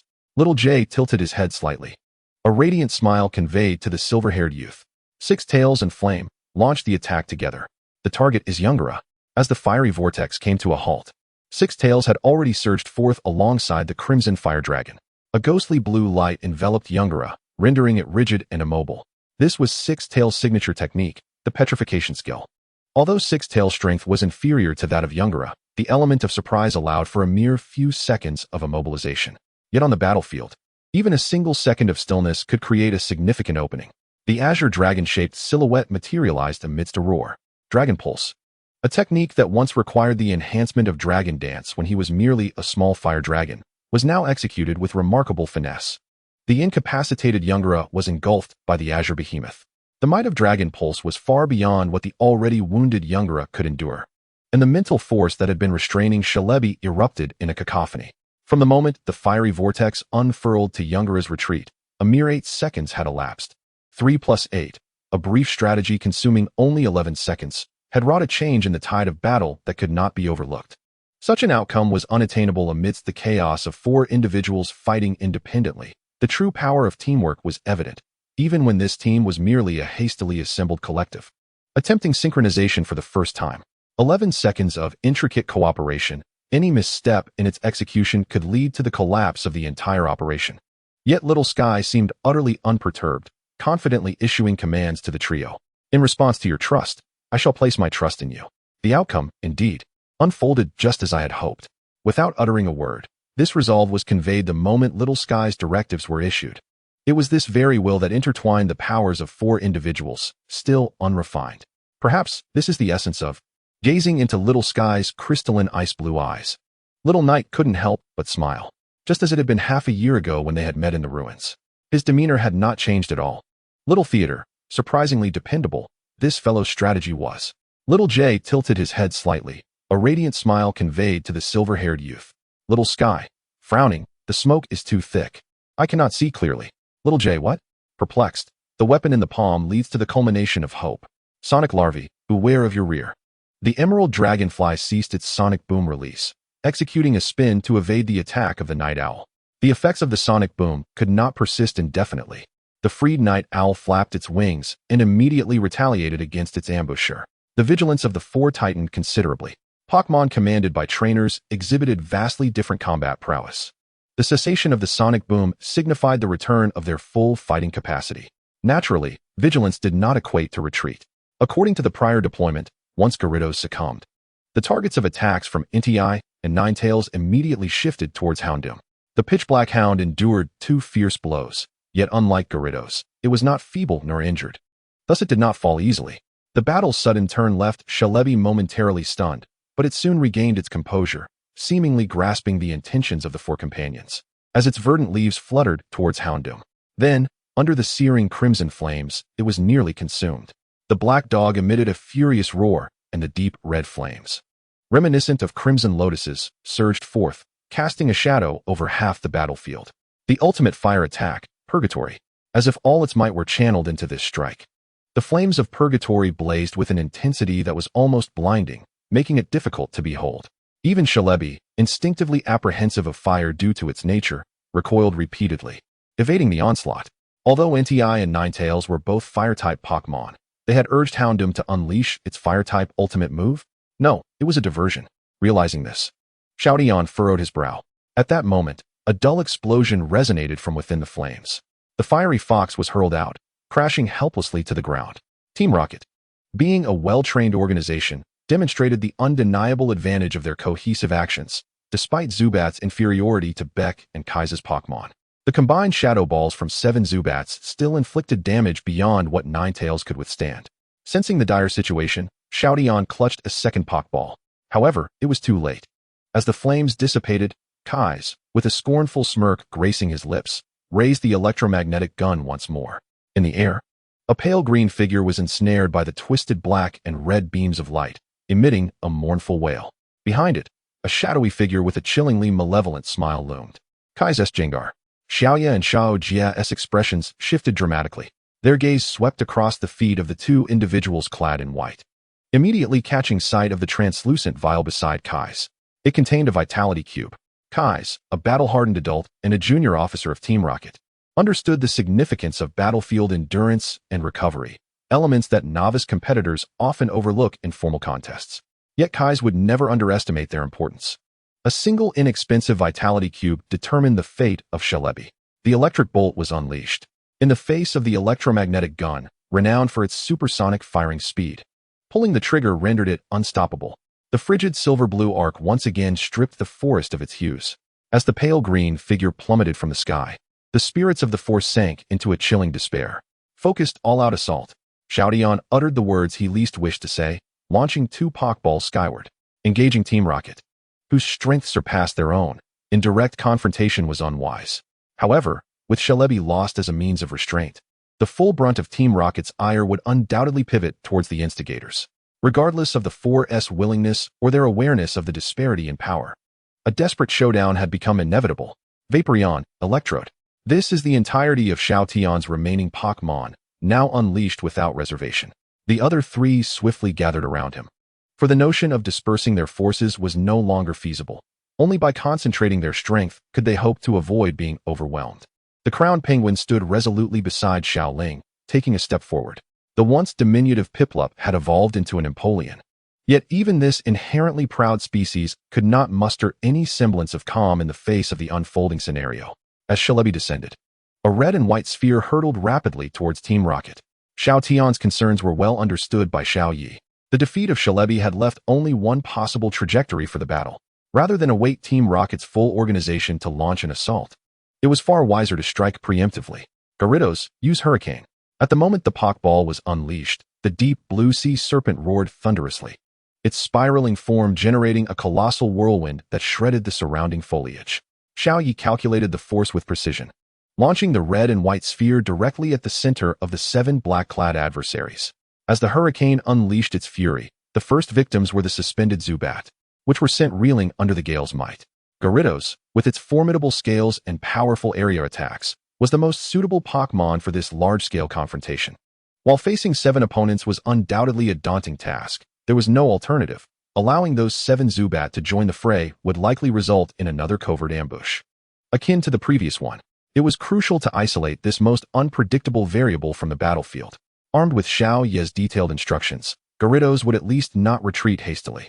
Should Gyarados falter, Xiao Yi was prepared to intervene at any moment. Without requiring Xiao Tian's explicit guidance, each member understood their role. High above, the Pidgeotto was fiercely entangled with the Murkrow, ensuring its cacophony could not disrupt the trainers below. Xiao Jie commanded his Swablu to launch a vigorous assault. Clearly intent on swiftly defeating the Noctowl, Xiaoling's Empoleon joined forces with Xiao Tian's 3 Pokémon, facing an even more formidable opposition. The red-haired giant laughed boisterously, taunting, "Are you still trying to struggle, you useless fools?" Beneath the dense foliage, a colossal tree-like Pokémon loomed beside him, all 3 faces displaying the same scornful expression. The Executor, a grass psychic type, was a formidable presence. Damn it, do these 2 really have 6 Pokémon each? Xiao Jie thought bitterly. They had already deployed all their Pokémon, yet Becca and Keith maintained an unsettling balance in their combatants. If both opponents had indeed brought 6 Pokémon along, then aside from those already engaged, there were still 3 yet to make an appearance. This was truly an unprecedented crisis. Without that Mismagius, they could at least contemplate a reckless direct assault on the trainers. At this moment, the same thought flickered through the minds of the 4. Alas, in the chaos of battle, there was no room for what-ifs. Beck and Keith showed no mercy whatsoever. The onslaught of 4 Pokémon came from all directions. Led by the sharp-eyed Black Cat, the commands from the 4 became increasingly urgent. The Dragon's Claw, shimmering with a pale golden hue, met the encroaching Snorlax, while the graceful Water Sprite nimbly leaped, releasing a dense cloud of black mist. Seizing the opportunity, the Electrode and Piplup unleashed their attacks, with sparks and splashes swirling amidst the fog. Meanwhile, Xiaoya exchanged a knowing glance with the Golden Retriever siblings, subtly tightening her grip on the small vial handed to her by Xiao Tian. The vial bore a striking resemblance to the glass containers that had once held vitality cubes beneath Keith's feet. Perhaps this weapon was their sole hope for a counterattack in adversity. In a small interlude, Jengar, groaning, "It hurts, I'm unwell." Keith, raising the medicine bottle, "I have medicine." Jengar, leaping up, rejuvenated. Keith, seriously, Heaven-S vitality cubes. Those who have used them rave about their efficacy. Amidst the withered yellow grass, Shalebi struggled to lift its gaze. Its brother lay not far away, yet it lacked the strength to move even an inch. The electromagnetic gun was a formidable weapon. Its lethality was not high, but it could instantaneously strip the target of all mobility. Resigned to its immobility, Shalebi directed its attention towards the source of the most intense explosions. The dense foliage obstructed its view, preventing Shalebi from witnessing the battle unfolding across the way. Those 4 children, opposing the villains, must also be in dire peril. The azure-hued creature moved with elegance, casting vibrant beams of light in all directions. This was the Aurora Beam, capable of diminishing the opponent's attack power. Even though not every shot struck true, the dazzling rays still drained the strength of Team Rocket's Pokémon. However, this slight weakening was as insignificant as a drop in the ocean given the current state of the battle. The 2 aerial battlefields remained fiercely locked in combat, and this stalemate had surprisingly become the most stable aspect of the fray. As the gaze lowered amidst the explosions and flames, Team Rocket's Pokémon advanced their assault line. Snorlax moved with the swiftness of black lightning, with only the strongest fire type able to hinder its progress. The Zubat formed an orderly line, their Vacuum Wave and Shadow Ball raining down. The battered Gyarados barely held its ground under Xiaoya's urgent commands. Houndoom and Jengar unleashed waves of malevolence. the psychic interference from Executor thickening the air, making movement increasingly sluggish, occasionally interrupted by the onslaught of leaf storms. All four were participating in such chaotic group battles for the first time. A state of confusion and oversight was inevitable, even for the exceptionally capable Rhydon. Managing 3 Pokémon simultaneously was a daunting task. Beck and Keith's commands continued to flow, showing no leniency despite Shalebi's defeat. Their directives were steady and unhurried, their gazes reflecting an unwavering determination, a composure that indeed matched their prowess. Even the most exceptional novice remains merely a novice. The disparity in combat prowess compared to seasoned veterans is insurmountable by mere reasoning. The whirlpool of Prince Penguin unfurled, ensnaring the formidable currents of the electric creature. The explosive splashes of water intertwined with arcs of lightning, momentarily halting the advance of the main attackers, Black Lucario and Jengar. Cloaked by the veil of mist, the foremost figure, Xiaoling, turned her head to receive signals from Xiaoya and Xiaojia. Observing this, the faint blue light in Xiaoling's eyes extinguished, and the distorted visual barrier enveloping the four dissipated. Their final gambit was in place. Now, seeking counsel, Xiaoling cast an inquiring glance toward Rhydon and lightly tapped the empty Pokeball. The silver-haired youth surveyed the ground beneath Beck and Kiss, pondering briefly before nodding in affirmation. Indeed, they had no choice but to attempt it. Xiaoling gently clapped her hands, the crisp sound drowned out by the cacophony of skill clashes. The earth trembled once more. Perhaps already on guard, Beck and Kiss exhibited no signs of faltering this time, adjusting their weight before leaping backward. Beck scoffed disdainfully. Was it merely summoning a ground-type Pokémon to stealthily burrow underground and initiate an earthquake? Such a trivial ruse could hardly succeed a second time. Moreover, judging by the quake's intensity, this Pokémon was likely feeble, too timid to reveal itself, resorting to ambush tactics.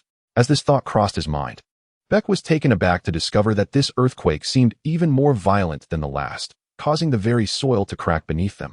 Kiss narrowed his cold gray eyes, cautiously retreating 2 steps while fixating on the roiling ground. Was it an illusion? Had he just glimpsed a familiar purple shadow emerge from the fissures? The gray-haired youth's pupils widened in shock. A chilling purple bat erupted from the earth, enveloped in a sharp gust, charging directly towards Kiss's face. As a junior officer of Team Rocket, Kiss was naturally not limited to merely Pokémon battles. With a sudden backward lean, the cold glint narrowly grazed his jawline. In the midst of unstable ground, his abrupt movement caused Kiss to topple awkwardly to the ground, a sharp pain suddenly radiating from his right ankle. The hem of his trousers had been torn, dark crimson blood seeping through the fabric. Yet, the icy sensation at his neck rendered Kiss incapable of tending to his wounded foot. The fearsome mouth of the Zubat loomed behind him, its left wing shimmering with the distinctive glow of air slicing. The battlefield, once filled with the sounds of explosions, felt eerily silent, save for the persistent hum of wind swirling around the Zubat's wings. Zubat, how could this be? The same question flashed through Beck and Kiss's minds. Although the previous earthquake attack lacked substantial power, it was undeniably a genuine tremor. This ground-type move was one that Zubat could never hope to master. The expression of the dream demon twisted into a menacing grimace, yet like its master, it dared not make another move. The act of cutting air may not be deemed a formidable skill, yet executing such a maneuver at close range against the fragile skin of the neck carries dire consequences. Under the astonished and furious gazes of the Team Rocket members, the golden-haired girl with twin tails stepped forward, suggesting a departure from violence. Let us converse, shall we? Almost immediately, Beck issued a derisive snort. Converse? At this juncture, Beck believed there was little left to discuss. It was rather absurd for a group of inept novices to revel in their temporary advantage. Naturally, with a teammate held hostage, Beck could only harbor these grievances silently in his mind. Kiss furrowed his brow, instinctively tilting his head back to distance himself from the perilous wings of the Zubat. What do you wish to discuss? The flower field, adorned with fluttering petals, fell into a momentary silence. Xiaoling tightened her grip around the empty Pokeball. All four of them were acutely aware that this moment might represent their last chance for a turnaround. Members of Team Rocket, do you not find our current battle rather pointless? Though driven by desperation to initiate dialogue, Xiaoling felt compelled to avoid mere stares, with the intention of buying time. Her voice grew stronger. Your objective is Shalebi, which has already been defeated. There is no need to continue this conflict. Before Beck could unleash his irate retort, Xiaoling continued, maintaining a tone of cordiality. Of course, I acknowledge that we were the ones who instigated this battle. I must sincerely apologize. We overestimated our capabilities in attempting to gain an advantage over the most formidable underground faction in Kanto, Team Rocket. Gain an advantage? Both Beck and Kiss were momentarily taken aback. As you can see, we are merely novice trainers, with many misunderstandings regarding the situation at hand. We have committed numerous offenses today, and should the opportunity arise, we would like to apologize in person with our elders. Could it be that these individuals attacked us not to rescue Shalebi, but rather to target the Forest Guardian? Kiss's mind raced. The girl, whose features remained obscured, referred to Team Rocket as an underground faction rather than a nefarious organization, which indeed did not align with the typical demeanor of righteous trainers, resembling more that of his own peers. Was she seeking to leverage the influence of her associates for reconciliation? Xiaoya and Xiaodian stood silently nearby, astonished by Xiaoling's words. It was clear to everyone that Xiaoling's intent was to buy time for the effects of the energy block, yet her phrasing was unexpectedly natural and devoid of flaws. As if these four were indeed an underground poaching organization, stirred by the allure of the legendary Pokémon, adopting the slippery demeanor of poachers navigating their circumstances. If this were merely a spontaneous adaptation in a moment of crisis, then her quick-witted thinking was indeed commendable. I believe that for both parties, this choice would be more advantageous. What are your thoughts? Beneath her hood, the girl gently raised the corners of her mouth. Meanwhile, the two Shalebi, who should have sensed their abandonment, exhibited no signs of panic. A subtle sound resonated within their minds. At the rear of the quartet, Xiaojia lowered his head, the faint glimmer in his eyes obscured by the shadow of his cap. Utilizing his telepathic abilities, Xiaojia, who possessed a more delicate and nuanced mental prowess than his sister, adeptly conveyed, Shuelabai, I am one of the four, Xiaojia. Rest assured, we are not malevolent beings coveting your powers, nor shall we abandon your escape. If we manage to deceive Team Rocket and extricate ourselves, please maintain a mental link with me, so I may ascertain your location. I shall bring reinforcements to rescue you. In a small interlude, Xiaoling, with an air of misplaced confidence, declared, as you can see, we are merely novices who have just become trainers, and our judgments may be quite flawed. We sincerely apologize for today's events, and should the opportunity arise, we will visit with our elders to express our contrition. Kiss pondered. Could these four actually be our peers? Xiaoling replied proudly, this is what we call earnest nonsense. Xiaojia transmitted, Shuelabai, Xiaoling is merely speaking earnest nonsense. Do not take it to heart. Shuelabai expressed, I feel rather uneasy. The light illuminating their eyes signaled a counterattack. I do not perceive this as a peaceful dialogue. Kiss's tone grew frosty. I sincerely apologize. For those as weak as us, taking drastic measures is unavoidable. Beneath the cloak's shadow, Xiaoling's face was engulfed in darkness, yet her tone remained steady and composed. Upon your response, I will ensure that child offers you an apology. Xiaoling was not emboldened by a sense of invulnerability against Beck and Kiss's ire. In truth, their quartet lacked the capacity to withstand the wrath of these two junior officials from Team Rocket. However, yielding too easily would only invite further disdain. Thus, she endeavored to maintain a delicate balance in their discourse. Sweat pooled in the palms of the young girl. Faced with such formidable adversaries, it was impossible to maintain an exterior calm, but Xiaoling understood that in moments of crisis, projecting confidence was essential to instill caution in others. Kiss lapsed into silence, seemingly deep in thought, while Beck, clearly of a more physically imposing stature, scratched his head in agitation, also choosing not to speak. Meanwhile, several Pokémon remained vigilant, glaring at the foes, creating an invisible pressure that was almost suffocating. After a prolonged pause, Kiss finally spoke, suggesting a seemingly reasonable proposition. Before the group could exhale in relief, the icy voice of the silver-haired youth continued, remember what you have said today, you may leave. However, he pointed at the purple-haired trainer clad in athletic wear, you, stay. The air hung in a brief suspension. No one anticipated Kiss would utter such words, leaving Xiaoling momentarily stunned. Sensing the unmasked interest and greed in Keith's eyes, Xiaoling suddenly realized the predicament she was in. Xiaoyi, observing Keith's pointed finger directed at herself, remained unfazed. As expected, this was the outcome. When she had consciously chosen to expose her aura power, Xiaoyi had prepared herself mentally for this eventuality. In contrast to the multitude of superpowered individuals, many of whom had undergone professional training, those possessing aura power were exceedingly rare. Presently, no family within the entire alliance had successfully inherited this power. The only notable legend was perhaps that of the aura hero from the city of Oridalang. The Rocket team, with its core objective of developing military strength, could not afford to overlook the aura bearer now before them. Moreover, this aura bearer was still relatively weak, while her backing remained obscure, it did not appear formidable. No one would forsake such an opportune acquisition, whether to absorb her power for their own or to send her to a laboratory for research. It was an undeniably advantageous transaction. As one of the few in this world, those with abilities were ultimately more susceptible to scrutiny and covetousness. Thank you for your understanding. Xiao Yi interjected before Xiao Ling could speak, taking a few steps forward. May I inquire what brings you to seek me? As she spoke, Xiao Yi discreetly gestured to her companions to remain calm. However, this time, her intentions seemed unacknowledged by her allies. After merely 2 steps, an arm barred her way. The silver-haired boy in the black cloak shook his head, firmly pushing Xiao Yi back to her original position. It's fine. I was merely approaching. If you are interested in my companion's abilities, Xiao Tian's suddenly raised voice interrupted Xiao Yi's hushed words. We can afford to wait right here for her return. Though still employing polite language, Xiao Tian made his intentions abundantly clear. The safety of his comrades was non-negotiable. Observing Keith's expression darken, Xiao Ling felt a sense of relief wash over her, her nerves finally easing. Maintaining a facade was undoubtedly taxing, especially for this straightforward girl. While her skill in evasive banter seemed proficient, she preferred direct communication. Since the leader has spoken, Xiao Ling abruptly shifted from her previously diplomatic tone, apologizing. I regret to inform you that your request is beyond our capabilities. The so-called negotiations were merely a tactic to buy time. The 4 of them had never truly contemplated escaping this situation. As long as they could prolong until the energy block's effects were fully realized, it would be the moment for their final counterattack. What had been discussed prior was inconsequential. Oh, Keith's countenance darkened. Xiao Tian slightly tilted his head, sharing a look of mild exasperation with Xiao Yi, whose expression mirrored his own. It's merely a pretext to delay. Why take it so seriously?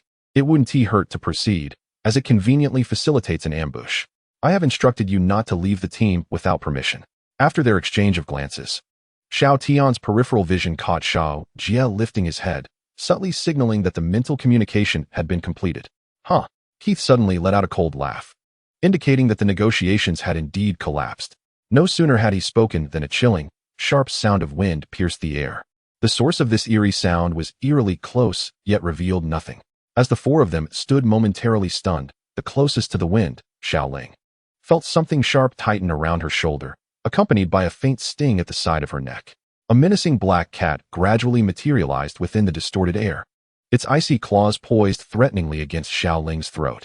With a mocking smile, Keith rose to his feet, heedless of the flapping wings of the large bat nearly grazing his skin. Now, it is my turn to speak with you, he declared. Humph, too naive. The red-haired robust man laughed derisively, while the eyes of the nearby coconut tree gleamed with an unsettling light.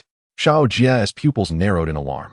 Could it be that a transparent light wall had been utilized to reflect light, thereby concealing the presence of the elusive Nyola? This particular application of the light wall was something Xiao Jie had only encountered in the skill textbooks of the Xiang family, known for its demanding precision in skill manipulation. It was not a widely recognized technique, while Xiao Jie's keen insight might allow him to grasp elements of it.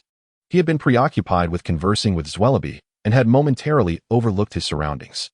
Although Xiao Yi appeared outwardly unfazed, the instant annihilation of the formidable Suli by a single strike had drained a considerable amount of her strength, making it exceedingly difficult to maintain her range detection. This brief lapse, caused by various circumstances, was fortuitously exploited by Team Rocket. For the 4 of them, this was undoubtedly a catastrophic turn of events. At this moment, the scenes on both sides bore an uncanny resemblance, with Keith and Xiao Ling both held captive by a Pokémon, creating a peculiar symmetry. This won't do. With my current strength, I cannot rescue her before Nyola can act, Xiao Yi thought, gritting her teeth. In her past life, with the power of nature at her command, she would have effortlessly saved Xiao Ling. However, now, her proficiency in the wave guidance, having been practiced for merely half a year, fell far short of her former strength. Acting rashly would only lead to unnecessary casualties among her companions. A glance at Xiao Jie left Xiao Yi momentarily taken aback. Despite his sister being threatened by claws at her throat, Xiao Jie appeared surprisingly calm, perhaps even resigned. It's almost time, Xiao Jie murmured quietly. Nearly a quarter of an hour had elapsed since their Pokémon ingested the vitality cubes. The effects of the medicine must have fully manifested by now. Is that so? Xiao Ling smiled, seemingly oblivious to the peril of Nyola's claws. Just then, her sky-blue eyes sparkled with a newfound brightness. It was a well-known fact among those present that the dark-type Nyola was immune to psychic abilities. Noticing the faint glow beneath Xiao Ling's hood, the black cat sneered disdainfully. Psychic powers? Such feeble energy is of no consequence to me. Before the thought could fully register, Neola felt its claws suddenly restrained as the person beneath it shifted. And then everything began to spin. Surrounded by a gentle golden light, Xiaoling emanated an aura infused with psychic energy. As Xiaoling swiftly grasped Neola, she executed a fierce shoulder throw, paying no heed to the wounds inflicted by the creature's sharp claws on her right palm. The luminous energy illuminating her eyes was not intended to assault Neola, but rather to empower herself. Even Neola was unable to react to such a rapid maneuver, being hurled in an arc before crashing into the ground, causing the surface of the earth to crack beneath the impact. Yet, this was not the end. Before Neola could regain its bearings, Xiaoling's fist, shimmering with a hint of light, descended upon it with force. We no longer seek dialogue. Retracting her blood-stained right fist, the malevolent black cat lay unconscious. Mini-theater, Xiaoling used explosive fist. 100 damage. It was exceedingly effective. Neola has fallen. Beck, slamming the table, you are cheating. The song of destruction serves as a prelude to despair. Dream Demon emitted a piercing shriek, unleashing purple ripples that enveloped the Zubat. The psychic illusion wave's impact proved lethal for the Zubat, sending it flying backward. The chaotic airflow at the tips of its wings wreaked havoc at Keith's neck, producing a crisp sound as it collided with hard surfaces. Keith's neck, of course, could hardly withstand the slicing of air. It was a thin, transparent wall of light that mitigated the damage. The Zubat, propelled away, rolled several times on the ground, its body bizarrely softening and morphing. The purple bat gradually transforming into a soft, pink, indistinguishable mass. A ditto? Keith adjusted his collar, casting a glance at the dust-covered blob of a Pokémon. No wonder a mere Zubat could trigger an earthquake. It must have transformed underground into a Pokémon capable of such a move. The Dream Demon glared menacingly at this creature that had nearly harmed its master. Meanwhile, the Ditto blinked innocently, suddenly leaping and morphing into an identical dark green specter resembling the Dream Demon. The Dream Demon was momentarily taken aback. Observing how the opponent perfectly mimicked its stunned expression ignited a surge of ire within the Dream Demon. Unfortunately, without a command from its master, it could not act independently as a guardian. Glancing at the incapacitated Neola at Xiaoling's feet, a glint of coldness emerged in Keith's eyes, revealing an underestimation of the situation. After Xiaoling expressed a desire for parley, Keith had briefly considered these four to be rather sensible youths. However, they remained naive, hoping to extricate themselves without any sacrifice. Absurd. Finally done? The impatient Beck sneered, cracking his knuckles as he stepped forward, revealing a pink figure looming behind him. Half his height. A sucker punch doll? When did this happen? The roar of the red-haired brute interrupted Xiao Tian's contemplation. Following the command, the black-clad members of Team Rocket swiftly assembled, and with the two Zubats still combat-ready, the number of Pokémon on Team Rocket's side had swelled to nearly 10. Without the slightest pause, Team Rocket launched their collective assault. This marked the first large-scale assault by this small team in the Sunlit Forest. And perhaps it would be their last. No one believed that these four inexperienced youths could escape the clutches of two junior officers from Team Rocket. Amidst the billowing smoke and dust, the four appeared quite disheveled as they emerged from the explosion's radius. The Pokémon, including the fiery ones, gathered together, yet even so, engaging Team Rocket directly was still an unrealistic prospect. Gyarados was the first to initiate a counterattack. Its massive form generated towering waves that cascaded forth, eliminating the need to aim at specific targets. The primary attackers at the forefront, Gengar and Houndoom, simultaneously unleashed dark rings of energy. The seemingly formidable but ultimately dispersed attack from Gyarados was utterly incapable of matching their might, and the energy of Dark Pulse created a gaping hole amidst the crashing waves. Through the splashing water, Keith vaguely discerned that the opposing Pokémon had congregated to the far left, evading the overwhelming penetration of Dark Pulse. Not standing directly in the line of fire wasn't foolish, was it? The silver-haired youth sensed something amiss and strained to see through the dense spray. Their Pokémon seemed to have increased in number. Simultaneously, searing flames pierced through the curtain of water, closely followed by a flurry of chaotic beams of energy. The tumultuous and agitated energy left Team Rocket momentarily stunned, while the sheer volume of attacks aimed consistently at Gengar and Houndoom. Realizing that their own attacks had inadvertently become a target for the enemy, Keith furrowed his brow. Without the need for a trainer's command, Team Rocket's Pokémon began to retaliate. Although their movements were somewhat disordered, the strength of Team Rocket's Pokémon was evidently superior to that of the four newcomers, making it implausible for them to falter in a direct confrontation. With a thunderous boom, Keith's eyes widened in disbelief. The dazzling array of colors shattered the counterattack of Dark Pulse, and the subsequent psychic beam failed to stir even a ripple. The multitude of skills intertwined, creating a brilliant and lethal glow that engulfed Jengar and Houndoom in an unprecedented display of force. As the radiance faded, Team Rocket's dual frontliners lay silently on the ground. Gazing across the battlefield, Baker and Keith beheld the unexpected sight of familiar Pokémon that should not have been present: Charmander, Eevee, Psyduck, and Vulpix. The Pokémon they had once defeated now stood vibrant and full of life. In the chaotic arena of battle, such a scene was not particularly rare. As the words Vitality Block flashed through Keith's mind, the second wave of attacks arrived. Once again, the fiery letters of flare erupted in front. As 12 Pokémon's assaults coalesced into a perilous rainbow, aimed directly at Baker and Keith themselves.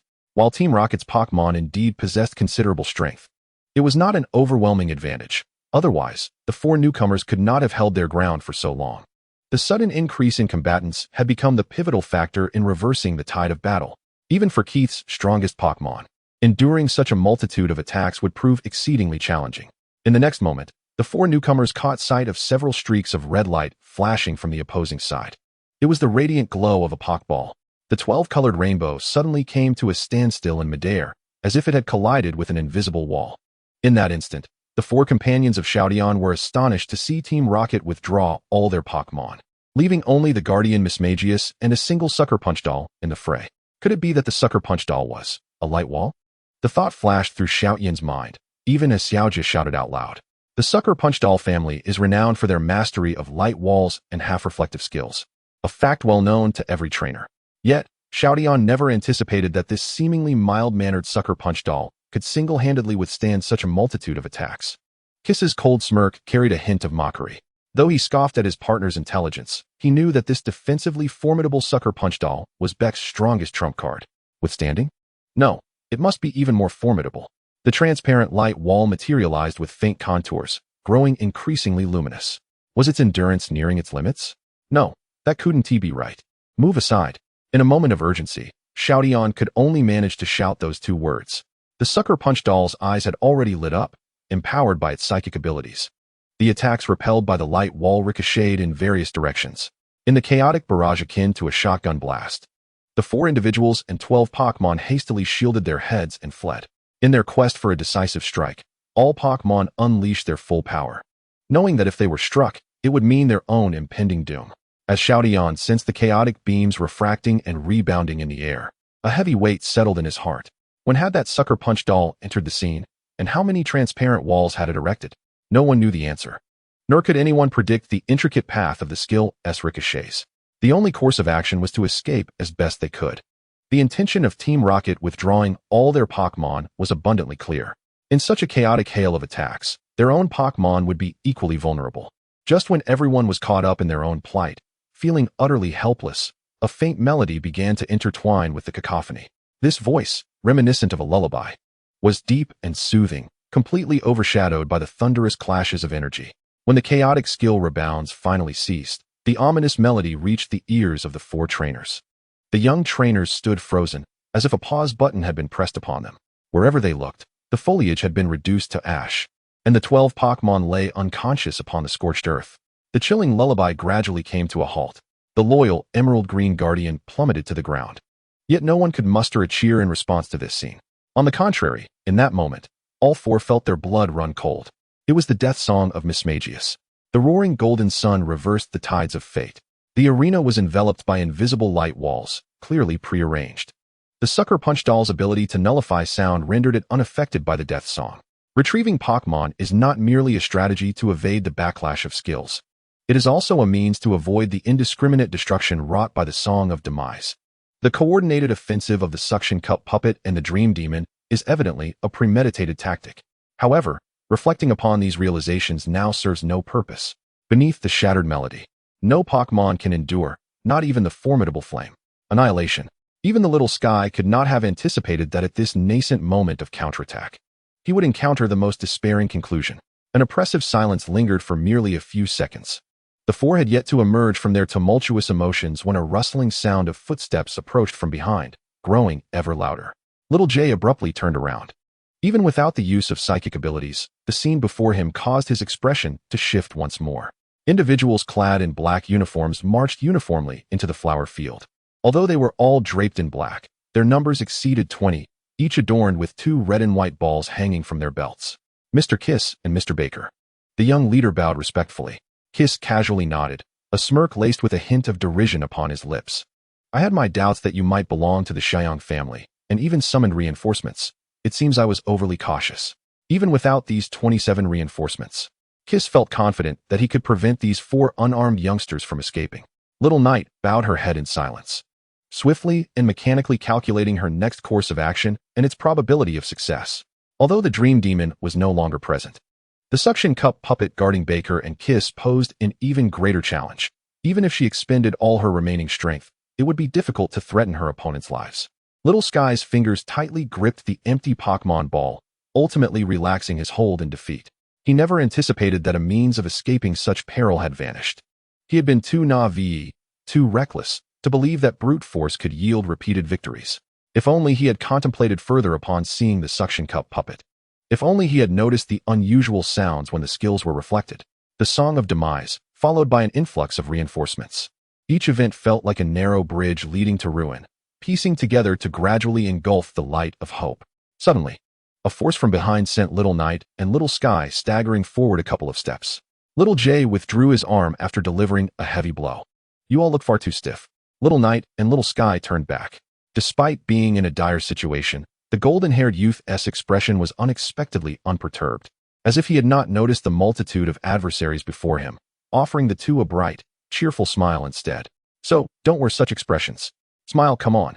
Little J's voice remained buoyant, even though it seemed utterly out of place in the current circumstances. Even Baker and Kiss exchanged surprised glances, raising their eyebrows. After all, that Team Rocket scoundrel had also mentioned, we are indeed the psychic powers of the Xiang family. Xiaoling lowered her voice and smiled sideways. Even without the aid of Pokémon, we still have each other. It is not over yet. As long as the 4 of us stand here, there is no conclusion. Xiao Jie picked up his sister's words and reiterated the last statement with resolute conviction, despite the overwhelming number of foes and the evident disparity in strength. As long as we have the will to fight, Xiao Jie could not discern the expression of Xiao Tian hidden beneath the black cloak, only able to hear the flat, emotionless words escape. You don't have to try so hard. I can understand. Xiao Jie was momentarily taken aback before he let out a light chuckle. What was this? Repeating my words back to me verbatim? The luminous wall of the suction cup puppet had mostly dissipated, with only the 2 of them still encased within. Xiao Yi shared her findings, a faint blue light coiling around her fingertips. If I can make the wall vanish, I can take them down. Leave it to me. Xiao Ling clenched her fist. Such fragile things could be shattered with a single blow. The 4 were acutely aware that their efforts were but a desperate struggle. The odds of a successful escape were pitifully slim. Yet, rather than kneeling in surrender, they would rather expend every ounce of strength, wagering on every possible chance. Oh, have you finished your last words? Beak regarded the 4 children's self-hypnosis with disdain, gesturing to Kiss. As Kiss raised his hand, 27 beams of light illuminated the sky, revealing 27 deep purple Zubat swarming above. The pitch-black mist obscured the sunlight. Accompanied by a sharp buzzing, a chilling gale of wind blades surged toward the 4 diminutive figures.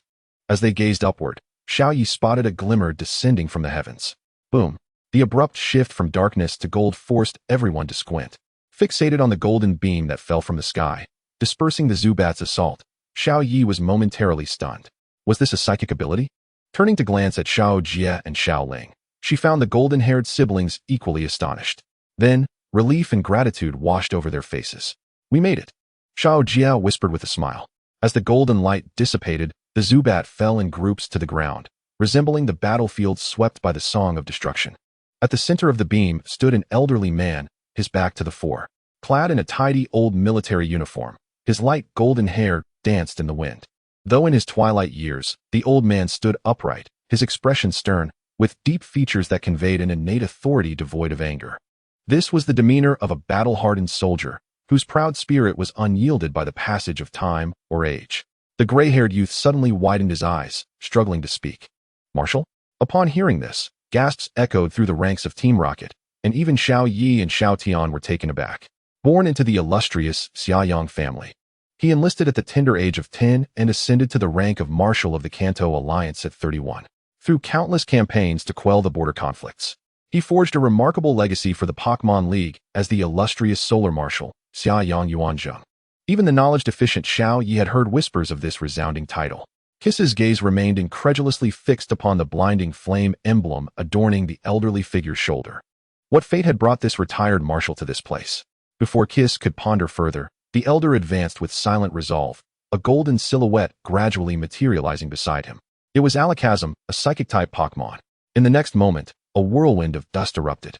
Neither Beck nor Kiss could discern whether it was Alakazam or the elder himself who had unleashed the force. The suffocating, terrifying power bore down upon them.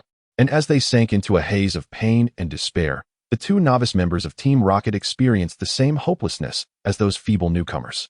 The golden light radiated with the intensity of a blazing sun, brilliant yet fleeting. Before the elder, none could rise again. In a brief interlude, a sudden force from behind caused Xiao Yi and Xiao Tian to stumble forward in shock. Little Jack had unleashed a powerful blow. It proved remarkably effective. The wild Xiao Yi and Xiao Tian fell to the ground. Little Jack, in tears, lamented, "I won't strike so hard again." Gratitude flowed for the miracle that had gathered them here. This chapter, the battle concluded unexpectedly, much like its commencement. The original four combatants had become mere spectators. In fact, they were so unworthy of being mere onlookers that none could comprehend how the elder had vanquished numerous Team Rocket members and their Pokémon with such ease. With a nonchalant grace, the elder, having executed a flawless counterattack, did not spare a glance at the fallen individuals. He approached the two battered Shalebi, bending down to assess the condition of the tormented little creatures. "Does anyone possess an electric-type Pokémon?" Before the four could utter a word, the elder's hoarse voice rang out. "I have one, but it's all right, release it." As if anticipating Xiao Tian's thoughts, he interrupted with urgency.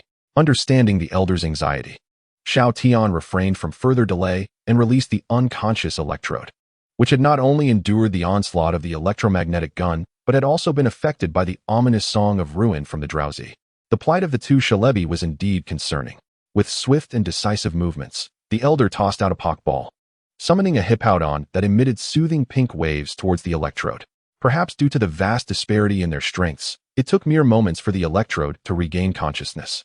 "Can you channel the electrical energy from the Shalebi into the ground?" Without needing the elder to elaborate, Xiao Tian grasped his intent. The electrode surveyed the arcs of electricity surrounding the two Shalebi and confidently thumped its chest, indicating its readiness to take on the task.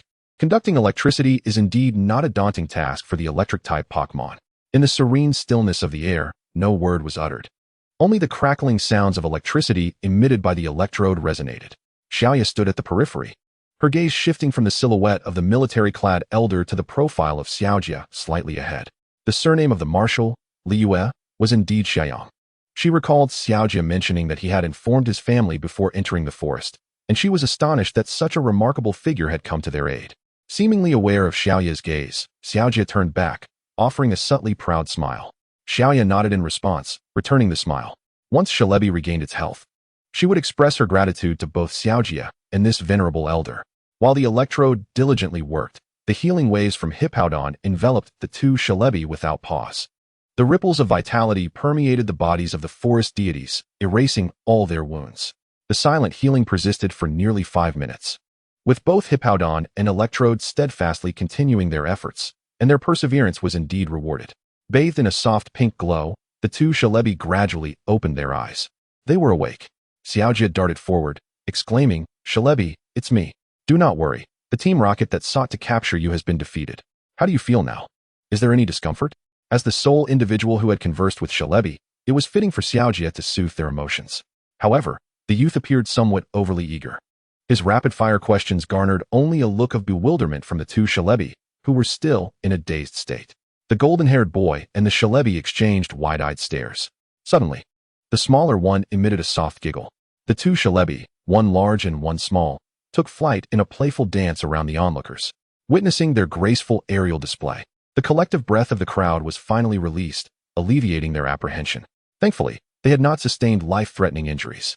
Thankfully, they had not developed an aversion to humanity. As the radiant light reached its zenith, the two Shalebi suddenly parted, spiraling in opposite directions. A verdant luminescence cascaded upon the charred earth, gradually forming a hazy halo that gently and warmly illuminated the sun-drenched grove. Xiaoya had never imagined she would be fortunate enough to witness such a miraculous scene. Where Shalebi soared, the grass surged skyward, wildflowers on the verge of blooming unfurled their petals. The torn and shattered branches began to heal, and the singed scars on the trunks were tenderly smoothed over. The fields of flowers and forests, once ravaged by battle, now radiated with dazzling vitality. The piercing yellows had long melted into delicate new greens. The blackness that symbolized death had receded. This was the power of the forest deity, Shalebi. It was not a force of destruction, but rather one of healing and creation, far more beautiful and magnificent than any brutish force that sought to extinguish life. Bathed in a brilliant turquoise light, Shalebi fluttered its translucent wings gracefully. A large and a small creature hovered before the gathered crowd, their faces adorned with charming smiles. Hand in hand, the elder brother and his younger sibling exchanged contemplative glances, nodding in unison, before directing their joyful gaze toward the four disheveled youths who appeared somewhat flustered. A gentle tap from a small hand caused a soft, pale green light to converge at the center. The substance at the heart of this radiance pulsed rhythmically, akin to the heartbeat of a human, contracting and expanding with remarkable elasticity. The flora throughout the forest trembled in response. Such a spectacle was not a novel occurrence. When Shalebi emitted a sorrowful cry, Xiaoya and Xiao Jia had already sensed the quaking of trees and blossoms. However, the current sensation was not one of pain, but rather a joyful resonance. If the forest possessed a spirit, it would surely rejoice at the deity's transition from peril to safety. The resplendent light split into four, drifting towards the four individuals. Within the luminous embrace, one could faintly discern what appeared to be a small, transparent stone. Could this be a gift bestowed upon us? Xiaoling removed her oversized hood, revealing a beaming visage that captured Shalebi's attention. The forest deity emitted a joyful trill, nodding gently. As the icy touch of the stone met their fingertips, an extraordinary rhythm coursed through them. In an instant, the four youths simultaneously perceived the resounding beat of a colossal heart. Thud, thud, thud. A delicate green aura swirled around them, forming an invisible, transparent connection. For a fleeting moment, the sounds of insects, birds, and wind faded from their consciousness, leaving only the synchronized and distinct heartbeat resonating in each other's ears. Unbidden, Xiaoya was reminded of the moment they first encountered one another beneath the oath stone. The image flashed rapidly, followed by their reunion amidst a scorching gale. Once more standing shoulder to shoulder in battle, no one could have foreseen that they would face such a harrowing struggle for survival. Yet, the nightmare had ultimately passed. Much like the rejuvenated forest, the futures of the four young souls were not severed here. Perhaps, this was a miracle in its own right, be it the revival of the forest or their fateful meeting. Without the strength of any one of them, they would not have been able to withstand the moment when the sun martial turned the tide. The light from the stone in their palms dimmed, and the inexplicable thoughts that had drawn them in began to recede. Xiaoya slowly opened her eyes. In her field of vision, the forest-colored beings beamed with joy, their dazzling emerald hues illuminating the surroundings like sunlight. Amidst the hazy radiance, the four heard the clear voices of two young boys echoing in their minds. Thank you. This laughter serves as a testament to their shared journey. After Shalebi departed, the elder promptly contacted the police department of Hualan City, explaining all that had transpired in the Sunlight Forest. It was now 3 p.m, and the Pokémon disturbance in the outskirts of Hualan City seemed to have calmed, allowing the police to finally allocate personnel. Upon hearing that the Sunlight Forest was in disarray due to the mischief of Team Rocket, Miss Junsha promptly led the police personnel to apprehend the unconscious members of Team Rocket, binding them securely and transporting them in police vehicles. The group then returned to Hualan City alongside the officers.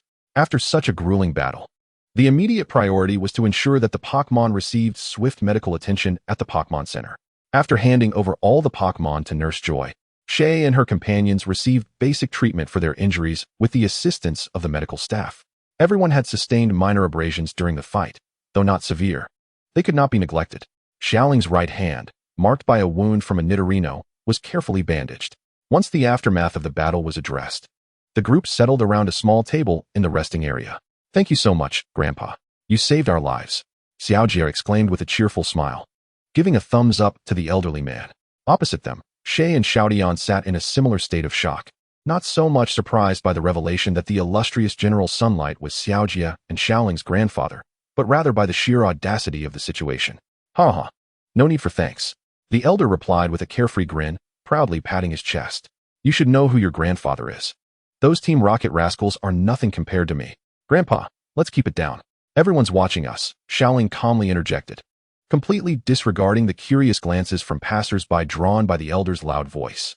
Oh, right. The old man immediately lowered his volume, casting a discreet glance around. Xiaotian and Shay exchanged worried looks, pondering silently. Is this general truly not a substitute? You two are Xiaotian and Shay, correct? The elder's warm gaze shifted towards them. Yes. They replied in unison, standing up. Thank you for rescuing us, General. Despite the elder's sudden display of eccentricity, none dared to underestimate the renowned General Sunlight, Yang Yuanzheng. Don't be so stiff. Feel free to call me Grandpa Yuanzheng. He waved his hand casually, then set down his teacup and began to scrutinize Xiaotian intently. Even the usually composed Xiaotian felt a chill under the elder's gaze. Yuanzheng nodded thoughtfully, then burst into laughter. I must head to the police station now. I'll take my leave. You four children should get along well. Goodbye, Grandpa. The golden-haired siblings waved farewell to Yuanzheng, remaining unfazed by his inexplicable laughter as he departed. Perhaps they had grown accustomed to it? Xiaotian awkwardly touched his face, wondering if he had somehow gotten something dirty on it. Just as Xiaojia was about to tease Xiaotian, he hesitated. Speaking of which, did I do something similar when we first met? Well, what can I say?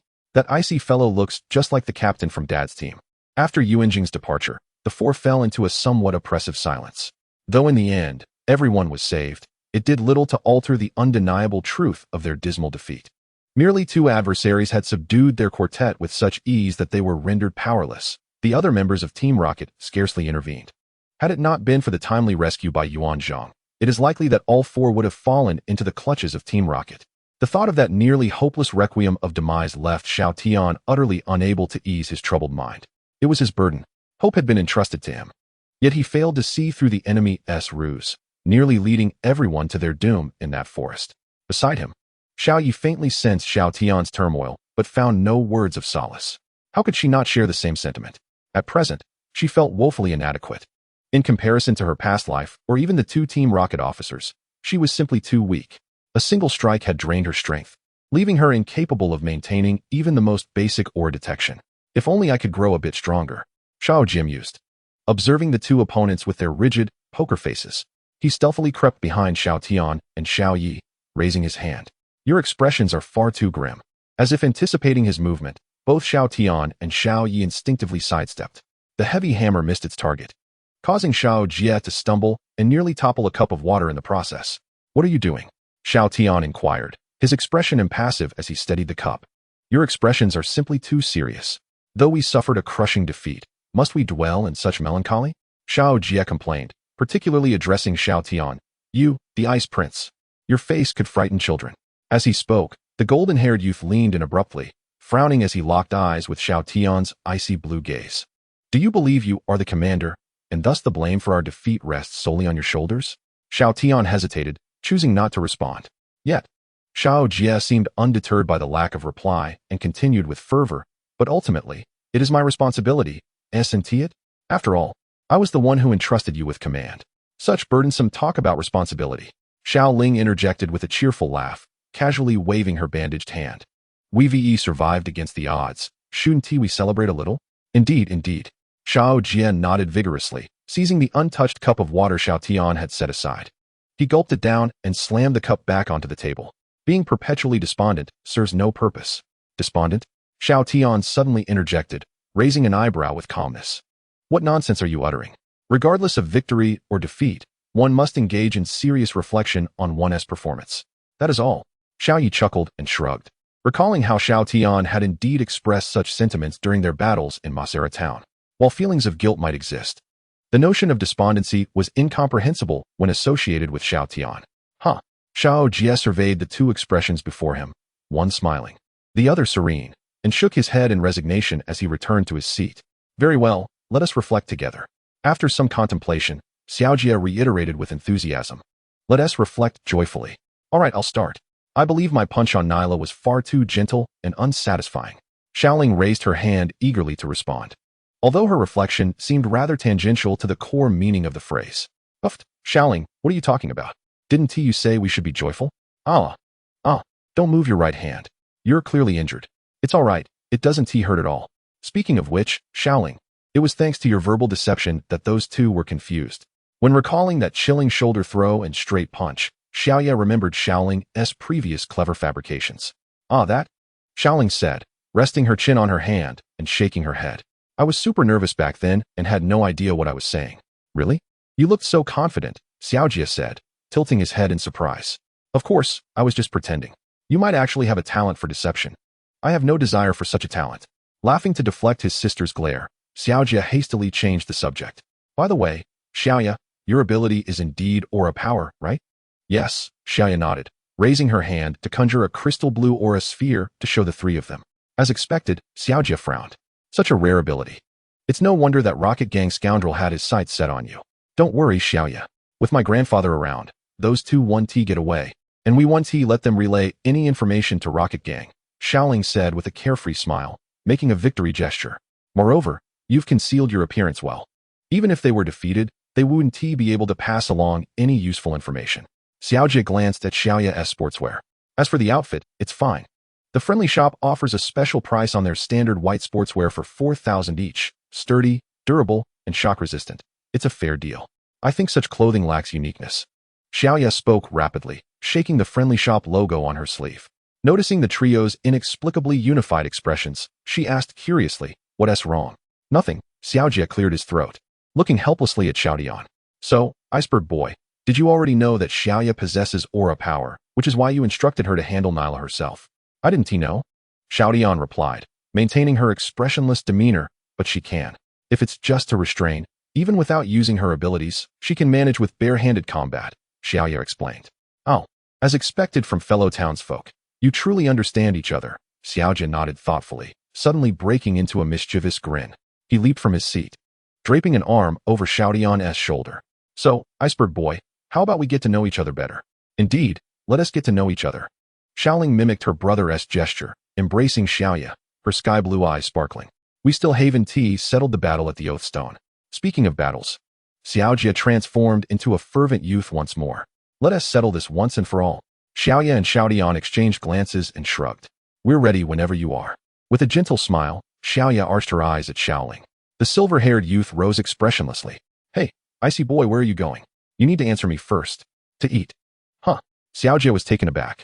Let us go. We should have dinner first. It's already 5 o'clock. Xiaoya stood up as well. Oh, really? And we haven't even had lunch yet. I suddenly feel quite hungry. Then let us go together, big brother. We can battle tomorrow. Let us fill our stomachs first. That is true. Ah, wait for me. Scene. Xiaojia, putting his arm around Xiaoya's shoulder. Hey, Icy Boy, how about we get to know each other a little better? Xiaoya and Xiaoling, exchanging glances. Something feels a bit off, doesn't it? Xiaojia, jumping up. Hey, Icy Boy, where are you going? You need to answer me first. Xiaoya and Xiaoling. Indeed, everything feels quite strange. After dinner, the four received a summons from the police station, requesting them to provide a statement. At the station, there was no need for pretense.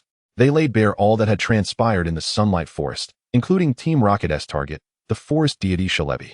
Upon comprehending the entirety of the incident, Miss Junxiao realized that the Pokémon uproar in the outskirts of Hualan City was likely a smokescreen employed by Team Rocket to divert the police's attention. Fortunately, with the timely intervention of Marshal Sunfire, the forest deity was spared from falling into Team Rocket's hands. As for Xiaoya and her companions, they were merely viewed as pawns who delayed the situation. Despite enduring such a fierce confrontation, their roles had indeed been limited to this. Though they were but mere foot soldiers, the legal procedures for their statements could not be simplified. Once all formalities were concluded, the moon shone faintly in the starry sky. See you at 8 tomorrow, don't oversleep. See you tomorrow.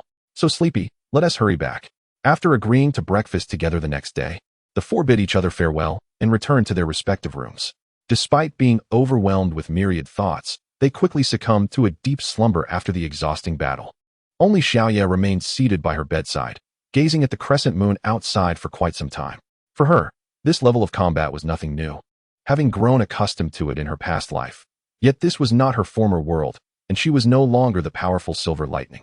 In this realm inhabited by creatures known as Pokémon, the nature of battle differed from her previous experiences.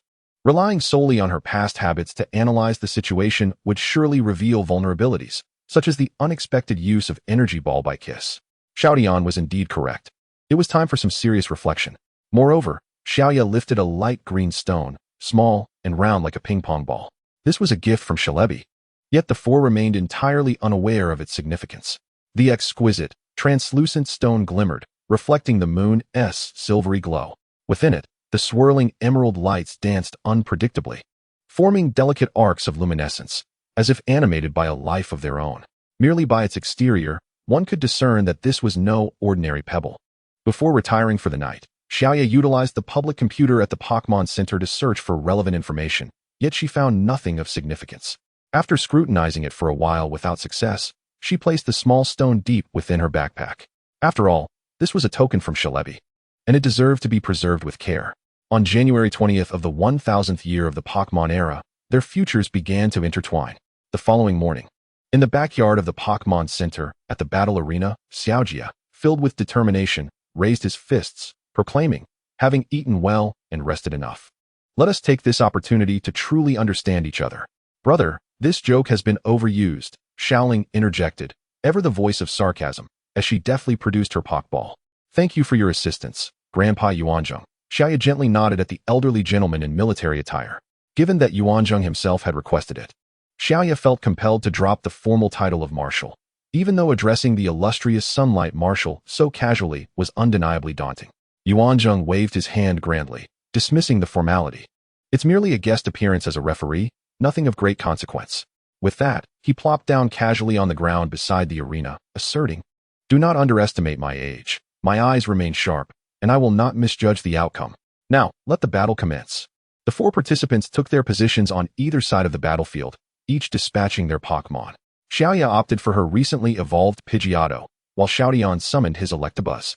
Opposite them, Xiaojia's EV and Xiaoling's Vulpix were also poised, familiar faces from the previous day's skirmish. Clearing his throat, Yuanzhong's voice resonated like thunder as he signaled the start of the match. "Battle, begin. Vulpix, use Fire Spin." Xiaoling seized the initiative, the fiery little fox unleashing a torrent of flames as a swirling wall of fire aggressively surged toward the opposing side. A powerful attack? Indeed, it could not be disregarded. Recalling Xiaoling's fiery maneuver against Team Rocket, Xiaoya heightened her vigilance, commanding Pidgeotto to ascend swiftly.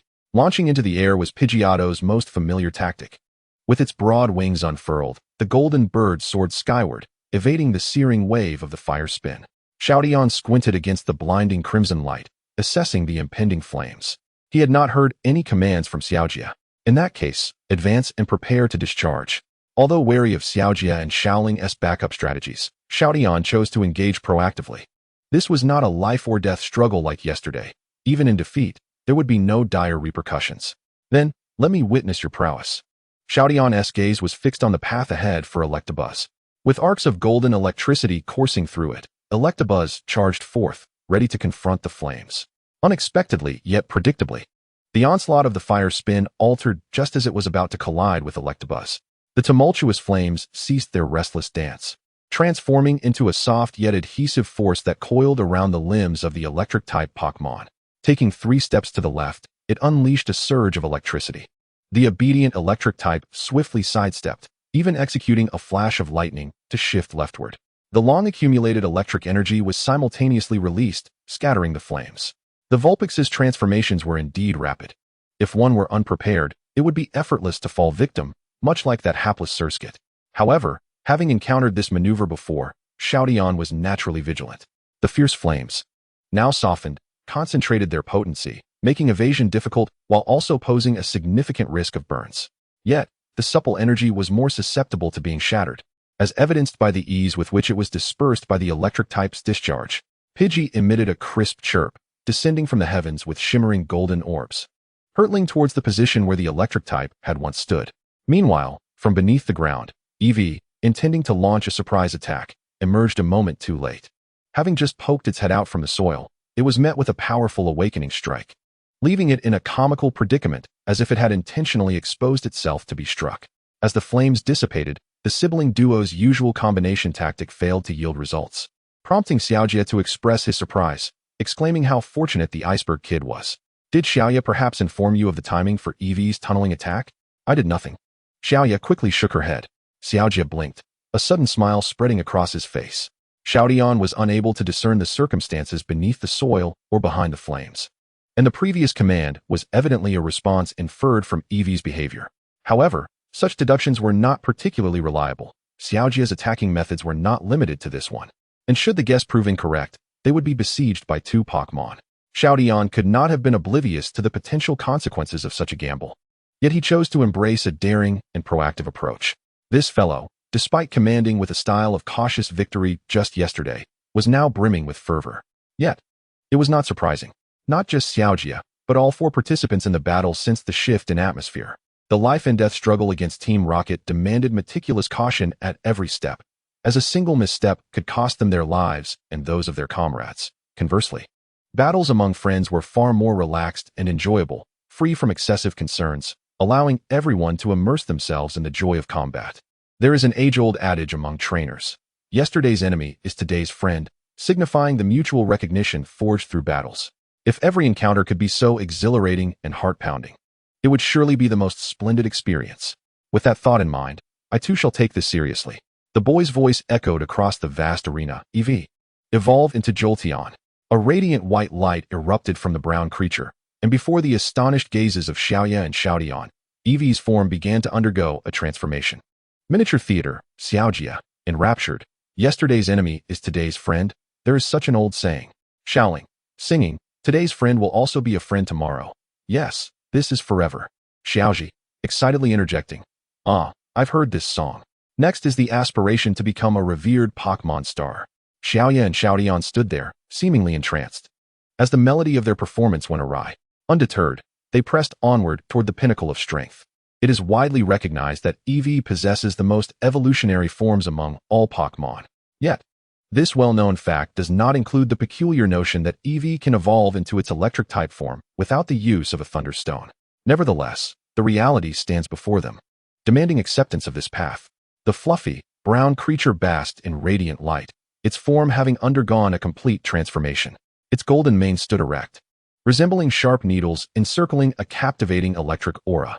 Gazing at the astonishing spectacle before him, Xiaodian was suddenly reminded of a rumor he had encountered not long ago. It was said that Team Rocket in the Kanto region had captured numerous EVs for research, attempting to create a specimen capable of freely altering its form.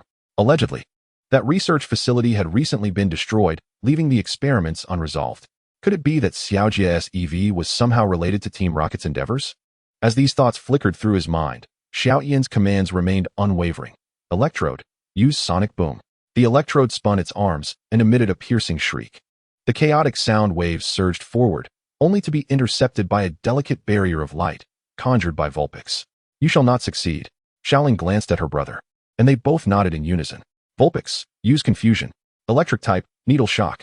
The sharp projectiles merged with psychic energy, their initially straight trajectories twisting into intricate, unpredictable paths. Faced with the erratic onslaught of needle shock, Electrode momentarily hesitated, pondering whether to unleash a random discharge. Just then, Xiaoyan's command rang out. Jump. Electrode promptly leaped into the air, where a golden bird swooped down, deftly catching it, and spiraling upwards into the sky. Perhaps accustomed to the previous day's combat style, Xiaoyan naturally fell into sync with the primary attacker Xiaodian, timing the flight of the Pidgey with impeccable precision.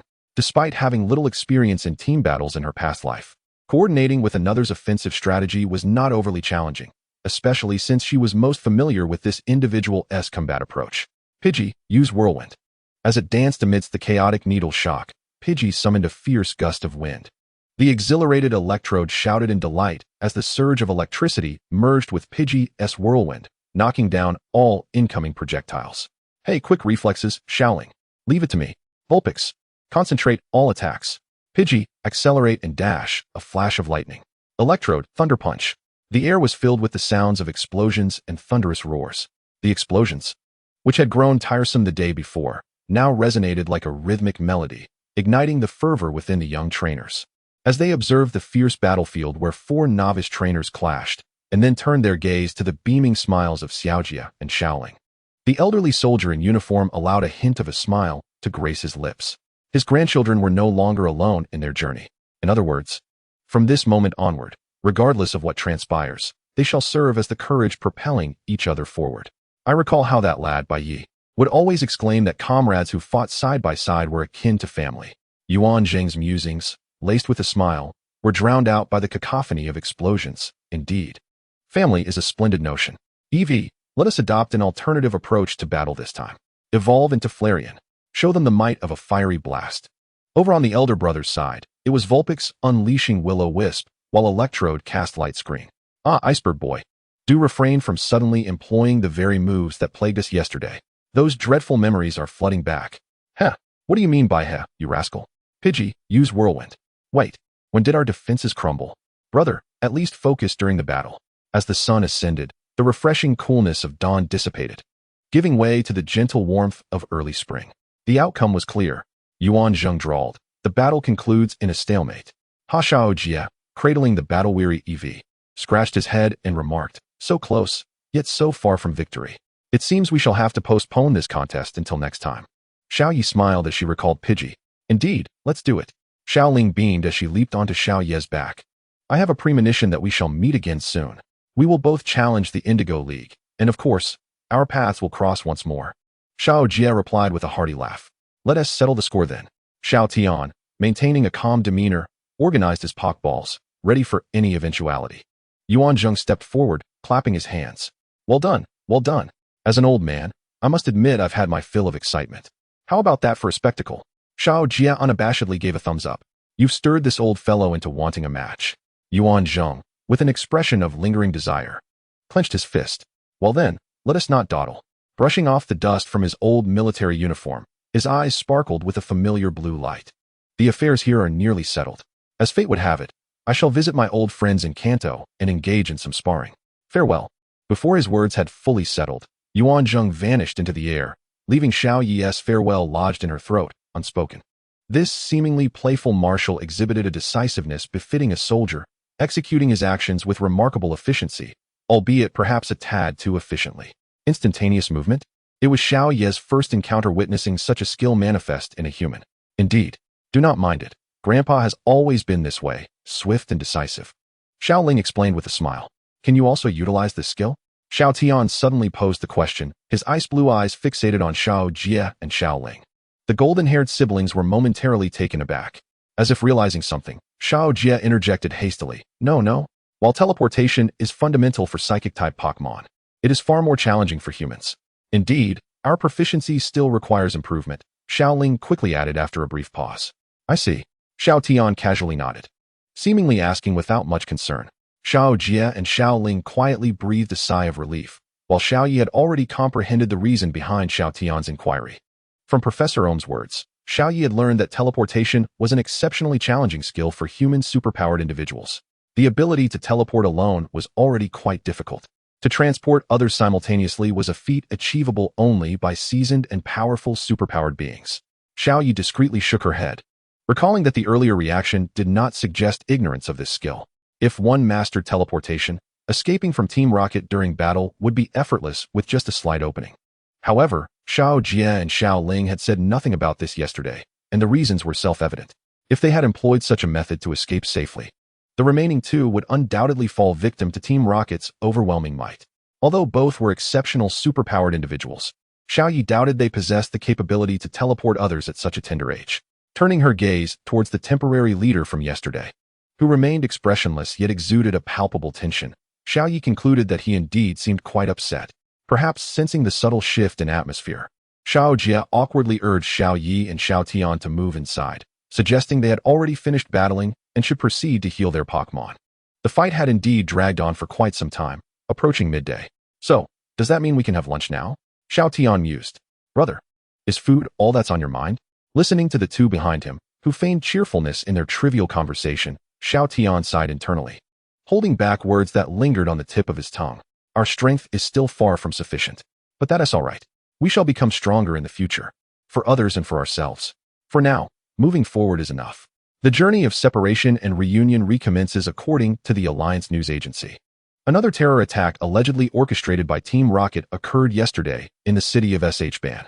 The fire on the third floor of the Donghua department store has been extinguished, yet smoke continues to billow. Fortunately, with the assistance of the MOU rescue team, all those trapped were successfully rescued, and there were no fatalities in this devastating explosion. Let us now interview a member of the MOU team who participated in the rescue. Shouldn't it be the MOU rescue team? Please don't omit the three most crucial words, a disgruntled voice murmured through the microphone. Nearby, A boy wearing a dark baseball cap swiftly took the microphone to distance himself from his visibly displeased companion. Hello, I am Yu, the vice captain of the MOU rescue team. Regarding this incident, I believe, hey, it seems we often see this team in the news lately, one boy remarked. Indeed. They were also present during the attack on the SH Band Sports Center, weren't they? Another replied. I'm not sure. I was too engrossed in watching the Dragon's Tooth, the first boy admitted, as they both observed the news being broadcasted on the television screen. Xiaoling diverted her gaze from the screen, took a deep breath, and drained her cup of water. With her hands clasped together, she exclaimed, I am full. So am I, came the reply. Shall we go then? After returning their trays to the front desk, the four of them exited the Pokémon Center's dining area together. By the way, just before leaving, Xiao Jie rummaged through his backpack and retrieved the black cap that Xiao Yi had placed on his head the previous day. This cap looks somewhat familiar. Xiaoling blinked and suddenly recalled something, whirling around. The LCD screen in the dining area continued to display today's midday news. The interview featured a team known as MOU, all clad in matching athletic wear and donning black caps that obscured their faces. Xiaoling glanced at the screen and then at the cap in Xiao Jie's hand, her expression becoming somewhat intricate. Xiao Jie paused, quickly waving his hands. No. He then thrust the cap into Xiao Yi's hands, saying, This is what Xiao Yi lent me. I was just about to return it. Xiao Yi, clutching the cap, immediately attracted 3 subtle gazes and hastily shook her head. No. I met a boy at Moonview Mountain, and the cap is his. It was left with me. Could it be, Xiaoling blinked, that the person you met is a member of the MOU team? Perhaps, Xiao Yi replied, placing the cap into her backpack. In truth, their encounter at Moonview Mountain was merely a fleeting moment. Xiao Yi did not even know his name. MOU, a burgeoning team that had only begun to emerge in the past year, made its debut in last year's Quartz League tournament and subsequently participated in numerous rescue operations during significant disasters, safeguarding those in distress. Unlike the vanguard of the Azure Dragon's Tooth, which combats evil organizations, MOU focuses more on rescue and protection. Rumors suggest that members of MOU hail from the Pokémon Alliance rescue teams. Recalling the straw-hatted boy who selflessly saved a Pippi, Xiao Yi felt that his actions resonated with MOU's ethos. Perhaps, as Xiaoling suggested, he indeed belonged to that team. In any case, it was time to part ways. Well, take care, everyone. Farewell. I'll be waiting for you at the Quartz League. Following a calm farewell, the four separated once more, embarking on different paths. There was no sadness or reluctance, for each one knew that as long as they pursued the pinnacle of being a trainer, they would inevitably meet again. Having experienced countless separations and reunions, continually forging new friendships, perhaps that is the beauty of travel. Half an hour later, having left Hualan City, the golden-haired youth suddenly froze. Oh no, I forgot to pick up the psychic ability limiter I left in the forest. A flock of fiery sparrows soared overhead, emitting harsh mocking cries. Xiao Ye's intended route was to the Jinghui Lighthouse. However, during lunch, Xiao Ling had recommended a delightful place to her. The Thunderfall Mountain, located in the northwestern direction of Hualan City, stands at a modest elevation of just over 200 meters, not particularly daunting in stature. However, this mountain is renowned locally due to its peculiar weather. The rocks and soil of Thunderfall Mountain are rich in deep red magnetic materials, which effortlessly attract lightning. Consequently, the sky above Thunderfall Mountain is perpetually shrouded in clouds, and sporadic thunderstorms frequently erupt. When dark clouds loom overhead, the spectacle of lightning striking down is truly magnificent, and legends abound of a mythical lightning bird residing at the summit. Many electric-type Pokémon gather atop the mountain during thunderstorms to absorb the electric energy. For trainers, this presents an opportune moment to capture formidable electric-type Pokémon. According to Xiaoling, it was at the peak of Thunderfall Mountain that she encountered Xiaodian, the Electrike, which was likely captured amidst the tumult of the storm. Naturally, one must exercise great caution when venturing out during thunderstorms. Humans are not electric-type Pokémon, and a lightning strike could abruptly halt one's journey, necessitating a call for emergency assistance. Thus, Ku, originally intending to head directly to the Jinghui Lighthouse, altered her course and decided to detour to Thunderfall Mountain. The fact that even Xiaodian had visited there indicates that this mountain is indeed a worthwhile destination for trainers. The journey from Hualan City to Thunderfall Mountain takes approximately 2 to 3 days, and amidst the travels, daily training shall not be neglected. Perhaps having experienced a profound sense of helplessness during the battle in the Sunlight Forest, all 3 Pokémon have thrown themselves into training with renewed vigor. After all, no one relishes the feeling of falling before an adversary, whether it be a Pokémon or the trainer themselves. The training regimen for the recently evolved Pidgeotto is particularly intensive, encompassing nearly every type of training previously undertaken. The transformation post-evolution is markedly evident. The most significant enhancement lies not in speed, but in the explosive increase in physical strength. Thus, honing this newfound strength becomes the initial step toward its ascendance in power. Under Karu's guidance, Pidgeotto relentlessly challenges the Pokémon inhabiting the nearby forest, abandoning the guerrilla tactics of its previous form, Pidgey, to engage in direct confrontations with its opponents. Battle, after all, is the most effective means to rapidly unleash one's physical potential. Through a series of victories and defeats, Pidgeotto gradually masters the strength inherent in its new form. The substantial boost in speed also facilitates the development of the Shadow Clone technique. And with the guidance of the experienced Charmeleon, the mastery of this new skill is imminent. From a timid little bird that could only dodge and flit about, Pidgeotto has transformed into a formidable contender, having undergone a crucial metamorphosis during the battle in the Sunlight Forest. Meanwhile, Gyarados and Charmeleon continue their team training. Reverting to the roles they had prior to their venture into the Sunlight Forest, Gyarados takes on the role of the attacker, while Charmeleon focuses on evasion, interspersed with practical combat training. Though the Gyarados is known for its tempestuous temperament, its dedication to training is unwavering. It continually unleashes its formidable skills, such as Hydro Pump and Dragon Rage, striving to enhance their potency and increase their speed. The agility of the Charmander is rivaled only by that of the Pidgey. Without precision and power in its attacks, the Gyarados would scarcely land a blow on the nimble Charmander. The latter, relying on its remarkable speed and evasive maneuvers, occasionally engages in direct confrontation, using its flames to evaporate the water. With a fiery roar, the orange dragon unleashed a torrent of flames, the searing orange-red fire dissipating a significant portion of the Gyarados' Dragon Rage. Leaping gracefully to evade the aftershocks of the water vortex, the Charmander clenched its fist, its eyes alight with determination. More than 6 months had passed since the Charmander's birth. Having navigated the fragile early stages of its existence as a Pokémon, it has now entered a period of maturation, where its strength is rapidly escalating. This transformation has become particularly evident during recent intensive training sessions. Its flames have grown increasingly intense, and its physical prowess has surged. In the past, the Charmander would have been unable to confront the Gyarados' Dragon Rage with fire, even though the Gyarados had not unleashed its full might. Water inherently counters fire, yet the Charmander has demonstrated the ability to evaporate the water vortex entirely, showcasing its growth to a point where it can overcome its elemental disadvantage, much like the legendary Charizard of old. Despite the exhilaration of recognizing its newfound strength, the Charmander remains steadfast in its training regimen. It understands that while it can easily reach the level of its predecessor, it pales in comparison to the overwhelmingly powerful Charizard, a distant goal it aspires to chase. Fire-type Pokémon are born with an indomitable spirit, and the Charmander embodies this trait wholeheartedly. The Charizard represents a formidable rival and a lofty aspiration. The Charmander will not allow itself to become complacent until it has achieved its goal of surpassing its limits. Thus, it resolved to strive diligently. The flames at the tip of its tail flared brightly as it charged towards the Gyarados' Hydro Pump.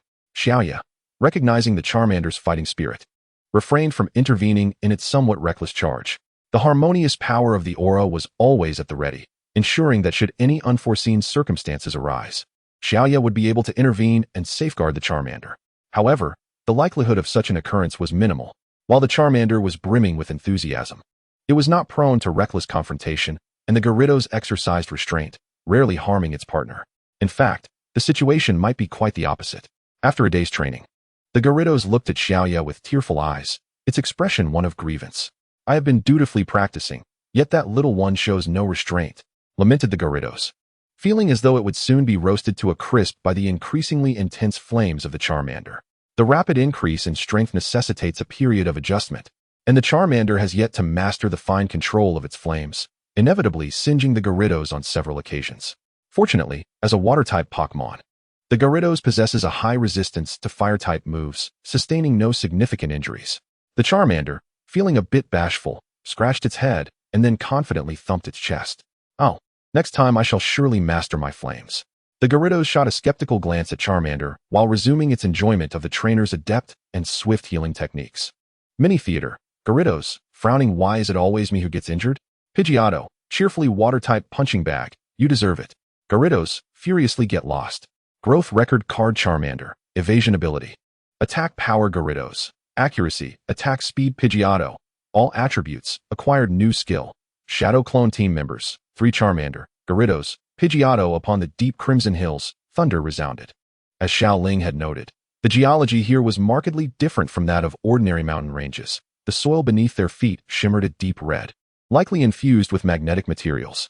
The sky remained perpetually gloomy, with gray clouds shrouding the summit of Thunderstorm Mountain, obscuring the sunlight and casting the morning into an evening-like dimness. Before embarking on the ascent, Xiao Yi inquired with the local residents about the cycle of thunderstorms, learning that they typically occurred every 2 to 3 days. The last storm had transpired 2 days prior, so it was anticipated that today they might witness the mountain's signature weather phenomenon. Prior to their climb, Xiao Yi released Charmander and Pidgeotto, preparing to contend with the wild Pokémon inhabiting Thunderstorm Mountain.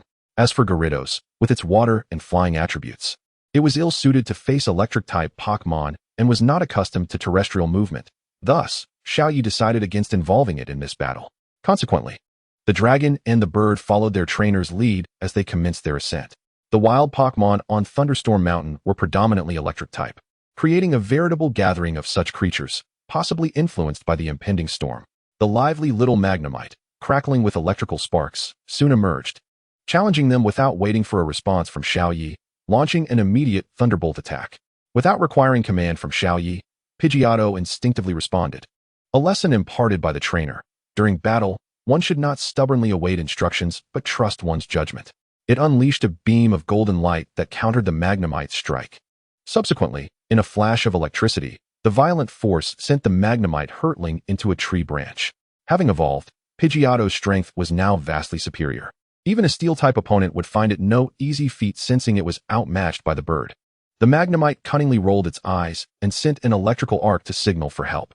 5 seconds later, a menacing magneton burst forth from the underbrush, evidently summoned by its ally. Upon witnessing this, Pidgeotto wisely retreated, allowing Charmander to take its turn in battle, a rule previously agreed upon by the 2 Pokémon to alternate in combat. Next time, Charizard took the first 3 steps, thumping its chest to assert that this foe was under its control. Electrodes spun around, releasing golden arcs of electricity that danced in the air. Though the electromagnetic waves possessed relatively low lethality, they could induce a troublesome paralysis effect, a fact not lost on Charizard. Breathing forth a torrent of flames, it scattered the electric arcs, engulfing both them and the electrode behind them in a searing blaze. For the Steel-type electrode, the Fire-type attack was significantly damaging. Both electrode realized they had bitten off more than they could chew and scurried away in defeat. As they ascended, the clouds above seemed to grow darker, drawing closer with each passing moment. The air was thick with the acrid scent of singed ozone. The altitude of Thunder Mountain was not particularly high, and the time required to reach the summit was relatively brief. As Charizard approached the pinnacle, the number of electric-type Pokémon diminished, yet their strength intensified. For instance, the Electabuzz before Charizard posed a formidable challenge. Charizard's speed far surpassed that of Electabuzz as it circled the electric Pokémon with rapid agility. A streak of fiery orange in motion.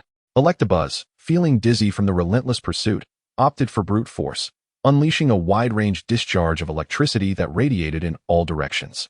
The nimble dragon evaded the electric onslaught with a graceful leap, launching a fiery vortex toward Electabuzz. With a resounding roar, Electabuzz retaliated with its signature thunder attack, colliding with Charizard's flame vortex in a dazzling display of sparks and electricity, neither side willing to yield. Perhaps due to the peculiar environment, the electric-type Pokémon residing in Thunder Mountain were more challenging than the average wild Pokémon, often replenishing their energy from the natural lightning. The electric-type moves here were predominantly powerful, especially those of the Pokémon near the summit. Ready to match powers? Very well, I shall oblige. Charizard's eyes gleamed with determination as it abruptly halted the fiery vortex, unleashing a barrage of fire spin attacks. The overwhelming orange flames shattered Electabuzz's thunder, scorching its face in the process. Before Electabuzz could recover from the unexpected assault, Charizard descended with a physical flying kick, delivering a decisive blow to conclude the battle. After an intense confrontation, both Charizard and Pidgey had expended considerable energy. Thus, Charizard paused near the summit to allow both Pokémon to recuperate. Suddenly, a thunderous clap resonated through the skies above Thunder Mountain. Charizard and its companions looked up in unison. Ominous thunderclouds began to gather swiftly at the mountain's peak. The once light gray clouds transformed into a foreboding dark gray, as flickering golden arcs of electricity surged violently within the depths of the clouds. It appeared the unique thunderstorm of Thunder Mountain was about to commence.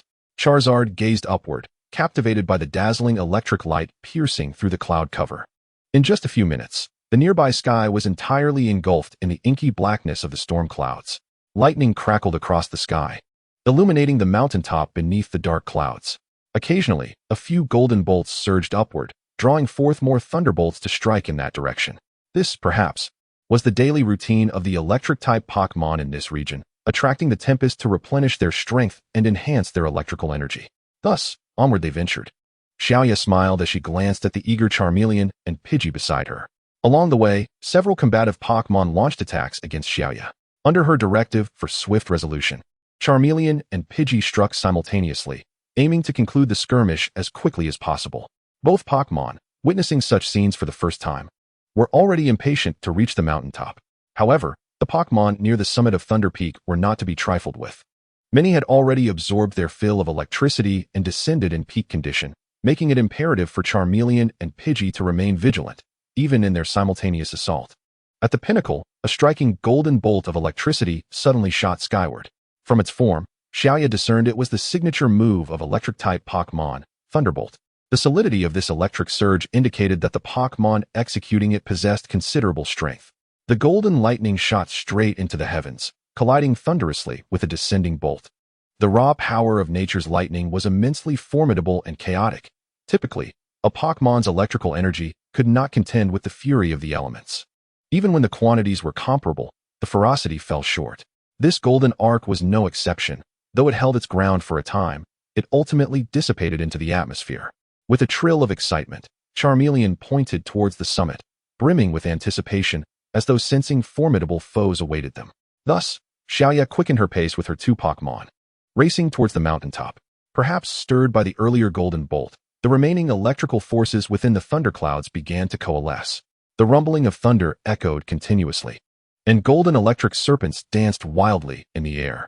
After half a minute of this fierce electrical display, the dark clouds gradually began to disperse. Simultaneously, Xiaoya emerged from the dense forest, stepping onto the summit. Due to frequent lightning strikes, the mountaintop was devoid of vegetation. The gray-white, barren rocks lay exposed, marked by charred traces of electricity. The desolate scene starkly contrasted with the lush jungle below. After surveying her surroundings, Xiaoya's gaze settled on a massive rock at the highest point of the summit. The resilient stone had withstood the onslaught of violent thunderstorms, retaining its original shape, albeit darkened by repeated strikes. Perched atop the rock was a small golden figure, leisurely seated. Its body mirrored the color of lightning, with rosy cheeks and large, black-edged ears that twitched slightly, while its obsidian-like, spirited eyes gazed down at the three unexpected visitors. Piku, the tiny mouse Pokémon. The electrical pouch on its cheek remained diminutive. Should it overflow with energy, it would render itself paralyzed. The barren mountaintop harbored no other Pokémon, indicating that this little creature had indeed unleashed that formidable electric shock, which took Shoy by surprise. This diminutive electric mouse appeared utterly unthreatening, causing the once prepared Charmeleon and Pidgey to wear blank expressions, blinking in confusion as they gazed at Piku. "Welcome to my territory," the golden-hued electric mouse waved at Shoy, its crystal-clear voice resonating in the minds of both Shoy and the Charmeleon and Pidgey. Telepathy? Shoy paused momentarily, acknowledging that she had heard of certain Pokémon communicating with humans in such a manner, but this was her first authentic encounter with such an instance. No, perhaps it was the second. A fond memory flickered in her mind, recalling the two Shalebi from Sunlight Forest who had expressed their gratitude. A smile crept across her lips. "Hello," Shoy replied with a grin. "Hello. It seems like many more humans have been visiting lately," Piku remarked earnestly, nodding while hopping down from the rock to curiously inspect Shoy. "You appear to be about the same size as that human who captured the Electabuzz." This intelligent Piku exhibited no hostility towards the intruder, cheerfully greeting the Charmeleon standing nearby. The Charmeleon, still oblivious to the distinction between Piku's telepathic communication and ordinary vocalization, returned a beaming smile. "So what brings you here? If it's a battle, you're most welcome," Piku exclaimed, bouncing restlessly and waving its tiny fists. Despite its small stature, this spirited little creature was undeniably a warrior at heart. After all, what else could account for its residence at the peak of this thunderous mountain? Upon hearing this, the Charmeleon's eyes lit up, and it animatedly communicated something to Piku. Although Shoy couldn't comprehend the Pokémon language, she could easily surmise the meaning. Two combatants eager for a tussle had found each other, and their conversation naturally gravitated towards a duel. "All right, I accept your challenge," Piku declared, leaping backward to create distance, arcs of electricity flickering on its cheeks. Pidgey, being more composed than Charmeleon and less fervent about combat, casually withdrew, leaving the impending battle solely to Charmeleon.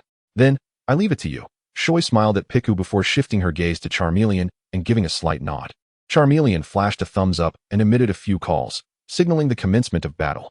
With the initiative firmly in its grasp, Charmeleon charged forward, unleashing its most practiced move, Flamethrower, directed at Piku. In the face of the oncoming searing flames, Piku remained unfazed, calmly executing Quick Attack. Its form, aglow with white light, darted through the air like the wind, deftly evading the fiery assault before lunging toward Charmeleon. The speed of this Piku is remarkably swift. Even the nimble Charmander does not possess an absolute advantage.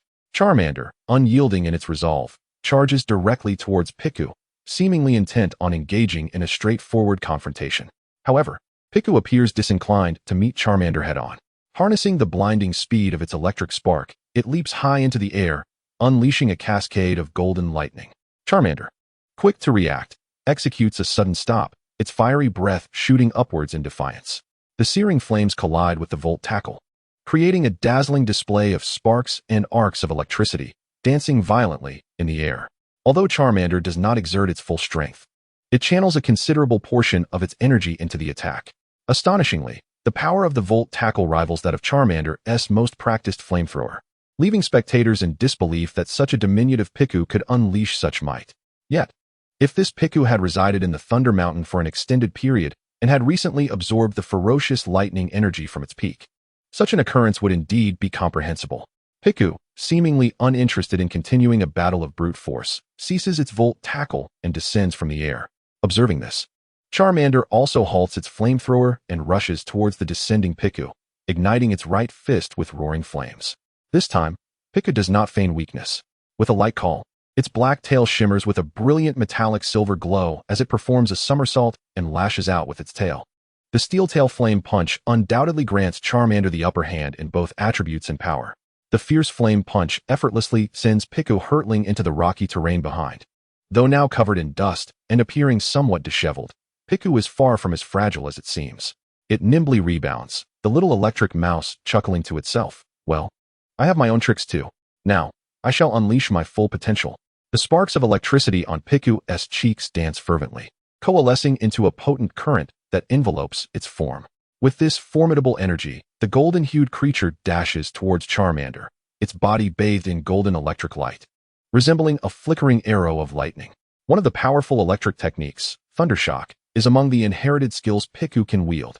In the absence of a commanding presence from Shinya, Charmander's combat style is typically one of aggressive offense. Without hesitation, it confronts Piku head-on, its blazing right fist colliding with the electrifying impact of Piku's attack. The two Pokémon nearly strike an equal blow. The might of Thundershock is indeed formidable, boasting a base power significantly higher than that of the Flame Punch. However, the 13-point recoil damage from the skill severely impacts Piku, which already struggles with stamina. Nonetheless, this feisty little creature continues to smile joyfully. The Charmander before it is undeniably strong, and thus, it resolves to turn the tide with its next move. Piku leaps with all its might, dazzling golden lightning shooting towards the heavens. One of its ultimate electric techniques, Thunder, exudes the true majesty of a thunderstorm. The Piku unexpectedly acquired numerous skills that are typically challenging for wild Pokémon to master, such as Steel Tail and now Thunder. However, this little creature appears to have never had a trainer, leaving one to ponder how it came to learn these abilities. Launching Thunder towards the sky, it seems that Piku seeks to summon lightning to rejuvenate its energy. The power of natural lightning is formidable, should it inadvertently absorb more electricity than its body can withstand. It could endanger its life, even for an electric-type Pokémon. This is generally true for most Pokémon, but Piku, residing atop the Thunder Mountain, frequently absorbs the lightning that strikes down, having adapted to high-voltage currents, and thus is not easily harmed by electricity. As thunder ascends into the heavens, the still-forming clouds become agitated, flashing with electric light once more. With the resounding roar of thunder echoing across the sky, a brilliant bolt of lightning descends with unrelenting force, targeting the Piku that unleashed the thunder. Amid the deafening clamor, the lightning directly strikes Piku's diminutive form. Yet, Piku appears completely accustomed to the shock, showing no signs of discomfort. Its cheeks flicker with golden sparks as it absorbs the energy. For electric-type Pokémon, electricity serves as a vital source of energy. Throughout Piku's absorption process, the Charmeleon remains on standby, confidently flicking its tail, the flames at its tip growing ever more intense. Awaiting the moment when Piku reaches its zenith of power. Once again, the lightning bestows formidable strength upon Piku. As the thunder dissipates, it is replaced by a vibrant display of electric sparks dancing across Piku's body. With a resounding cry, Piku unleashes an astonishing thunder. The chaotic arcs of electricity writhe violently, casting a brilliant golden light across the sky. The Charmeleon, primed and ready, radiates a fierce crimson glow, exuding a power that rivals the electrified Piku. A fireball bursts forth, its intense heat sweeping outward in a grand formation. The explosion occurs when these two forces, Piku's thunder and Charmeleon's most potent fire-type move, collide, resulting in a cataclysmic eruption. Amid the earth-shaking shockwave, thick smoke billows outward. "I knew it would end up like this," sighed the Pidgey, flapping its wings rapidly to disperse the smoke with a fierce gust. Used to the loud disturbances that Charmeleon often creates with its penchant for direct confrontations, Pidgey has grown accustomed to such chaos. As the smoke clears, Charmeleon stands before Piku, its fiery fists gently pulsing before gradually dissipating. Meanwhile, Piku lies on the ground, seemingly unconscious. Utilizing the cover of the smoke, Charmeleon approaches Piku and, executing a series of fire punches, aims to resolve the encounter. This is not a directive from its trainer, but rather Charmeleon's own judgment, though it has not deliberately memorized its trainer's strategies. Its years of following a trainer have ingrained fundamental battle awareness within its heart. Xiaoya gently patted Charmeleon on the head, offering encouragement. Following this, she proceeded with the customary treatment of the two Pokémon after their battle. The healing potions in this world are remarkably effective. A mere spray can remedy most injuries. Piku, who had only sustained minor wounds, quickly regained consciousness. Despite just suffering a defeat, the spirited little creature showed no signs of despondency and waved at Charmeleon, exclaiming, "You were amazing. It's rare to encounter someone who can defeat me like you." Charmeleon, feeling a bit bashful, scratched its head.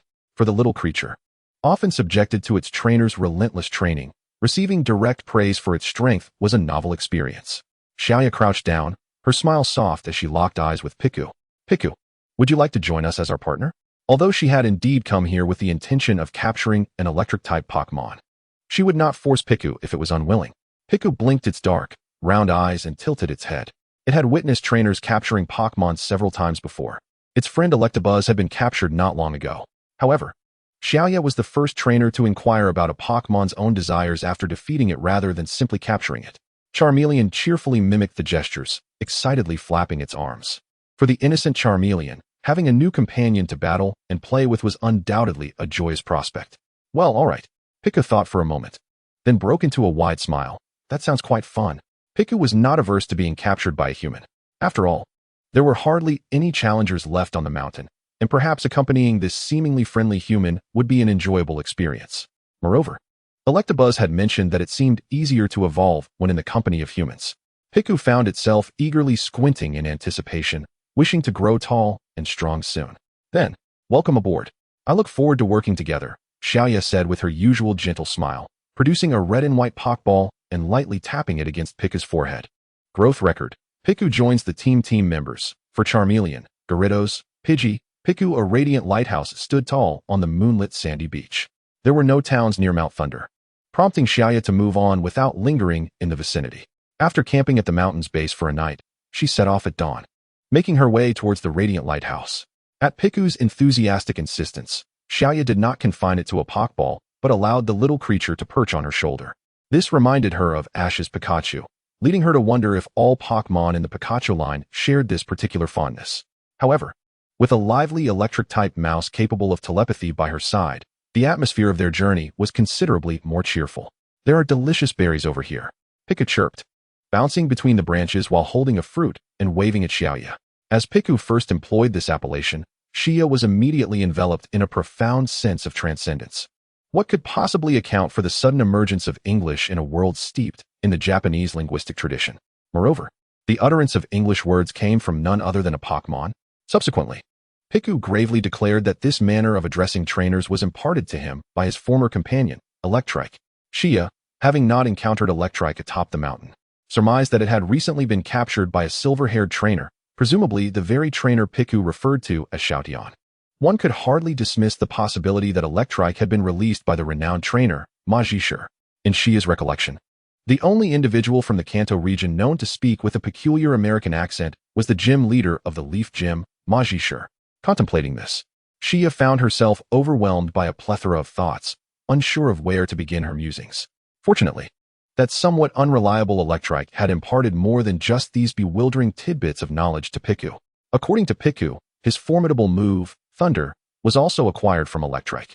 Unlike the foreign Electrike, Piku was an authentic native of Thunder Mountain, having never ventured beyond its confines since birth. At this moment, accompanied by Shia on his inaugural expedition beyond the mountain, the electric mouse was filled with curiosity, darting about and occasionally leaping up to tease the wild Pokémon nestled in the trees. As they continued onward, the trees grew sparse, and the air became imbued with the briny scent of the sea. Beyond the thicket, the towering Psycha lighthouse stood majestically upon the cliffside. Below, beside the pristine white sands, the azure waves crashed against the shore, sending up frothy white spray.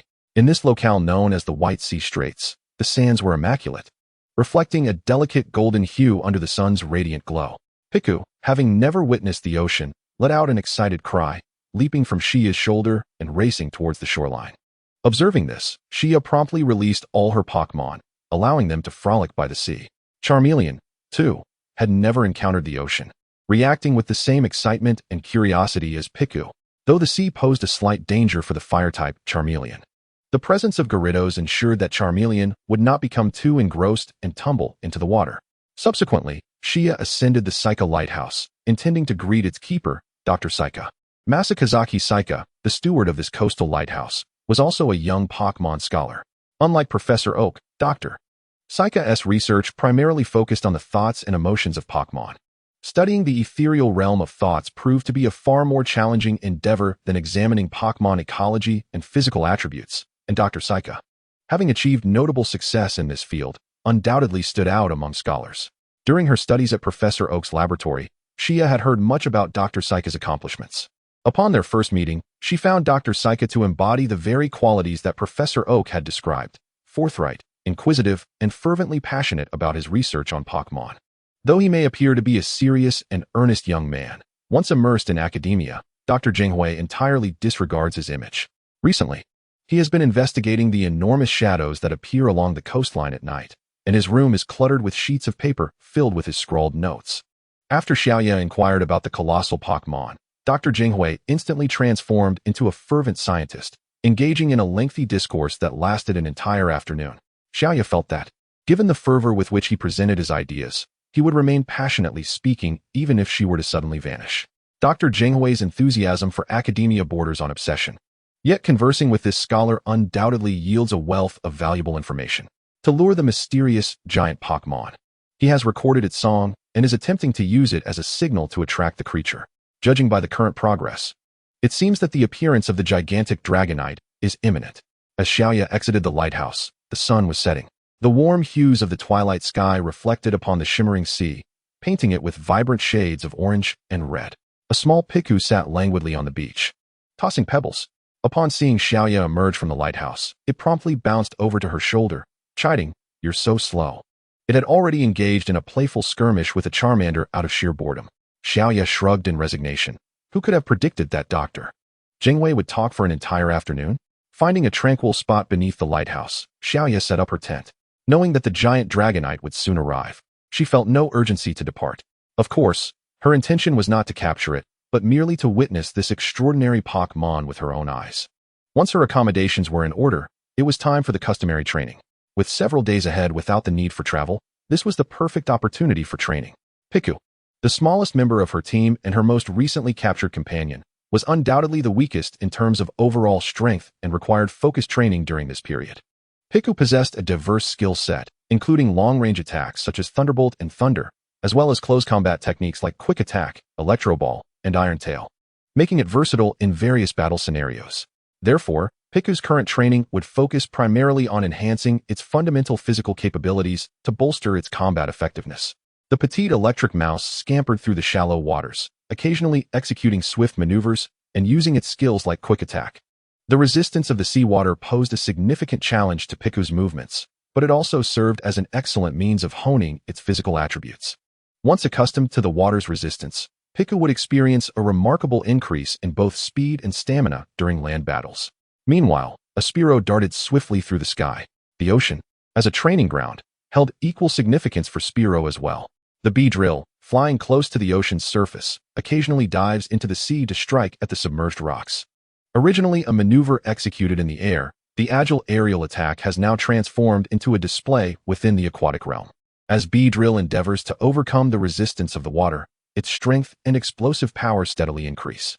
With a decisive strike that shatters a formidable rock, Beedrill ascends from the ocean's embrace, soaring towards the sunlight, the crystalline droplets of water refracting a spectrum of colors. Meanwhile, Gyarados has been dispatched by Shinnecock to the ocean floor, unleashing a barrage of destructive beams and water cannons, progressively enhancing the speed and potency of its abilities. Under the immense pressure of the depths, Gyarados' physique becomes increasingly resilient, and its already formidable defense reaches unprecedented heights.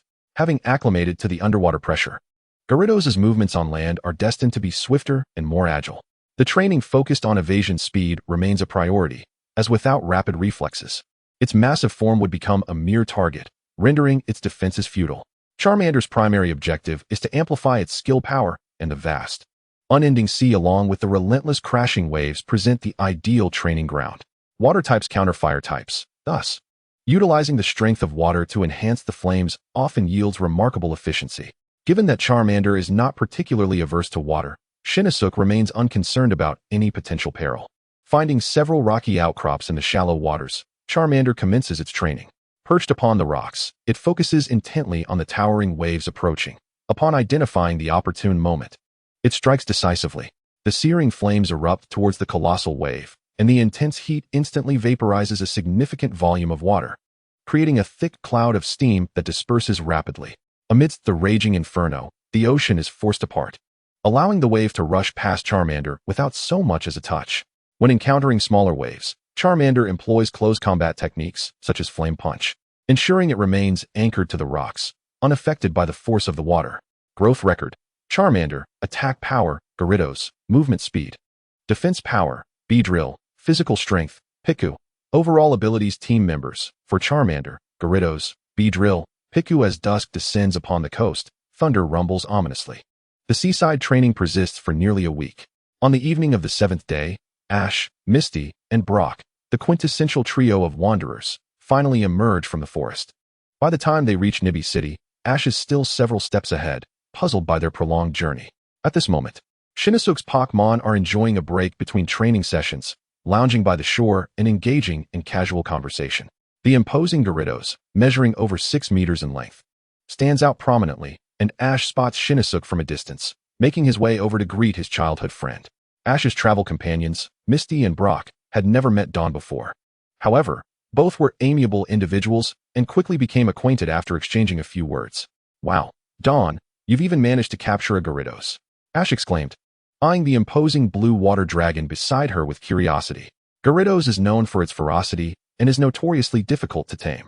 It is indeed rare for novice trainers to choose such a Pokémon as their partner.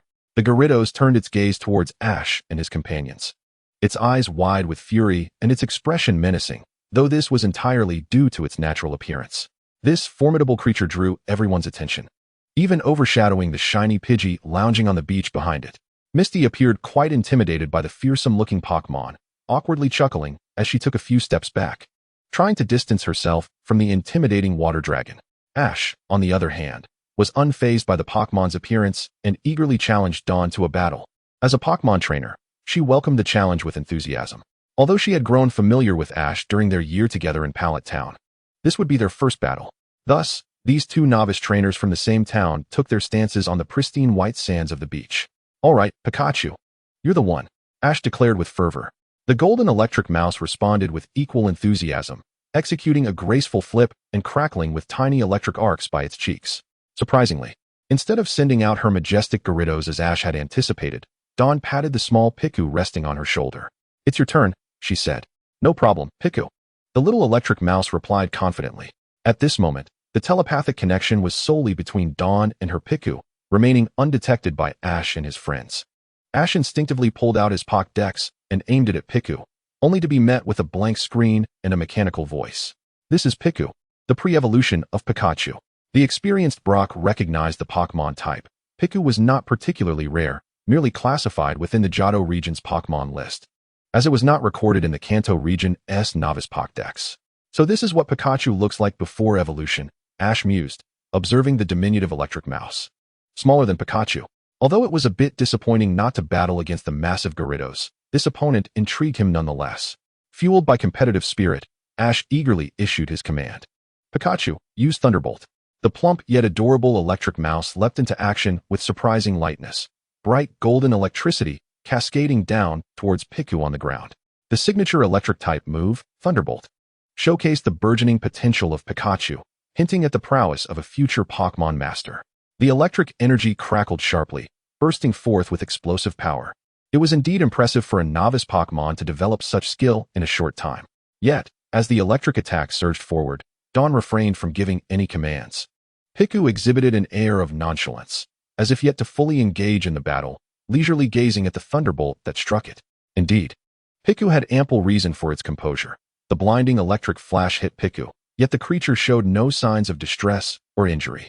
This modest discharge of electricity paled in comparison to that of the formidable Electabuzz. As Piku basked in the electric baptism, it squinted its eyes in relaxed contentment. Thanks to its type resistance and the robust adaptability cultivated during training on Thunder Mountain, it was sufficiently immune to the ordinary voltage of the attack. Conversely, although Piku's own electric strikes were not insignificant, their effectiveness against Pikachu would be minimal. Ash, recognizing that a fellow electric type like Piku would suffer from Pikachu's Thunderbolt, was reminded by Brock, I understand now. That's why Pikachu's attack wasn't too effective. Internally, Ash committed to memory the knowledge Brock had imparted. Since electric-type moves were ineffective, he decided to shift to close combat. Pikachu, use Quick Attack. Pika. Pikachu responded with a sharp cry, nimbly dashing towards Piku. Dodge, Piku, commanded Shoyo. Piku had no immunity to physical assaults. A collision with its evolved form, Pikachu, would be quite perilous. Naturally agile, Piku was adept at evasion, and its recent training in the ocean had significantly enhanced its physical capabilities. In a swift maneuver, the small electric mouse darted aside, leaving the larger Pikachu to stumble forward, nearly losing its balance from the force of its own charge. Keep going. Don't stop. Ash's voice resonated with vitality, matching Pikachu's relentless assault. Piku danced left and right, evading Pikachu's advances. However, these seemingly effortless movements were far from simple. Pikachu's speed was remarkable, and to entirely evade its relentless strikes required utmost concentration. Moreover, as Ash urged Pikachu on, its pace gradually quickened. Upon narrowly avoiding a swipe from Pikachu's tail, Piku became acutely aware of this detail, its eyes widening in surprise. The notion of improving through battle seemed almost surreal, yet perhaps it was Ash's unwavering belief that resonated within Pikachu, yielding such an extraordinary effect. It could be said that this was a secret technique accessible solely to Ash. Piku used Quick Attack. Evading indefinitely bore no fruit, and Shoyo began directing Piku to initiate its own offensive. After all, Pikachu, being Piku's evolved form, possessed a strength advantage, and Shoyo was all too familiar with the challenges of engaging in direct confrontation against Pikachu. Lacking sufficient power, they would rely on speed for their assault. With Quick Attack activated, Piku surged forward, deftly dodging Pikachu's charge while seizing the opportunity to counterattack. At this stage, Pikachu had yet to undergo the rigorous training at the Leaf Gym, nor had it learned skills to enhance its speed. Thus, relying solely on its innate swiftness made it difficult to fully suppress Piku, which had endured a week of intense training by the seaside. Both sides struggled to inflict substantial damage on one another, and the battle transformed into a rapid-paced melee. Undoubtedly, the relentless assaults of Pikachu have drained its stamina far more than the evasive tactics employed by Piku. Gradually, Pikachu began to show signs of fatigue. The tail of Piku gleamed with a brilliant silver light, as resilient steel energy surged forth alongside its force. With its energy nearly depleted, Pikachu's movements had slowed considerably, and in a state of panic, the dazzling silver light rapidly expanded within its field of vision. After a dull thud echoed, a cloud of pristine sand was kicked up. The outcome was already determined. In a small interlude, Ash, go for it, Pikachu. I believe in you. Ash activated the rejuvenating shout skill. Pikachu's stamina increased. Pikachu's speed increased. Pikachu's attack increased. Pikachu, with renewed vigor, Piku, dumbfounded. This is a cheat code. In the midst of the hazy mist, a colossal shadow loomed. By the time the battle concluded, the sun had set beyond the horizon. The fiery sky in the west gradually dimmed, giving way to a multitude of sparkling stars that adorned the night sky. Both Pokémon engaged in battle were utterly exhausted. After a swift healing session for the two little creatures, Brock and the others knocked on the door of the Zenith Lighthouse. Ash and his companions seemed prepared to seek shelter within the lighthouse, while Dawn had opted to pitch a tent outside, with no intentions of staying inside. The reason for her accompanying Ash to visit Professor Jinhui was that Ash's arrival heralded the anticipated appearance of the gigantic Dragonite that night. Though she harbored no illusions about having the opportunity for a close encounter with the colossal Dragonite. Simply catching a glimpse of this unique and magnificent Pokémon was already sufficient. As they traversed the dimly lit corridor, Dawn provided Ash and his companions with a brief introduction to the lighthouse's owner, Professor Jinhui. Although she objectively conveyed that Professor Jinhui was a remarkable scholar, the image of an erudite and reliable academic likely crumbled upon witnessing the oversized fossil Pokémon plush and the professor himself, awkwardly unable to press the buttons within. Once freed from the plush, Professor Jinhui shared tales of the magnificent Pokémon with Ash and his friends. The young trainers exhibited keen interest, prompting Professor Jinhui to delve deeper into his narrative. Time slipped away amidst their casual conversations. Darkness enveloped the surroundings, mist swirled, and the brilliance of the stars was veiled by a shroud of ethereal white. This night marked a rare foggy evening along the coast of the Zenith Lighthouse. Dawn vaguely recalled that Team Rocket had caused some disruption when the gigantic Dragonite appeared, and she contemplated preemptively driving them away to prevent any reckless interference with the Dragonite's arrival. However, after sweeping the lighthouse with her aura powers, she found no signs of unusual activity. Could she have misremembered? Her recollection of such narrative details was not particularly vivid, as circumstances left little time for Dawn to ponder. A gentle and melodious chant wafted from the direction of the shoreline, prompting everyone within the lighthouse to rush to the outdoor platform, gazing out over the sea. Due to the pervasive mist, visibility in the vicinity was remarkably low. Yet through the ethereal white mist, a colossal figure gradually emerged from the other side of the sea. The melodic chant grew increasingly resonant, and even a fervent youth like Ash, who was solely preoccupied with battles, remained silent, quietly savoring the enchanting sounds from the mythical Pokémon. Unadorned and pure, this was the essence of nature's melody. Such a beautiful sound, it seemed to be singing. Misty and Brock, in harmony with the rhythm, began to waltz. I long to see you. I yearn to see you. I discerned such sentiment in its voice. With eyes closed, Zack listened intently to the ethereal and exquisite song. Among those present, perhaps only Zack, with his profound understanding of Pokémon emotions, could truly grasp the significance conveyed by this mythical Pokémon-esque song. Zack pressed a button in his hand, and the lighthouse's signal light abruptly transformed into a triad of red, blue, and white, as the same melodic voice emanated from the lighthouse's loudspeakers. I long to see you. I too wish to see you, Zack murmured softly, opening his eyes to gaze upon the increasingly distinct colossal shadow. Come forth, mythical Pokémon. The entity shrouded in mist drew nearer, seemingly lured by the sound emitted from the lighthouse, advancing slowly while glancing around in search of something. However, a cacophony shattered the tranquility of the misty night. A missile soared from the surface of the sea, striking the unsuspecting Dragonite directly. The song was abruptly interrupted as the explosive missile erupted into a blazing fireball, eliciting a pained groan from the massive Dragonite. Subsequently, resilient chains shot forth, swiftly ensnaring the body of the giant Pokémon. What in the world is happening? Zack clearly did not anticipate that the mythical Pokémon would fall prey to an unknown assault, hurriedly leaning over the railing to peer below. Ahaha! A familiar raucous laughter echoed from the direction of the sea. Through the haze, he could vaguely see the Team Rocket duo along with their feline companion standing atop a crimson Magikarp-shaped submarine, Meowth shouldering a hefty cannon. The chains binding the colossal Dragonite extended all the way down to the submarine's base. Team Rocket had infiltrated from beneath the sea.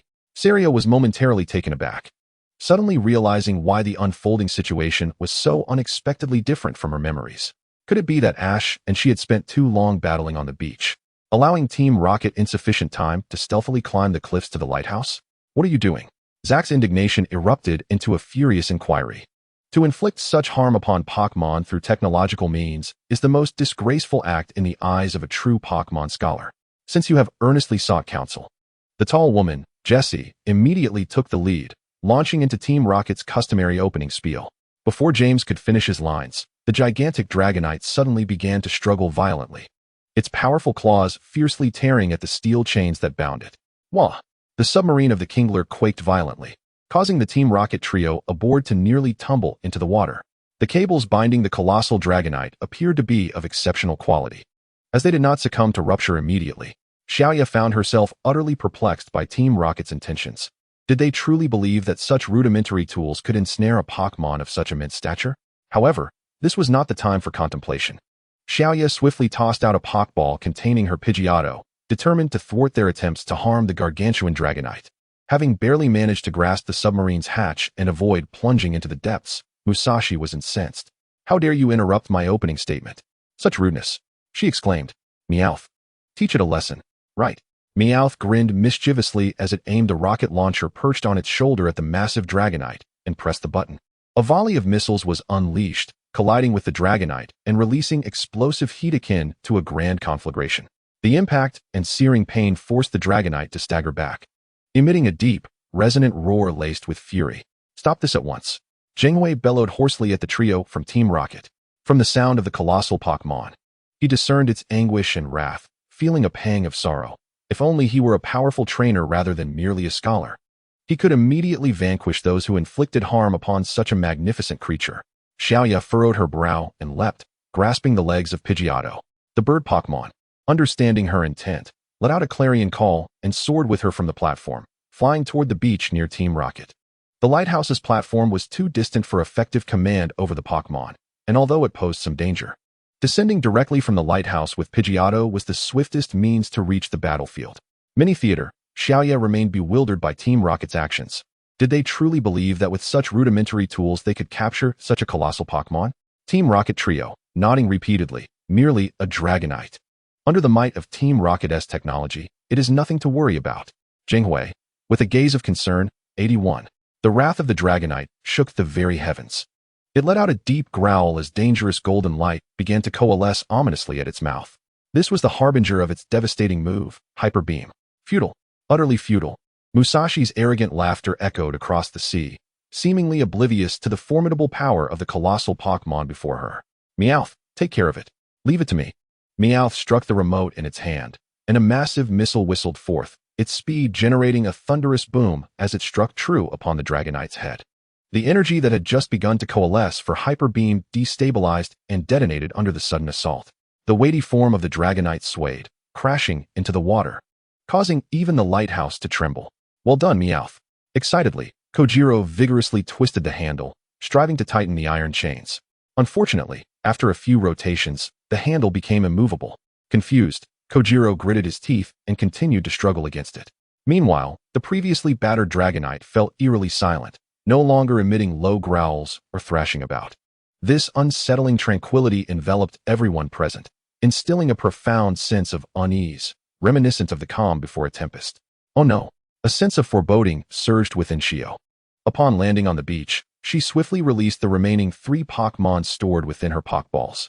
Just as she prepared to issue an attack command against Team Rocket, the colossal Dragonite unleashed a thunderous roar. With its eyes ablaze with fierce crimson light, a powerful wave of energy erupted from its body, shattering the iron chains that had ensnared it. The shockwave sent Team Rocket's trio tumbling, nearly toppling into the sea once more. The irritable Musashi erupted in anger, shouting at the enormous Dragonite, "Hey, what do you think you're doing?" Perhaps hearing her, the Dragonite suddenly turned its head, its blood-red eyes glaring menacingly at the now terrified duo and their feline companion. "What do you want?" Meowth attempted to sound brave, but his voice trembled with fear. The familiar golden light flickered again, this time gathering at a much swifter pace. The destructive beam was unleashed, and amidst a deafening roar, the Team Rocket trio was sent flying without any means of resistance. What a dreadful sensation. The duo and Meowth were hurled far away by the shockwave. The potency of this destructive beam far surpassed anything Shio had witnessed from any Pokémon before. Thankfully, the members of Team Rocket were still able to scream, suggesting they might escape with their lives. However, the impending danger now seemed to loom over this side. Despite having blasted Team Rocket away, the Dragonite's fury remained unabated. Its blood-red gaze swept across the surroundings, and it soon fixated on the towering Saigai lighthouse. With a flash of golden light, another destructive beam roared forth, crashing violently against the lighthouse with a terrifying impact. In that moment, those within the tower felt the ground tremble, debris raining down from the ceiling. Remarkably, the Saigai lighthouse stood strong, enduring the mighty blow from the enormous Dragonite without collapsing. Nonetheless, the exterior stones and tiles crumbled, causing the structure to lean precariously. Undoubtedly, should it endure another blow of similar magnitude, this famous Saigai lighthouse might very well be reduced to ruins. Within the tower were the invaluable research findings painstakingly acquired by Professor Saigai. Should the lighthouse collapse, these precious materials would surely be lost to dust, and the lives of Professor Saigai and his companions would be in grave danger. Everyone, evacuate the lighthouse. Amidst the chaotic noise, the muffled call of Professor Saigai could be faintly heard. Could this be the fabled reverse scale? Shio furrowed her brow, observing the frenzied Dragonite. Although obscured by mist, it was still evident that this colossal creature was somewhat disoriented. Dragon-type Pokémon occasionally lose control in moments of fury, causing their rage to activate uncontrollably. A similar incident had occurred in the original animation at the Johto region's Smoke Ink Gym. To calm a raging dragon Pokémon, one must either wait for its fury to exhaust itself or forcibly suppress it. However, how many possess the strength to subdue such a magnificent entity? The situation was becoming quite precarious. The once graceful roar of the gigantic Dragonite had transformed into something menacing, as a dangerous golden energy sphere began to coalesce once more. Without a moment's hesitation, Xiaoya commanded, "Charmander, use Ember." Recognizing the gravity of the situation, Charmander unleashed its full might. The searing flames erupted skyward, striking the gigantic Dragonite's neck. The creature flinched, turning its head just as Xiaoya shouted, "Dodge." A blinding golden beam swept across the beach, stirring up a cloud of dust. Following the command, both Charmander and Xiaoya swiftly leaped away from the shockwave, while Pidgey soared into the sky and Gyarados plunged into the sea. There was no way to confront such terrifying power head-on. A mere brush could spell disaster. While unable to counterattack, Xiaoya hoped to divert the Dragonite's attention away from the lighthouse. Glancing back at the precariously wobbling structure, she began to move. The priority was to distance herself from the lighthouse. Charmander continued to emit flames, ensuring the Dragonite remained preoccupied. Despite facing such a formidable adversary, Charmander showed no fear, its flames as relentless as ever. No, something was different. The fire now emanating from Charmander was more intense than before. The orange dragon's eyes gleamed with fervor, the flames forming a bold letter shape approaching a deep crimson, creating waves of searing heat around its body. Xiaoya sensed the unusual temperature radiating from Charmander. But there was no time to halt and inquire further. Perhaps incited by Charmander's repeated assaults, the gigantic Dragonite unleashed a ferocious roar, its eyes flashing with fury. A massive, deep crimson fireball began to materialize before its mouth. Dragon Rage? Xiaoya's heart sank. In its enraged state, it was unimaginable how powerful the Dragonite's Dragon Rage would be. No Pokémon could withstand such a terrifying onslaught. Could she interrupt the Dragonite's attack like Meowth had done? The fleeting thought was abruptly dismissed as the situation before her escalated. In an instant, the deep crimson fireball swelled as if alive, the scorching red surface erupting and rolling violently. The light released from it was blinding, overshadowing the beacon of the lighthouse. Xiaoya's pupils dilated as her mind raced to calculate the potency of the Dragonite's impending strike. Once this colossal fireball is unleashed, it seems inevitable that the recent pattern of action will leave no escape from its devastating range. If Shio were to recall all her Pokémon, the enhancement of the aura might allow her to evade the attack in time. However, such a decision would jeopardize the nearby Jinghui lighthouse and the individuals within, including Professor Jinghui and Ash, who appear to have yet to emerge from its confines. The lighthouse behind her and its occupants would face imminent disaster. In an instant, the thoughts surged through Shia's mind. She realized that there was no choice but to take a bold risk. She must directly confront the onslaught of the massive Dragonite. Gyarados, Pidgeotto. Upon hearing Shia's call, the two Pokémon swiftly joined her side. Without the need for further instruction, all four Pokémon understood Shia's intent simply by observing the scene. Their mission was straightforward: to muster their utmost strength and shield against the dragon's rage. All present began to gather their full power. Pidgeotto's aura swirled with energy, Piku's cheeks crackled with electricity, and the waters surrounding Gyarados spiraled in a furious torrent. Even Shia felt compelled to channel her aura, as the crystalline azure light rapidly concentrated in her right hand, while her tranquil lavender eyes gradually took on a unique hue of blue, indicative of the aura's essence. Charmeleon closed its eyes tightly, the temperature around it rising to an increasingly searing intensity, with a faint, fiery glow seeping from within its body, causing the nearby seawater to emit wisps of steam. Even Pidgeotto, soaring in the air, sensed the unusual heat radiating from Charmeleon. However, there was no time to dwell on such details. As the formidable roar of Dragonite echoed, the immense fireball descended toward the beach, illuminating the Jinghui lighthouse in a brilliant red glow. Simultaneously, the four Pokémon unleashed their most formidable powers, Gyarados' Hydro Pump, Pidgeotto's Hurricane, and Piku's Thunderbolt. Although their scale and might paled in comparison, they resolutely met the fireball of Dragon's Rage head-on. As their abilities collided, sparks erupted in a dazzling display. The descent of the fireball seemed to momentarily wane, yet it remained an unstoppable force, drawing ever closer to the precariously standing lighthouse. The light accumulating in Shia's right hand subtly transformed into a slender, blade-like form, its invisible rhythm growing stronger and sharper, poised for the final thunderous strike. At that moment, Charmeleon suddenly opened its eyes. The once sky-blue orbs were now entirely replaced by a blazing crimson light. The heat surged, accompanied by a golden-red glow.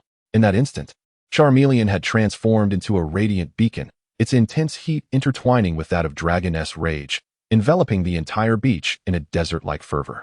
A blinding column of flame erupted from Charmeleon's mouth, colliding with the Dragon's Rage. Among the most powerful fire-type techniques, it was the Inferno of incineration. Yet, what startled Shia was not the sudden mastery of this advanced skill by Charmeleon, but rather the brilliant, golden-red light emanating from it, a scorching brilliance that was both dazzling and eerily familiar. It was on the day of the Charmander's birth that a kaleidoscope of colors once flickered into existence. Without time to ponder further, a deep crimson fireball approached with alarming swiftness, its searing radiance rendering the area around Shoya blurred. With translucent, azure blades raised, Shoya was poised to deliver a decisive strike when, unexpectedly, he halted his movement. At the intersection of the dwindling flames of the Charmander and the fiery orb of Dragon Rage, the spherical inferno began to disperse quietly. The deep red flames danced and twirled in the air, as if drawn toward the Charmander. Meanwhile, Gyarados and the other Pokémon strained with utmost effort to withstand the force of Dragon Rage, as the misty vapor enveloped the surroundings, obscuring visibility. Yet, through the feedback of the aura's resonance, it became evident that the searing energy from Dragon Rage was continuously coalescing around the Charmander. This phenomenon momentarily startled Shoya, who suddenly recalled the scene from the day the Charmander emerged. The fiery Pokémon egg unleashed a brilliant golden-red light as it plunged into the water, and the surrounding air and currents seemed to converge toward the egg. Shortly thereafter, Charizard made a timely intervention. Absorb? This word flashed through Shoya's mind. Retracting his blade, the azure hue transformed into a myriad of shards that encircled the Pokémon, poised to repel the onslaught of Dragon Rage. While the aura's probing remained firmly fixed on every movement of the Charmander, the might of Dragon Rage remained formidable, yet its scorching heat was indeed being gradually consumed by the Charmander. Like a weary traveler stumbling upon an oasis in the desert, the Charmander eagerly devoured the warmth in the air as the deep red flames swirled toward it.